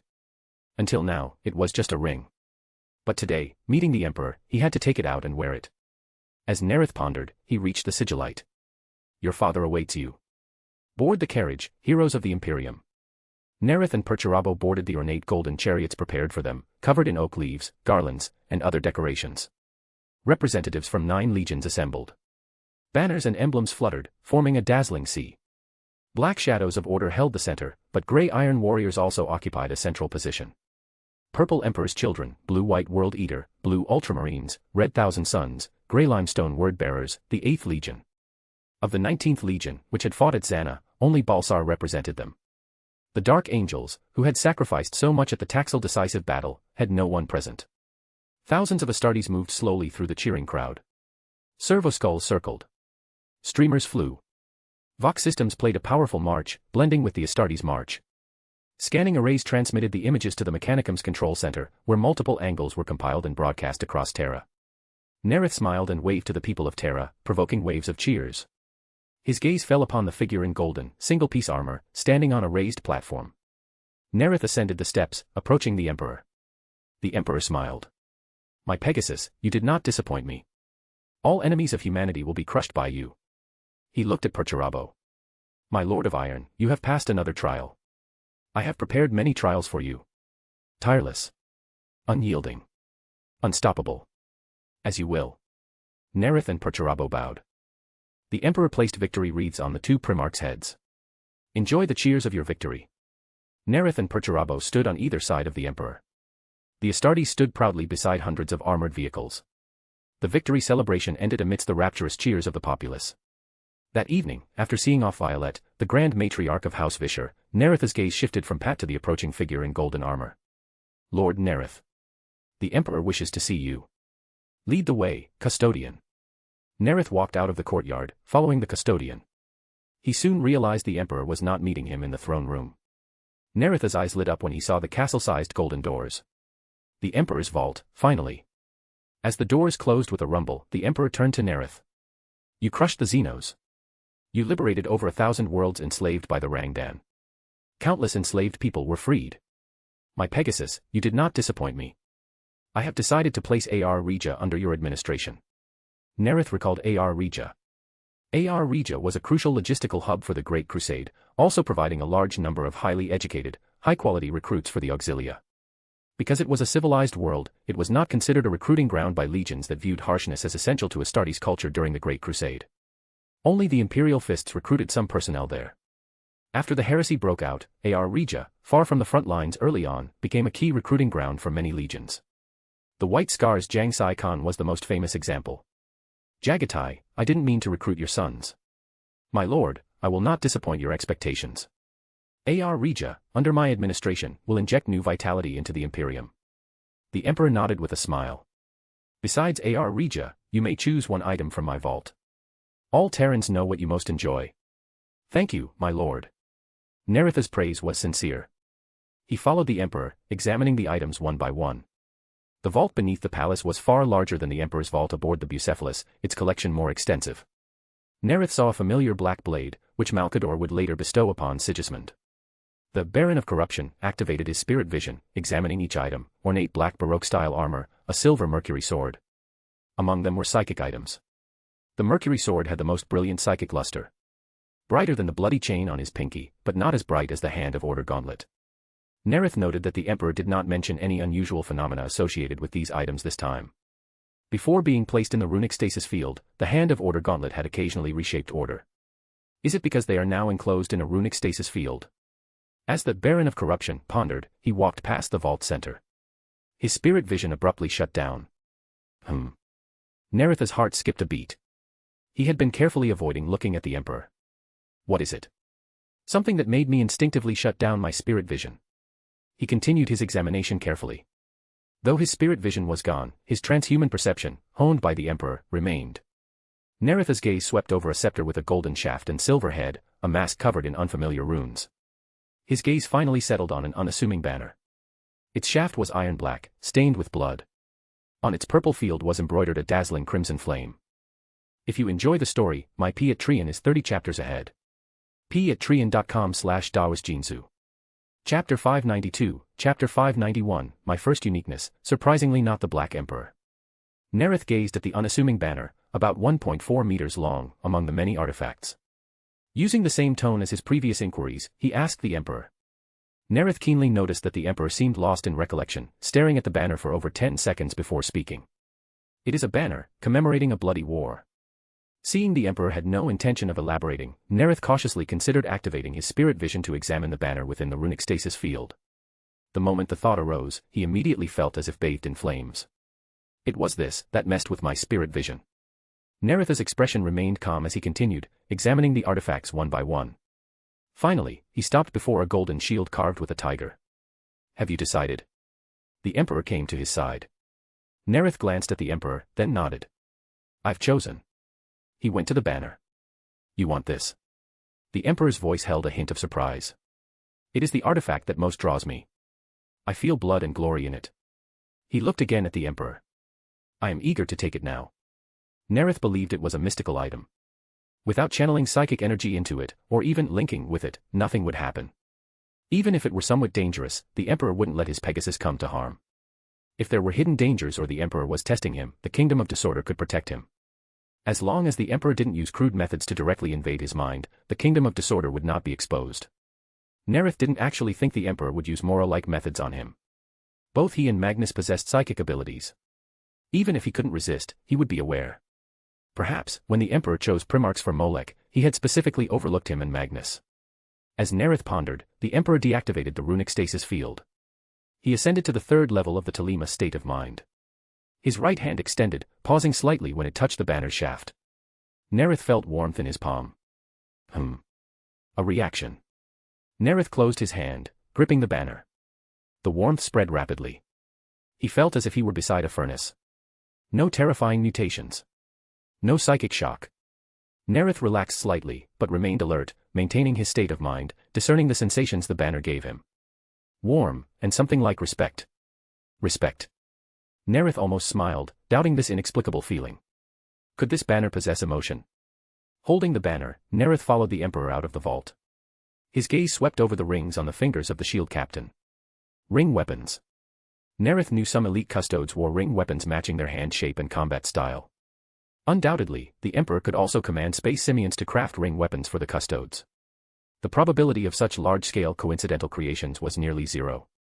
The idea of equipping Astartes with ring weapons flashed through Nareth's mind, especially for Shadows of Order without psychic or magical beyonder abilities. I currently have 173 Jokero linked.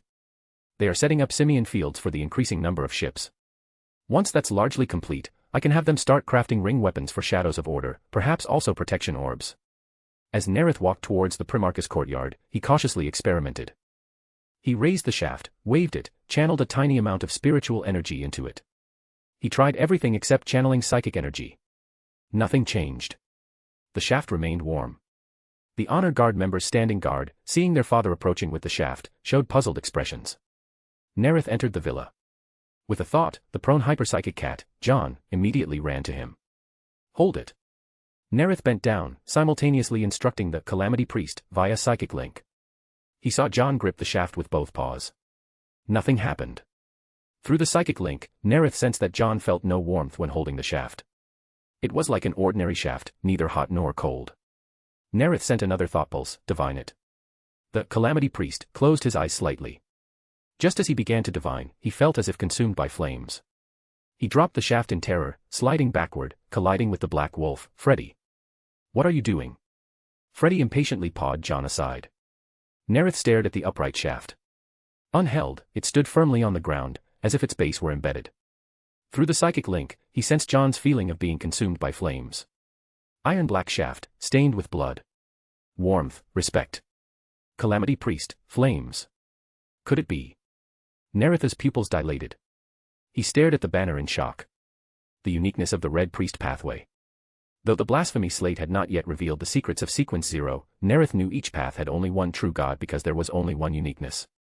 The Red Priest's authority is not only war and destruction, but also ritual.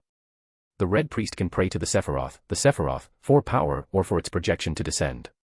It can even pray to other Sefirot it does not belong to, including, of course, the Kingdom of Disorder. Nareth suddenly understood why the Red Priest's uniqueness warmed him and evoked a sense of intuitive respect. When he held the uniqueness, the Red Priest, with its authority over rituals, perceived the existence of the Kingdom of Disorder. He was the chosen one of the Kingdom of Disorder, with a considerable level of authority. Holding the banner, Nareth focused, forming the thought of a flame appearing before him. The next instant, he felt his palm sucked dry like a pump. The Baron of Corruption's psychic energy instantly lost a quarter. A formless, colorless flame appeared before him. The Calamity Priest showed fear. Freddy's fur bristled, ready to shift to his eight-legged form. Nareth focused, thinking of the flame disappearing. As a fifth of his psychic energy flowed into the banner, the flame vanished. It really is the uniqueness of the Red Priest pathway. Perhaps those mystical items showed no anomalies not just because of the runic stasis field, but because of the uniqueness's presence. After all, the Red Priest is too domineering. Unexpectedly, my first uniqueness is not Black Emperor or Justiciar, but Red Priest. Sefirot exerts a certain attraction on items belonging to their paths. Fate's coincidences lead to chance encounters. Perhaps the Hand Order Power Gauntlet came to him through such a coincidence. Black Emperor and Justiciar were obviously the most likely uniquities to encounter. Emperor, I am very satisfied with this reward. Holding the Red Priest's uniqueness, Nareth thought of the vast amount of spiritual energy he had just lost and frowned. If I were to use the authority of war to, say, instigate war on a world like Ar Regia, which I just acquired, or tear it apart with destruction, or even make the entire world submit using the authority of conquest. Not to mention whether the uniqueness's limited respect for me would grant such authority. Even if, as the master of the Kingdom of Disorder, it gave me such authority, I would be drained dry. Nareth's eyes deepened. Besides flames, did the uniqueness have other uses? Amidst the fearful gazes of Freddy and the Calamity Priest, he walked to the sofa. The Black Wolf and hyperpsychic cat, not sprawling near him as usual, ran out of the Primarch's villa, one after the other. Nareth turned the warm shaft in his hands, thoughts swirling. Primary authorities: war, conquest, destruction, ritual, charisma, masculinity. Subordinate authorities: fire, disaster, courage, divine kingdom. A sudden inspiration struck him. Ritual. Source: Kingdom of Disorder. The war against the Hrud will be easier. Elated by acquiring the Red Priest's uniqueness, Nareth's thoughts raced. In an instant, the morning bells of the first day of 875 sounded. Nareth placed the shaft behind his neck. Even if it made him resemble some orc war bosses. It was worth it. It was a uniqueness, the authority of the pathway. Feeling the warmth on his back, Nareth walked out of the courtyard. His keen senses already detected Perturabo's arrival. The moment he stepped out of the villa, he immediately noticed something more in the honor guard members' gazes as they looked at him. He found the answer in the eyes of Perturabo's trident. Admiration, respect, loyalty. A passive effect of carrying the Red Priest's uniqueness.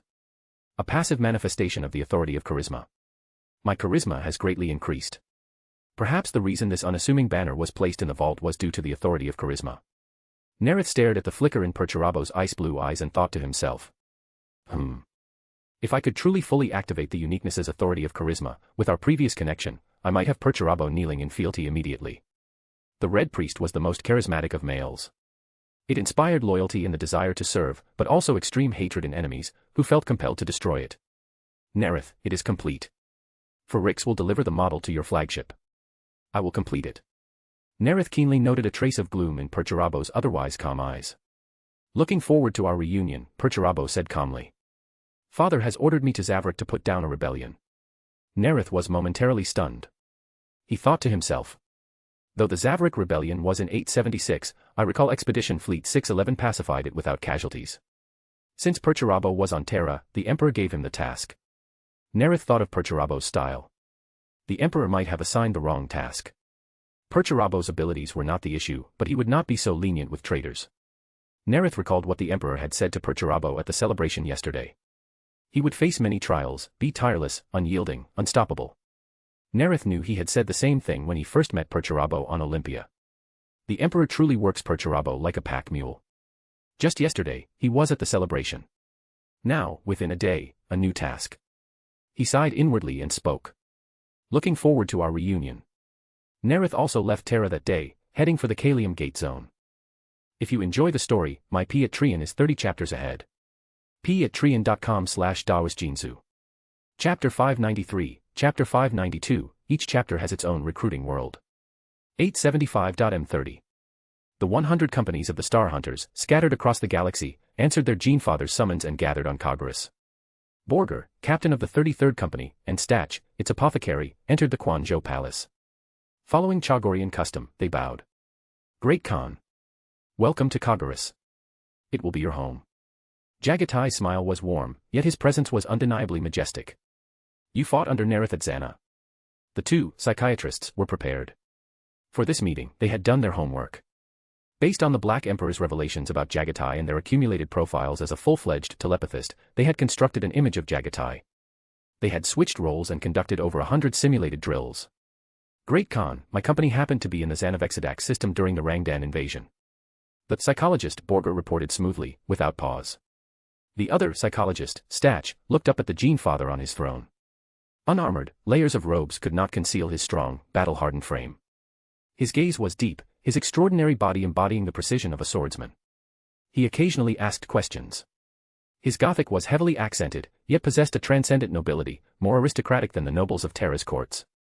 The psychiatrist could only discern his Genefather's raptor-like focus, unable to discern the purpose behind his questions. Naturally, the psychiatrist shifted his gaze to the storm-seer beside the throne, Targatai Yasugiai. From Yasugiai's gleaming eyes and thoughtful expression, the psychiatrist read curiosity and contemplation.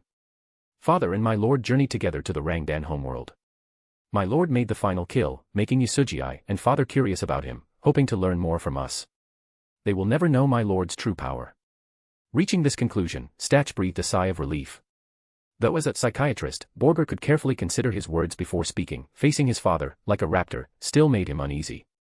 As Borger pondered, Jagatai asked. Tomorrow is the ceremony. Have you chosen your Chagorian names? Aguila. Hearing Borger's answer, Jagatai nodded approvingly. Good. In the Korchan language, your name means mountain. Naritsan. Jagatai's glossy braids swayed. He said to Stach, Pine. You have both chosen good names. Go and prepare.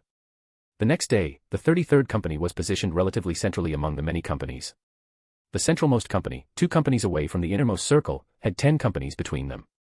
The companies at the center were those that had participated in the assault on the Albion fortress at Dubris, the catacombs of Kadirius, fighting the armies of Ursh for 83 days.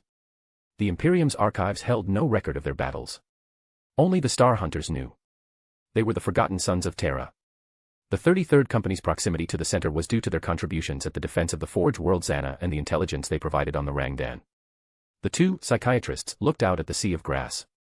50,000 Kagorians and Star Hunters all held blades. The blades were coated with poison to prevent their transhuman bodies from healing. Today, we gather here. Jagatai's tall figure, his voice amplified by the servo-skulls above, reached all his sons. Jagatai drew his curved blade.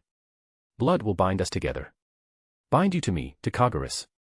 All the Star Hunters raised their blades, marking their left sides with scars similar to those the Tallscar tribe had inflicted on their Genefather's face long ago.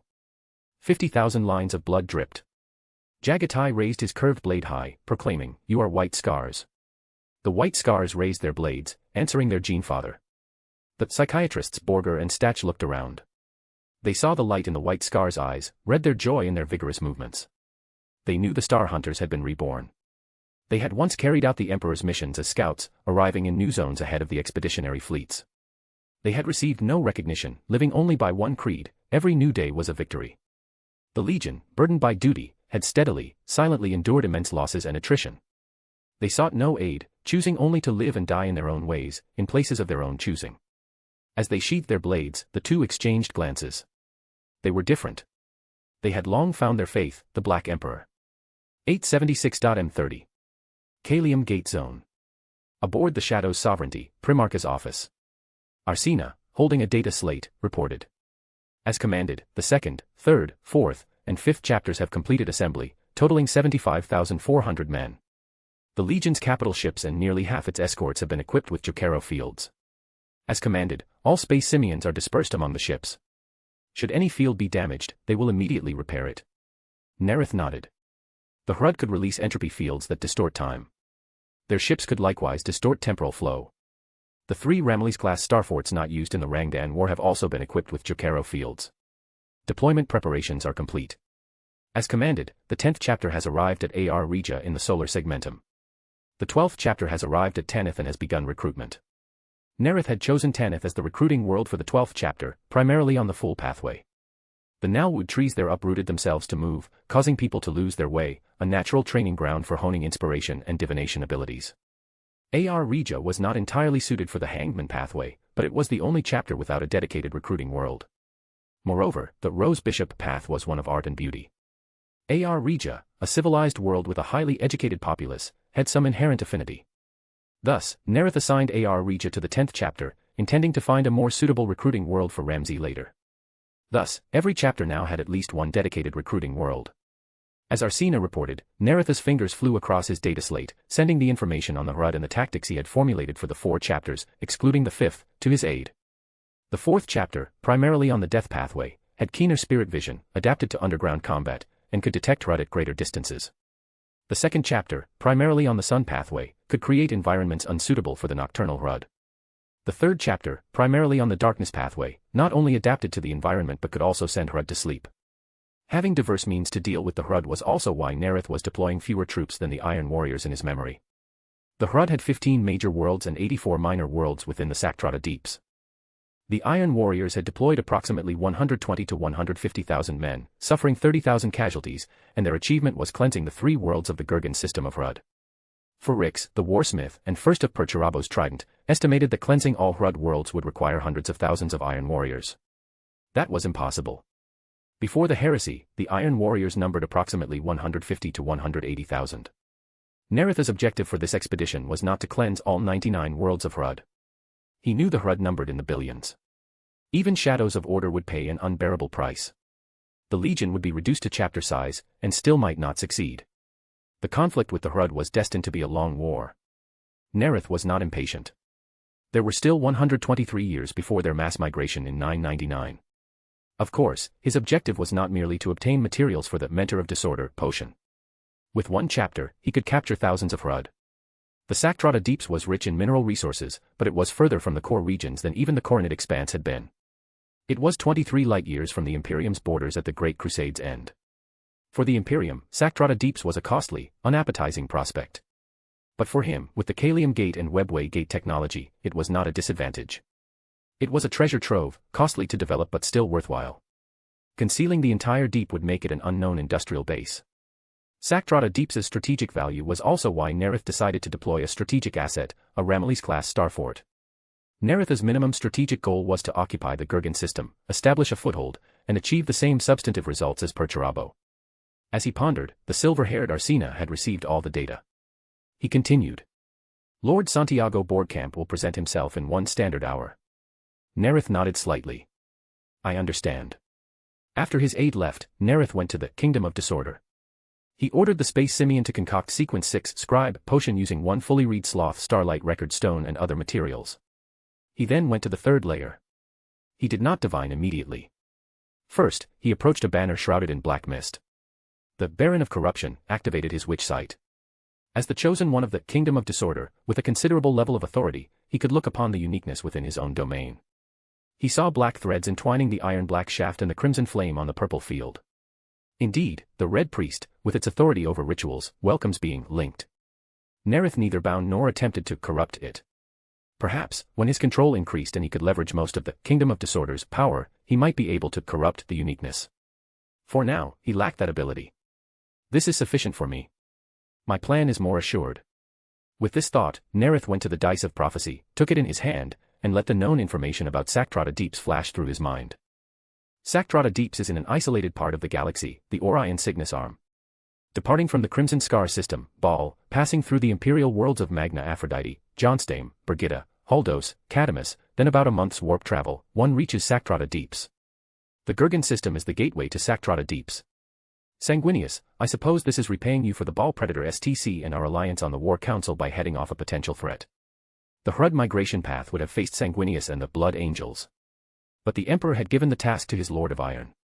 With this thought, Nareth silently intoned. Star chart from Guggen to Saktrata Deeps.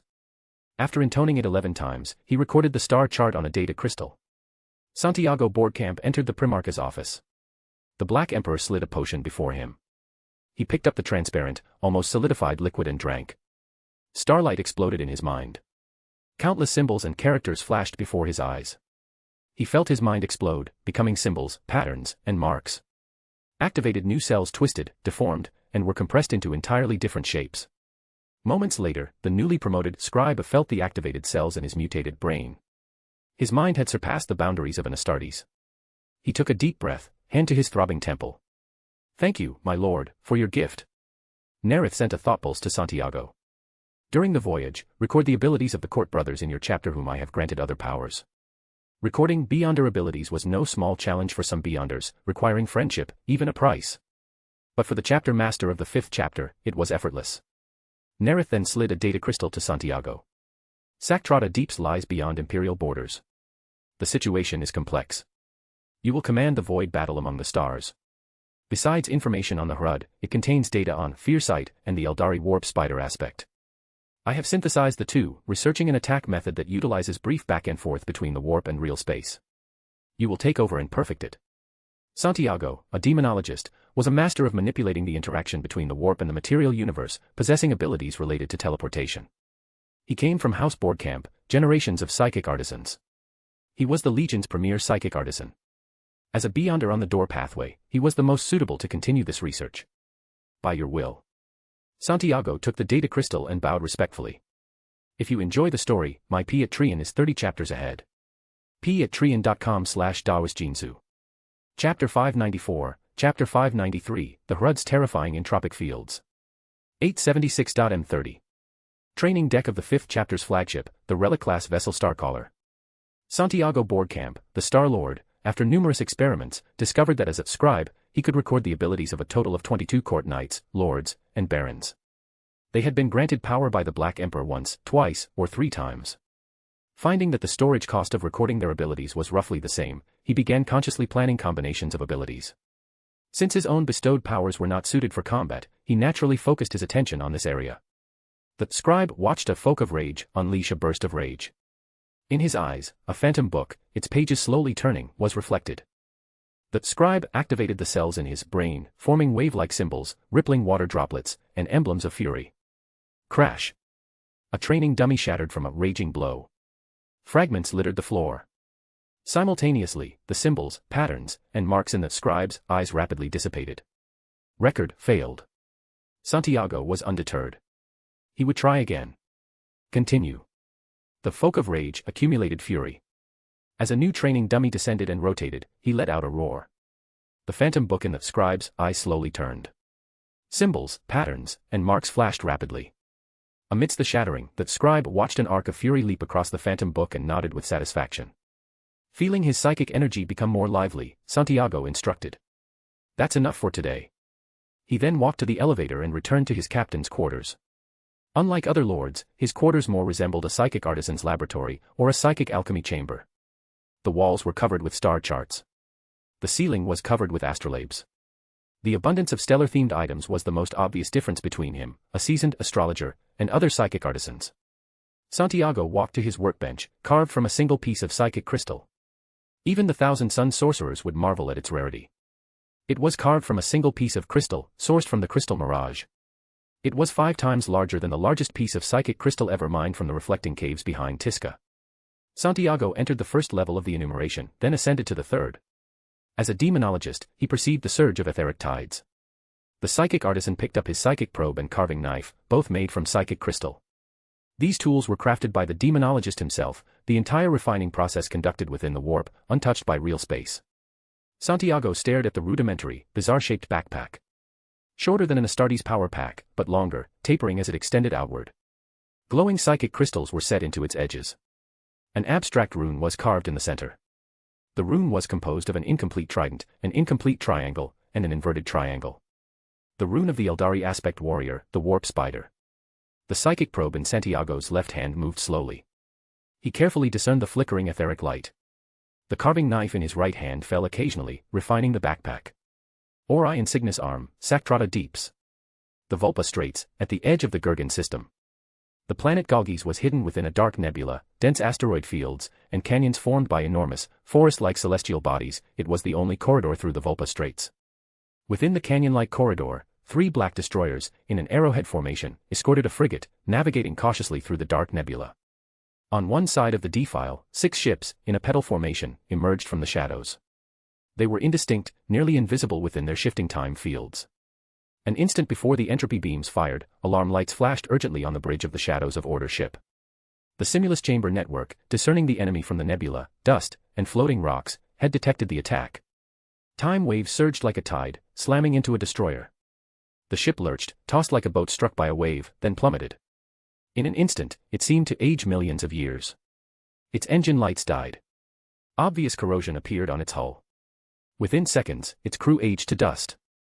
In moments, it was reduced to a crumpled, rusted hulk. The 3 ships turned rapidly. On the frigate's starboard destroyer, officers saw the horrifying scene through their displays and frantically ordered firing. The destroyer frantically fired a salvo of solid rounds, which struck the temporal wave front of the HUD's mysterious shields. Bright flashes of matter annihilation erupted. The shells vanished. The Shadow of Order commander on the frigate calmly reminded on the fleet channel. Ether cannons, shadow strike beams, laser cannons. Only these can damage HUD ships.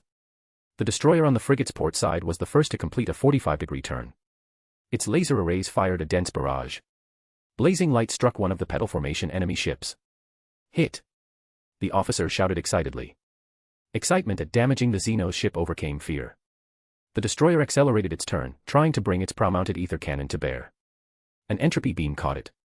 The part of the ship within the time field, all matter was forced into a constant baseline temperature. Atoms dispersed. With scattered neutrons and escaping radiation, nearly half the hull disintegrated. Ripples in spacetime raced past the wreckage on both sides. Amidst cacophonous alarms, the hull screamed. In the chaotic vortex, time raced. Different parts of the wreckage were forcibly pulled into different reference frames. An officer, skin withered, aged and fell. Another officer, less than a meter away, was unharmed. Before he could feel relief, the cogitator beside him exploded. Matter shifting at meters per second triggered a chain of screeching explosions. The frigate completed its 45-degree turn. Its shadow strike beam arrays fired a dense barrage. Shadow strike beams were now large-scale, equipped on Shadows of Order frigate-class vessels. The ethereal HUD ship became a patch of ominous shadow amidst a series of magneto-optic explosions, like a shadow cast on starlit rock. The destroyer ahead of the frigate agilely executed a graceful turn. The ether cannon mounted under its prow fired a dazzling, colorful beam. As if parting clouds, the colorful beam swept aside the entropy shield, untwisting spacetime. The following lance pierced and tore through the HUD ship. The 4 remaining HUD ships fired entropy beams, catching the frigate. Temporal shockwaves rolled forward, striking the frigate directly. The frigate tumbled like an ellipsoid in the void. Entropic beams hammered it repeatedly. The simian field protected the black ship from the temporal vortex. Tumbling, the frigate's prow aligned with one Xenos ship. At the Shadow of Order's command, 2 ether beams lanced out, sweeping aside the chaotic entropy shield. The moment the lance pierced, alarms on the bridge screamed wildly. HUD ships, like shadows, filled the defile. The Shadow of Order's expression was calm. He saw black ships emerging from the nebula. If you enjoy the story, my Patreon is 30 chapters ahead. patreon.com/daosjinsu. Chapter 595, Chapter 594, I came, I saw, I recorded. Sactrata Deeps, Gurgan System Edge, Vulpa Straits. At the workbench beside the viewport of the relic-class ship Starcaller, Lord Santiago Borgkamp watched. Data streams from the Simulus chamber scrolled across the cogitator screen, including both survey results from the reconnaissance fleet and Auspex data captured by the 5th chapter's fleet. As a full-fledged astrologer, Santiago used the skin data as reference. His hands moved rapidly, plotting turn vectors for a massive vessel. The Star, a battle barge built by the Forge world of Xana in gratitude to Shadows of Order. The 5th chapter, the first to arrive at the Xanavisidec system, had opened the gateway to Xana. Based on their merit, the 5th chapter received the first battle barge Xana built for the Legion. The battle barge was a behemoth, larger than Relic-class or Emperor-class battleships. Among Shadows of Order's vessels, only Gloriana-class battleships were bigger. The Star's engines accelerated. It rose, turned, moving flexibly through the defile corridor. It never scraped the floating rocks or the canyon's uneven surfaces. The battle barge fired colorful ether beams, illuminating, like lumen lamps, the blurred ships shrouded in layered time fields. Lances followed the path opened by the ether cannons through the twisted time field, striking the HRUD ships directly. The blazing beams, in the regional time field created by the numerous HRUD ships, deflected downward at a slight angle. The beams folded, cut into the enemy ship's underside and exiting through its stern. The silent explosion of the HRUD warship sent shockwaves through the structure of spacetime. The battle barge's powerful attack immediately drew HRUD retaliation. Entropy beams, across different temporal zones, created ripples. Rocks of various sizes floating in space ignited. Some rocks exploded in the process. Others shattered to dust, drifting in the void. Impact. Impact. The Star's servitor's monotone warnings echoed across the bridge. The prow was suddenly thrown upward. Magnetic locks held the Shadows of Order to the deck. Dozens of officers and hundreds of servitors were hurled. A servitor struck the ceiling. With a crackling of sparks, its broken body ignited. Several officers tumbled, crashing into cogitators, landing on slanted consoles. A dozen casualties, but none aged to death by the twisted entropy fields. The Jokero's force fields protected the battle barge's occupants from being swallowed by that painful darkness. As officers rushed to their stations, the Master of Ordnance had already seized the moment. The prow's port ether cannon fired at the HRUD. The Rising Star also fired 2 colorful beams from its underside. The HRUD ships, swept by the ether beams, drifted lifelessly. In the fading entropy fields, flames erupted bizarrely. Santiago, at the viewport, continued coordinating. The black ships, emblazoned with the star emblem, formed a line. Rainbow light illuminated the Vulpa Straits' eternally dim void. The deployed ships, broadside, unleashed dense radioactive electromagnetic waves, turning Xeno's ship after Xeno's ship into ominous shadows. Time rays from the HRUD ship's gleaming weapon blisters pushed the black ships forward with the current. Santiago checked the view screens at his console. The Star endured the most temporal attacks. The force field, like a hard tortoise shell, withstood wave after wave. Every second, the field's integrity decreased minutely, but noticeably, 90.34%, 90.33%, 90.32%. The battle barge drew the HRUD's concentrated fire, but some ships still came under attack. The old Cobra-class destroyer, Starfall, was besieged by 2 Xenos ships. The psychic field projected by its fortress-grade energy shield rapidly deteriorated, 43.63%, 38.41%, 25.74%. Each time Starfall was struck, the psychic field's vibrations also impacted the enemy ships, like a backlash. On the view screen, the layered entropy fields, like a peeled eggshell, grew clearer. Santiago's helmet comm buzzed. He answered. The Starfall's captain's voice, steady and resolute, sounded. My lord, Starfall cannot shake its pursuers. I will order it to light the dark Vulpa Straits. Santiago glanced at the hololithic strategic display. The fleet was unable to turn in the narrow sector to provide support. He quickly calculated the Star's turn would take 3 minutes 25 seconds. He would not order support. His strategy revolved around the Star. Deviation would trigger chain reactions, causing greater losses. I agree with your decision. I salute you, Commander. For the Monarch. For the Star Lord. The captain's voice was resolute, like a shadow of order. Santiago watched Starfall accelerate. A flicker of sorrow crossed his eyes. The Cobra destroyer, propelled by the temporal currents, accelerated towards the HRUD fleet's concentration. The overloaded Punisher-class reactor's power was entirely allocated to the fortress-grade energy shield's generator. For a moment, Starfall's shield strengthened, until over a dozen nearby ships focused on it. The moment the psychic shield shattered, a tsunami rose in the Sea of Souls. A sun rose in the Vulpa Straits. The overloaded reactor's explosion, mingled with the psychic turbulence from the fortress-grade shield, created a storm at the heart of the HRUD fleet. The shriek of death swept through. Colorful flames blazed in the fading entropy fields. Santiago stared at the blossoming, blinding light. As a demonologist, his eyes stung as if pricked. He watched the tragic sacrifice of Starfall, thinking silently. The psychic shield of the fortress-grade defense is inferior to the Jokero force field. No wonder my lord urgently ordered the Jokeros deployed before the war. The overloaded psychic shield caused significant damage, unlike the force field. My lord said the force field's primary purpose was to defend against predators in the warp. As Shadows of Order's premier psychic artisan, Santiago still couldn't grasp the force field's principle. But after unleashing psychic attacks, he had verified the Black Emperor's words. My lord said the Jokeros were created by the Old Ones, a race specialized in creation. Their craft, surpassing technology and psychic power, or rather, merging the two, is astonishing. In the data crystal my lord sent, it also mentioned the Hrud were created by the Old Ones. The Old Ones' creations fighting the race they created. As Santiago pondered, the view screen showed the explosion's results, 41 Hrud ships confirmed destroyed. Starfall's sacrifice had unexpectedly broken the stalemate, giving the 5th chapter the advantage. Santiago decided to capture a Hrud ship. Prepare for boarding. 15 minutes later, Santiago reached the flight deck. Considering the residual entropy fields might cause temporal fluctuations interfering with teleportation, he chose boarding torpedoes.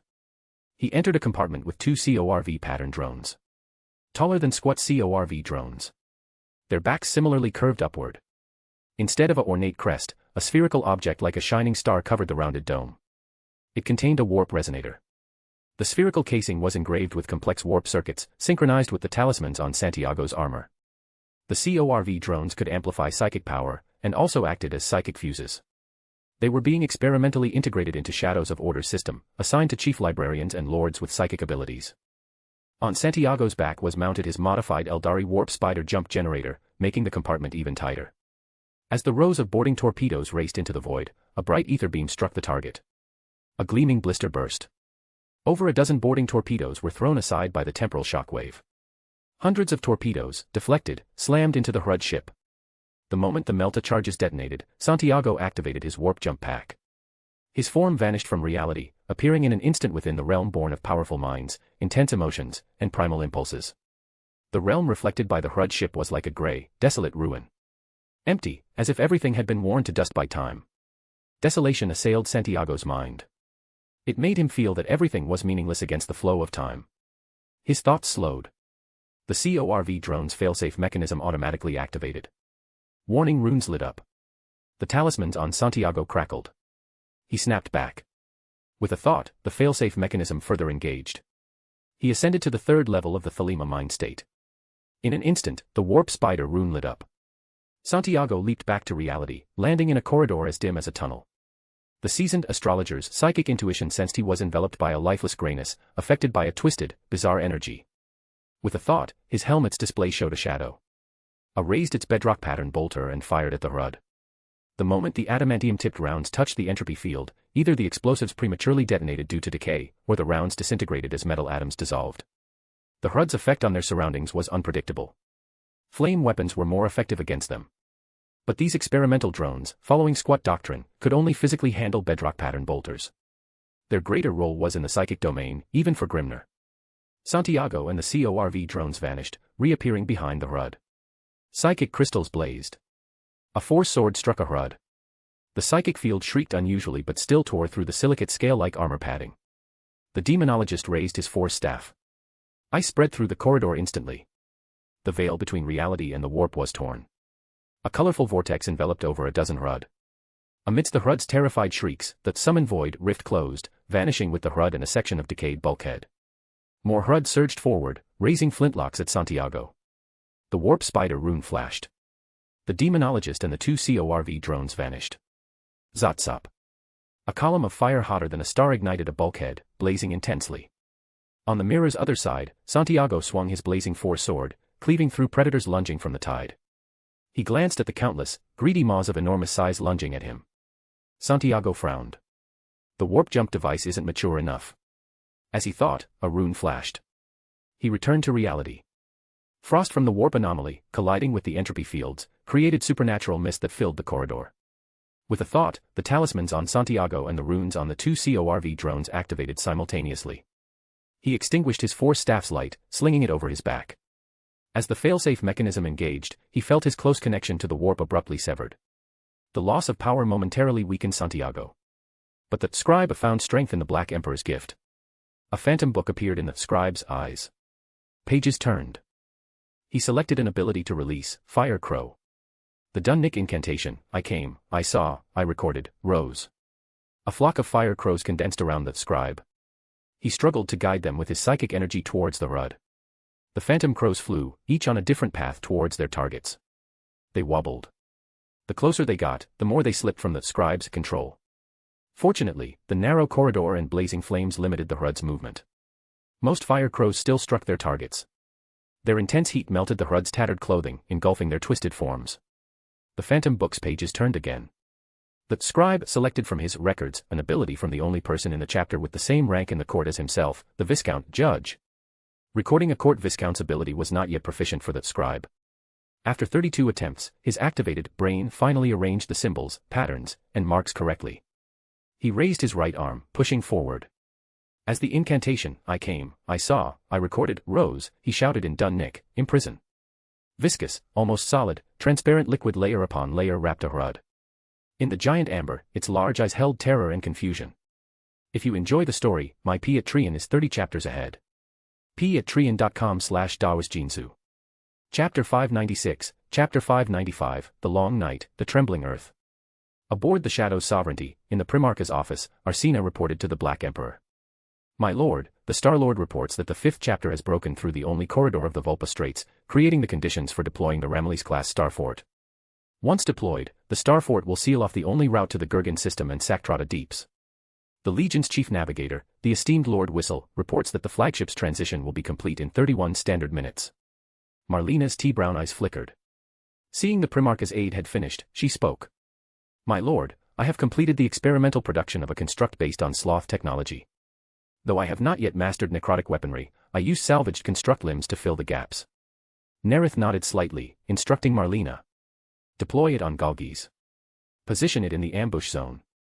He had already explained his plan to the two, detailing Perturabo's stasis device, while selectively omitting parts involving the Kingdom of Disorder. Then, he rose and walked with them towards the bridge.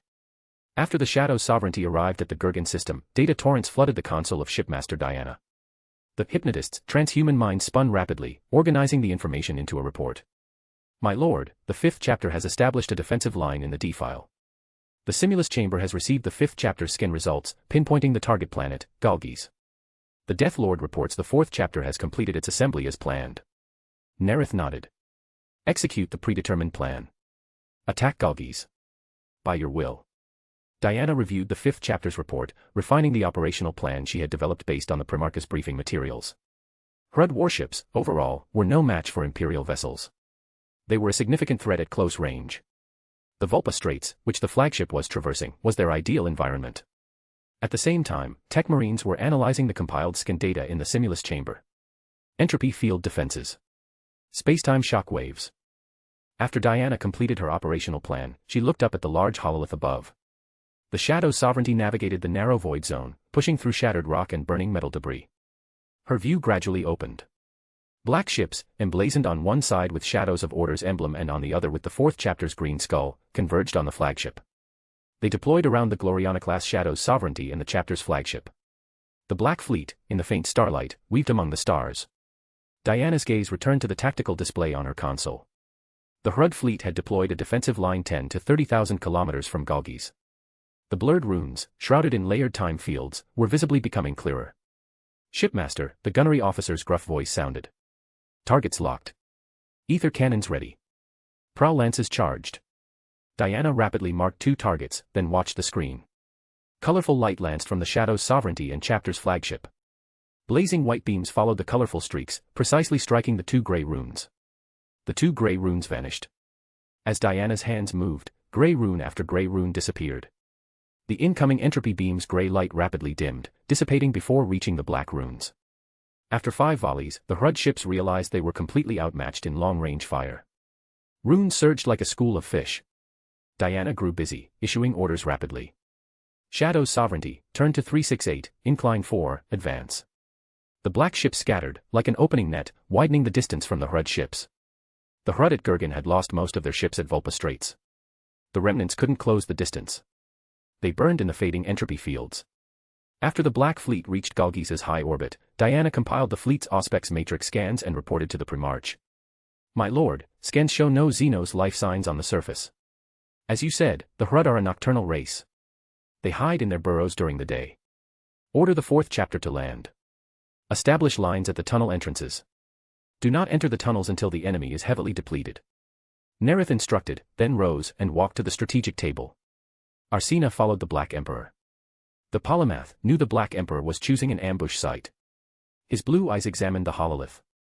After a moment, he pointed at a location on Galgisa's equator, dotted with natural caves. Natural caves are ideal Hrud dwellings. This area likely has the highest concentration. Nareth nodded. He magnified a section. Here. At the same moment Nareth selected the ambush coordinates, the 4th chapter's heavy transports unloaded their cargo. Oliver, captain of the 1st company, landed without any anti-air resistance.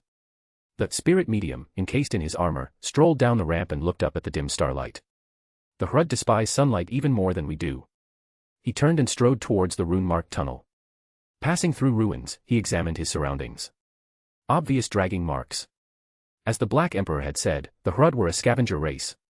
By the time Oliver reached the tunnel entrance, his company had methodically established defensive lines, following their drills. Tech Marines, leading servants recruited from Necromunda's tech guilds, deployed rings of tarantula sentry guns around the entrance. The Shadows of Order, instead of bolters, which would be weakened by entropy fields, carried new shock weapons, based on squat technology, just issued to the chapter. They stood among the sentry guns. Oliver looked up. The starlight was now as faint as a candle. The spirit medium activated his witch sight, staring into the tunnel. Pale, flickering light entered his vision. They darted and trembled. Red killing intent was reflected. The moment a sentry gun was set at the tunnel entrance, Galgisa's long night began. Prepare for combat. Oliver shouted, his shock weapon raised, striding forward. The tarantula sentry gun's machine spirits, sensing the Hrud, roared to life. Even to the keen eyes of the Shadows of Order, the Hrud were nearly invisible shadows. But the sentry gun's thermal imaging systems could detect environmental heat leakage caused by entropic effects. The sentry guns turned. Their twin-linked loss cannons screamed. Laser light, unhindered by physical limits, pierced the enemy's entropy fields, tearing 2 Hrud apart. A dozen Hrud surged forward. Their entropy fields stacked, bending and distorting the air before them like a curtain. They moved swiftly, propelled by 1 long arm and 2 legs, leaving their free hands to wield plasma flintlocks. In the blink of an eye, they raised their weapons, swift. Plasma flintlocks, crude combinations of melta and plasma technology, fired jets of fire hotter than stars at the tarantulas. Lossfire screamed again, killing another Hrud. Fire jets swept, engulfing the tarantula's metal bodies. Machine spirits roared, their twin-linked cannons firing a final volley, shredding 2 more abhorrent Xenos. The spirit medium watched the Xenos shriek as they surged from the tunnel. He raised his shock weapon and slammed it down. The shock weapon, a technology lost to the Imperium, struck at the tunnel entrance. The ground shook. The invisible shockwave tore apart the tarantula's wreckage. The shockwave raced into the dark tunnel, striking the surging Hrud. It pierced the twisted fields enveloping the Hrud, roaring through their muscular columns. Their interconnected spines were torn apart, scattering on the ground. The spirit medium watched the tunnel. More Hrud surged. He swung his shock weapon again and again, slamming it down when the Hrud reached within 10 meters. The tunnel shook. Rocks rained down, falling on the Hrud corpses torn apart by the shock waves. After countless strikes, the tunnel collapsed. Oliver retreated as the ground shook. In the spirit medium's sight, the collapsed tunnel was filled with pale light. In a second, the ruins were twisted to dust by the entropy field condensed by countless Hrud. As the dust settled, 41 tarantula sentry guns roared. Their machine spirits had identified the Xenos in tropic zones. 82 beams, none aimed at Oliver. Dozens of Hrud were torn apart by the screaming beams, but the shadow did not diminish. Shadows of Order not of the court, on the man-made slopes, raised incendiary and flame weapons. Their helmet displays switched to thermal imaging. Aiming at the heat signatures, they fired. Molten streams turned the area before the tunnel entrance into a sea of fire. Hrud surged into the inferno. Their free hands raised plasma flintlocks, firing at a guard member in Saturnine pattern Terminator armor. As if the conversion field did not exist, the rounds, traversing between reality and the warp, bypassed the defense, blackening the armor. Amidst the leaping flames, the first company's honor guard raised their shock weapons, slamming them down. The combined shockwaves created a storm, clearing a vast area of Hrud. Through the long night, the 4th chapter fought before each tunnel, facing millions of Hrud. Tarantula sentry guns screamed. Seas of fire churned. The ground shook. If you enjoy the story, my Patreon is 30 chapters ahead. patreon.com/dawisjinsu. Chapter 597, Chapter 596, a unique communication method exclusive to Shadow of Order. Oliver, captain of the 4th chapter's first company, did not know how many times he had swung his shock weapon during the long night. His physical attributes had increased slightly as a corpse collector, and as a gravedigger, he had grown robust, significantly stronger than an average Astartes. Yet, after less than a day of battle, he felt a strange weariness. He glanced at his command squad. Their armor showed widespread signs of corrosion, as if it had not been maintained for over a decade. Crack! A squad member in Saturnine pattern Terminator armor suddenly disintegrated, as if a relic from a million years past. Oliver rushed forward, swinging his shock weapon. The shockwave screamed through a group of Hrud's distorted fields, tearing their spines into fragmented bones. Fall back, he shouted to his command squad members. Oliver's defensive line extended. Facing more Hrud charges, he swung his weapon without pause. He didn't even have time to look up at the sky. He longed for the faint starlight to illuminate the surface as never before. Oliver soon reached his limit. He was covering 4 positions alone. His shock weapon swung like the wind, pounding the ground like a pile driver. He repeated the mechanical motion until a rune blinked on his helmet's tactical layer. He turned. The bear's ceramite was pitted and scarred, as if exposed to the elements for 10 millennia. A guard member's skin had thinned, covered in age spots. Veins bulged, blue. His pulse weakened by the moment. He fell. Dust poured from his armor's joints. His death took less than a second. Oliver lost 3 more command squad members. Each died differently. The only commonality, aging. On a 5th squad member, the black paint on his armor began to blister and peel. Oxidation spots dulled the black ceramite. In his spirit vision, the systems within rapidly dimmed, turning to black. As dust fell, countless Hrud retreated like a tide. Oliver took a deep breath. The Hrud's acrid stench filled his rebreather. He coughed. His voice held weariness and age. Oliver felt, after one night, he had aged 40 years. Not severe, but perceptible. He looked up.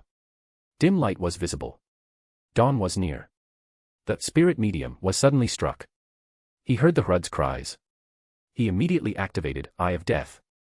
As if leaving his weary, aged body, his perception detached from his flesh, overlooking from a higher plane. The spirit medium saw a giant Hrud specter circling the battlefield, twice the size of a living Hrud. In his Eye of Death, it had 12 deep-set eyes. In reality, it was thousands of Hrud specters condensed. Oliver felt a surge of joy. Since becoming a spirit medium, he had encountered few specters. The Black Emperor had told them that when most creatures died, their spirits entered the warp, becoming part of the Sea of Souls. Only in special worlds, or when disturbed, did spirits linger in reality. Before, this had happened most attacks. The Sloth's evil will could overpower Psykers and affect the Sea of Souls.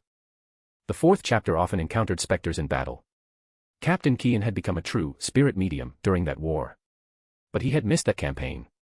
Chapter Master Adams had become a true spirit medium on Medusa, the Iron Hand's homeworld, by communicating with the ancient specters that lingered there. Is it because the Hrud's entropy fields distort time? Hrud specters, dying at different times, have become entangled. As Oliver pondered, he messaged Adams, "My lord, I have Hrud specters here." Then, he overlooked his body, slinging his shock weapon on his back, and walked towards the writhing Hrud specter. The spirit medium's spirituality extended, touching the Hrud specter. He asked in dun Nick, "Can you tell me what lies within the tunnels?" Court brothers activated their spirit vision, watching the specter. Non-court brothers looked ahead in confusion, unsure who their captain was speaking to. The Hrud suddenly stopped writhing. Mediumship made it understand the meaning of the rust-armored warrior. It arched its spine, its scaly hide spreading like a cobra threatening. Oliver shook his head. He knew these specters, entangled, had fragmented, piecemeal memories. They could not perceive his friendliness. Oliver thought of his 5 fallen guard members. Trusted battle brothers. The spirit medium's gaze turned cold, colder than his own chilled body. He raised his shock weapon, pointing at the weakness he perceived through Eye of Death, a point a quarter of the way up its spine. "I strike here, you die. Tell me. Or die." The Hrud shrieked, its body recoiling like a startled cobra, ready to attack. Seeing the warrior's wrist move, the hammer-like weapon always aimed at it. It felt an inexplicable chill. Its attack stopped. It bowed its head submissively. This is the Astartes way of being friendly. The Hrud spoke, its voice sometimes a bat-like shriek, sometimes a mouse-like squeak. The spirit medium, through the mediumship link, understood the Hrud's ancient language. The tunnels house our archives, containing books from various races we have collected. Oliver nodded slightly. He recalled the Black Emperor mentioning that the Hrud collected vast amounts of historical, cultural, and technical information. They treasured this data. If it were destroyed, the Hrud would attack with storm-like fury. The spirit medium felt the iceberg within him melt. In his overlooking perspective, the Death Lord's figure appeared. The iceberg completely melted. I have become a true spirit medium. The spirit medium felt his spirituality grow more lively. His weariness vanished. It was as if he had regained the life he had lost. Adams walked to the Hrud, extending his psychic energy into its deeper regions. The spirit guide spoke in Dunnick, his tone cold and grim. Spectre, I will make you my messenger. The Hrud raised its arm, ready to attack the black-armored warrior who sought to enslave it. But the moment the thought arose, under the cold gaze, it trembled and stopped. The spirit guide intoned language of the dead, while taking a copper tube from his belt and removing a parchment. Unfurling it, the spirit guide examined the spirit contract, written in Dunnick. It stipulated that the messenger could not peek at the letter, discard it, or harm the contractor. The contractor's obligation was to inform the messenger if the letter's content involved them. To ensure the contract's effectiveness, its final section invoked a deity's honorific name. After verifying the contract was unaffected by entropy fields, the spirit guide took a quill from an approaching guard member and wrote in Dunnick on the parchment. The twin-headed wolf of Fenris, guardian of the Death Realm, Death Regent subordinate to the Black Emperor. As the words were written, one after another, they ignited with dark green flames. The spirit guide produced a whistle made of dual-numbered black gold, pressed it onto the parchment, and signed his name, Adams. After the spirit guide finished, the parchment floated, carrying the black gold whistle and quill, to the Hrud. After the Hrud spectre wrote a long string of names, the dark green flames rapidly connected, enveloping the whistle and parchment. Seconds later, the parchment turned to ash. The black whistle, unchanged, fell into the spirit guide's outstretched palm. As the Hrud spectre's form rapidly faded and vanished, the spirit medium Oliver watched with envy. My mediumship only allows communication with spectral entities. Against powerful specters, or those not temporarily bound to reality, threats like mine earlier are useless. My lord can not only communicate, but compel cooperation, even use them as messengers. As the spirit medium pondered, he deactivated Eye of Death. His perception returned to his body. Come with me to the command center. Report to my lord. As you command, my lord. Oliver then pointed to the new tunnels the Hrud had excavated as they retreated. Even as an enemy, Oliver had to admit the Hrud were natural-born excavation experts. They surpassed even the Pluto tunnelers, even the termite tunnelers. Oliver ordered, establish defensive lines. He then followed Adams towards the landing pad. In the pale light, Galgisa's grey rock was blurred.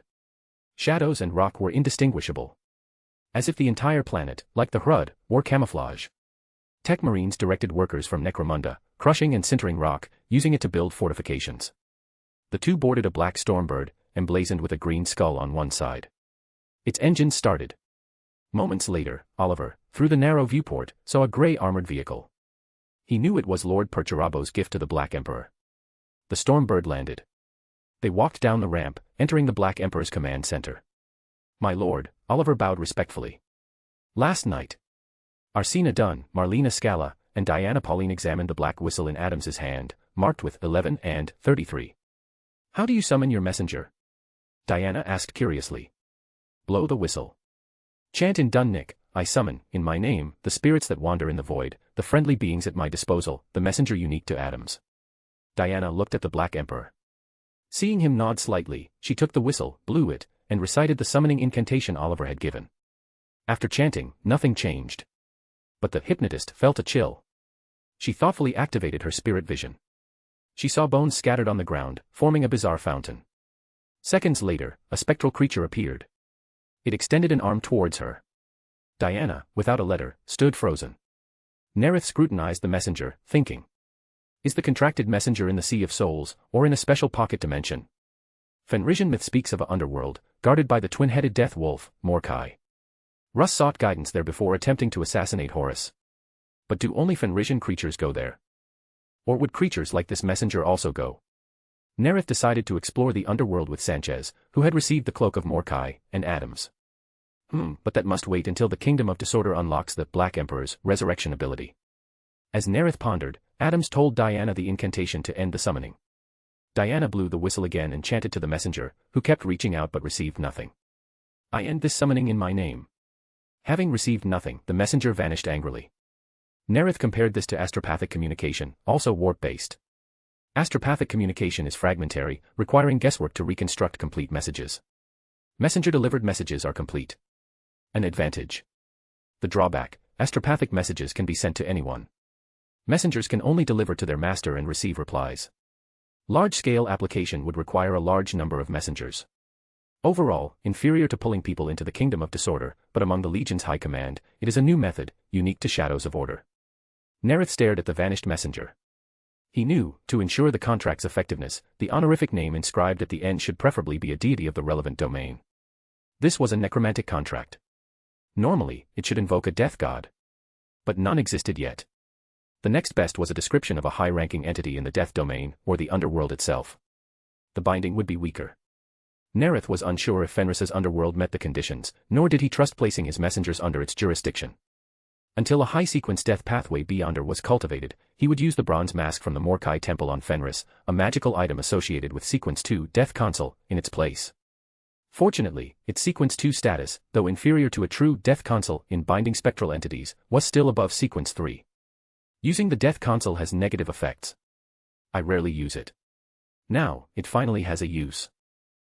Perhaps when I advance to high sequence and leverage the Kingdom of Disorder's power, I can eliminate those effects. The Baron of Corruption turned to Oliver. Seeing the uniform dark green within him, he asked. You have mastered the power I bestowed upon you. My lord, just today, when my lord contracted the messenger. Nareth nodded slightly. Leave. Oliver, return alone in 10 minutes. After the three bowed and left, he went to the Kingdom of Disorder. Nareth brought the Slotha's necrotic scepter and burial shroud to the Jokero, ordering it to concoct the Sequence 6 Spirit Guide potion. After digesting the Baron of Corruption potion and unlocking the other half of the Blasphemous Tablet's recipes, he knew these were the main and supplementary ingredients for Spirit Guide. He had previously promoted Adams and Kian to Spirit Guide. Watching the Space Simian concoct the potion, he thought about the Spirit Guide's acting method. Without spectral entities, the Spirit Guide is hard to act out. Adams needs more to digest. His mind raced. He thought. The Coronid Deeps does have a world with a large number of specters of two Xenos races. No rush. It will be over 5 millennia before rogue traitor Solomon Hartlock discovers that region in the 36th millennium. My plan is to conquer the Calixis sector after the heresy. If I can win Perturabo over, I'll give him the more distant Coronis expanse. As he pondered, Nareth went to the third layer. He looked at the banner, linked to him by black threads. He took it and placed it behind his neck, on his iron halo. It was an upgraded version of his iron halo, crafted by the Emperor's artisans after the Wheel of Fire campaign. Oliver, meeting the Black Emperor, saw a banner flying on his left, behind him. The Dionysian spear usually on his right shoulder, was absent. Still my lord's asymmetrical style. With it on his back, he looks, the most perfect deity. The thought came, then guilt. My lord has always been most perfect. Drink this. Oliver took the potion from the Black Emperor's open hand with joy. It was overall yellow, speckled with green. Even unopened, a strong stench of decay emanated. As a seasoned corpse collector and gravedigger, Oliver did not find the smell unpleasant. He took it and drank. Countless phantom forms walked before him. Countless knowledge flooded his mind. He felt as if he had entered a realm of the dead.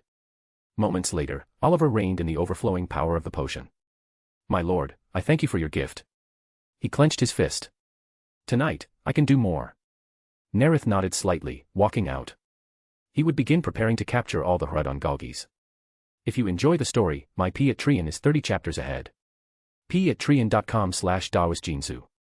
Chapter 598, Chapter 597, The Urgent Need to Convert Perpetuals. Beside the grey vehicle, Arsena, the polymath, and a master of ritual magic, directed Marlena and Diana as they inscribed runes on the surrounding pillars of dual-numbered black gold using ritual knives. Their psychic intuition, almost simultaneously, sensed the approaching figure. Arsena turned. The immediate impulse was to kneel in submission. He ascended to the third level of the Thelema mind state, resisting the urge. He examined the Black Emperor in astonishment. Usually, he restrained his transcendent aura and majesty, interacting as calmly as possible to keep those around him clear-headed. Today, he was different. Arsena quickly noticed the banner slanted behind Nareth's left shoulder. The Dionysian spear was absent from his right. Still my lord's favored asymmetrical style, but switched from right to left. As he thought, he considered activating his spirit vision to examine the new object. The next instant, his face went pale. His temples throbbed. Arsena immediately abandoned the idea. He watched Freddy and John, following the Black Emperor. The Black Wolf and Gyrinx kept their distance, as if from something fearsome. Marlena and Diana gazed at the approaching Black Emperor with fascination. They had never seen such a perfect male. His powerful, masculine presence washed over them, flushing their cheeks. Marlena, a biomancer, clearly perceived her hormones accelerating. Every cell in her body yearned to reproduce with this perfect male. Nareth looked around, noting the obvious changes in everyone's demeanor. He saw shadows of order kneeling in submission. Arsena is struggling against his allure. Marlena and Diana were captivated by his supernatural masculinity. After linking the Red Priest's uniqueness, the passive effects of its charisma and masculinity authorities are more pronounced. If Arsena hadn't spent the most time with me, he would be kneeling too. If Marlena and Diana weren't strong-willed, and sequence 6. They might have thrown themselves at me. As I thought, it's best not to bring the uniqueness into reality unless necessary. To break the Red Priest's passive aura, the Primarch infused his words with spirituality, light and shadow flickering in his eyes. Continue. Tonight, we hunt the Hrud of Galgis. Marlena and Diana shuddered, snapping out of their dazed fascination. They looked down in shame, realizing they had seen the Black Emperor as a man, not as him. What's wrong with me? Having such improper thoughts about my lord. It's blasphemy. My lord.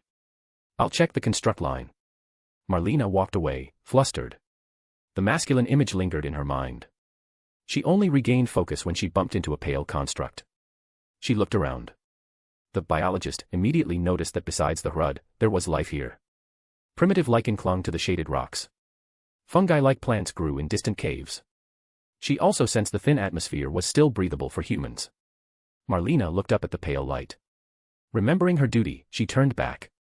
When her eyes fell on the black-armored, golden-winged figure, she noticed the banner behind his left shoulder. The blasphemous thoughts surged. She ascended to the third level of the Thelema mind state, her gaze fixed on the ground. She walked forward. The potent masculine aura enveloped her. Head bowed, she returned to the black gold pillars, continuing to carve runes with her ritual knife, placing 11 talismans on each pillar. Marlena and Diana worked slower. They had only prepared 5 and 4 pillars respectively, when each should have done 7. Nareth and Arsena each completed 12 pillars. Finally, just before sunset, all 33 pillars were ready. The moment the pale light vanished, Nareth handed the bloody chain to Arsena and said to the 3, "Restore your psychic energy." He ordered the court tech marines, "Activate the stasis device." Simultaneously, his right hand reached over his neck, grasping the banner's iron-black, blood-spattered shaft. For reasons unknown, he suspected it was because of the entropy granted by the Old Ones, or perhaps the inherent contradiction between time and stasis. The Hrud intensely disliked stasis devices. He recalled that when Perturabo activated his device, the Hrud of the entire Gurgan system had swarmed out, madly attacking the Iron Warriors, causing heavy casualties. Knowing the consequences, Nareth would not activate it recklessly. He decided to use the Red Priest's ritual authority, leveraging its link to the Kingdom of Disorder, to limit its influence to Galgis alone. Because he would be using the uniqueness, he had deliberately left the Dionysian spear on the command base's weapon rack, lest the Emperor peer through it. This also maintained his preference for asymmetry. The Tech Marines activated the large vehicle-mounted stasis device, crafted by Lord Perturabo. As the field pulsed rapidly, activated light projected into the 4 large caves. Hrud just emerging were caught in the light vortex. Time streams immediately became chaotic. Tens of thousands of Hrud were torn apart.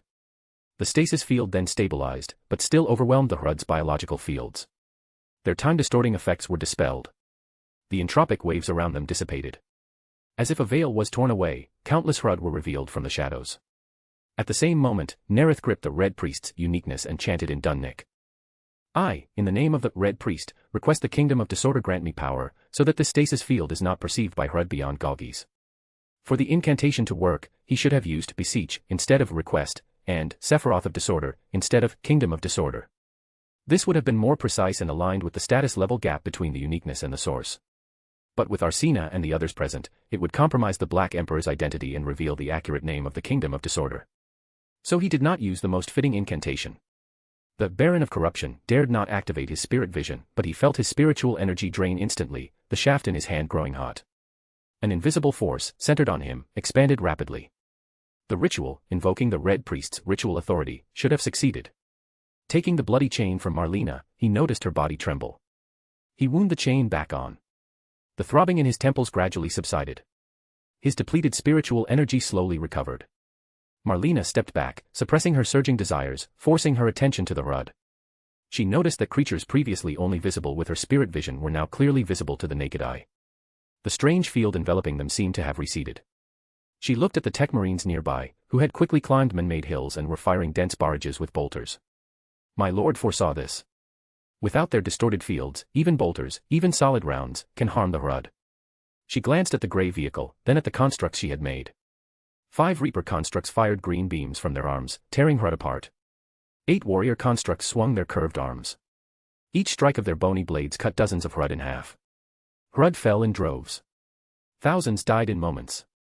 They surged, screaming, raising their plasma flintlocks, firing dense barrages at the constructs. With the stasis field active, the rounds, lacking phase shift effects, struck the constructs like ordinary solid rounds, only scratching them. Yet the HUD were still a vast ocean. Each construct was hit by tens of thousands of attacks every second. Marlena thought of the Black Emperor's plan. The entire planet's HUD are surging here. As she thought, a warrior construct fell with a crash. HUD poured through the breach, only to fall under the tech marine's dense fire. Construct after construct fell, crushed to pieces by countless HUD. Light and shadow flickered in the Primarch's eyes. In an instant, he entered the 3rd level of the enumeration. His consciousness extended, covering tunnels hundreds of kilometers long, deep caves. In an instant, the Primarch had a 1/6 of the gray planet under his perception. Not hundreds of millions, but certainly tens of millions of HUD are drawn. He had anticipated numbers in the hundreds of millions. The entire Saktrata deeps held billions of HUD. As one of 15 major worlds, Galgis naturally held over 100 million. As he thought, he felt the surrounding light vortex being compressed by the onrushing distorted fields. His expression changed. 100 million HUD is overwhelming Perturabo's stasis device. He recalled that when Perturabo activated his device, the HUD of the entire Gurgan system had swarmed out. Gurgan Prime was the HUD's largest world, with hundreds of millions of HUD. The 3 major worlds combined held nearly a billion. The stasis device was naturally overwhelmed. He had thought that with Galgis alone, the distorted fields of 100 million HUD wouldn't be that powerful. 100 million HUD's distorted fields are this terrifying. Gripping the Red Priest's uniqueness, ready to chant, he saw the HUD tide had already reached the black gold pillars. The distorted temporal flow seeped into the stasis field. Diana's golden hair rapidly turned white. Arsina's fingers knotted with degenerative disease. Marlena's skin repeatedly alternated between wrinkled parchment and its original fair, delicate state. The biomancer struggled to resist aging, but could not help those beside her. As Marlena struggled, a voice, extremely masculine, brimming with male allure, sounded in Dunnick. I, in the name of the Red Priest, request the Kingdom of Disorder grant me power. I command the HUD, silence. The 363 silent talismans on the 33 black gold pillars simultaneously glowed green. The entire area was enveloped in green teardrops. Every mind momentarily stalled. After a second, the shadows of order and their attendants regained clarity, looking around in shock. Hundreds of millions of HUD fell, one after another, in a continuous cascade of thuds. Confirming all HUD within his perception were down, the Primarch replaced the shaft on his shoulder. Marlena, treat them. Marlena snapped out of her daze. The Black Emperor's words echoed in her mind. Blasphemous thoughts flickered.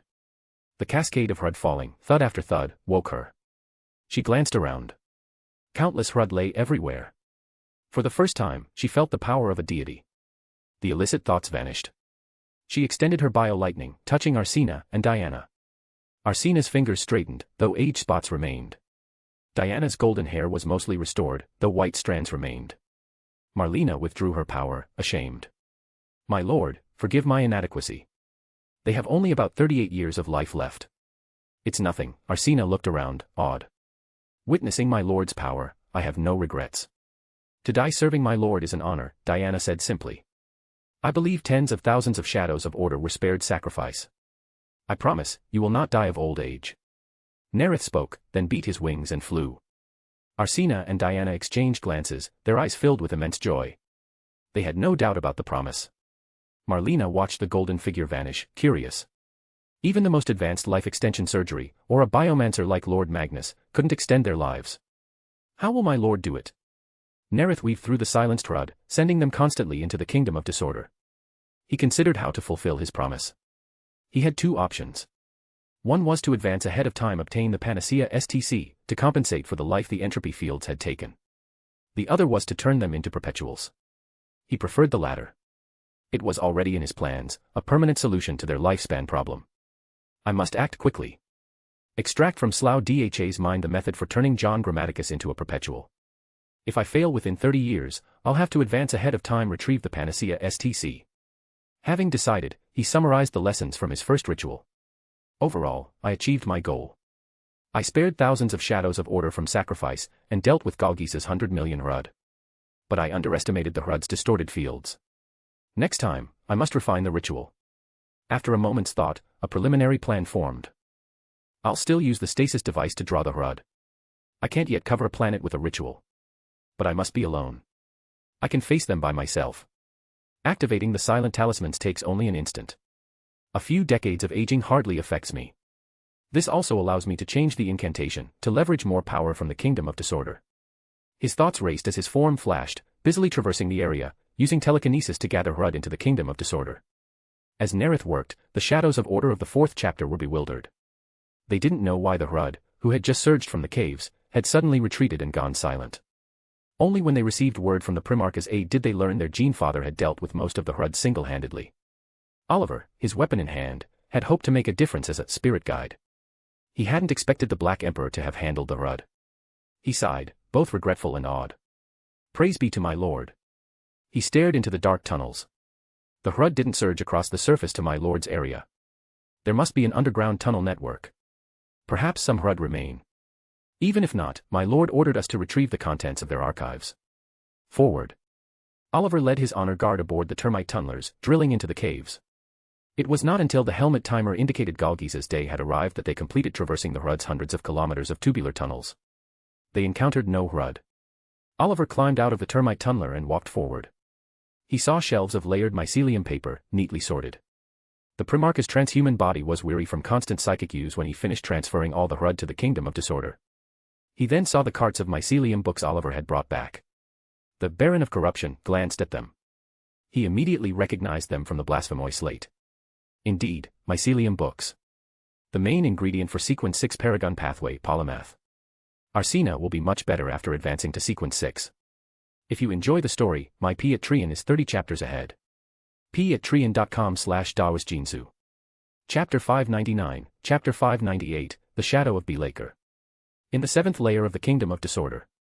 Nareth gazed at Slough Dha, bound by ropes formed from threads of law. Over a dozen threads also connected him to the silent cry. Slough Dha's body was firmly bound, his mind and soul in a state of silence. The Baron of Corruption raised the Hand of Order power gauntlet and shouted in Dunnick, "This place forbids entry into any state of consciousness." Then, light and shadow flickered in the Primarch's eyes. His consciousness expanded, pressing down on Slough Dha's mind like a mountain. Boom. Invisible collisions echoed in the supernatural psychic realm. The Eldari Autarka's mind was like a small boat tossed on immense waves. Monkey. A blurred voice sounded. Slough Dha stirred from the silence. I will never yield. You will get nothing. I have already obtained many secrets from your mind. The Eldari states of consciousness. The aspect paths you have walked. The Primarch's voice was cold, his words crashing against Slough Dha's mind like waves. Monkey. Slough Dha roared in fury. The Baron of Corruption channeled psychic energy into the Hand of Order. He swung his arm and shouted in Dunnick, "Rope!" Slough Dha was struck by an invisible whip. His white armor, already battered by countless lashings, had lost its former elegance. Tattered fragments fell. His Eldari flesh was torn, white bone exposed. The Baron of Corruption continued channeling psychic energy into the Hand of Order. Slough Dha's mind felt electric shocks, coalescing into barbed whips. The whip of pain, lashing his soul, caused both pain and numbness. Slough Dha trembled, but still held his head high. Monkey, do you have no new tricks? If it works, Nareth said coldly. I will get every secret I want to know. Seeing Slough Dha's eyes open, filled with both pain and defiance, with a thought, Nareth brought him to the 5th layer. Then, he drew the shaft from his back and held it. In Slough Dha's eyes, the Monkey Primarch immediately changed. For an instant, he seemed to see a great Eldari hero, a figure as great as Eldanesh. Slough Dha instinctively wanted to kneel, to follow this great hero and restore the Eldari. His lithe body bent slightly, his knees forming a curve. No. Slough Dha straightened abruptly. You are a Monkey. Nareth scrutinized Slough Dha's every movement. Having walked the warp spider path, daring to dance on Slaaneish's doorstep, even part of the charisma authority can't make you submit. But it's close. After advancing to Mentor of Disorder, with the ability to command submission, stacking the Red Priest's uniqueness, I should be able to make him yield. With this thought, Nareth went to the third layer, set down the Red Priest's uniqueness, and looked elsewhere. A lion-shaped sculpture strutted through the black mist. Further away, more sculptures. They were all created by the Baron of Corruption using soul sculpting. Now I only need the enslavers. After the liberation of Drun in 881, I can perform the ritual. These sculptures will be useful then. After the advancement ritual, I can extract the secrets of the perpetuals from Slough Dha's mind and convert Arsena and the others. With this thought, he went to the first layer and took from the Jokero the polymath potion, concocted from Hrud mycelium books and other materials. A minute later, the Primarch's aide entered the Primarch's office. After treatment from the biomancer, taking medication mixed by the apothecary, and sleeping in a life support capsule for 5 hours, his age spots were gone, his skin no longer wrinkled. But in the Baron of Corruption's spirit vision, the dim light of Arsena's spirit, drained of life force, was still visible. Nareth slid the potion to Arsena and said with concern, "Drink this. You will feel much better." "Thank you, my lord, for your gift." Arsena, as calm as ever, examined the blood-red potion from the detective's perspective. Bubbles churned, leaping symbols, as if containing endless knowledge. Arsena drank. The potion slid into his stomach. His eyes stung as if pricked by needles. He instinctively covered them. Information flooded his mind like the Big Bang. His temples knit, enduring the vast, endless influx. Moments later, the newly promoted Sequence 6 Beyonder released his hands. The polymath felt runes imprinted on his irises, allowing him to observe from different perspectives. He knew, through them, he could identify, discern, remember, and imitate abilities he had seen. He then felt the hidden weakness deep within his mind recede. His body, mind, and spirit seemed to return to before that night. "Thank you, my lord. I am much better." The Baron of Corruption watched Arsena's spirit. The dim light, though not as bright as before, was much improved. The Primarch sent a thought pulse to Arsena. "I will instruct the court brothers to cooperate with your analysis. When analyzing, use the Euclidean runes for shielding." The polymath, unlike the scribe on the door pathway, did not rely on understanding and ability to record and use it. Understanding did not enhance their power. The polymath's analysis required learning within a mystical framework. The more they understood, the more powerful their imitation of an ability. Of course, no matter how thorough the analysis, the imitation would never be as powerful as the original Beyonders. This required the cooperation of court brothers. Without Nareth's command, even the Primarch's aide could not make them reveal their abilities, let alone discuss them. Nareth permitted this because, on one hand, Arsena was his most trusted aide. On the other, he controlled the potion formulas, he had granted every Beyonder their potion. Another advantage of the polymath was no limit on the number of times they could use Beyonder abilities. As long as they understood the ability and had enough spiritual energy, they could imitate it. The scribe had a limit. Upon advancement, they could only record one Beyonder ability with divine influence. The higher the target sequence, the higher the failure rate. Even at sequence 4, a dozen attempts might not succeed once. Currently, the only abilities meeting these criteria were those Nareth himself used and those from his mystical items. Though he was only a Baron of Corruption, as a Primarch, his Beyonder abilities already had similar influence, their power far exceeding Sequence 6. After the Galgis campaign, Nareth had lent the Red Priest Path Sequence 4 Flame Ring to Santiago Board Camp. With enough attempts, eventually, it would be recorded. With the uniqueness, and as the Master of the Kingdom of Disorder able to use it, any mystical item of the same path was redundant. The scribe could also record 8 abilities of sequences 6 and 5, at half power. And 20 abilities of sequences 9 through 7, at near full power. After digesting the potion, the number of recorded abilities with divine influence would increase to 2. "Thank you, my lord." After bowing, Arsena began his report. "As commanded, I have read and recorded 13 Hrud mycelium books. The Legion's librarians have accessioned another 25. From the records, I have found 2 items of note." Nareth leaned back on his throne, listening. 1. The mycelium books mention the Hrud, recorded on the stone slab obtained from the Squat League, as slavers of other races. The other, Belisarius, the Demon Prince, is recorded in artifacts excavated at Vigilis. The Hrud records state that the ruins of Saktrata Deeps are remnants of civilizations destroyed by Belisarius. Nareth nodded slightly. The Hrud were likely a potion ingredient, already in his plans.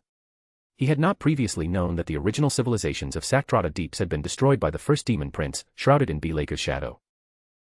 Is this why the Eldari warned humanity before they approached? I arrived here early, unexpectedly. The Eldari had no chance to warn. Could a fragment of Belaker's power be here?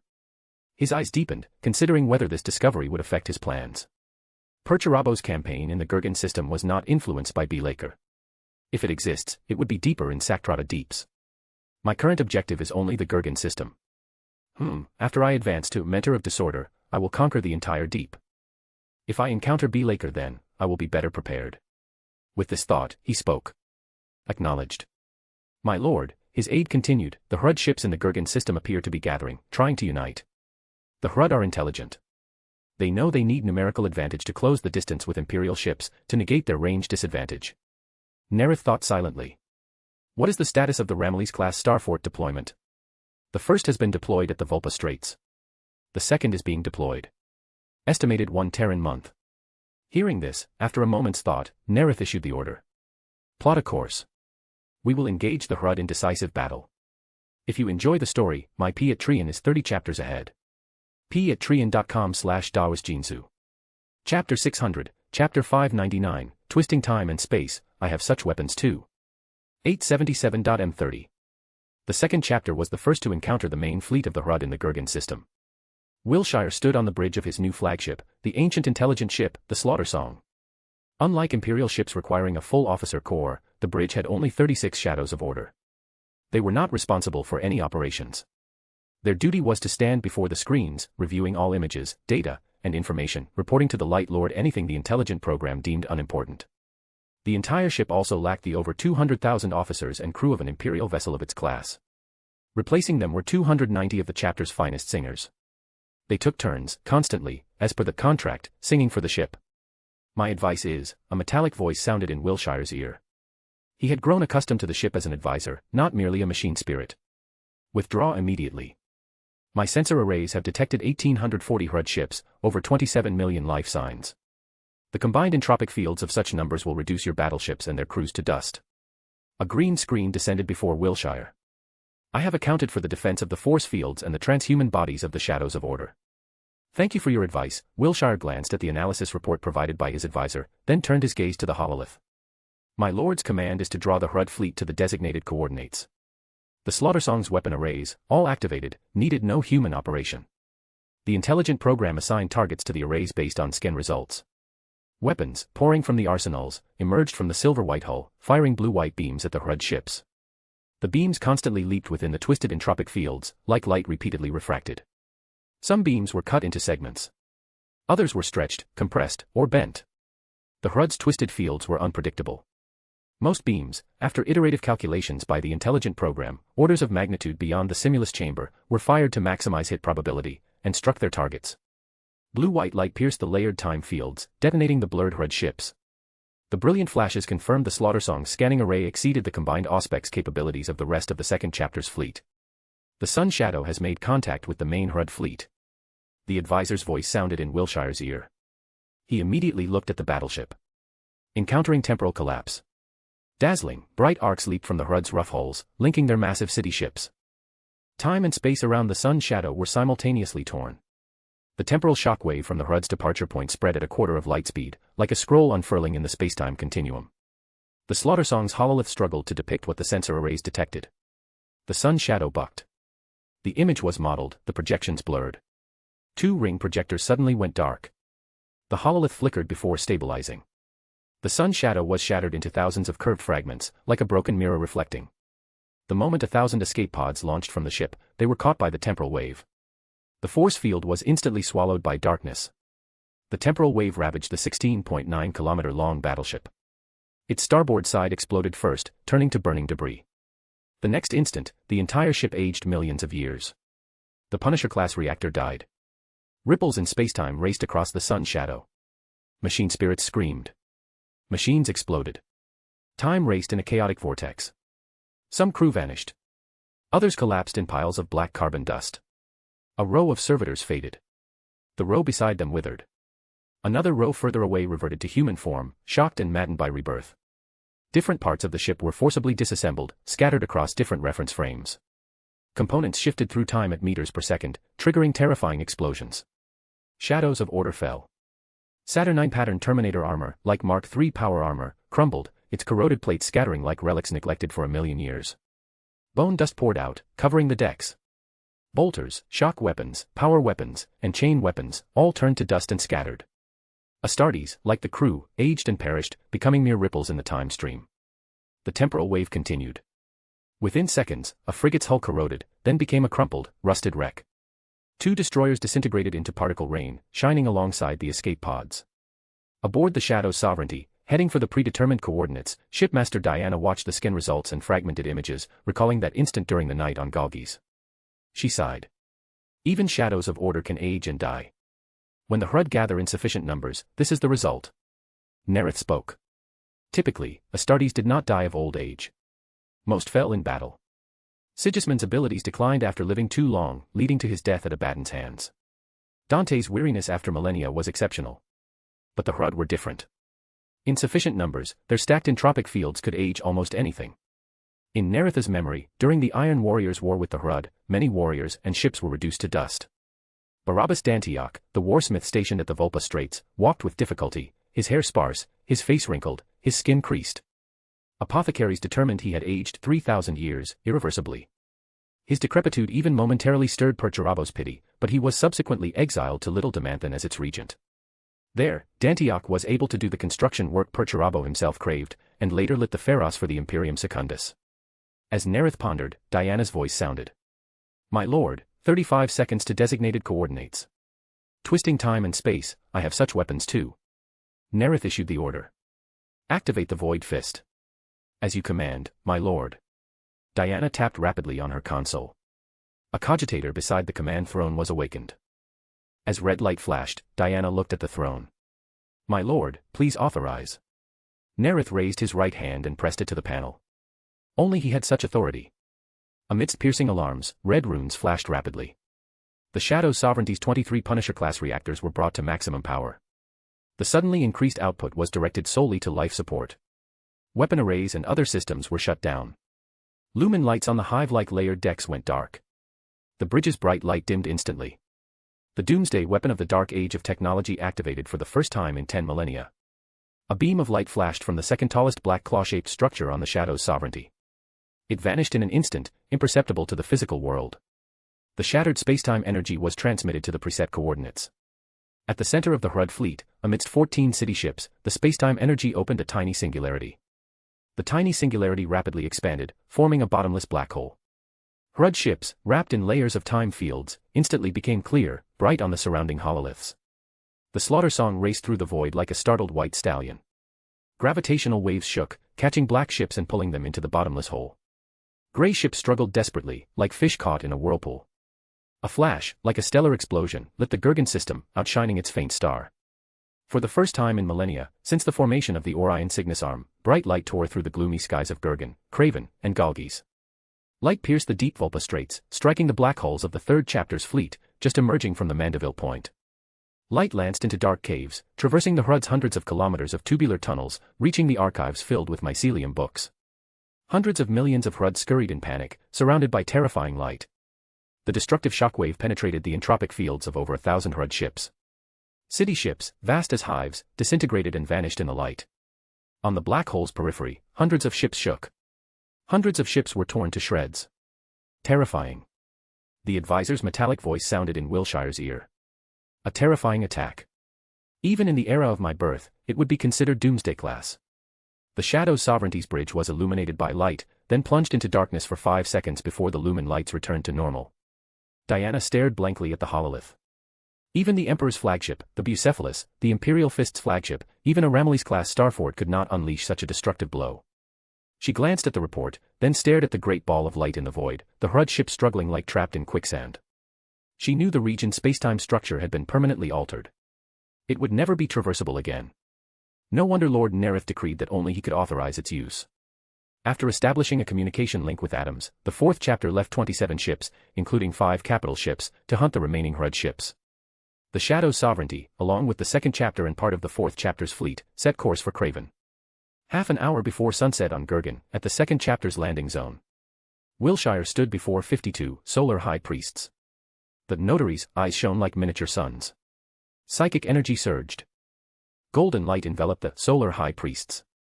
The light grew purer, finally transforming into a seal-like projection. Notarize, Sun Halo. Notarize, Holy Light Summoning. Notarize, Holy Oath. After the Light Lord acquired his new flagship, the Slaughter Song, First Company Captain Winterborn had taken command of the relic-class ship Radiance and thus did not perish aboard his former flagship, the Sun Shadow. The Solar High Priests felt, with the Light Lord's commanding voice, the seal's projection shower them with light. He saw Second Company Captain Olivier basking in the light, as if sunbathing. A minute later, the Solar High Priests boarded Stormbirds, heading for their respective battle zones. Olivier stepped off the ramp, approaching the tunnel. Light suppliants stood among the tarantula sentry guns, golden bottles of pre-made holy water at their waists. Tech Marines busily adjusted the internal cogitators' logic engines, setting firing modes and identification codes. Based on the HUD emerging from the caves, the defensive mode was set to point defense, one of 4 modes, angled 45 degrees, focused on a single direction. As the candle-like light faded, countless HUD surged from the caves. The tarantula's machine spirits roared, unleashing dense barrages. The exploding beams burned through the HUD's concealment layers, piercing their bodies, leaving gaping holes. The Solar High Priest walked towards the densest gray shadows in his spirit vision. A tarantula's machine spirit, recognizing his identification code, immediately ceased firing. The Solar High Priest leaned back, arms spread, as if embracing the sun.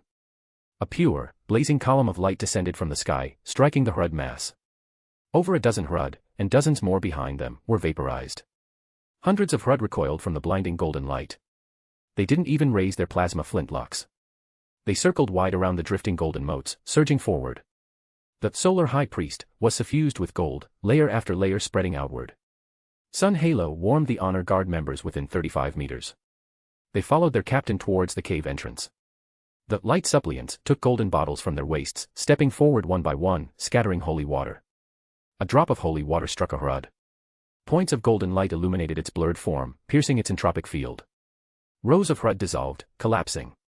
The Solar High Priest felt his abilities, both power and range, significantly enhanced. As he walked forward, he seemed to merge with the light. Olivier remembered the Light Lord's words, "Your abilities are temporarily enhanced," and decided to make the most of it. The golden aura plunged into the cave. HUD fled like startled mice. When the runes on Olivier's helmet displayed 3.6 kilometers, the aura around him suddenly contracted, its range only about 20 meters. "Withdraw," the Solar High Priest ordered loudly, then lunged forward to meet the onrushing HUD. Golden, illusory flames spontaneously ignited around him. The flames, radiating the sun's vast energy, densely formed an ocean. The pure, sacred light melted the HUD like candles, leaving drops of sour, acrid liquid. The Solar High Priest felt he had completely merged with the golden light. He withdrew calmly with his honor guard. The HUD only attacked again after the golden fire sea vanished. The halo-like effect, surrounding him with gold, spreading outward layer by layer. It warms his companions, granting them courage, dispersing evil, and can be precisely controlled. Wilshire moved between battlefields, restoring his psychic energy aboard a Stormbird. The Notary led his honor guard to the most critical battlefields. After routing the enemy, he would notarize the Solar High Priests before leaving. Across the dark world of Craven, light flared in place after place, brighter, more dazzling than brief glory. If you enjoy the story, my Patreon is 30 chapters ahead. patreon.com/dawasjinsu. Chapter 601, Chapter 600, Eldred Ulthran's Fearful Power. Before the final step of activating the stasis device crafted by Perturabo, everyone had evacuated. Nareth pressed the activation rune, then returned to the 33 pillars of dual-numbered black gold. Gripping the banner shaft in his right hand, he loudly chanted the ritual incantation in Dunnick. "I, in the name of the Red Priest, request the Kingdom of Disorder to grant me power, so that this stasis field is not perceived by HUD beyond Craven." The Baron of Corruption's spiritual energy was instantly drained. The shaft grew hot. Light and shadow flickered in the Primarch's eyes. His consciousness expanded. The numbers are off. Far fewer than I expected. Though the HUD surged endlessly, in the Primarch's mental perception, their numbers were significantly lower than on Galgi's. Even if Craven had the fewest HUD among the 3 major worlds of Gurgan, and millions fell in the Void battle, it's still far below the expected number. As Nareth pondered, deep beneath Galgi's, millions of HUD frantically excavated the collapsed tunnels. The blinding light that had illuminated the underground had triggered a deep-seated fear, causing tens of millions of HUD to flee in panic. Their combined twisted fields caused temporal waves that made hundreds of caves vanish and thousands of tunnels collapse. Their limbs, wrapped around their spines, thrashed frantically, rapidly opening paths towards the detested light. With their compact, small bodies, and limbs that could bend in any direction, their excavation speed in groups exceeded that of termite tunnelers. Hundreds of tunnels were visibly rebuilt, rapidly extending towards Nareth's location. In the Gurgan system, a Gothic-style ship, painted green and bearing no legion markings, appeared unexpectedly. On its bridge, 6 Eldari stood behind Farser Eldred Ulfrin. Tall, clad in a flowing purple robe, scepter in hand, Ulfrin issued commands in low Gothic to the human crew. Broadcast on all channels. Humans, this region holds terror. If you touch it, destruction will follow. Leave now. Do not approach again. Then, Ulfrin entered the Eldari-specific state of consciousness, his mind stepping into the vast sea of souls. He used his mind's eye to perceive the subtle threads. On Craven's surface, Nareth's brow furrowed. Tens of millions of Hrud surged frantically. The stacked entropic fields were already overwhelming the stasis field's periphery. Under the opposing forces of the stasis field and the temporal waves, tens of thousands of Hrud underwent bizarre transformations. Thousands aged rapidly, turning to dust. Hundreds swelled like balloons, then burst, their released toxins turning the ground black. Dozens escaped stasis, the faint veils reforming around them. I can't wait any longer. The black gold pillars, the silent talismans, even the stasis device could be damaged. With this thought, Nareth loudly chanted the incantation in Dunnick.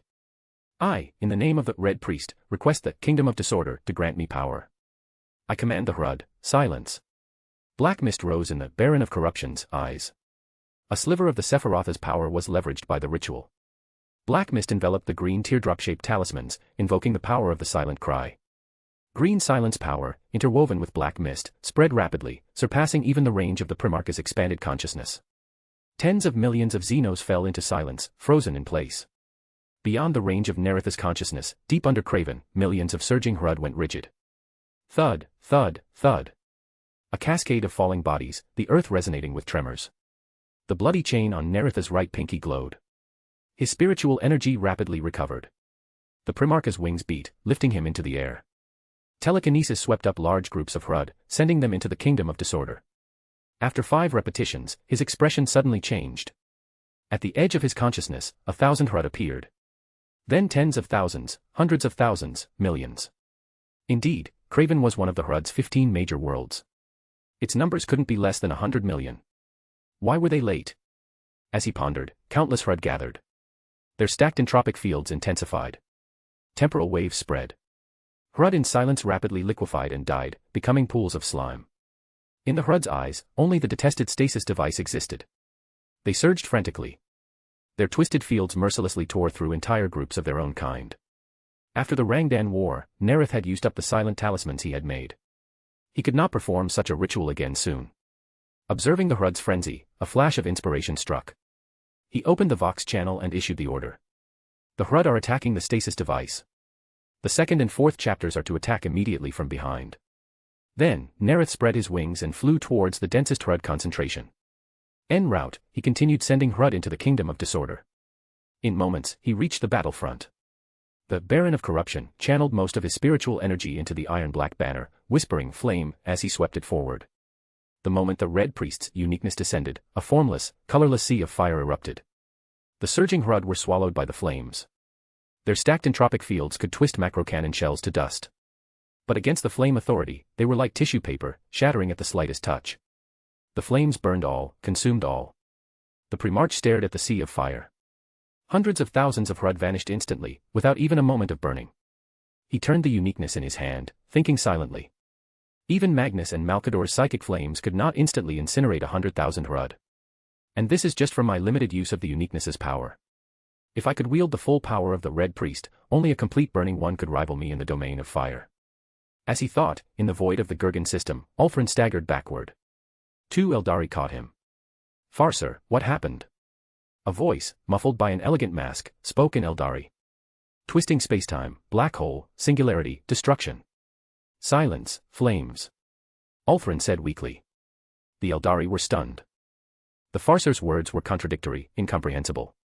We must leave immediately. Ulfrin gripped his scepter, straightening. The humans have not replied. They need no warning. Ulfrin swept his scepter. A shimmering portal slowly formed in the light. His eyes stung. The thread of fate he had glimpsed seared his soul with pain.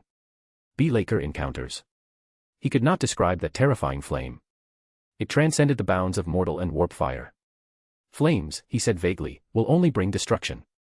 Ulfrin raised his scepter. His psychic power expanded. Thud, thud, thud. The humans on the ship collapsed. Their memories were erased by his psychic power. The moment Ulfrin led the Eldari through the portal, leaving the Gurgan system, the dreadnoughts were awakened by song. Some bards, in the 4th chapter and light suppliants, in the 2nd chapter offered hymns to the honored dreadnoughts. Ancient dreadnoughts, fallen during the Unification Wars, their shattered bodies encased in semi-organic, semi-mechanical shells, had been given a new name in the 4th chapter, Senegal. Sealed within their armored sarcophagi, emotions they had never felt before plagued them. They hated their death. Longing for their complete bodies made them angry and berserk. They hated this cold, hollow second life. But when Senegal awakened this time, he felt warmth and strength. Father, is this the new change? Senegal's speaker crackled. Every time he awakened, he sensed changes in the chapter. From reapers lost to slaughter, to shadows of order, calm and self-controlled, seeking enemy weaknesses. The Legion had gained many court brothers, granted power by Theri Father, displaying abilities that amazed him.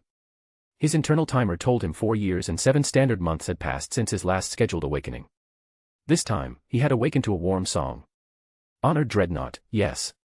The bard replied. Few court brothers in the 4th chapter had received their father's gift, most of the chapter disliked sunlight. For this reason, the chapter master had assigned them the duty of singing for the dreadnoughts. My duty is, Senegal checked his display, to kill Xenos. The Hrud. Let's go, young singer. Very well, honored dreadnought. The bard sang again, following the dreadnought. The dreadnought's drop pod landed 1 kilometer from the battlefront. Following orders, Senegal activated his thermal imaging system and quickly located pulsing patches of yellow and red. He knew from the logs that this was the thermal radiation from the overclocked atomic activity within the Hrud's entropic fields. He switched to auspex. As the logs said, he saw only blurred shadows. He switched back to thermal imaging, raising both arms, aiming at the yellow and red masses. For this mission, the Tech Marines had modified his weapons. Both arms were now equipped with twin-linked Loss cannons. Laser beams struck the Hrud's entropy fields. Then, light, unhindered by physical limits, exploded. 4 holes burned through the Hrud's obscuring layers. 4 Hrud were cut to pieces. Senegal turned. He saw a shadow of order struck by a Xenos wielding a lightsaber. Mark III power armor aged and shattered instantly. As it fell, bones scattered. The shadow of order seemed to have slept longer than he, 1,000,000 years. Senegal's arms turned faster than before. Beams crackled. In the songs praising him, warmth and courage replaced anger and cold. The bard followed the dreadnought. Walking through the dust, he picked up a piece of pale, black-spotted, rotting leather. It was a power crystal, granted by father to the court brothers. It was the only thing that survived the Hrud's temporal currents. Recovering power crystals was the duty of every court brother. He pocketed the leather and hurried after the dreadnought. As the sky over Craven began to lighten, the Hrud, unusually, did not retreat. They continued their frenzied assault on the stasis device, only withdrawing when the starlight was fully visible. Nareth, who had been reinforcing various fronts, glanced at the now deactivated stasis device. The potion materials harvested here are far fewer than on Galgi's. Still, the Hrud are uncountable. They are my most abundant source of potion materials, surpassing even the proliferating Hive City rats. Speaking of which, Hrud have tails too. He looked at the black gold pillars. Overall, the ritual was successful. 70 to 80% of the Hrud perished in this mad night.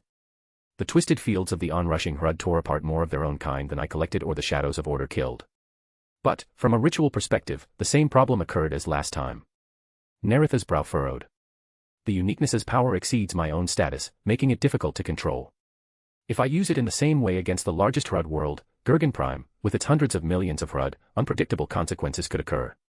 It might even trigger a worse disaster than what Perturabo faced. Unwilling to give up on the ritual, considering the thousands of Shadow of Order casualties it had averted, he thought. Perhaps I can design a more complete ritual. Even if I cannot perform it, I can use the dice of prophecy. While making more silent talismans, I will design the ritual and divine it in a year. As he thought, his communication bead buzzed. He pressed it. Arsina's voice sounded. My lord, I investigated that Imperial ship. The crew's memories have been erased. The librarians could not obtain any information. Nareth's furrowed brow tensed further. Who would come just to issue a warning, then disappear without receiving a response? After 3 seconds of silence, he thought of the Eldari warning the Imperium would receive when they first arrived here. It was likely the Eldari. I wonder who. He reined in his thoughts and instructed. Settle that ship's crew on Galgis as the first colonists. He couldn't let them leave. Saktrata Deeps must not be known to the Imperium. After the campaign, he would need colonists anyway. Settling them here was the best solution. Order the 4 chapters to clear the remaining Hrud from Craven. If you enjoy the story, my P at Trian is 30 chapters ahead. P at Trian.com/DawisJinsu. Chapter 602, Chapter 601, 1,000 years older, Nareth feels weakness and pain for the first time. 879.m30. In the depths of Craven's underground, following the Primarch's orders, the 3rd chapter relieved the other 3 chapters, tasked with the assault on the archives. The Genefather hoped to obtain the Hrud's data as intact as possible. Alexander, newly promoted Nightmare and First Company Captain, advanced through the tunnels. In the darkness, the Nightmare's perception, surpassing that of ordinary shadows of order, aided by his armor, allowed him to see everything clearly. He could even perceive the distorted, blurred Hrud. He looked around. The tunnel walls were uneven, yet their surfaces were smooth as glass. Not even termite tunnelers could excavate such tunnels. As the thought crossed his mind, a suffocating heat suddenly surged through the tunnel. He knew the Hrud were coming. Time walked before them. Their influence tore at the fabric of spacetime. The bizarre accelerated motion around them altered the atmosphere, making it dense. The speed of light surpassed its natural limit. Tones subtly shifted towards the blue end of the spectrum. The Nightmare's eyes turned pitch black. The Hrud, wielding plasma flintlocks and lightsabers, simultaneously halted. Honor Guard members beside him raised Archaeotech pistols. Energy beams, harvested from stars, lanced into Hrud forcibly pulled into dreams. The darkness in the Nightmare's eyes faded. Alexander continued, passing through chamber after chamber, passage after passage. Hrud architecture had no doors. Every passage and chamber connected to the next. He followed a raised path towards a large room. A group of Hrud, just emerging from the room, died in his dreams, never having a chance to attack. Entering the large room, Alexander's gaze swept over hollow honeycomb shelves made of some resin. Most shelves held sheets of solidified mycelium. Some mycelium scrolls lay on the floor, in strange, leaf-shaped containers. Marlena watched as catachan vines peeled away the multiple layers of dead skin covering a Hrud. Her left hand pressed against the Hrud's body, keeping it in the moment of death. She had witnessed a dead Hrud rapidly dissolve into foul-smelling liquid. To study them, she had to use her bio-lightning to maintain the activity of every cell. Simultaneously, she analyzed the Hrud's body structure. Her right hand moved rapidly, recording. Vines, like hands, held a data slate for the biologist. Unknown silicone compound present in skeletal structure. Hypothesis, organic linkage with protein chains. With a thought, she tossed her hand. A vine dropped, catching the falling pen. She pressed her hand to the Hrud's left eye. Psychic energy spread. Moments later, she withdrew her hand, took the pen, and continued recording. 2 visual organs, similar to human eyes in structure, but much larger. No apparent cone cells, but the retina is covered in numerous spiral-shaped unknown objects. Conclusion: Hrud sensory organs are adapted for underground and nocturnal life. At the same moment the biologist studied the Hrud, in the 3rd layer of the Kingdom of Disorder, Nareth held the banner shaft in his left hand and the dice of prophecy in his right. The ritual design he had conceived flashed through his mind. Geometric shapes flashed. Black mist from the Kingdom of Disorder, the Red Priest's uniqueness, and the silent cry, green teardrops appeared. After reviewing the plan, he silently intoned. Methods to perfect the ritual. As he intoned, the dice trembled slightly. Nareth noted this difference from past divinations. The divination involves a Sefirot, a uniqueness, and a tan shard. He hesitated for a moment, but finally tossed the triangular pyramid. The pyramid seemed to move in slow motion, trembling as it rose to its apex. It hovered for a minute. Just as Nareth thought the divination had failed, it began to spin like a windmill, faster than even a Primarch could follow. An image flashed. The Primarch's transhuman mind etched it into memory. He opened his hand, catching the falling dice. It was now dull, without luster. The Baron of Corruption placed the shaft on his back, activated his spirit vision, and looked at the dice. Its spiritual light is dim, but not extinguished. The worst-case scenario hasn't occurred. It should still be usable. Longer recovery time.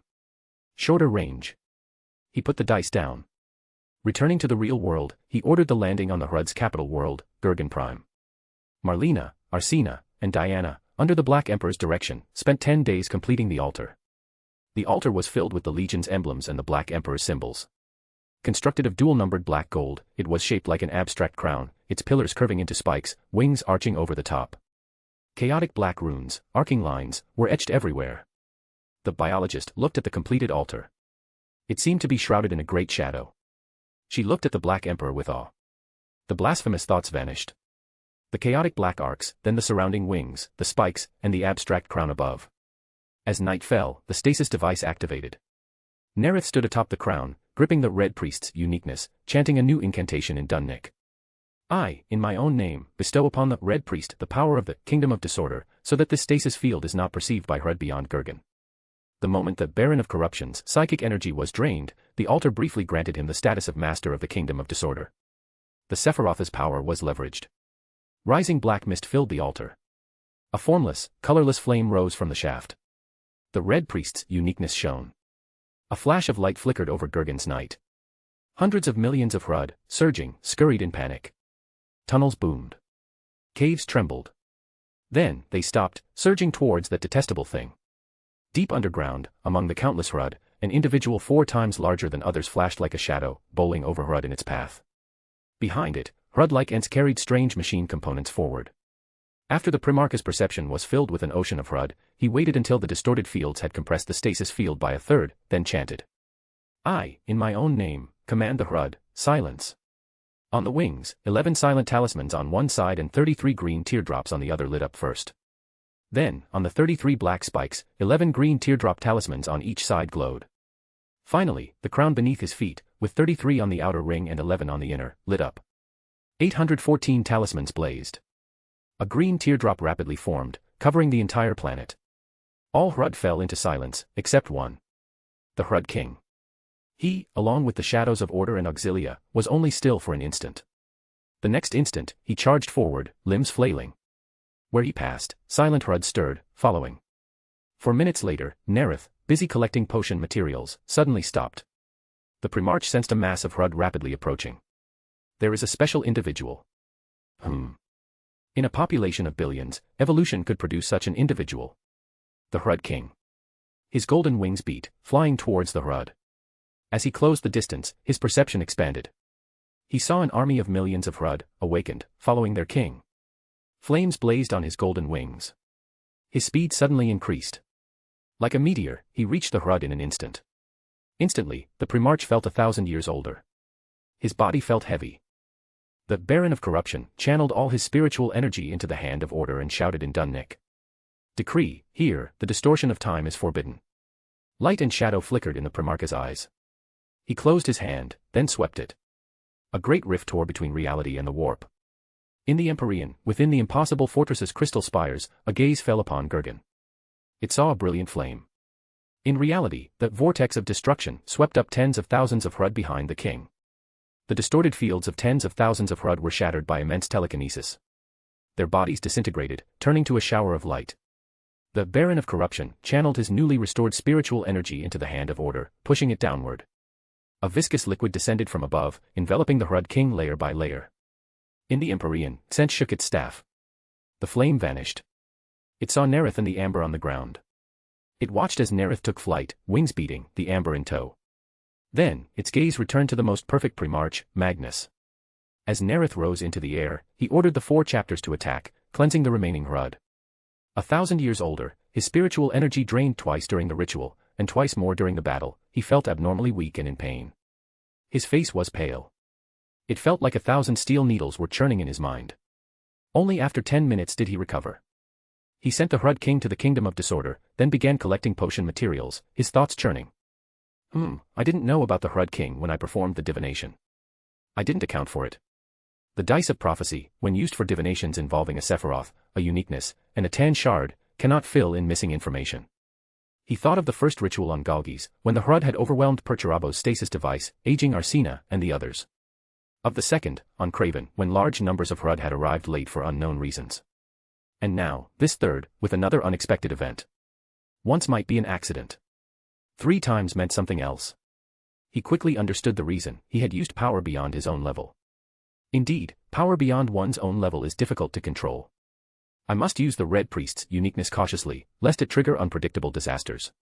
Advancing to sequence 4 should bring a qualitative change. I should be able to control the uniqueness better then. He examined himself, sweeping up Hrud with his arms and telekinesis. 1,000 years older, but it's not a major issue. When I advance to Mentor of Disorder, Using the Hrud King instead of ordinary Hrud will provide a far greater boost than the power I've lost. At least I'm not like the lion 10 millennia later, white-haired and with obviously diminished strength. Weighing gains and losses, he reached his conclusion. He had obtained better potion materials than expected. His power was temporarily reduced, but the advancement would bring a greater increase.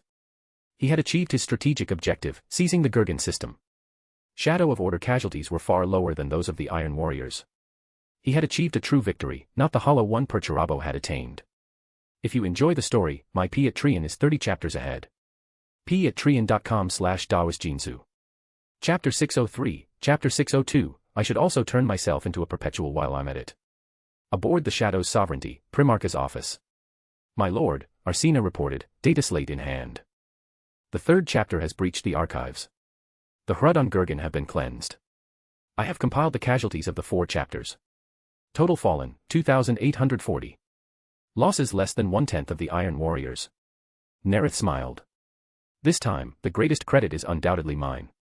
Through 3 rituals, I eliminated most of the Hrud in stages. Next is the Void Fist, which destroyed the Hrud's void power. The 4 chapters beyonders were also a significant factor. Finally, Nareth silently praised Perturabo. And of course, your stasis device was indispensable. Without it, I couldn't have drawn the Hrud. He reined in his thoughts and issued orders. Settle colonists on the Gurgan system. Construct a teleportarium gate. The 5th chapter is responsible. It will also be their exclusive recruiting world.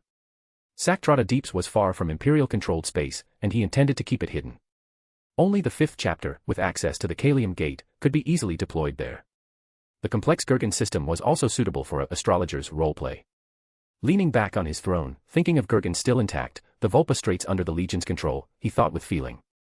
This is a true victory. He recalled that when Perturabo deployed his stasis device on Gurgan Prime, the Hrud of the entire system had gone mad. The gathered Hrud had turned Gurgan's yellow dwarf star into a rapidly expanding red giant. Gurgan had been destroyed by spacetime energy, rendered permanently uninhabitable. Barabbas Dantiok had aged 3,000 years, yet failed to hold the Vulpa Straits and Galgis. Large numbers of Hrud had been forced to abandon the Gurgan system, migrating elsewhere. Perturabo had isolated himself for a week, charting the Saktrata Deeps and planning to use a more powerful stasis device to conquer the remaining Hrud worlds and achieve a true victory. But before he could act, he received news of Olympia's rebellion. He returned to his homeworld to put it down. Then, he rebelled himself, never again having the chance to execute his plan. Thus, Perturabo's victory had been hollow. 30,000 Iron Warriors dead. Gurgan shattered, unusable for colonization or development. Most of the Hrud had migrated to other systems. Nareth glanced at Arsena. I've aged 1,000 years, but I've also achieved a brilliant victory. Perhaps, after extracting the secrets of making John Grammaticus a perpetual from Slough Dha's mind, when I convert Arsena and the others, I should also turn myself into a perpetual. A perpetual's immortality is only relative, but until I advance to sequence 0, it's still a useful ability. If a perpetual suffered damage beyond a certain threshold or was killed by an athame, they could not revive. Nareth recalled the deaths of perpetuals, Malkador, burnt out on the Golden Throne. Olanius Person, the Emperor's first war master, killed by Horus in a single blow on the vengeful spirit while protecting him. Anvil Thawne, the last known perpetual, a Grey Knight, was prophesied by an Eldari Farser to die before the Golden Throne. Many future perpetuals would die. Only the Emperor and Vulcan would be truly immortal. But at least it will allow me to maintain peak condition after dealing with the remaining billions of Hrud in Saktrata Deeps, and grant me a degree of resurrection ability. A true god has no need to worry about lifespan. Black Emperor is the sequence 0 with the strongest resurrection ability. But I don't know when I'll advance, nor when the Kingdom of Disorder might grant me that ability. Until then, being a perpetual is still useful. And the two might overlay, creating a beneficial change. As he thought, he noticed Arsena was still silent. Arsena, what are you thinking? The Primarch's aide started. My lord, having faced the Hrud myself, I find it hard to believe we've eliminated nearly 1 billion of them at the cost of fewer than 3,000 Shadows of Order. It is all thanks to you. Praise be to my lord. Arsena clasped his hands, fingers pointing downwards, praising the Black Emperor, before continuing. The 2nd chapter suffered the most casualties, 1,520. Most fell in the Void battle, luring the main Hrud fleet to the ambush point. Others perished in Craven's underground. After reporting on the Gurgan campaign, his aide continued. My lord, as commanded, I have ordered the 1st, 7th, 11th, and 12th chapters to assemble at the Kalium Gate by the 11th standard month of 880. I have also issued the assembly order to the chapter librarians and the chief librarian on Mancora. As Arsena reported, in the Ultima Segmentum, on Prospero. Ethan, the resilient psyker, boarded an Aquila lander with his hunting squad amidst the deafening cheers of Tisca's populace. Compared to when he had arrived on Tisca, 2 of his squad members had changed. 1 court knight, 1 non-court brother. The squad leader said happily to Ethan, "Ethan, your contribution was the greatest. We can present 9,410 psychnoian to Father. 880.m30. Barnet. Wilshireer, having just returned from the Gurgan system, immediately came to this newly transformed agricultural world. The harvest priest stood proudly beside him, introduced the sustainable development model she had created. "My lord, after 23 years of transformation, Barnet is complete, as planned." First, Carrie, her bronze skin glistening, mentioned the second chapter librarians who had supported them. "They worked with us to complete the soil remediation for the entire world. Testing shows the soil has reached 52% of the quality of Tanist and the Eldari Maiden worlds. This is sufficient to meet the food needs of 160 billion people without damaging the environment, exceeding the projected 100 billion. She pointed, highlighting 36 areas on the hololithic star chart. The librarians, drawing on the Thousand Suns' experience at Tisca, have also deployed a mechanical psychic array, capable of accurately predicting and controlling the planet's climate without error. Wilshireer nodded. "I'd like to see it for myself." "Of course, my lord," Carrie said confidently. Moments later, the Aquila lander landed beside a square. He saw a shadow of order supervising citizens practicing Taijiquan in the park. The sunlight was warm and pleasant. Golden buildings surrounded the square. "This is residential zone A3. Every morning, the citizens practice Taijiquan before beginning their work." Wilshireer nodded. He knew more. Both Shadows of Order and Thousand Suns territories practiced this legacy of the Dragon Realm, discovered on the Morning Star. On Tisca, it was to calm psychers and mutants. The Black Emperor intended it as the first line of defense against chaos for the populace. Wilshireer's gaze swept over the lush, low-hanging branches, lingering on the vibrant fruit. "Only in Tisca and Barnet's parks do you see such fruit." He turned and walked towards the farmland. Moments later, surrounded by fragrance, he stopped before the sugar beet fields. Wilshireer carefully pinched a small amount of soil and brought it to his nose. He smiled. No smell of pesticides, unlike Imperial agri-worlds. He looked approvingly at Carrie. "You've succeeded. You've built an agricultural world that's different from the Imperial model, a sustainable one. All glory belongs to the monarch and your support." Carrie said modestly, but she thought of the day she had asked Lady Marlena about seed characteristics on Symphony of the Sea. She had never imagined leaving Symphony of the Sea to follow Lady Marlena. Even less had she imagined receiving a gift from Lord Nareth and being tasked with establishing an agricultural world as a model for the entire legion. Wilshireer's gaze lifted from the endless sugar beets, from the golden wheat swaying in the breeze. The shadow that had haunted him, the sun shadow turning to rust, the shadows of order turning to dust, dissolved in the bright light. As Wilshireer looked to the sky, aboard the Shadow's sovereignty, Nareth's psychic projection crossed the void, arriving at Terra's golden palace. If you enjoy the story, my P at Trian is 30 chapters ahead. p@trian.com/dawasjinsu. Chapter 604, Chapter 603, Ferris, Nareth, duel me, and I'll give you a weapon. The moment Nareth's psychic projection arrived on Terra, he heard Magnus' scholarly voice. Only with open eyes can you avoid being dazzled by the light. He keenly detected the anger in Magnus' voice. "Look who's here." Magnus' normally colorful pupils were now red. He laughed. "Russ, I heard Nareth knocked you out." Russ's gaze turned vicious. It shifted from Magnus to Nareth. He felt his nose collapse, the back of his head throbbing, as if back on Dullen. Nareth looked at the others, gauging their reactions. Gilliman sighed softly. He did not want conflict among the dauntless few. But the outcome was inevitable. As the key figure, Nareth would surely be the victor. Hannibal, his cheekbones so prominent they seemed about to pierce his skin, looked at Russ mockingly. Perturabo's ice-blue eyes were as calm as a still lake. He looked at Nareth, wondering why he had clashed with Russ. Mordorion glanced darkly at Russ, finding it foolish that he targeted Nareth instead of Magnus. Vulcan recalled his competition with Nareth on Nocturne. Nareth was slightly weaker than him in strength but far faster, and had saved him while hunting salamanders. Vulcan, who often restrains his own power to avoid harming others, smiled. Omegon's gaze lingered on Nareth briefly, then shifted to Magnus. Such a secret, my legion had no knowledge of. How did Magnus know? Lion L. Johnson and Jagatai Khan, their eyes deep, examined Nareth and Russ from a swordsman's perspective. The Lion and the Warhawk recalled Nareth's performance at Taxil and on the Rangdan homeworld, their minds carefully reaching the expected conclusions. Horus Lupercal and Sanguinius exchanged glances, reading the same thought in their close friend's eyes, only they could match Nareth in combat. Lorgar Aurelian was greatly surprised. He looked at the rough Russ, never imagining he would be defeated in personal combat. Rogel Dorn's rock-like expression froze for a long moment. Having little interaction with either, he fell into thought. Fulgrim looked at Ferrus Manus, but was surprised to find his gaze not on him. His silver coin eyes blazed, fixed on Nareth. A voice like lead, laced with heat. Nareth, let's fight. Regardless of the outcome, I will give you a weapon I forged myself. Nareth thought to himself, here it comes. Ferrus, who challenges his brothers to become stronger, has arrived. He recalled Ferrus challenged his brothers to improve himself. He knew of 4 such challenges. Guilliman was uninterested and declined. Vulcan didn't want to fight and declined. Dorn was the only one he knew who accepted, but the outcome was unknown. Fulgrim also declined, not because of their friendship, but fear of shattering his perfection. He considered with interest, Ferrus and Fulgrim both seek perfection, but their approaches are very different. Ferrus hopes to be defeated, to find his flaws and become more perfect. Fulgrim cares more about perfection itself, unwilling to have his perfection marred. Indeed, Fulgrim is more aligned with Slaaneish's preferences. I accept, Nareth said without hesitation. But I want a suit of custom-made armor. His armor had shattered on Taxel. The Forge Lord's skills were still below Ferrus's. For Ferrus's armor, he would accept. Vulcan, hearing this, immediately thought of forging armor for Nareth to be delivered with his next batch of weapons. It would be both thanks for the fortress-grade void shield technology that had allowed the salamanders to protect over 100 human worlds from xenos and disasters, and a chance to receive Nareth's feedback to improve his own craft. A flicker of disappointment crossed Perturabo's eyes.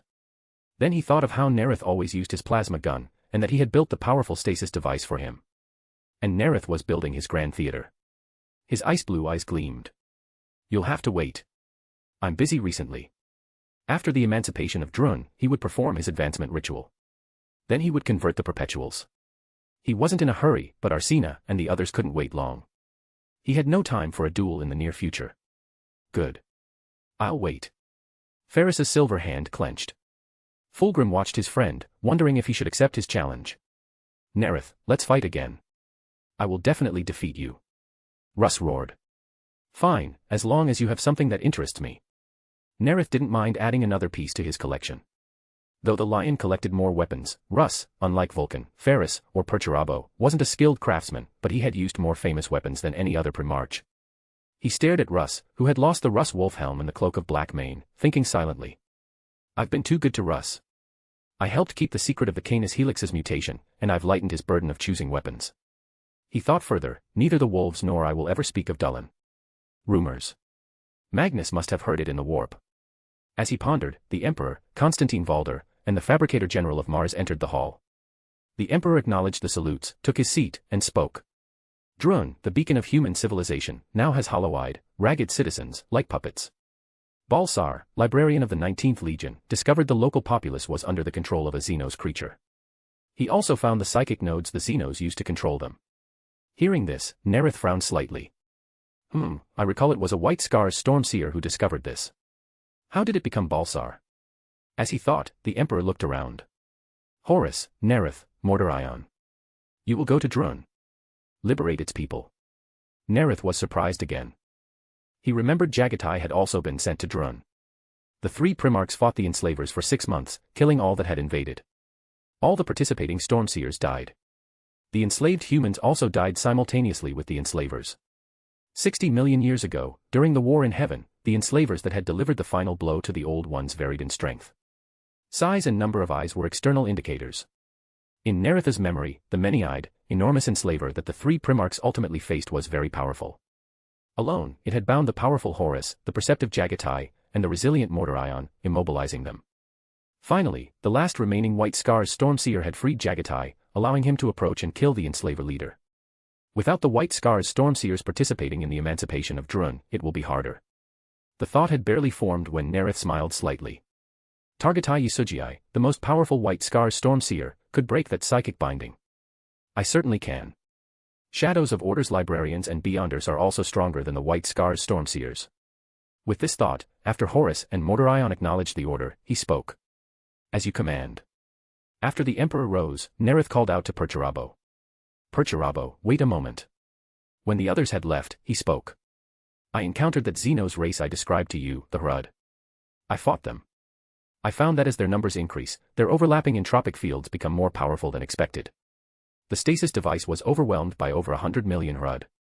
Seeing Perturabo's look of surprise and a hint of embarrassment, he continued. I knew little about the HRUD before.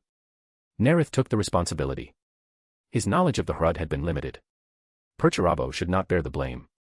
He had led the Iron Warriors against the HRUD, learned about them firsthand, and designed the stasis device.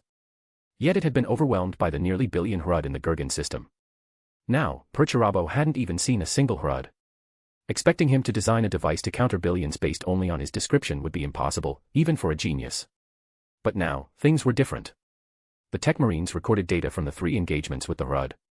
The Psychers also created crystal cages and deployed psychic fields to restrain the HRUD. I believe with these, you can certainly design a stasis device powerful enough to overwhelm billions. The HRUD number in the hundreds of millions. Perturabo exclaimed. Billions of time-distorting creatures, and Nareth's legion was at war with them. No one in the Imperium knew. Nareth was silently fighting such a powerful Xenos race. The Iron Warriors were sent to the Imperium's frontiers to fight Xenos. They were not alone. I will complete Father's trials. Tireless. Unyielding. I will build a more powerful stasis device for you. I have no doubt. After affirming Perturabo's ability, Nareth continued. Construction of your grand theater has begun in Vostroya. The foundation is laid. Perturabo's eyes gleamed. Thank you, Nareth. It will bring the enjoyment of art to your people. I look forward to seeing it completed. Nareth smiled. He then agreed with Perturabo on how to deliver the stasis device and the HRUD captives. Returning to the Shadow's sovereignty, he walked to the Primarch's office, simultaneously pressing his communication bead, sending a message to Arsena. Set course for Drun. Then, he went to the 4th layer of the Kingdom of Disorder. The Baron of Corruption extended his spirituality. Confirming Balsar was alone, he pulled him into the Kingdom of Disorder. My lord. Balsar bowed respectfully. You went to Drun? Nareth asked. My lord, I was sent to Drun by Lord Horus. After learning the details, the Baron of Corruption saw that Balsar's spirit was seamless.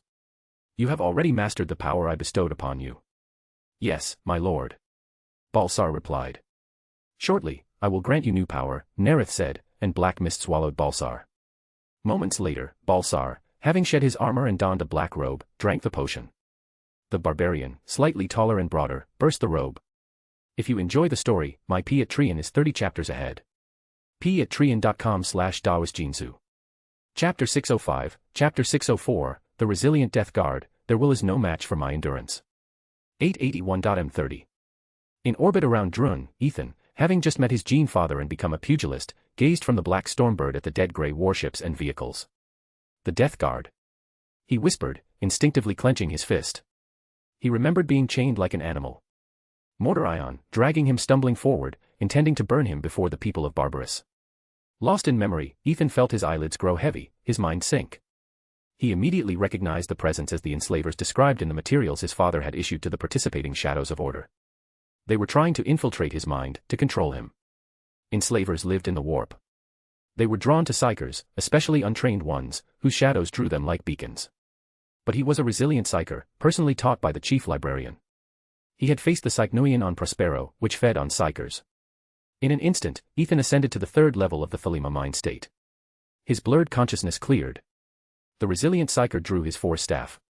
A mountain peak appeared in his eyes, his personal warp manifestation. His unwavering will infused the surging warp energy, coalesced at the peak, and shot from his eyes. A searing blade of mental energy raced along the invading consciousness. In an instant, it crossed 2.5 kilometers, striking a jellyfish-like creature with 1 eye and 12 tentacles. Crack, crack, crack. The mental attack killed the jellyfish creature and the 10 human puppets attacking the landing pad 100 meters away, who fell simultaneously. The resilient psyker confirmed his first kill, a new gift for his father. His primary abilities involved the mental and prophecy domains. In the mental domain, unlike the Thousand Sons Athenians, which focused on telepathy and mind reading, he specialized in mental attack. Unlike mentalists and diviners, his will was paramount in his use of psychic power, not the amount of warp energy he could channel. A good start. Ethan understood why his father had deployed librarians to Drun. They and the enslavers would detect each other. Psychic attack was also an effective way to kill enslavers. After deducing his father's intent, he realized this was another trial for the librarians, after the Rangdan War.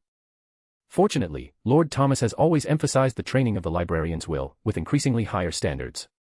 Now, apprentices are required to master the 1st level of the Thelema mind state, codicers the second, and codicers and above all master the third. More than 2/3 of the librarians, after rotating through Mancora, have also mastered the Griffin's Roar. As he thought, he felt the ground shake. Descending the ramp, he looked up. A dead grey stormbird spiraled out of control. Mind control. Ordinary enslavers can only control puppets within 50 meters, but my father said Drun is now an enslaver world.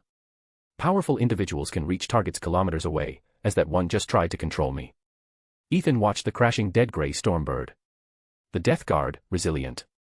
On the 14th day of their arrival on Drun, Ethan, with the 11th chapter's 3rd Company, attacked the north side of Roehampton. 3rd Company Captain Chambers said to the librarian beside him, "The Death Guard's 7th Company is also targeting Roehampton, attacking from the south side of the hive." Ethan gripped his force staff. "Finally, we meet." He wanted to reach the city center before the Death Guard, but he didn't voice this to Chambers. He knew the Death Guard had 7 great companies. The 7th was a battle company, nearly 7,000 strong. The 11th chapter, after the Rangdan War, had recovered to 28,500, but it had 10 companies.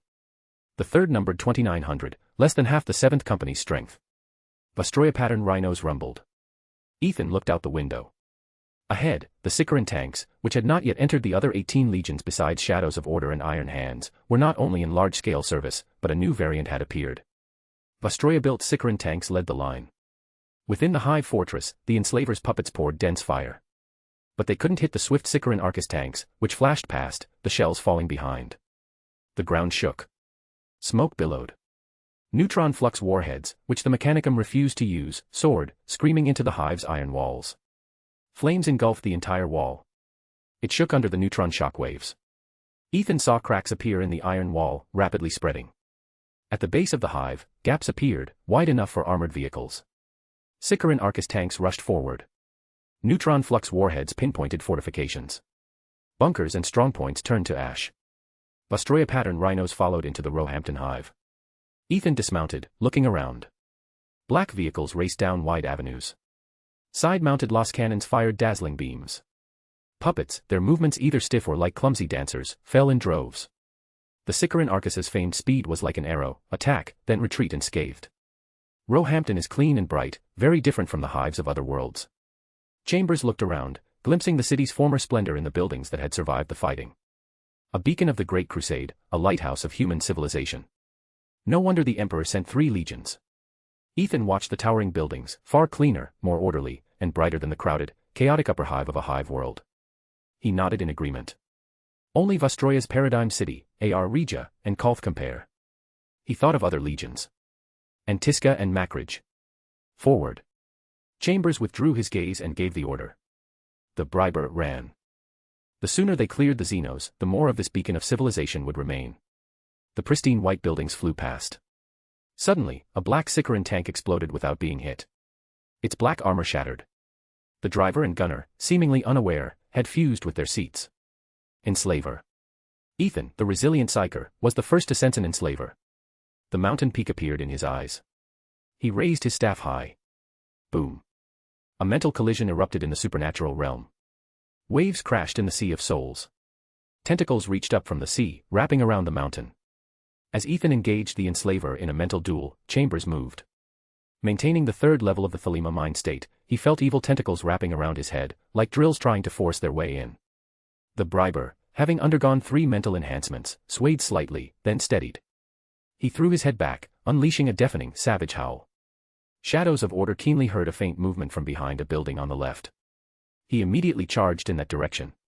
What he saw was a shimmering creature, like a pouch suspended above a crowd, as if floating in midair. It was pear-shaped, like the giant ticks in Vostroya's underhive. Also like an embryo, but with a mandible. Tentacles hung from its face like tissue. The Briber raised his bolt pistol and fired a burst at the enslaver. The bolt struck a shimmering screen. Bribe, weakened, propelled the adamantium-tipped rounds through the psychic shield like water. Boom. The enslaver slammed into over 20 human puppets. Chambers turned away. Shadows of Order had already sensed that the puppets fell dead the moment the enslaver died, their enslavement ended. Indeed, as my lord said, no need to consider the lives of the people of Drun. They were already walking puppets the moment they were enslaved. At the same moment, on the edge of the city center, Nathaniel Garrow of the Death Guard 7th Company led his squad, following the battle captain in a charge. Their captain's voice echoed on the company's Vox channel. Steadfast, Death Guard. Swift and decisive, leaving the shadow of Order Witchboys in the dust. Garo listened to the synchronized roars on the Vox channel, frowning slightly. He raised his bolt pistol. 4 rounds roared, striking leaping humans. He switched to his squad's channel. His voice was calm and firm. We are the Death Guard. We are artisans of war. We seek no vanity, only duty. His squad's pace was steady, not as rushed as other Death Guards. He watched the dead gray armor charge through the blood mist, boots crunching over mangled limbs. 2 o'clock, 500 meters. Garo shouted. He saw 2 Death Guards suddenly fire wildly, killing their battle brothers, as a shimmering creature appeared. He raised his bolt pistol, firing a burst at the abhorrent Xenos. The bolt struck an invisible distortion field, bending and twisting, detonating in midair. Crack, crack, crack. Cover me. Garo shouted, charging forward, slipping past 2 squads, diving into a building. Crash. He burst through a wall in his dead gray armor. Blue light slashed at the jellyfish creature. The disassembly field shrieked, tearing the Xenos into drifting shreds of light. Garo landed, not slowing. Support. In midair, he saw a massive creature with 7 eyes, floating in the air. It was far larger than the 2-meter-tall Xenos, as tall as a 4-story building. Beneath it stood 15 humans. One of the humans spat a blinding arc of lightning. With a sweep of its hand, the arc coursed through 2 dead gray figures. Armor shattered. Bodies split. The captain's guard fired. Another human, wreathed in light, raised its hands. A psychic barrier rose. Amidst a series of cracks, the battle captain charged, scythe raised. Garo watched in shock as the battle captain seemed to move in slow motion. The dead gray figure slowed. The scythe slowed. The battle captain is being controlled. Garo caught up to the guard members, charging towards the captain. A streak of flame blazed towards him. He rolled to evade. Flames consumed over a dozen Death Guards. Fire churned in the dead gray armor. The explosion threw Garo. Tumbling in the air, he looked at the battle captain. He twisted the scythe, bringing it down on his own neck. At the same moment Garo thought the battle captain would sacrifice himself. In Ethan's mind, 12 tentacles rose from the sea, firmly wrapped around the mountain. Ethan's open mouth stopped. The chains flashed through his mind. Mortarian's merciless back. I will not surrender to the enslaver. A roar sounded in the resilient Psyker's mind. His will enveloped the entire mountain. The mountain shook. The tentacles shattered. The resilient Psyker opened his mouth, unleashing a deafening roar. Golden light blazed from his throat. The griffin's roars, thunderous cry drowned out the bolt explosions, echoing in the minds of every being within a kilometer. Ethan's gaze shifted from the enslaver's body, which had crashed onto the corpses of its 15 enslaved Psykers, to the battle captain. He saw the scythe fall. The poisoned blade tore through power armor. The resilient Death Guard, their will is no match for my endurance. Garo struggled to rise. He saw the captain's guard raise their scythes, charging the Xeno's corpse. He's mine. The voice suddenly sounded in his mind. He saw Ethan, 4 staff raised, standing before the Xeno's corpse. Move. I'll blast it to pieces, avenge the captain. The barbarous-born guard captain shouted, glaring at the librarian and the Xeno's monster's corpse. I have already avenged your captain. Ethan's voice was calm and firm. Are you just going to vent your anger on a corpse? Garo saw the black-armored figure approaching in the distance. He saw the guard captain raise his scythe in fury. He frowned. He stepped forward and said to the guard member, as he said, he avenged the captain. He has the right to claim his trophy.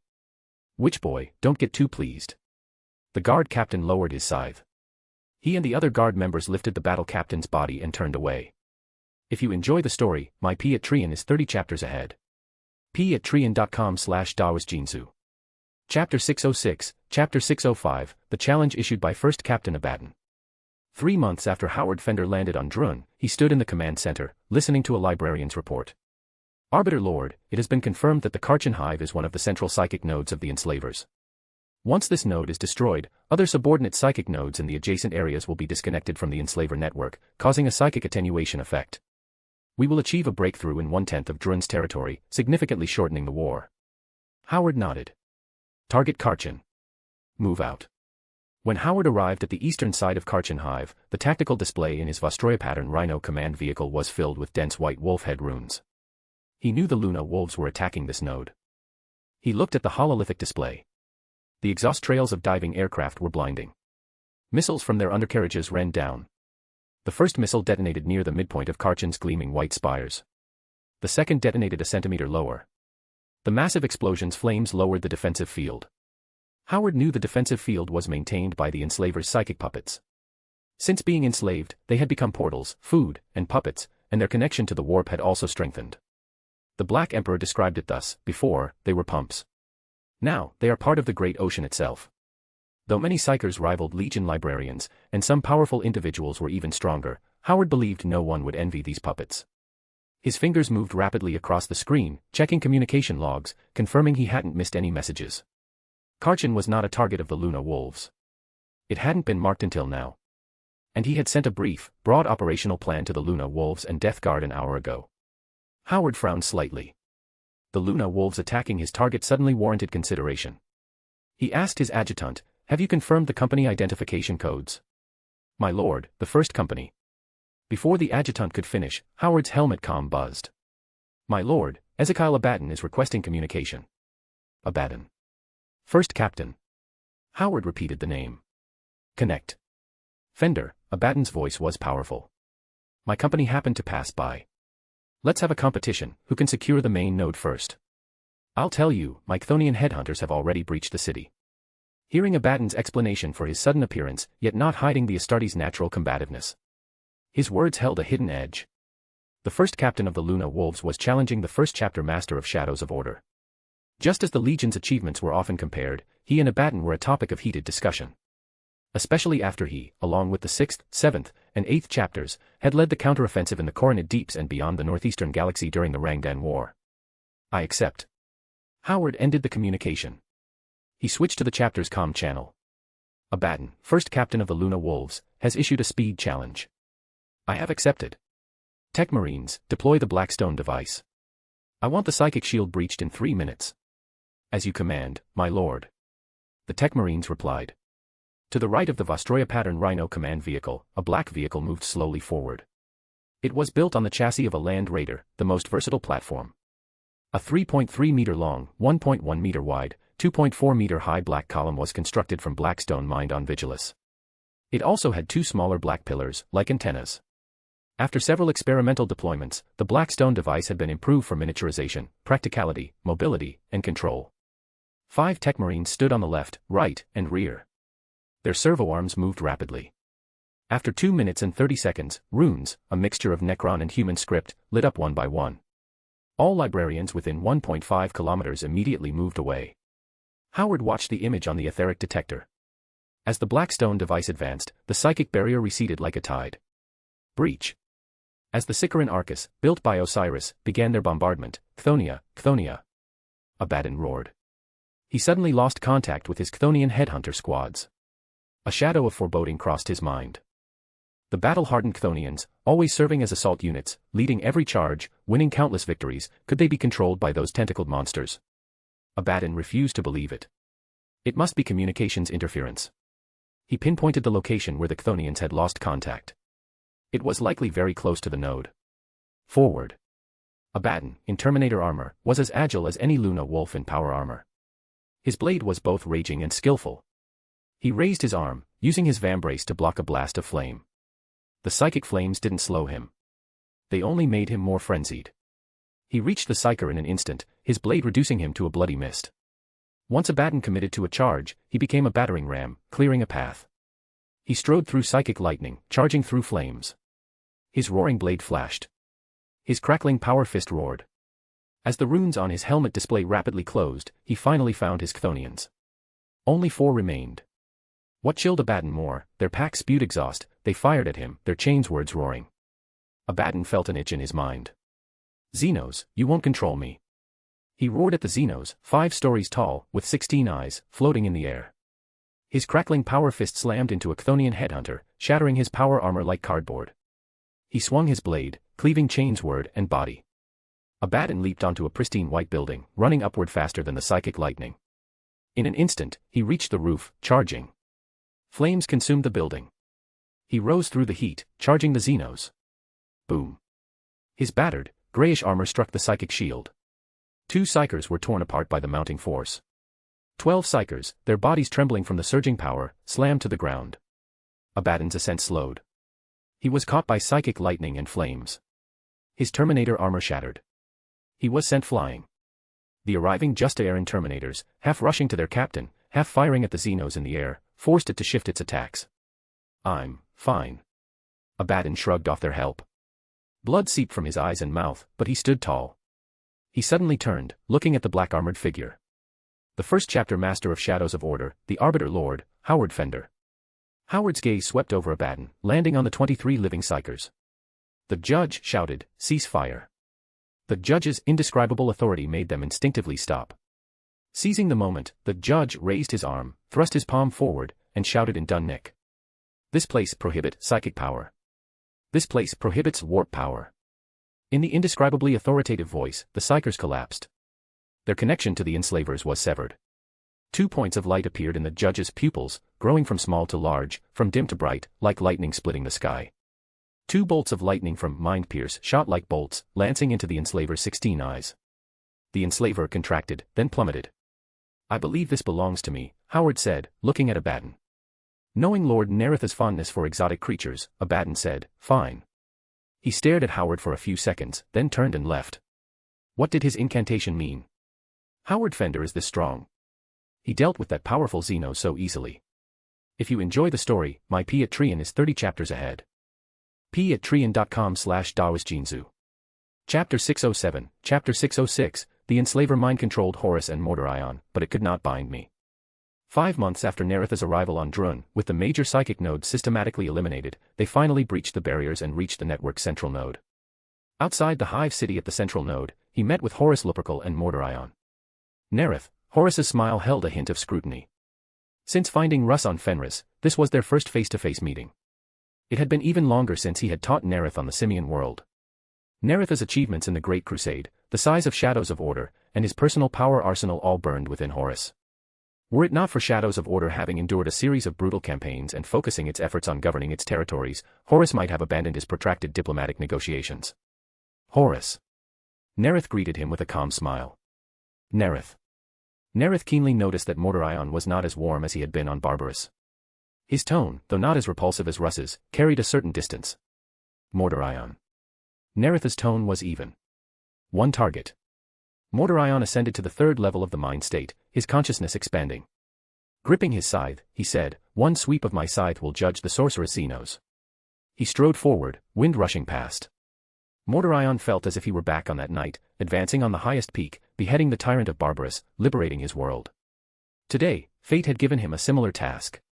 Slay the sorceress monster, liberate Drun. A decapitation strike, Horus agreed. Of course, Nareth drew the Ozeron mind staff from his back. Beneath his hood, Mordorion glanced darkly at the staff, then stepped forward. The Death Guard followed in silence. "Let's go. End this. Father wants this beacon of human civilization liberated." Horus quickly outpaced Mordorion, who wore heavier armor. Father had named him first at the War Council. He was Father's hope. It was fitting that he deliver the final blow.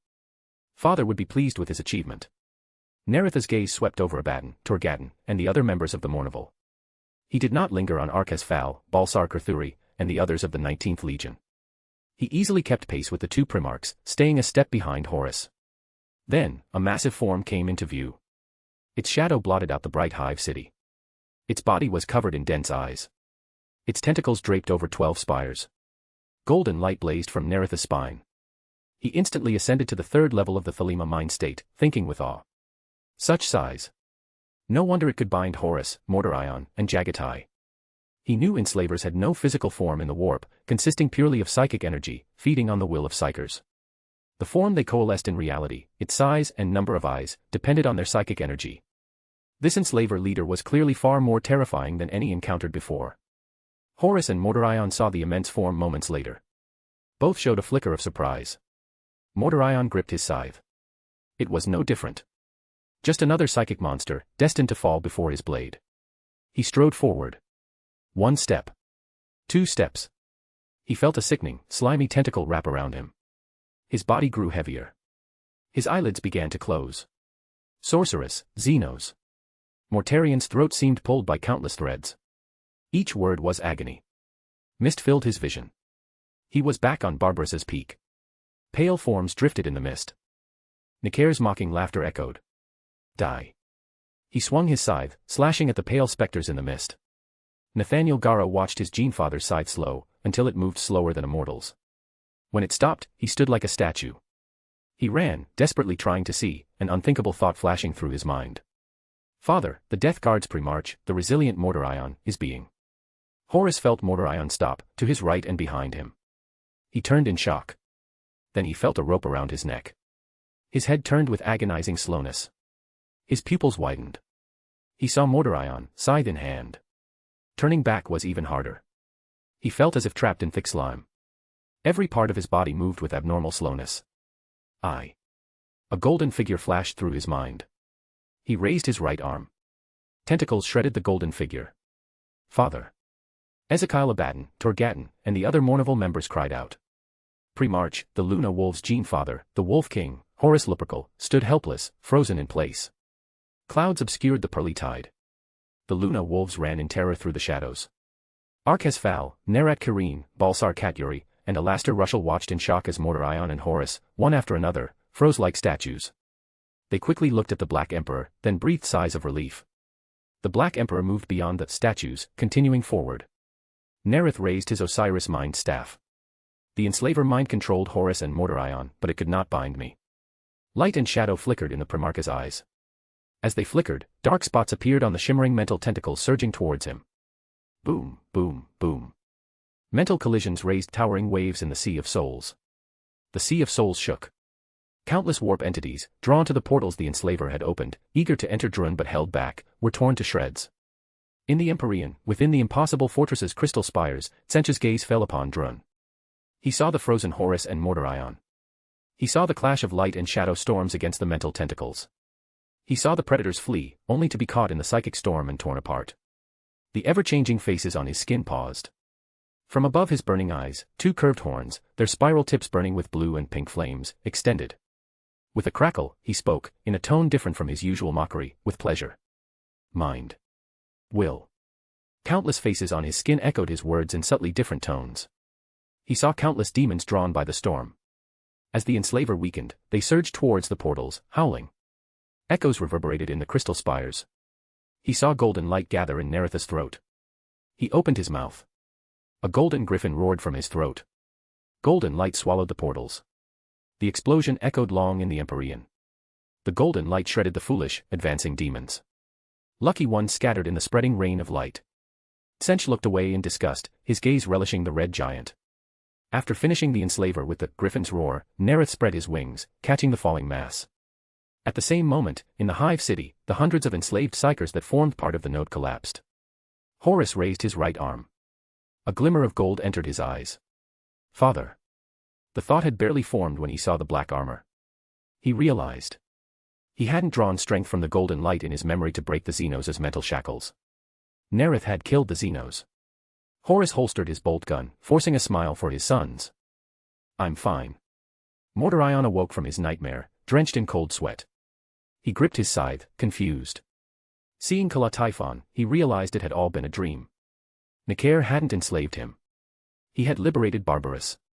He looked towards the psychic monster, then saw Nareth catch the falling Xeno's corpse. He turned silently. His hood clung to his head, covering his pale forehead. Leave. Drun is not for us. Nareth, carrying the enslaver, thought with joy. All the potion materials are gathered. I can perform the advancement ritual now. If you enjoy the story, my Patreon is 30 chapters ahead. patreon.com/dawasjinsu. Chapter 608, Chapter 607, The Advancement Ritual, Causing Chaos on Terra.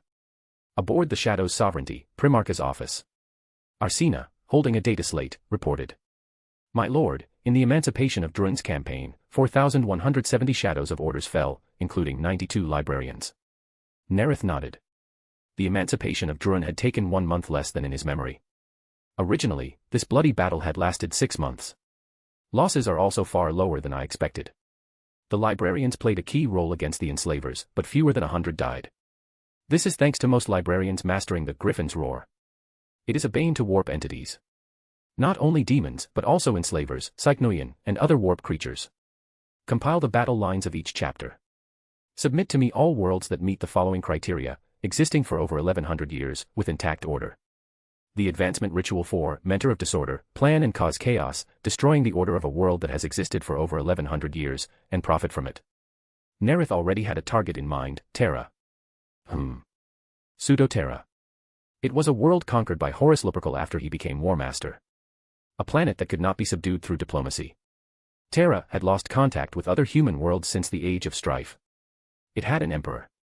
He too called himself Emperor of Mankind, and had led his people through the 5 millennia of darkness.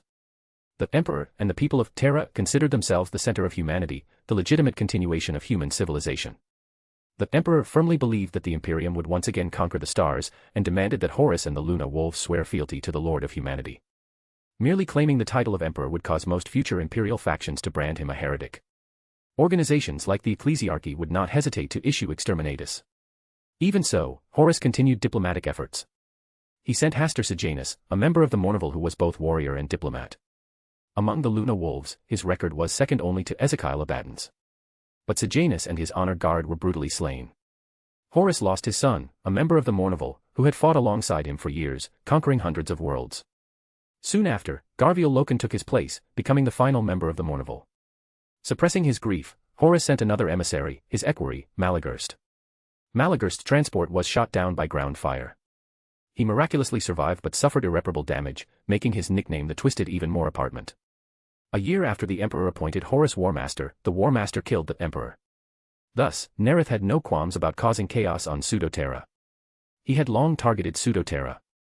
The Luna Wolves had recovered 3 STCs there. The Pseudo-Terrans possessed cutting-edge military technology rivaling the Imperium's. Only their soldiers were inferior to Astartes. Imperial technology could not detect their invisible warriors when stationary, they only revealed themselves when moving. Nareth had long decided to take those 3 STCs from Horus. This campaign would coincide with his advancement ritual. Causing chaos on Terra would also ensure, amidst a sufficiently large-scale upheaval, that the highest-grade potion materials were fully absorbed, preventing waste and advancement failure. As he thought, he instructed. Order the 3rd, 6th, 10th, and 11th chapters to assemble at the Kalium Gate in the 11th month, 882. 11th month, 882. In the 3rd layer of the Kingdom of Disorder, the triangular pyramid tumbled into his hand, but nothing changed. Indeed, using the divination on the uniqueness has come at a cost. The Baron of Corruption looked at the dice in his hand, confirming its spiritual luster was nearly fully restored. It just wasn't complete, not fully charged. Fortunately, it's close. About a month. In that case, I won't divine another world. I'll wait a little longer. He then went to the 1st layer, looking at the hive-sized furnace. Because of the enslaver leader's immense size, he had ordered the tech marines to build the furnace in modular sections. He could activate part or all of the modules as needed to concoct the potion. A month later, in the 3rd layer of the Kingdom of Disorder, Nareth silently intoned the information he knew about Terra. 9 worlds orbiting a yellow star. Another Terra, besides the one in the Sol system. Known in the future as 6319. Its ruler is another emperor. After the information flashed through his mind, he silently intoned. Star chart from the Kalium Gate to Terra. After intoning it 11 times, he tossed the dice. The moment the triangular pyramid landed in his hand, the star chart unfolded before him. After recording it, he looked at the dice. Divining the uniqueness cost the dice an extra month of recovery time. I can't tell if this is a temporary increase or permanent. Returning to the real world, Nareth assembled his commanders and began issuing orders according to his long-planned scheme. 5 standard hours later, the 4 lords, the polymath Arsena, the biologist Marlena, and others entered the Primarch's office.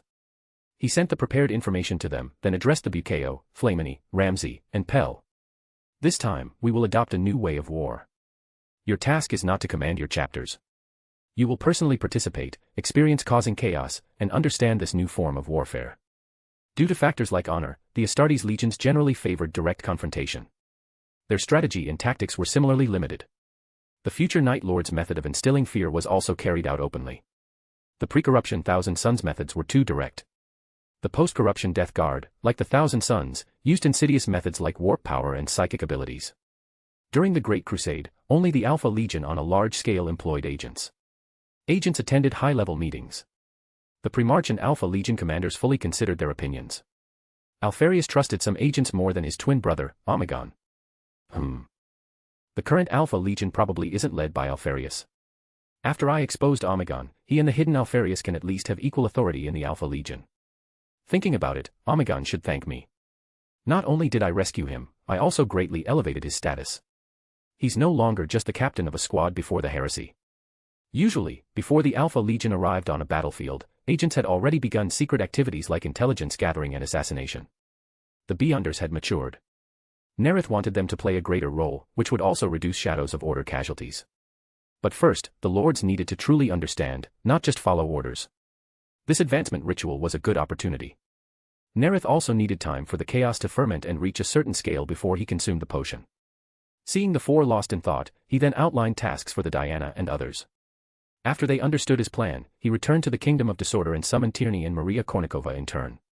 After digesting the Baron of Corruption potion, Nareth confirmed on the blasphemy slate that his speculation on Necromunda was correct. The main ingredients for pleasure were the eyes and spinnerets of giant spiders, the supplementary ingredients were fangs and legs. Confirming that the raft spider's pure, bright eyes were higher quality materials than ordinary giant spider's eyes, but not essential, he used other venom glands, fangs, and legs of raft spiders, mixed with ordinary giant spider eyes, to concoct the potions for Maria and Dementieva to advance to pleasure. The raft spider's eyes were stored as Beyonder materials, to be used later when advancing Beyonderson the Mother and Paragon pathways. My lord, 38 witches, 152 instigators, and 2,497 assassins have been assembled. Nareth nodded slightly. The non-Shadows of Order Beyonders were the main force for this operation. The witch contingent was the core. The Pleasure's face was fair and smooth, no longer as sharp as when he had first met her in Vostroya. The bridge of her high nose was softer. The sharp edge in her blue eyes was hidden, like rippling blue water. Her features, combined, were softer, more delicate, radiating an indescribable supernatural charm. Execute the plan. Board the Son of Vostroya tomorrow. By your will. The Pleasure's figure was swallowed by the black mist. If you enjoy the story, my Patreon is 30 chapters ahead. patreon.com/DawisJinsu. Chapter 609, Chapter 608, The Shadow of Terra.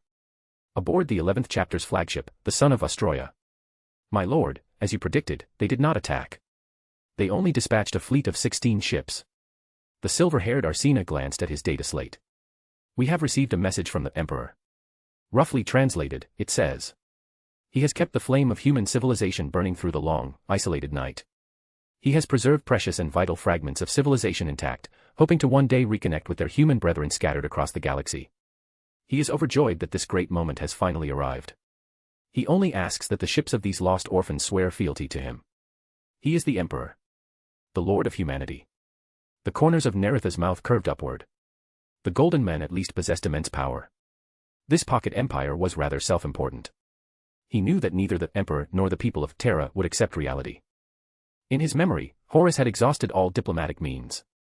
Nareth withdrew his gaze from the floor-to-ceiling viewport and looked at the witch, Maria Kornikova. Dressed in a masterfully tailored, waist-cinching silver-gray gown, she, a former assassin, was not yet accustomed to being in the public eye. Maria, from now on, you are the mistress of this relic-class ship and the head of the ancient House Kornikova. Yelena, as Vostroya's first chancellor, had formed Nareth's cabinet. House Kornikova, having risen with him, had long become the largest family in Vostroya.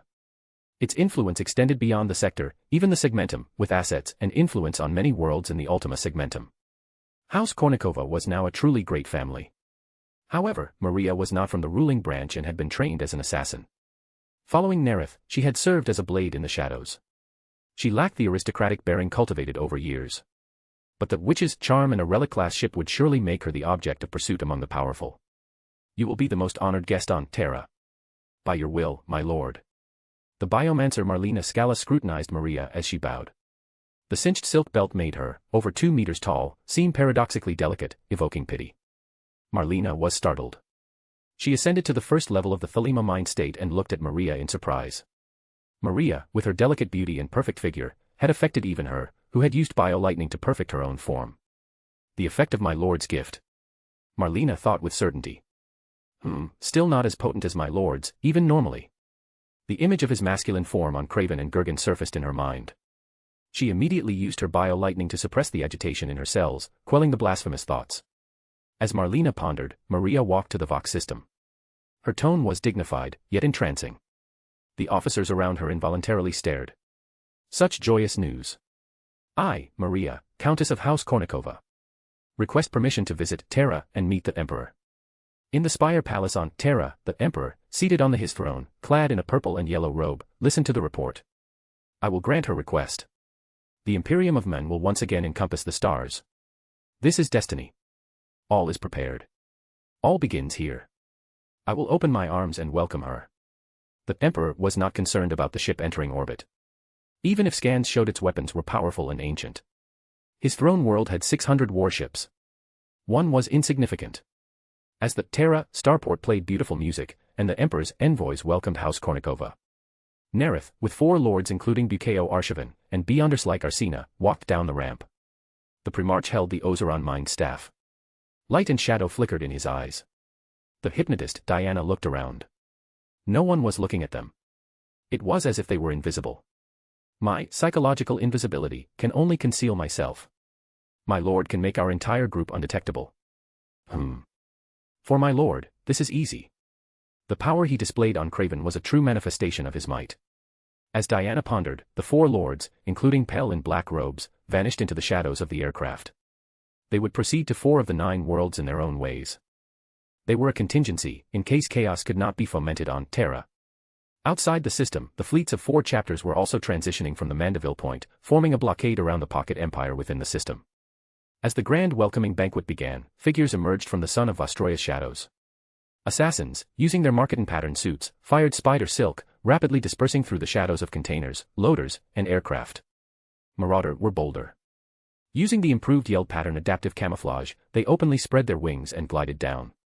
Cold wind whipped against their black suits. Tierney stared at the increasingly clear buildings below. The Prometheus viewpoint the many structures.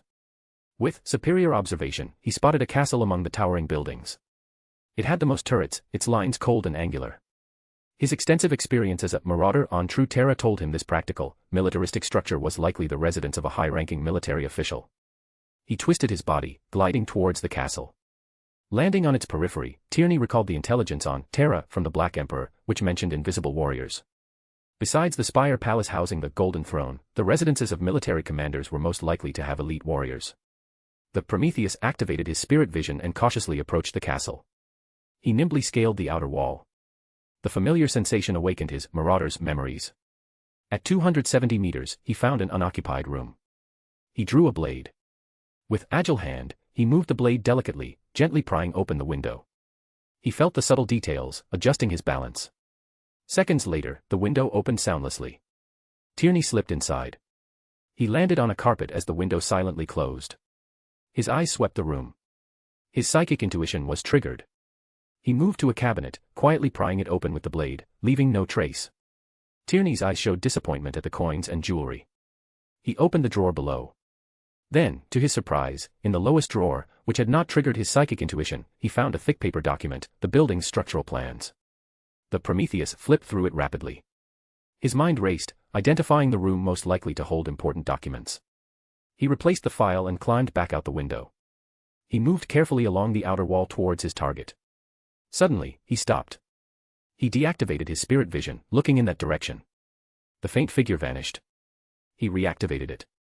A nearly imperceptible form appeared, more blurry than anyone else he had encountered. He observed his surroundings. His eyes lit up. He spotted an ornate window 15 meters to his right. The Prometheus moved slowly to the window.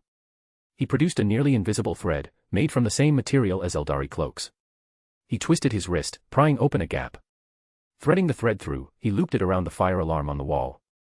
As a seasoned swindler, thought misguidance wasn't just about eloquence, it involved manipulating the environment. He lit the fabric and moved towards the archives. As the piercing alarm sounded, the Prometheus saw the figure move quickly. He slipped inside. Amidst the bustling capital, in the glittering lights, thousands of figures moved through the shadows. Marauder infiltrated cautiously. Assassins established operating bases. The next day, in the Kingdom of Disorder, Nareth, using telekinesis, sent the hundreds of data slates offered by Tierney to Dementieva. Instigate discontented nobles to unite and start a rebellion. Assassinate commanders. Leave the belongings of other families at the scenes. For this advancement ritual, he handled the analysis and selection himself, rather than relying on the experienced Arsena. My lord, by your will. Dementieva returned to reality, reviewed the information, and saw the Black Emperor had already categorized and listed the required abilities. She immediately assembled the witches hidden among the attendants, assigning them their targets. The witches departed the spires in groups, silently, through the shadows. If you enjoy the story, my Patreon is 30 chapters ahead. patreon.com/dawasjinsu. Chapter 610, Chapter 609, Pell couldn't advance with him, but countless worlds met the requirements. On the surface of the fifth planet, the central world in orbit among the 9 circling the yellow star. Pell, clad in a black robe, walked down the ramp. The captain followed his master with awe. Pell's eyes were deep as he scanned his surroundings. The Baron of Corruption realized that completing the Black Emperor's task was also a way to master the power bestowed upon him. He had been a Baron of Corruption for some time, but he found the shadows of orders of his chapter in the Vostroyan Auxilia difficult to corrode. They were all loyal to the Black Emperor. Pell came from Tetzvok Hive, where the Black Emperor had first appeared. He had blurry memories from before becoming a shadow of order and occasionally returned to Vostroya. He knew how much the people of his homeworld loved their monarch. He wholeheartedly agreed with their loyalty and had not tried to interfere. The Baron of Corruption had only corroded a few high-ranking nobles of the Aventine Auxilia. The results were insufficient for him to master his power. He patiently waited for an opportunity. Now, it had come. Corrupting the targets on this fifth planet was a good opportunity. Through questioning the captain, he had already formed a plan. 3 standard hours later, he entered a bar called the Sour Lemon. A drunk slumped by the entrance, pouring liquor into a burly man's mouth, suddenly felt enveloped by shadow. He squinted and saw a giant in a black robe, the tallest, most robust man he had ever seen. Liquor spilled from his mouth, soaking his neck in an instant. Cough, cough, cough. Forgetting to swallow, the burly man came to his senses. He frantically swallowed, licked. As liquid splattered, Pell found a spot to stand amidst the fearful gazes. The tables and chairs meant for ordinary people couldn't accommodate his body, enlarged by the barbarian advancement, even larger and sturdier than a normal shadows of order. The captain ordered drinks and food, looking ingratiatingly at his master. Pell shook his head. You eat. And shadows of order's liman's ear took in all the sounds in the bar, the sounds of pleasure behind the door, gamblers' excited shouts, and low-pitched transactions. He glanced at a waiter, who had been reaching under the bar, and stopped. A sheepish smile appeared on his face. Pell said to the captain, who had quickly finished his food, uneasy, let's go. 2 standard hours later, night fell. Splitlip, with 4 of his men, staggered out of the Sour Lemon and into a dark alley. A tall figure appeared before him. Splitlip, I have a deal for you. Who are you? Splitlip's voice cut off. The giant before him cast a cold glance. His hand, reaching for his waist, froze. What? He felt as if he'd plunged into an ice cave. His muddled mind instantly cleared. He swallowed and asked, fearfully, deal. Attack an officer of the defense force. Ah. Splitlip felt the man before him was more terrifying than anyone he'd ever seen, even more than the legendary invisible warriors. He alone could kill the 5 of them. Sure. He'd never do something that stupid. He'd agree, then skip town. I will give you a starship. The seasoned briber spoke. Splitlip's eyes widened. His breathing grew heavy. A starship. Not even the underworld bosses had a starship. His breathing steadied. He thought to himself. He's lying. Come out. Pell said quietly. The captain stepped out. Transfer the control codes to him. Take him to receive the ship. As you command, my lord. It's you, Hansko. Splitlip's eyes widened. He couldn't believe the captain, who wouldn't even tip the waitress for drinks and always tried to shortchange her, was giving him his only ship. 8 standard hours later, Splitlip, having acquired property for the first time not by theft, but legitimately, stood on his starship, the control codes clutched in his hand. My lord. There was no reluctance on Splitlip's face. He spoke respectfully. Your command. Tell me who to hit. With this ship, he could hire thousands of thugs. If this place became too hot, he'd become a pirate. 5 days later, Barrios, with a squad of guards, hurried home. Conflicts among the nobles of the throne world had intensified. Previously, it had only been private skirmishes between their affiliated factions. Now it had escalated into open conflict. Officials and officers aligned with various families were constantly being assassinated. Even several nobles had been killed by rival factions. The other worlds were also affected. Pent-up contradiction were erupting. Yesterday, there had been 15 attacks. Though no major families were involved, a law enforcement officer and 4 administrators had been attacked, 2 of them killed. Barrios had to be careful. His patron, House Simeone, had a feud with House Gonzalez spanning over 1,000 years. When he saw his 4-story building, he smiled. A warm hearth and his wife's embrace dispelled the weariness of the day. Footsteps made him change expression. He dropped and rolled. Rat-tat-tat. Dense fire swept down 5 guards. Barrios swiftly drew his Las pistol and rolled behind the vehicle. He raised his arm, firing a blinding beam. He peeked out. His face went pale. Only 2 of his guards remained. 100 thugs were pouring from the alley. Damn. Barrios cursed. Desperate, he knew he had no chance today. He didn't understand why these gangsters would risk death. Attacking a defense force officer would surely bring retaliation. By the Emperor. Barrios roared, firing. Suddenly, a black figure flashed through his vision. Limbs scattered in a mist of blood. Barrios's eyes widened. He stared blankly at the approaching giant. He had never seen anyone so tall, so robust. Thank you. Who are you? Just a mercenary. Pell. Pell replied calmly. Barrios's eyes lit up. He looked at the giant eagerly. A man of your skill is wasted as a mercenary. With Pell on his side, he needn't worry about his safety. With his help and House Simeone's patronage, he could rise high. Becoming a general of the defense force was not impossible. Thank you, my lord. I would be honored to serve you, Pell said, excitedly. 3 standard months later, in the meeting room of House Simeone's estate. Barrios respectfully reported to Pell, seated at the head. My lord, I have secured control of over half the defense force. Viscount Simeone then said, admiringly, my lord, I have invited 36 allied, associated, and friendly families, including Cardozo and Almada, to a banquet tomorrow evening. Acknowledged. After all that corroded had left, the Baron of Corruption went to the door and tapped the rune. Outside the door, the rune turned from green to red. No one in House Simeone dared disturb him now. Soon, black mist rose, swallowing his form. My lord. In the 4th layer of the Kingdom of Disorder, after bowing, Pell looked around. He saw 2 blurry figures nearby, barely recognizable as Buceo Arshavan and Flamini. My lord, the sole assurer, Buceo spoke first. I have mastered the situation in the 4th planet's defense command and am hidden beneath its headquarters. I can send the high-ranking officers to sleep. My lord, the Calamity Priest, Flamini said next. I have planted bombs under the 1st planet's defense force headquarters. Detonating them will bury them in fire. My lord, the Baron of Corruption, Pell finally said. I have taken control of most of the defense force. Nareth scrutinized Pell. Within the Kingdom of Disorder, he could clearly see that Pell's spirit was still modeled, not seamless. His digestion has accelerated significantly, but it's not complete. He can't advance with me. No need to wait. Countless worlds in the vast galaxy meet the requirements. The Mentor of Disorder advancement ritual required a world that had existed for over 1100 years with intact order. Nareth could name many such worlds with a moment's thought. Several were already in his plans. During the Great Crusade, for instance, there was that sector, conquered by the Thousand Suns, Space Wolves, and Word Bearers. It comprised 6 systems, enough for nearly 20 to advance to Mentor of Disorder. It was in his plans, of course, not just for advancing Beyonders. Just as he had chosen Terra, the Shrike's could pierce Astartes' power armor, it might be a potion ingredient. The Avenians, isolated for millennia, had developed their own unique civilization. Their vast repository of knowledge amazed Magnus and his 1,000 sons. He thought of Ramsay, the Rose Bishop, whom he had not brought into the Kingdom of Disorder. Earlier, when he had extended his psychic energy to touch Ramsay's orb, he had seen him hidden inside a corpulent noble lounging in a rocking chair. Plus the 2nd planet, besides the throne world, the 3rd planet 4 of the 8 nearby worlds cannot quickly support Terra. It's time to create the final chaos and advance to Mentor of Disorder. Reigning in his thoughts, Nareth issued the order.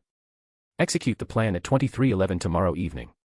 Vostroya Tiska Hive-Tetzvok Hive, to avoid conflicting name with Prospero Tiska. If you enjoy the story, my P at Trian is 30 chapters ahead. p@trian.com/dawisjinsu. Chapter 611, Chapter 610, Chaos on Terra. Black mist churned.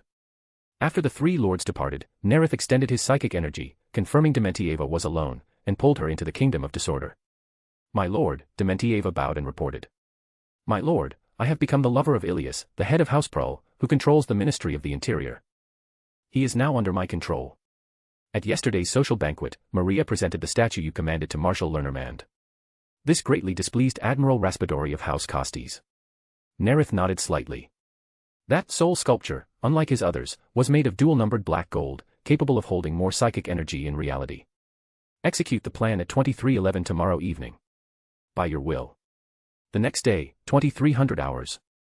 Civitas, the western city of Terra's High City. A witch in a backless gown, her green eyes like gems, skillfully instigated the defense officer. Giuliano, don't hesitate. Her long, fair fingers traced the man's chest. Ilias controls the administrative council. With his permission, what are you afraid of?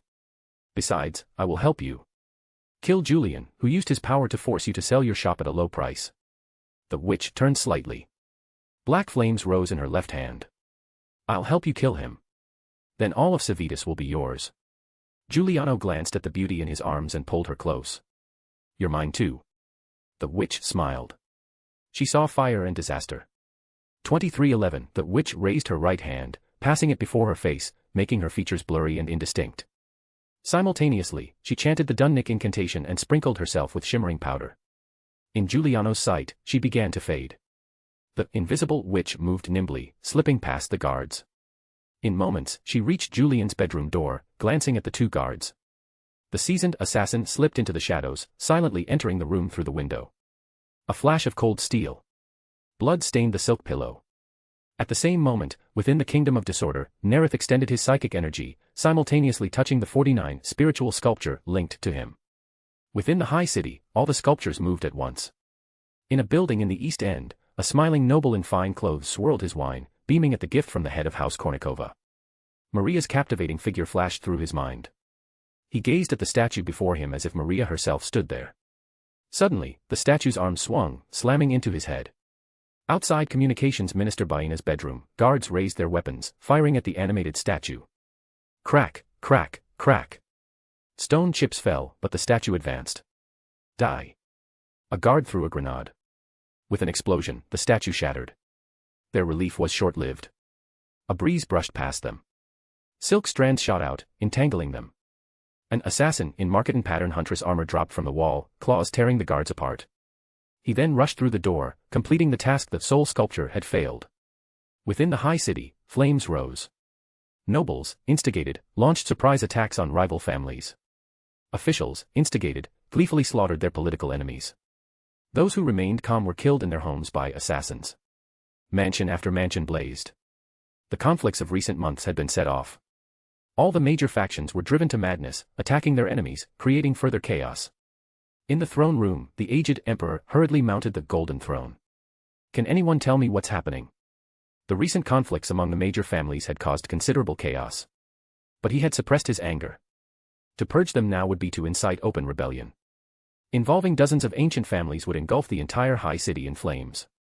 The invisible warriors were too few to simultaneously deal with so many families. Communications are in chaos, an official answered, panicked by the emperor's wrath. I cannot reach Communications Minister Baina. Baina, that useless fool. And Learner Mend. How is he, the commander-in-chief, managing this? And Ilias? Didn't he tell me everything was under his control? As the emperor raged, in Learner Mand's study, at his estate, a dark figure leaped through a flash of light. It swung a fist, smashing a guard's head. As blood stained the filing cabinet, an energy beam shot out. The statue shattered. A rippled crater appeared in the study, like a pool of melted wax. Learnermand breathed a sigh of relief.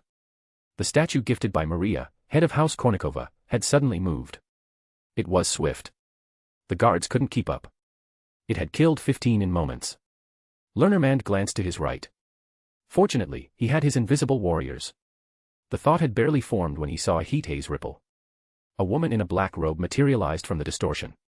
The hypnotist Diana's fist slammed into the blurry figure her spirit vision had captured. Crash. The invisible warrior, in a red cloak, had exploded, body crashing to the floor. Learnermand rolled, raising his lost pistol at the assassin. The hypnotist flickered, instantly before Learnermand. Her left hand shot out, gripping his wrist. With slight pressure, his lost pistol clattered to the floor. Learnermand stared in terror at the blonde woman. How was she so strong? How had she gotten in? Had that bizarre statue been a diversion? The hypnotist's blue eyes flashed. Her right hand scattered a fine mist. The smoke-filled room filled with a sweet fragrance. Learnermand's tense arm relaxed. The hypnotist's voice was deep. Sit. Look into my eyes. She released him, watching him sit as commanded. The corners of her mouth curved. As the hypnotist methodically performed her psychological suggestion in the villa Ilias had bought for his mistress. Dementieva, in a silk nightgown, glanced contemptuously at Ilias, slumbering in bed. Drained by pleasure, he was deeply asleep. When he woke, finding he had done nothing during this chaotic night, he would have no choice but to cooperate with the Black Emperor. Dementieva felt something dissolve within her, like spider silk melting. She knew her actions tonight had brought her closer to mastering the Black Emperor's gift. The witch's ear twitched. She swiftly moved to the door. Pulling it open, she looked at the aide rushing towards her. The aide glanced at Dementieva's flushed face, then looked away. Madame Dementieva, there is rioting in the city. I must see Lord Ilias immediately. Shoo. The witch put a finger to her red lips. Nearly invisible strands of strange silk wrapped around the aide and the guards. They were drawn together. Layers of silk enveloped them, forming a large cocoon. You're still useful, Dementieva said softly. As she closed the door, in the estate of House Costes, Admiral Raspadori asked Maria in surprise. You mean the 58 ships that suddenly appeared in the system belonged to House Kornikova? Maria, in a brilliant red silk gown, curved her lips and smiled. Of course. I summoned them to help you control those who don't cooperate. Terra is yours. Raspadori, in full military regalia, said coldly, all those fools, I've summoned them. No one in the fleet dares defy me. Besides, with your family's fleet, nothing can stop me from becoming emperor. He looked admiringly at the beautiful woman before him. She was beautiful, and her family was powerful. Marshal. Navy officers hurried into the office. Fire. The marshal's guards fired dense barrages at the officers. As Terra fell into chaos, in the first layer of the Kingdom of Disorder, above the furnace, holding the enslaver, Nareth looked down as the Jokero poured Vostroyan Vosvith into the furnace. If you enjoy the story, my P at Trian is 30 chapters ahead. p@trian.com/dawasjinsu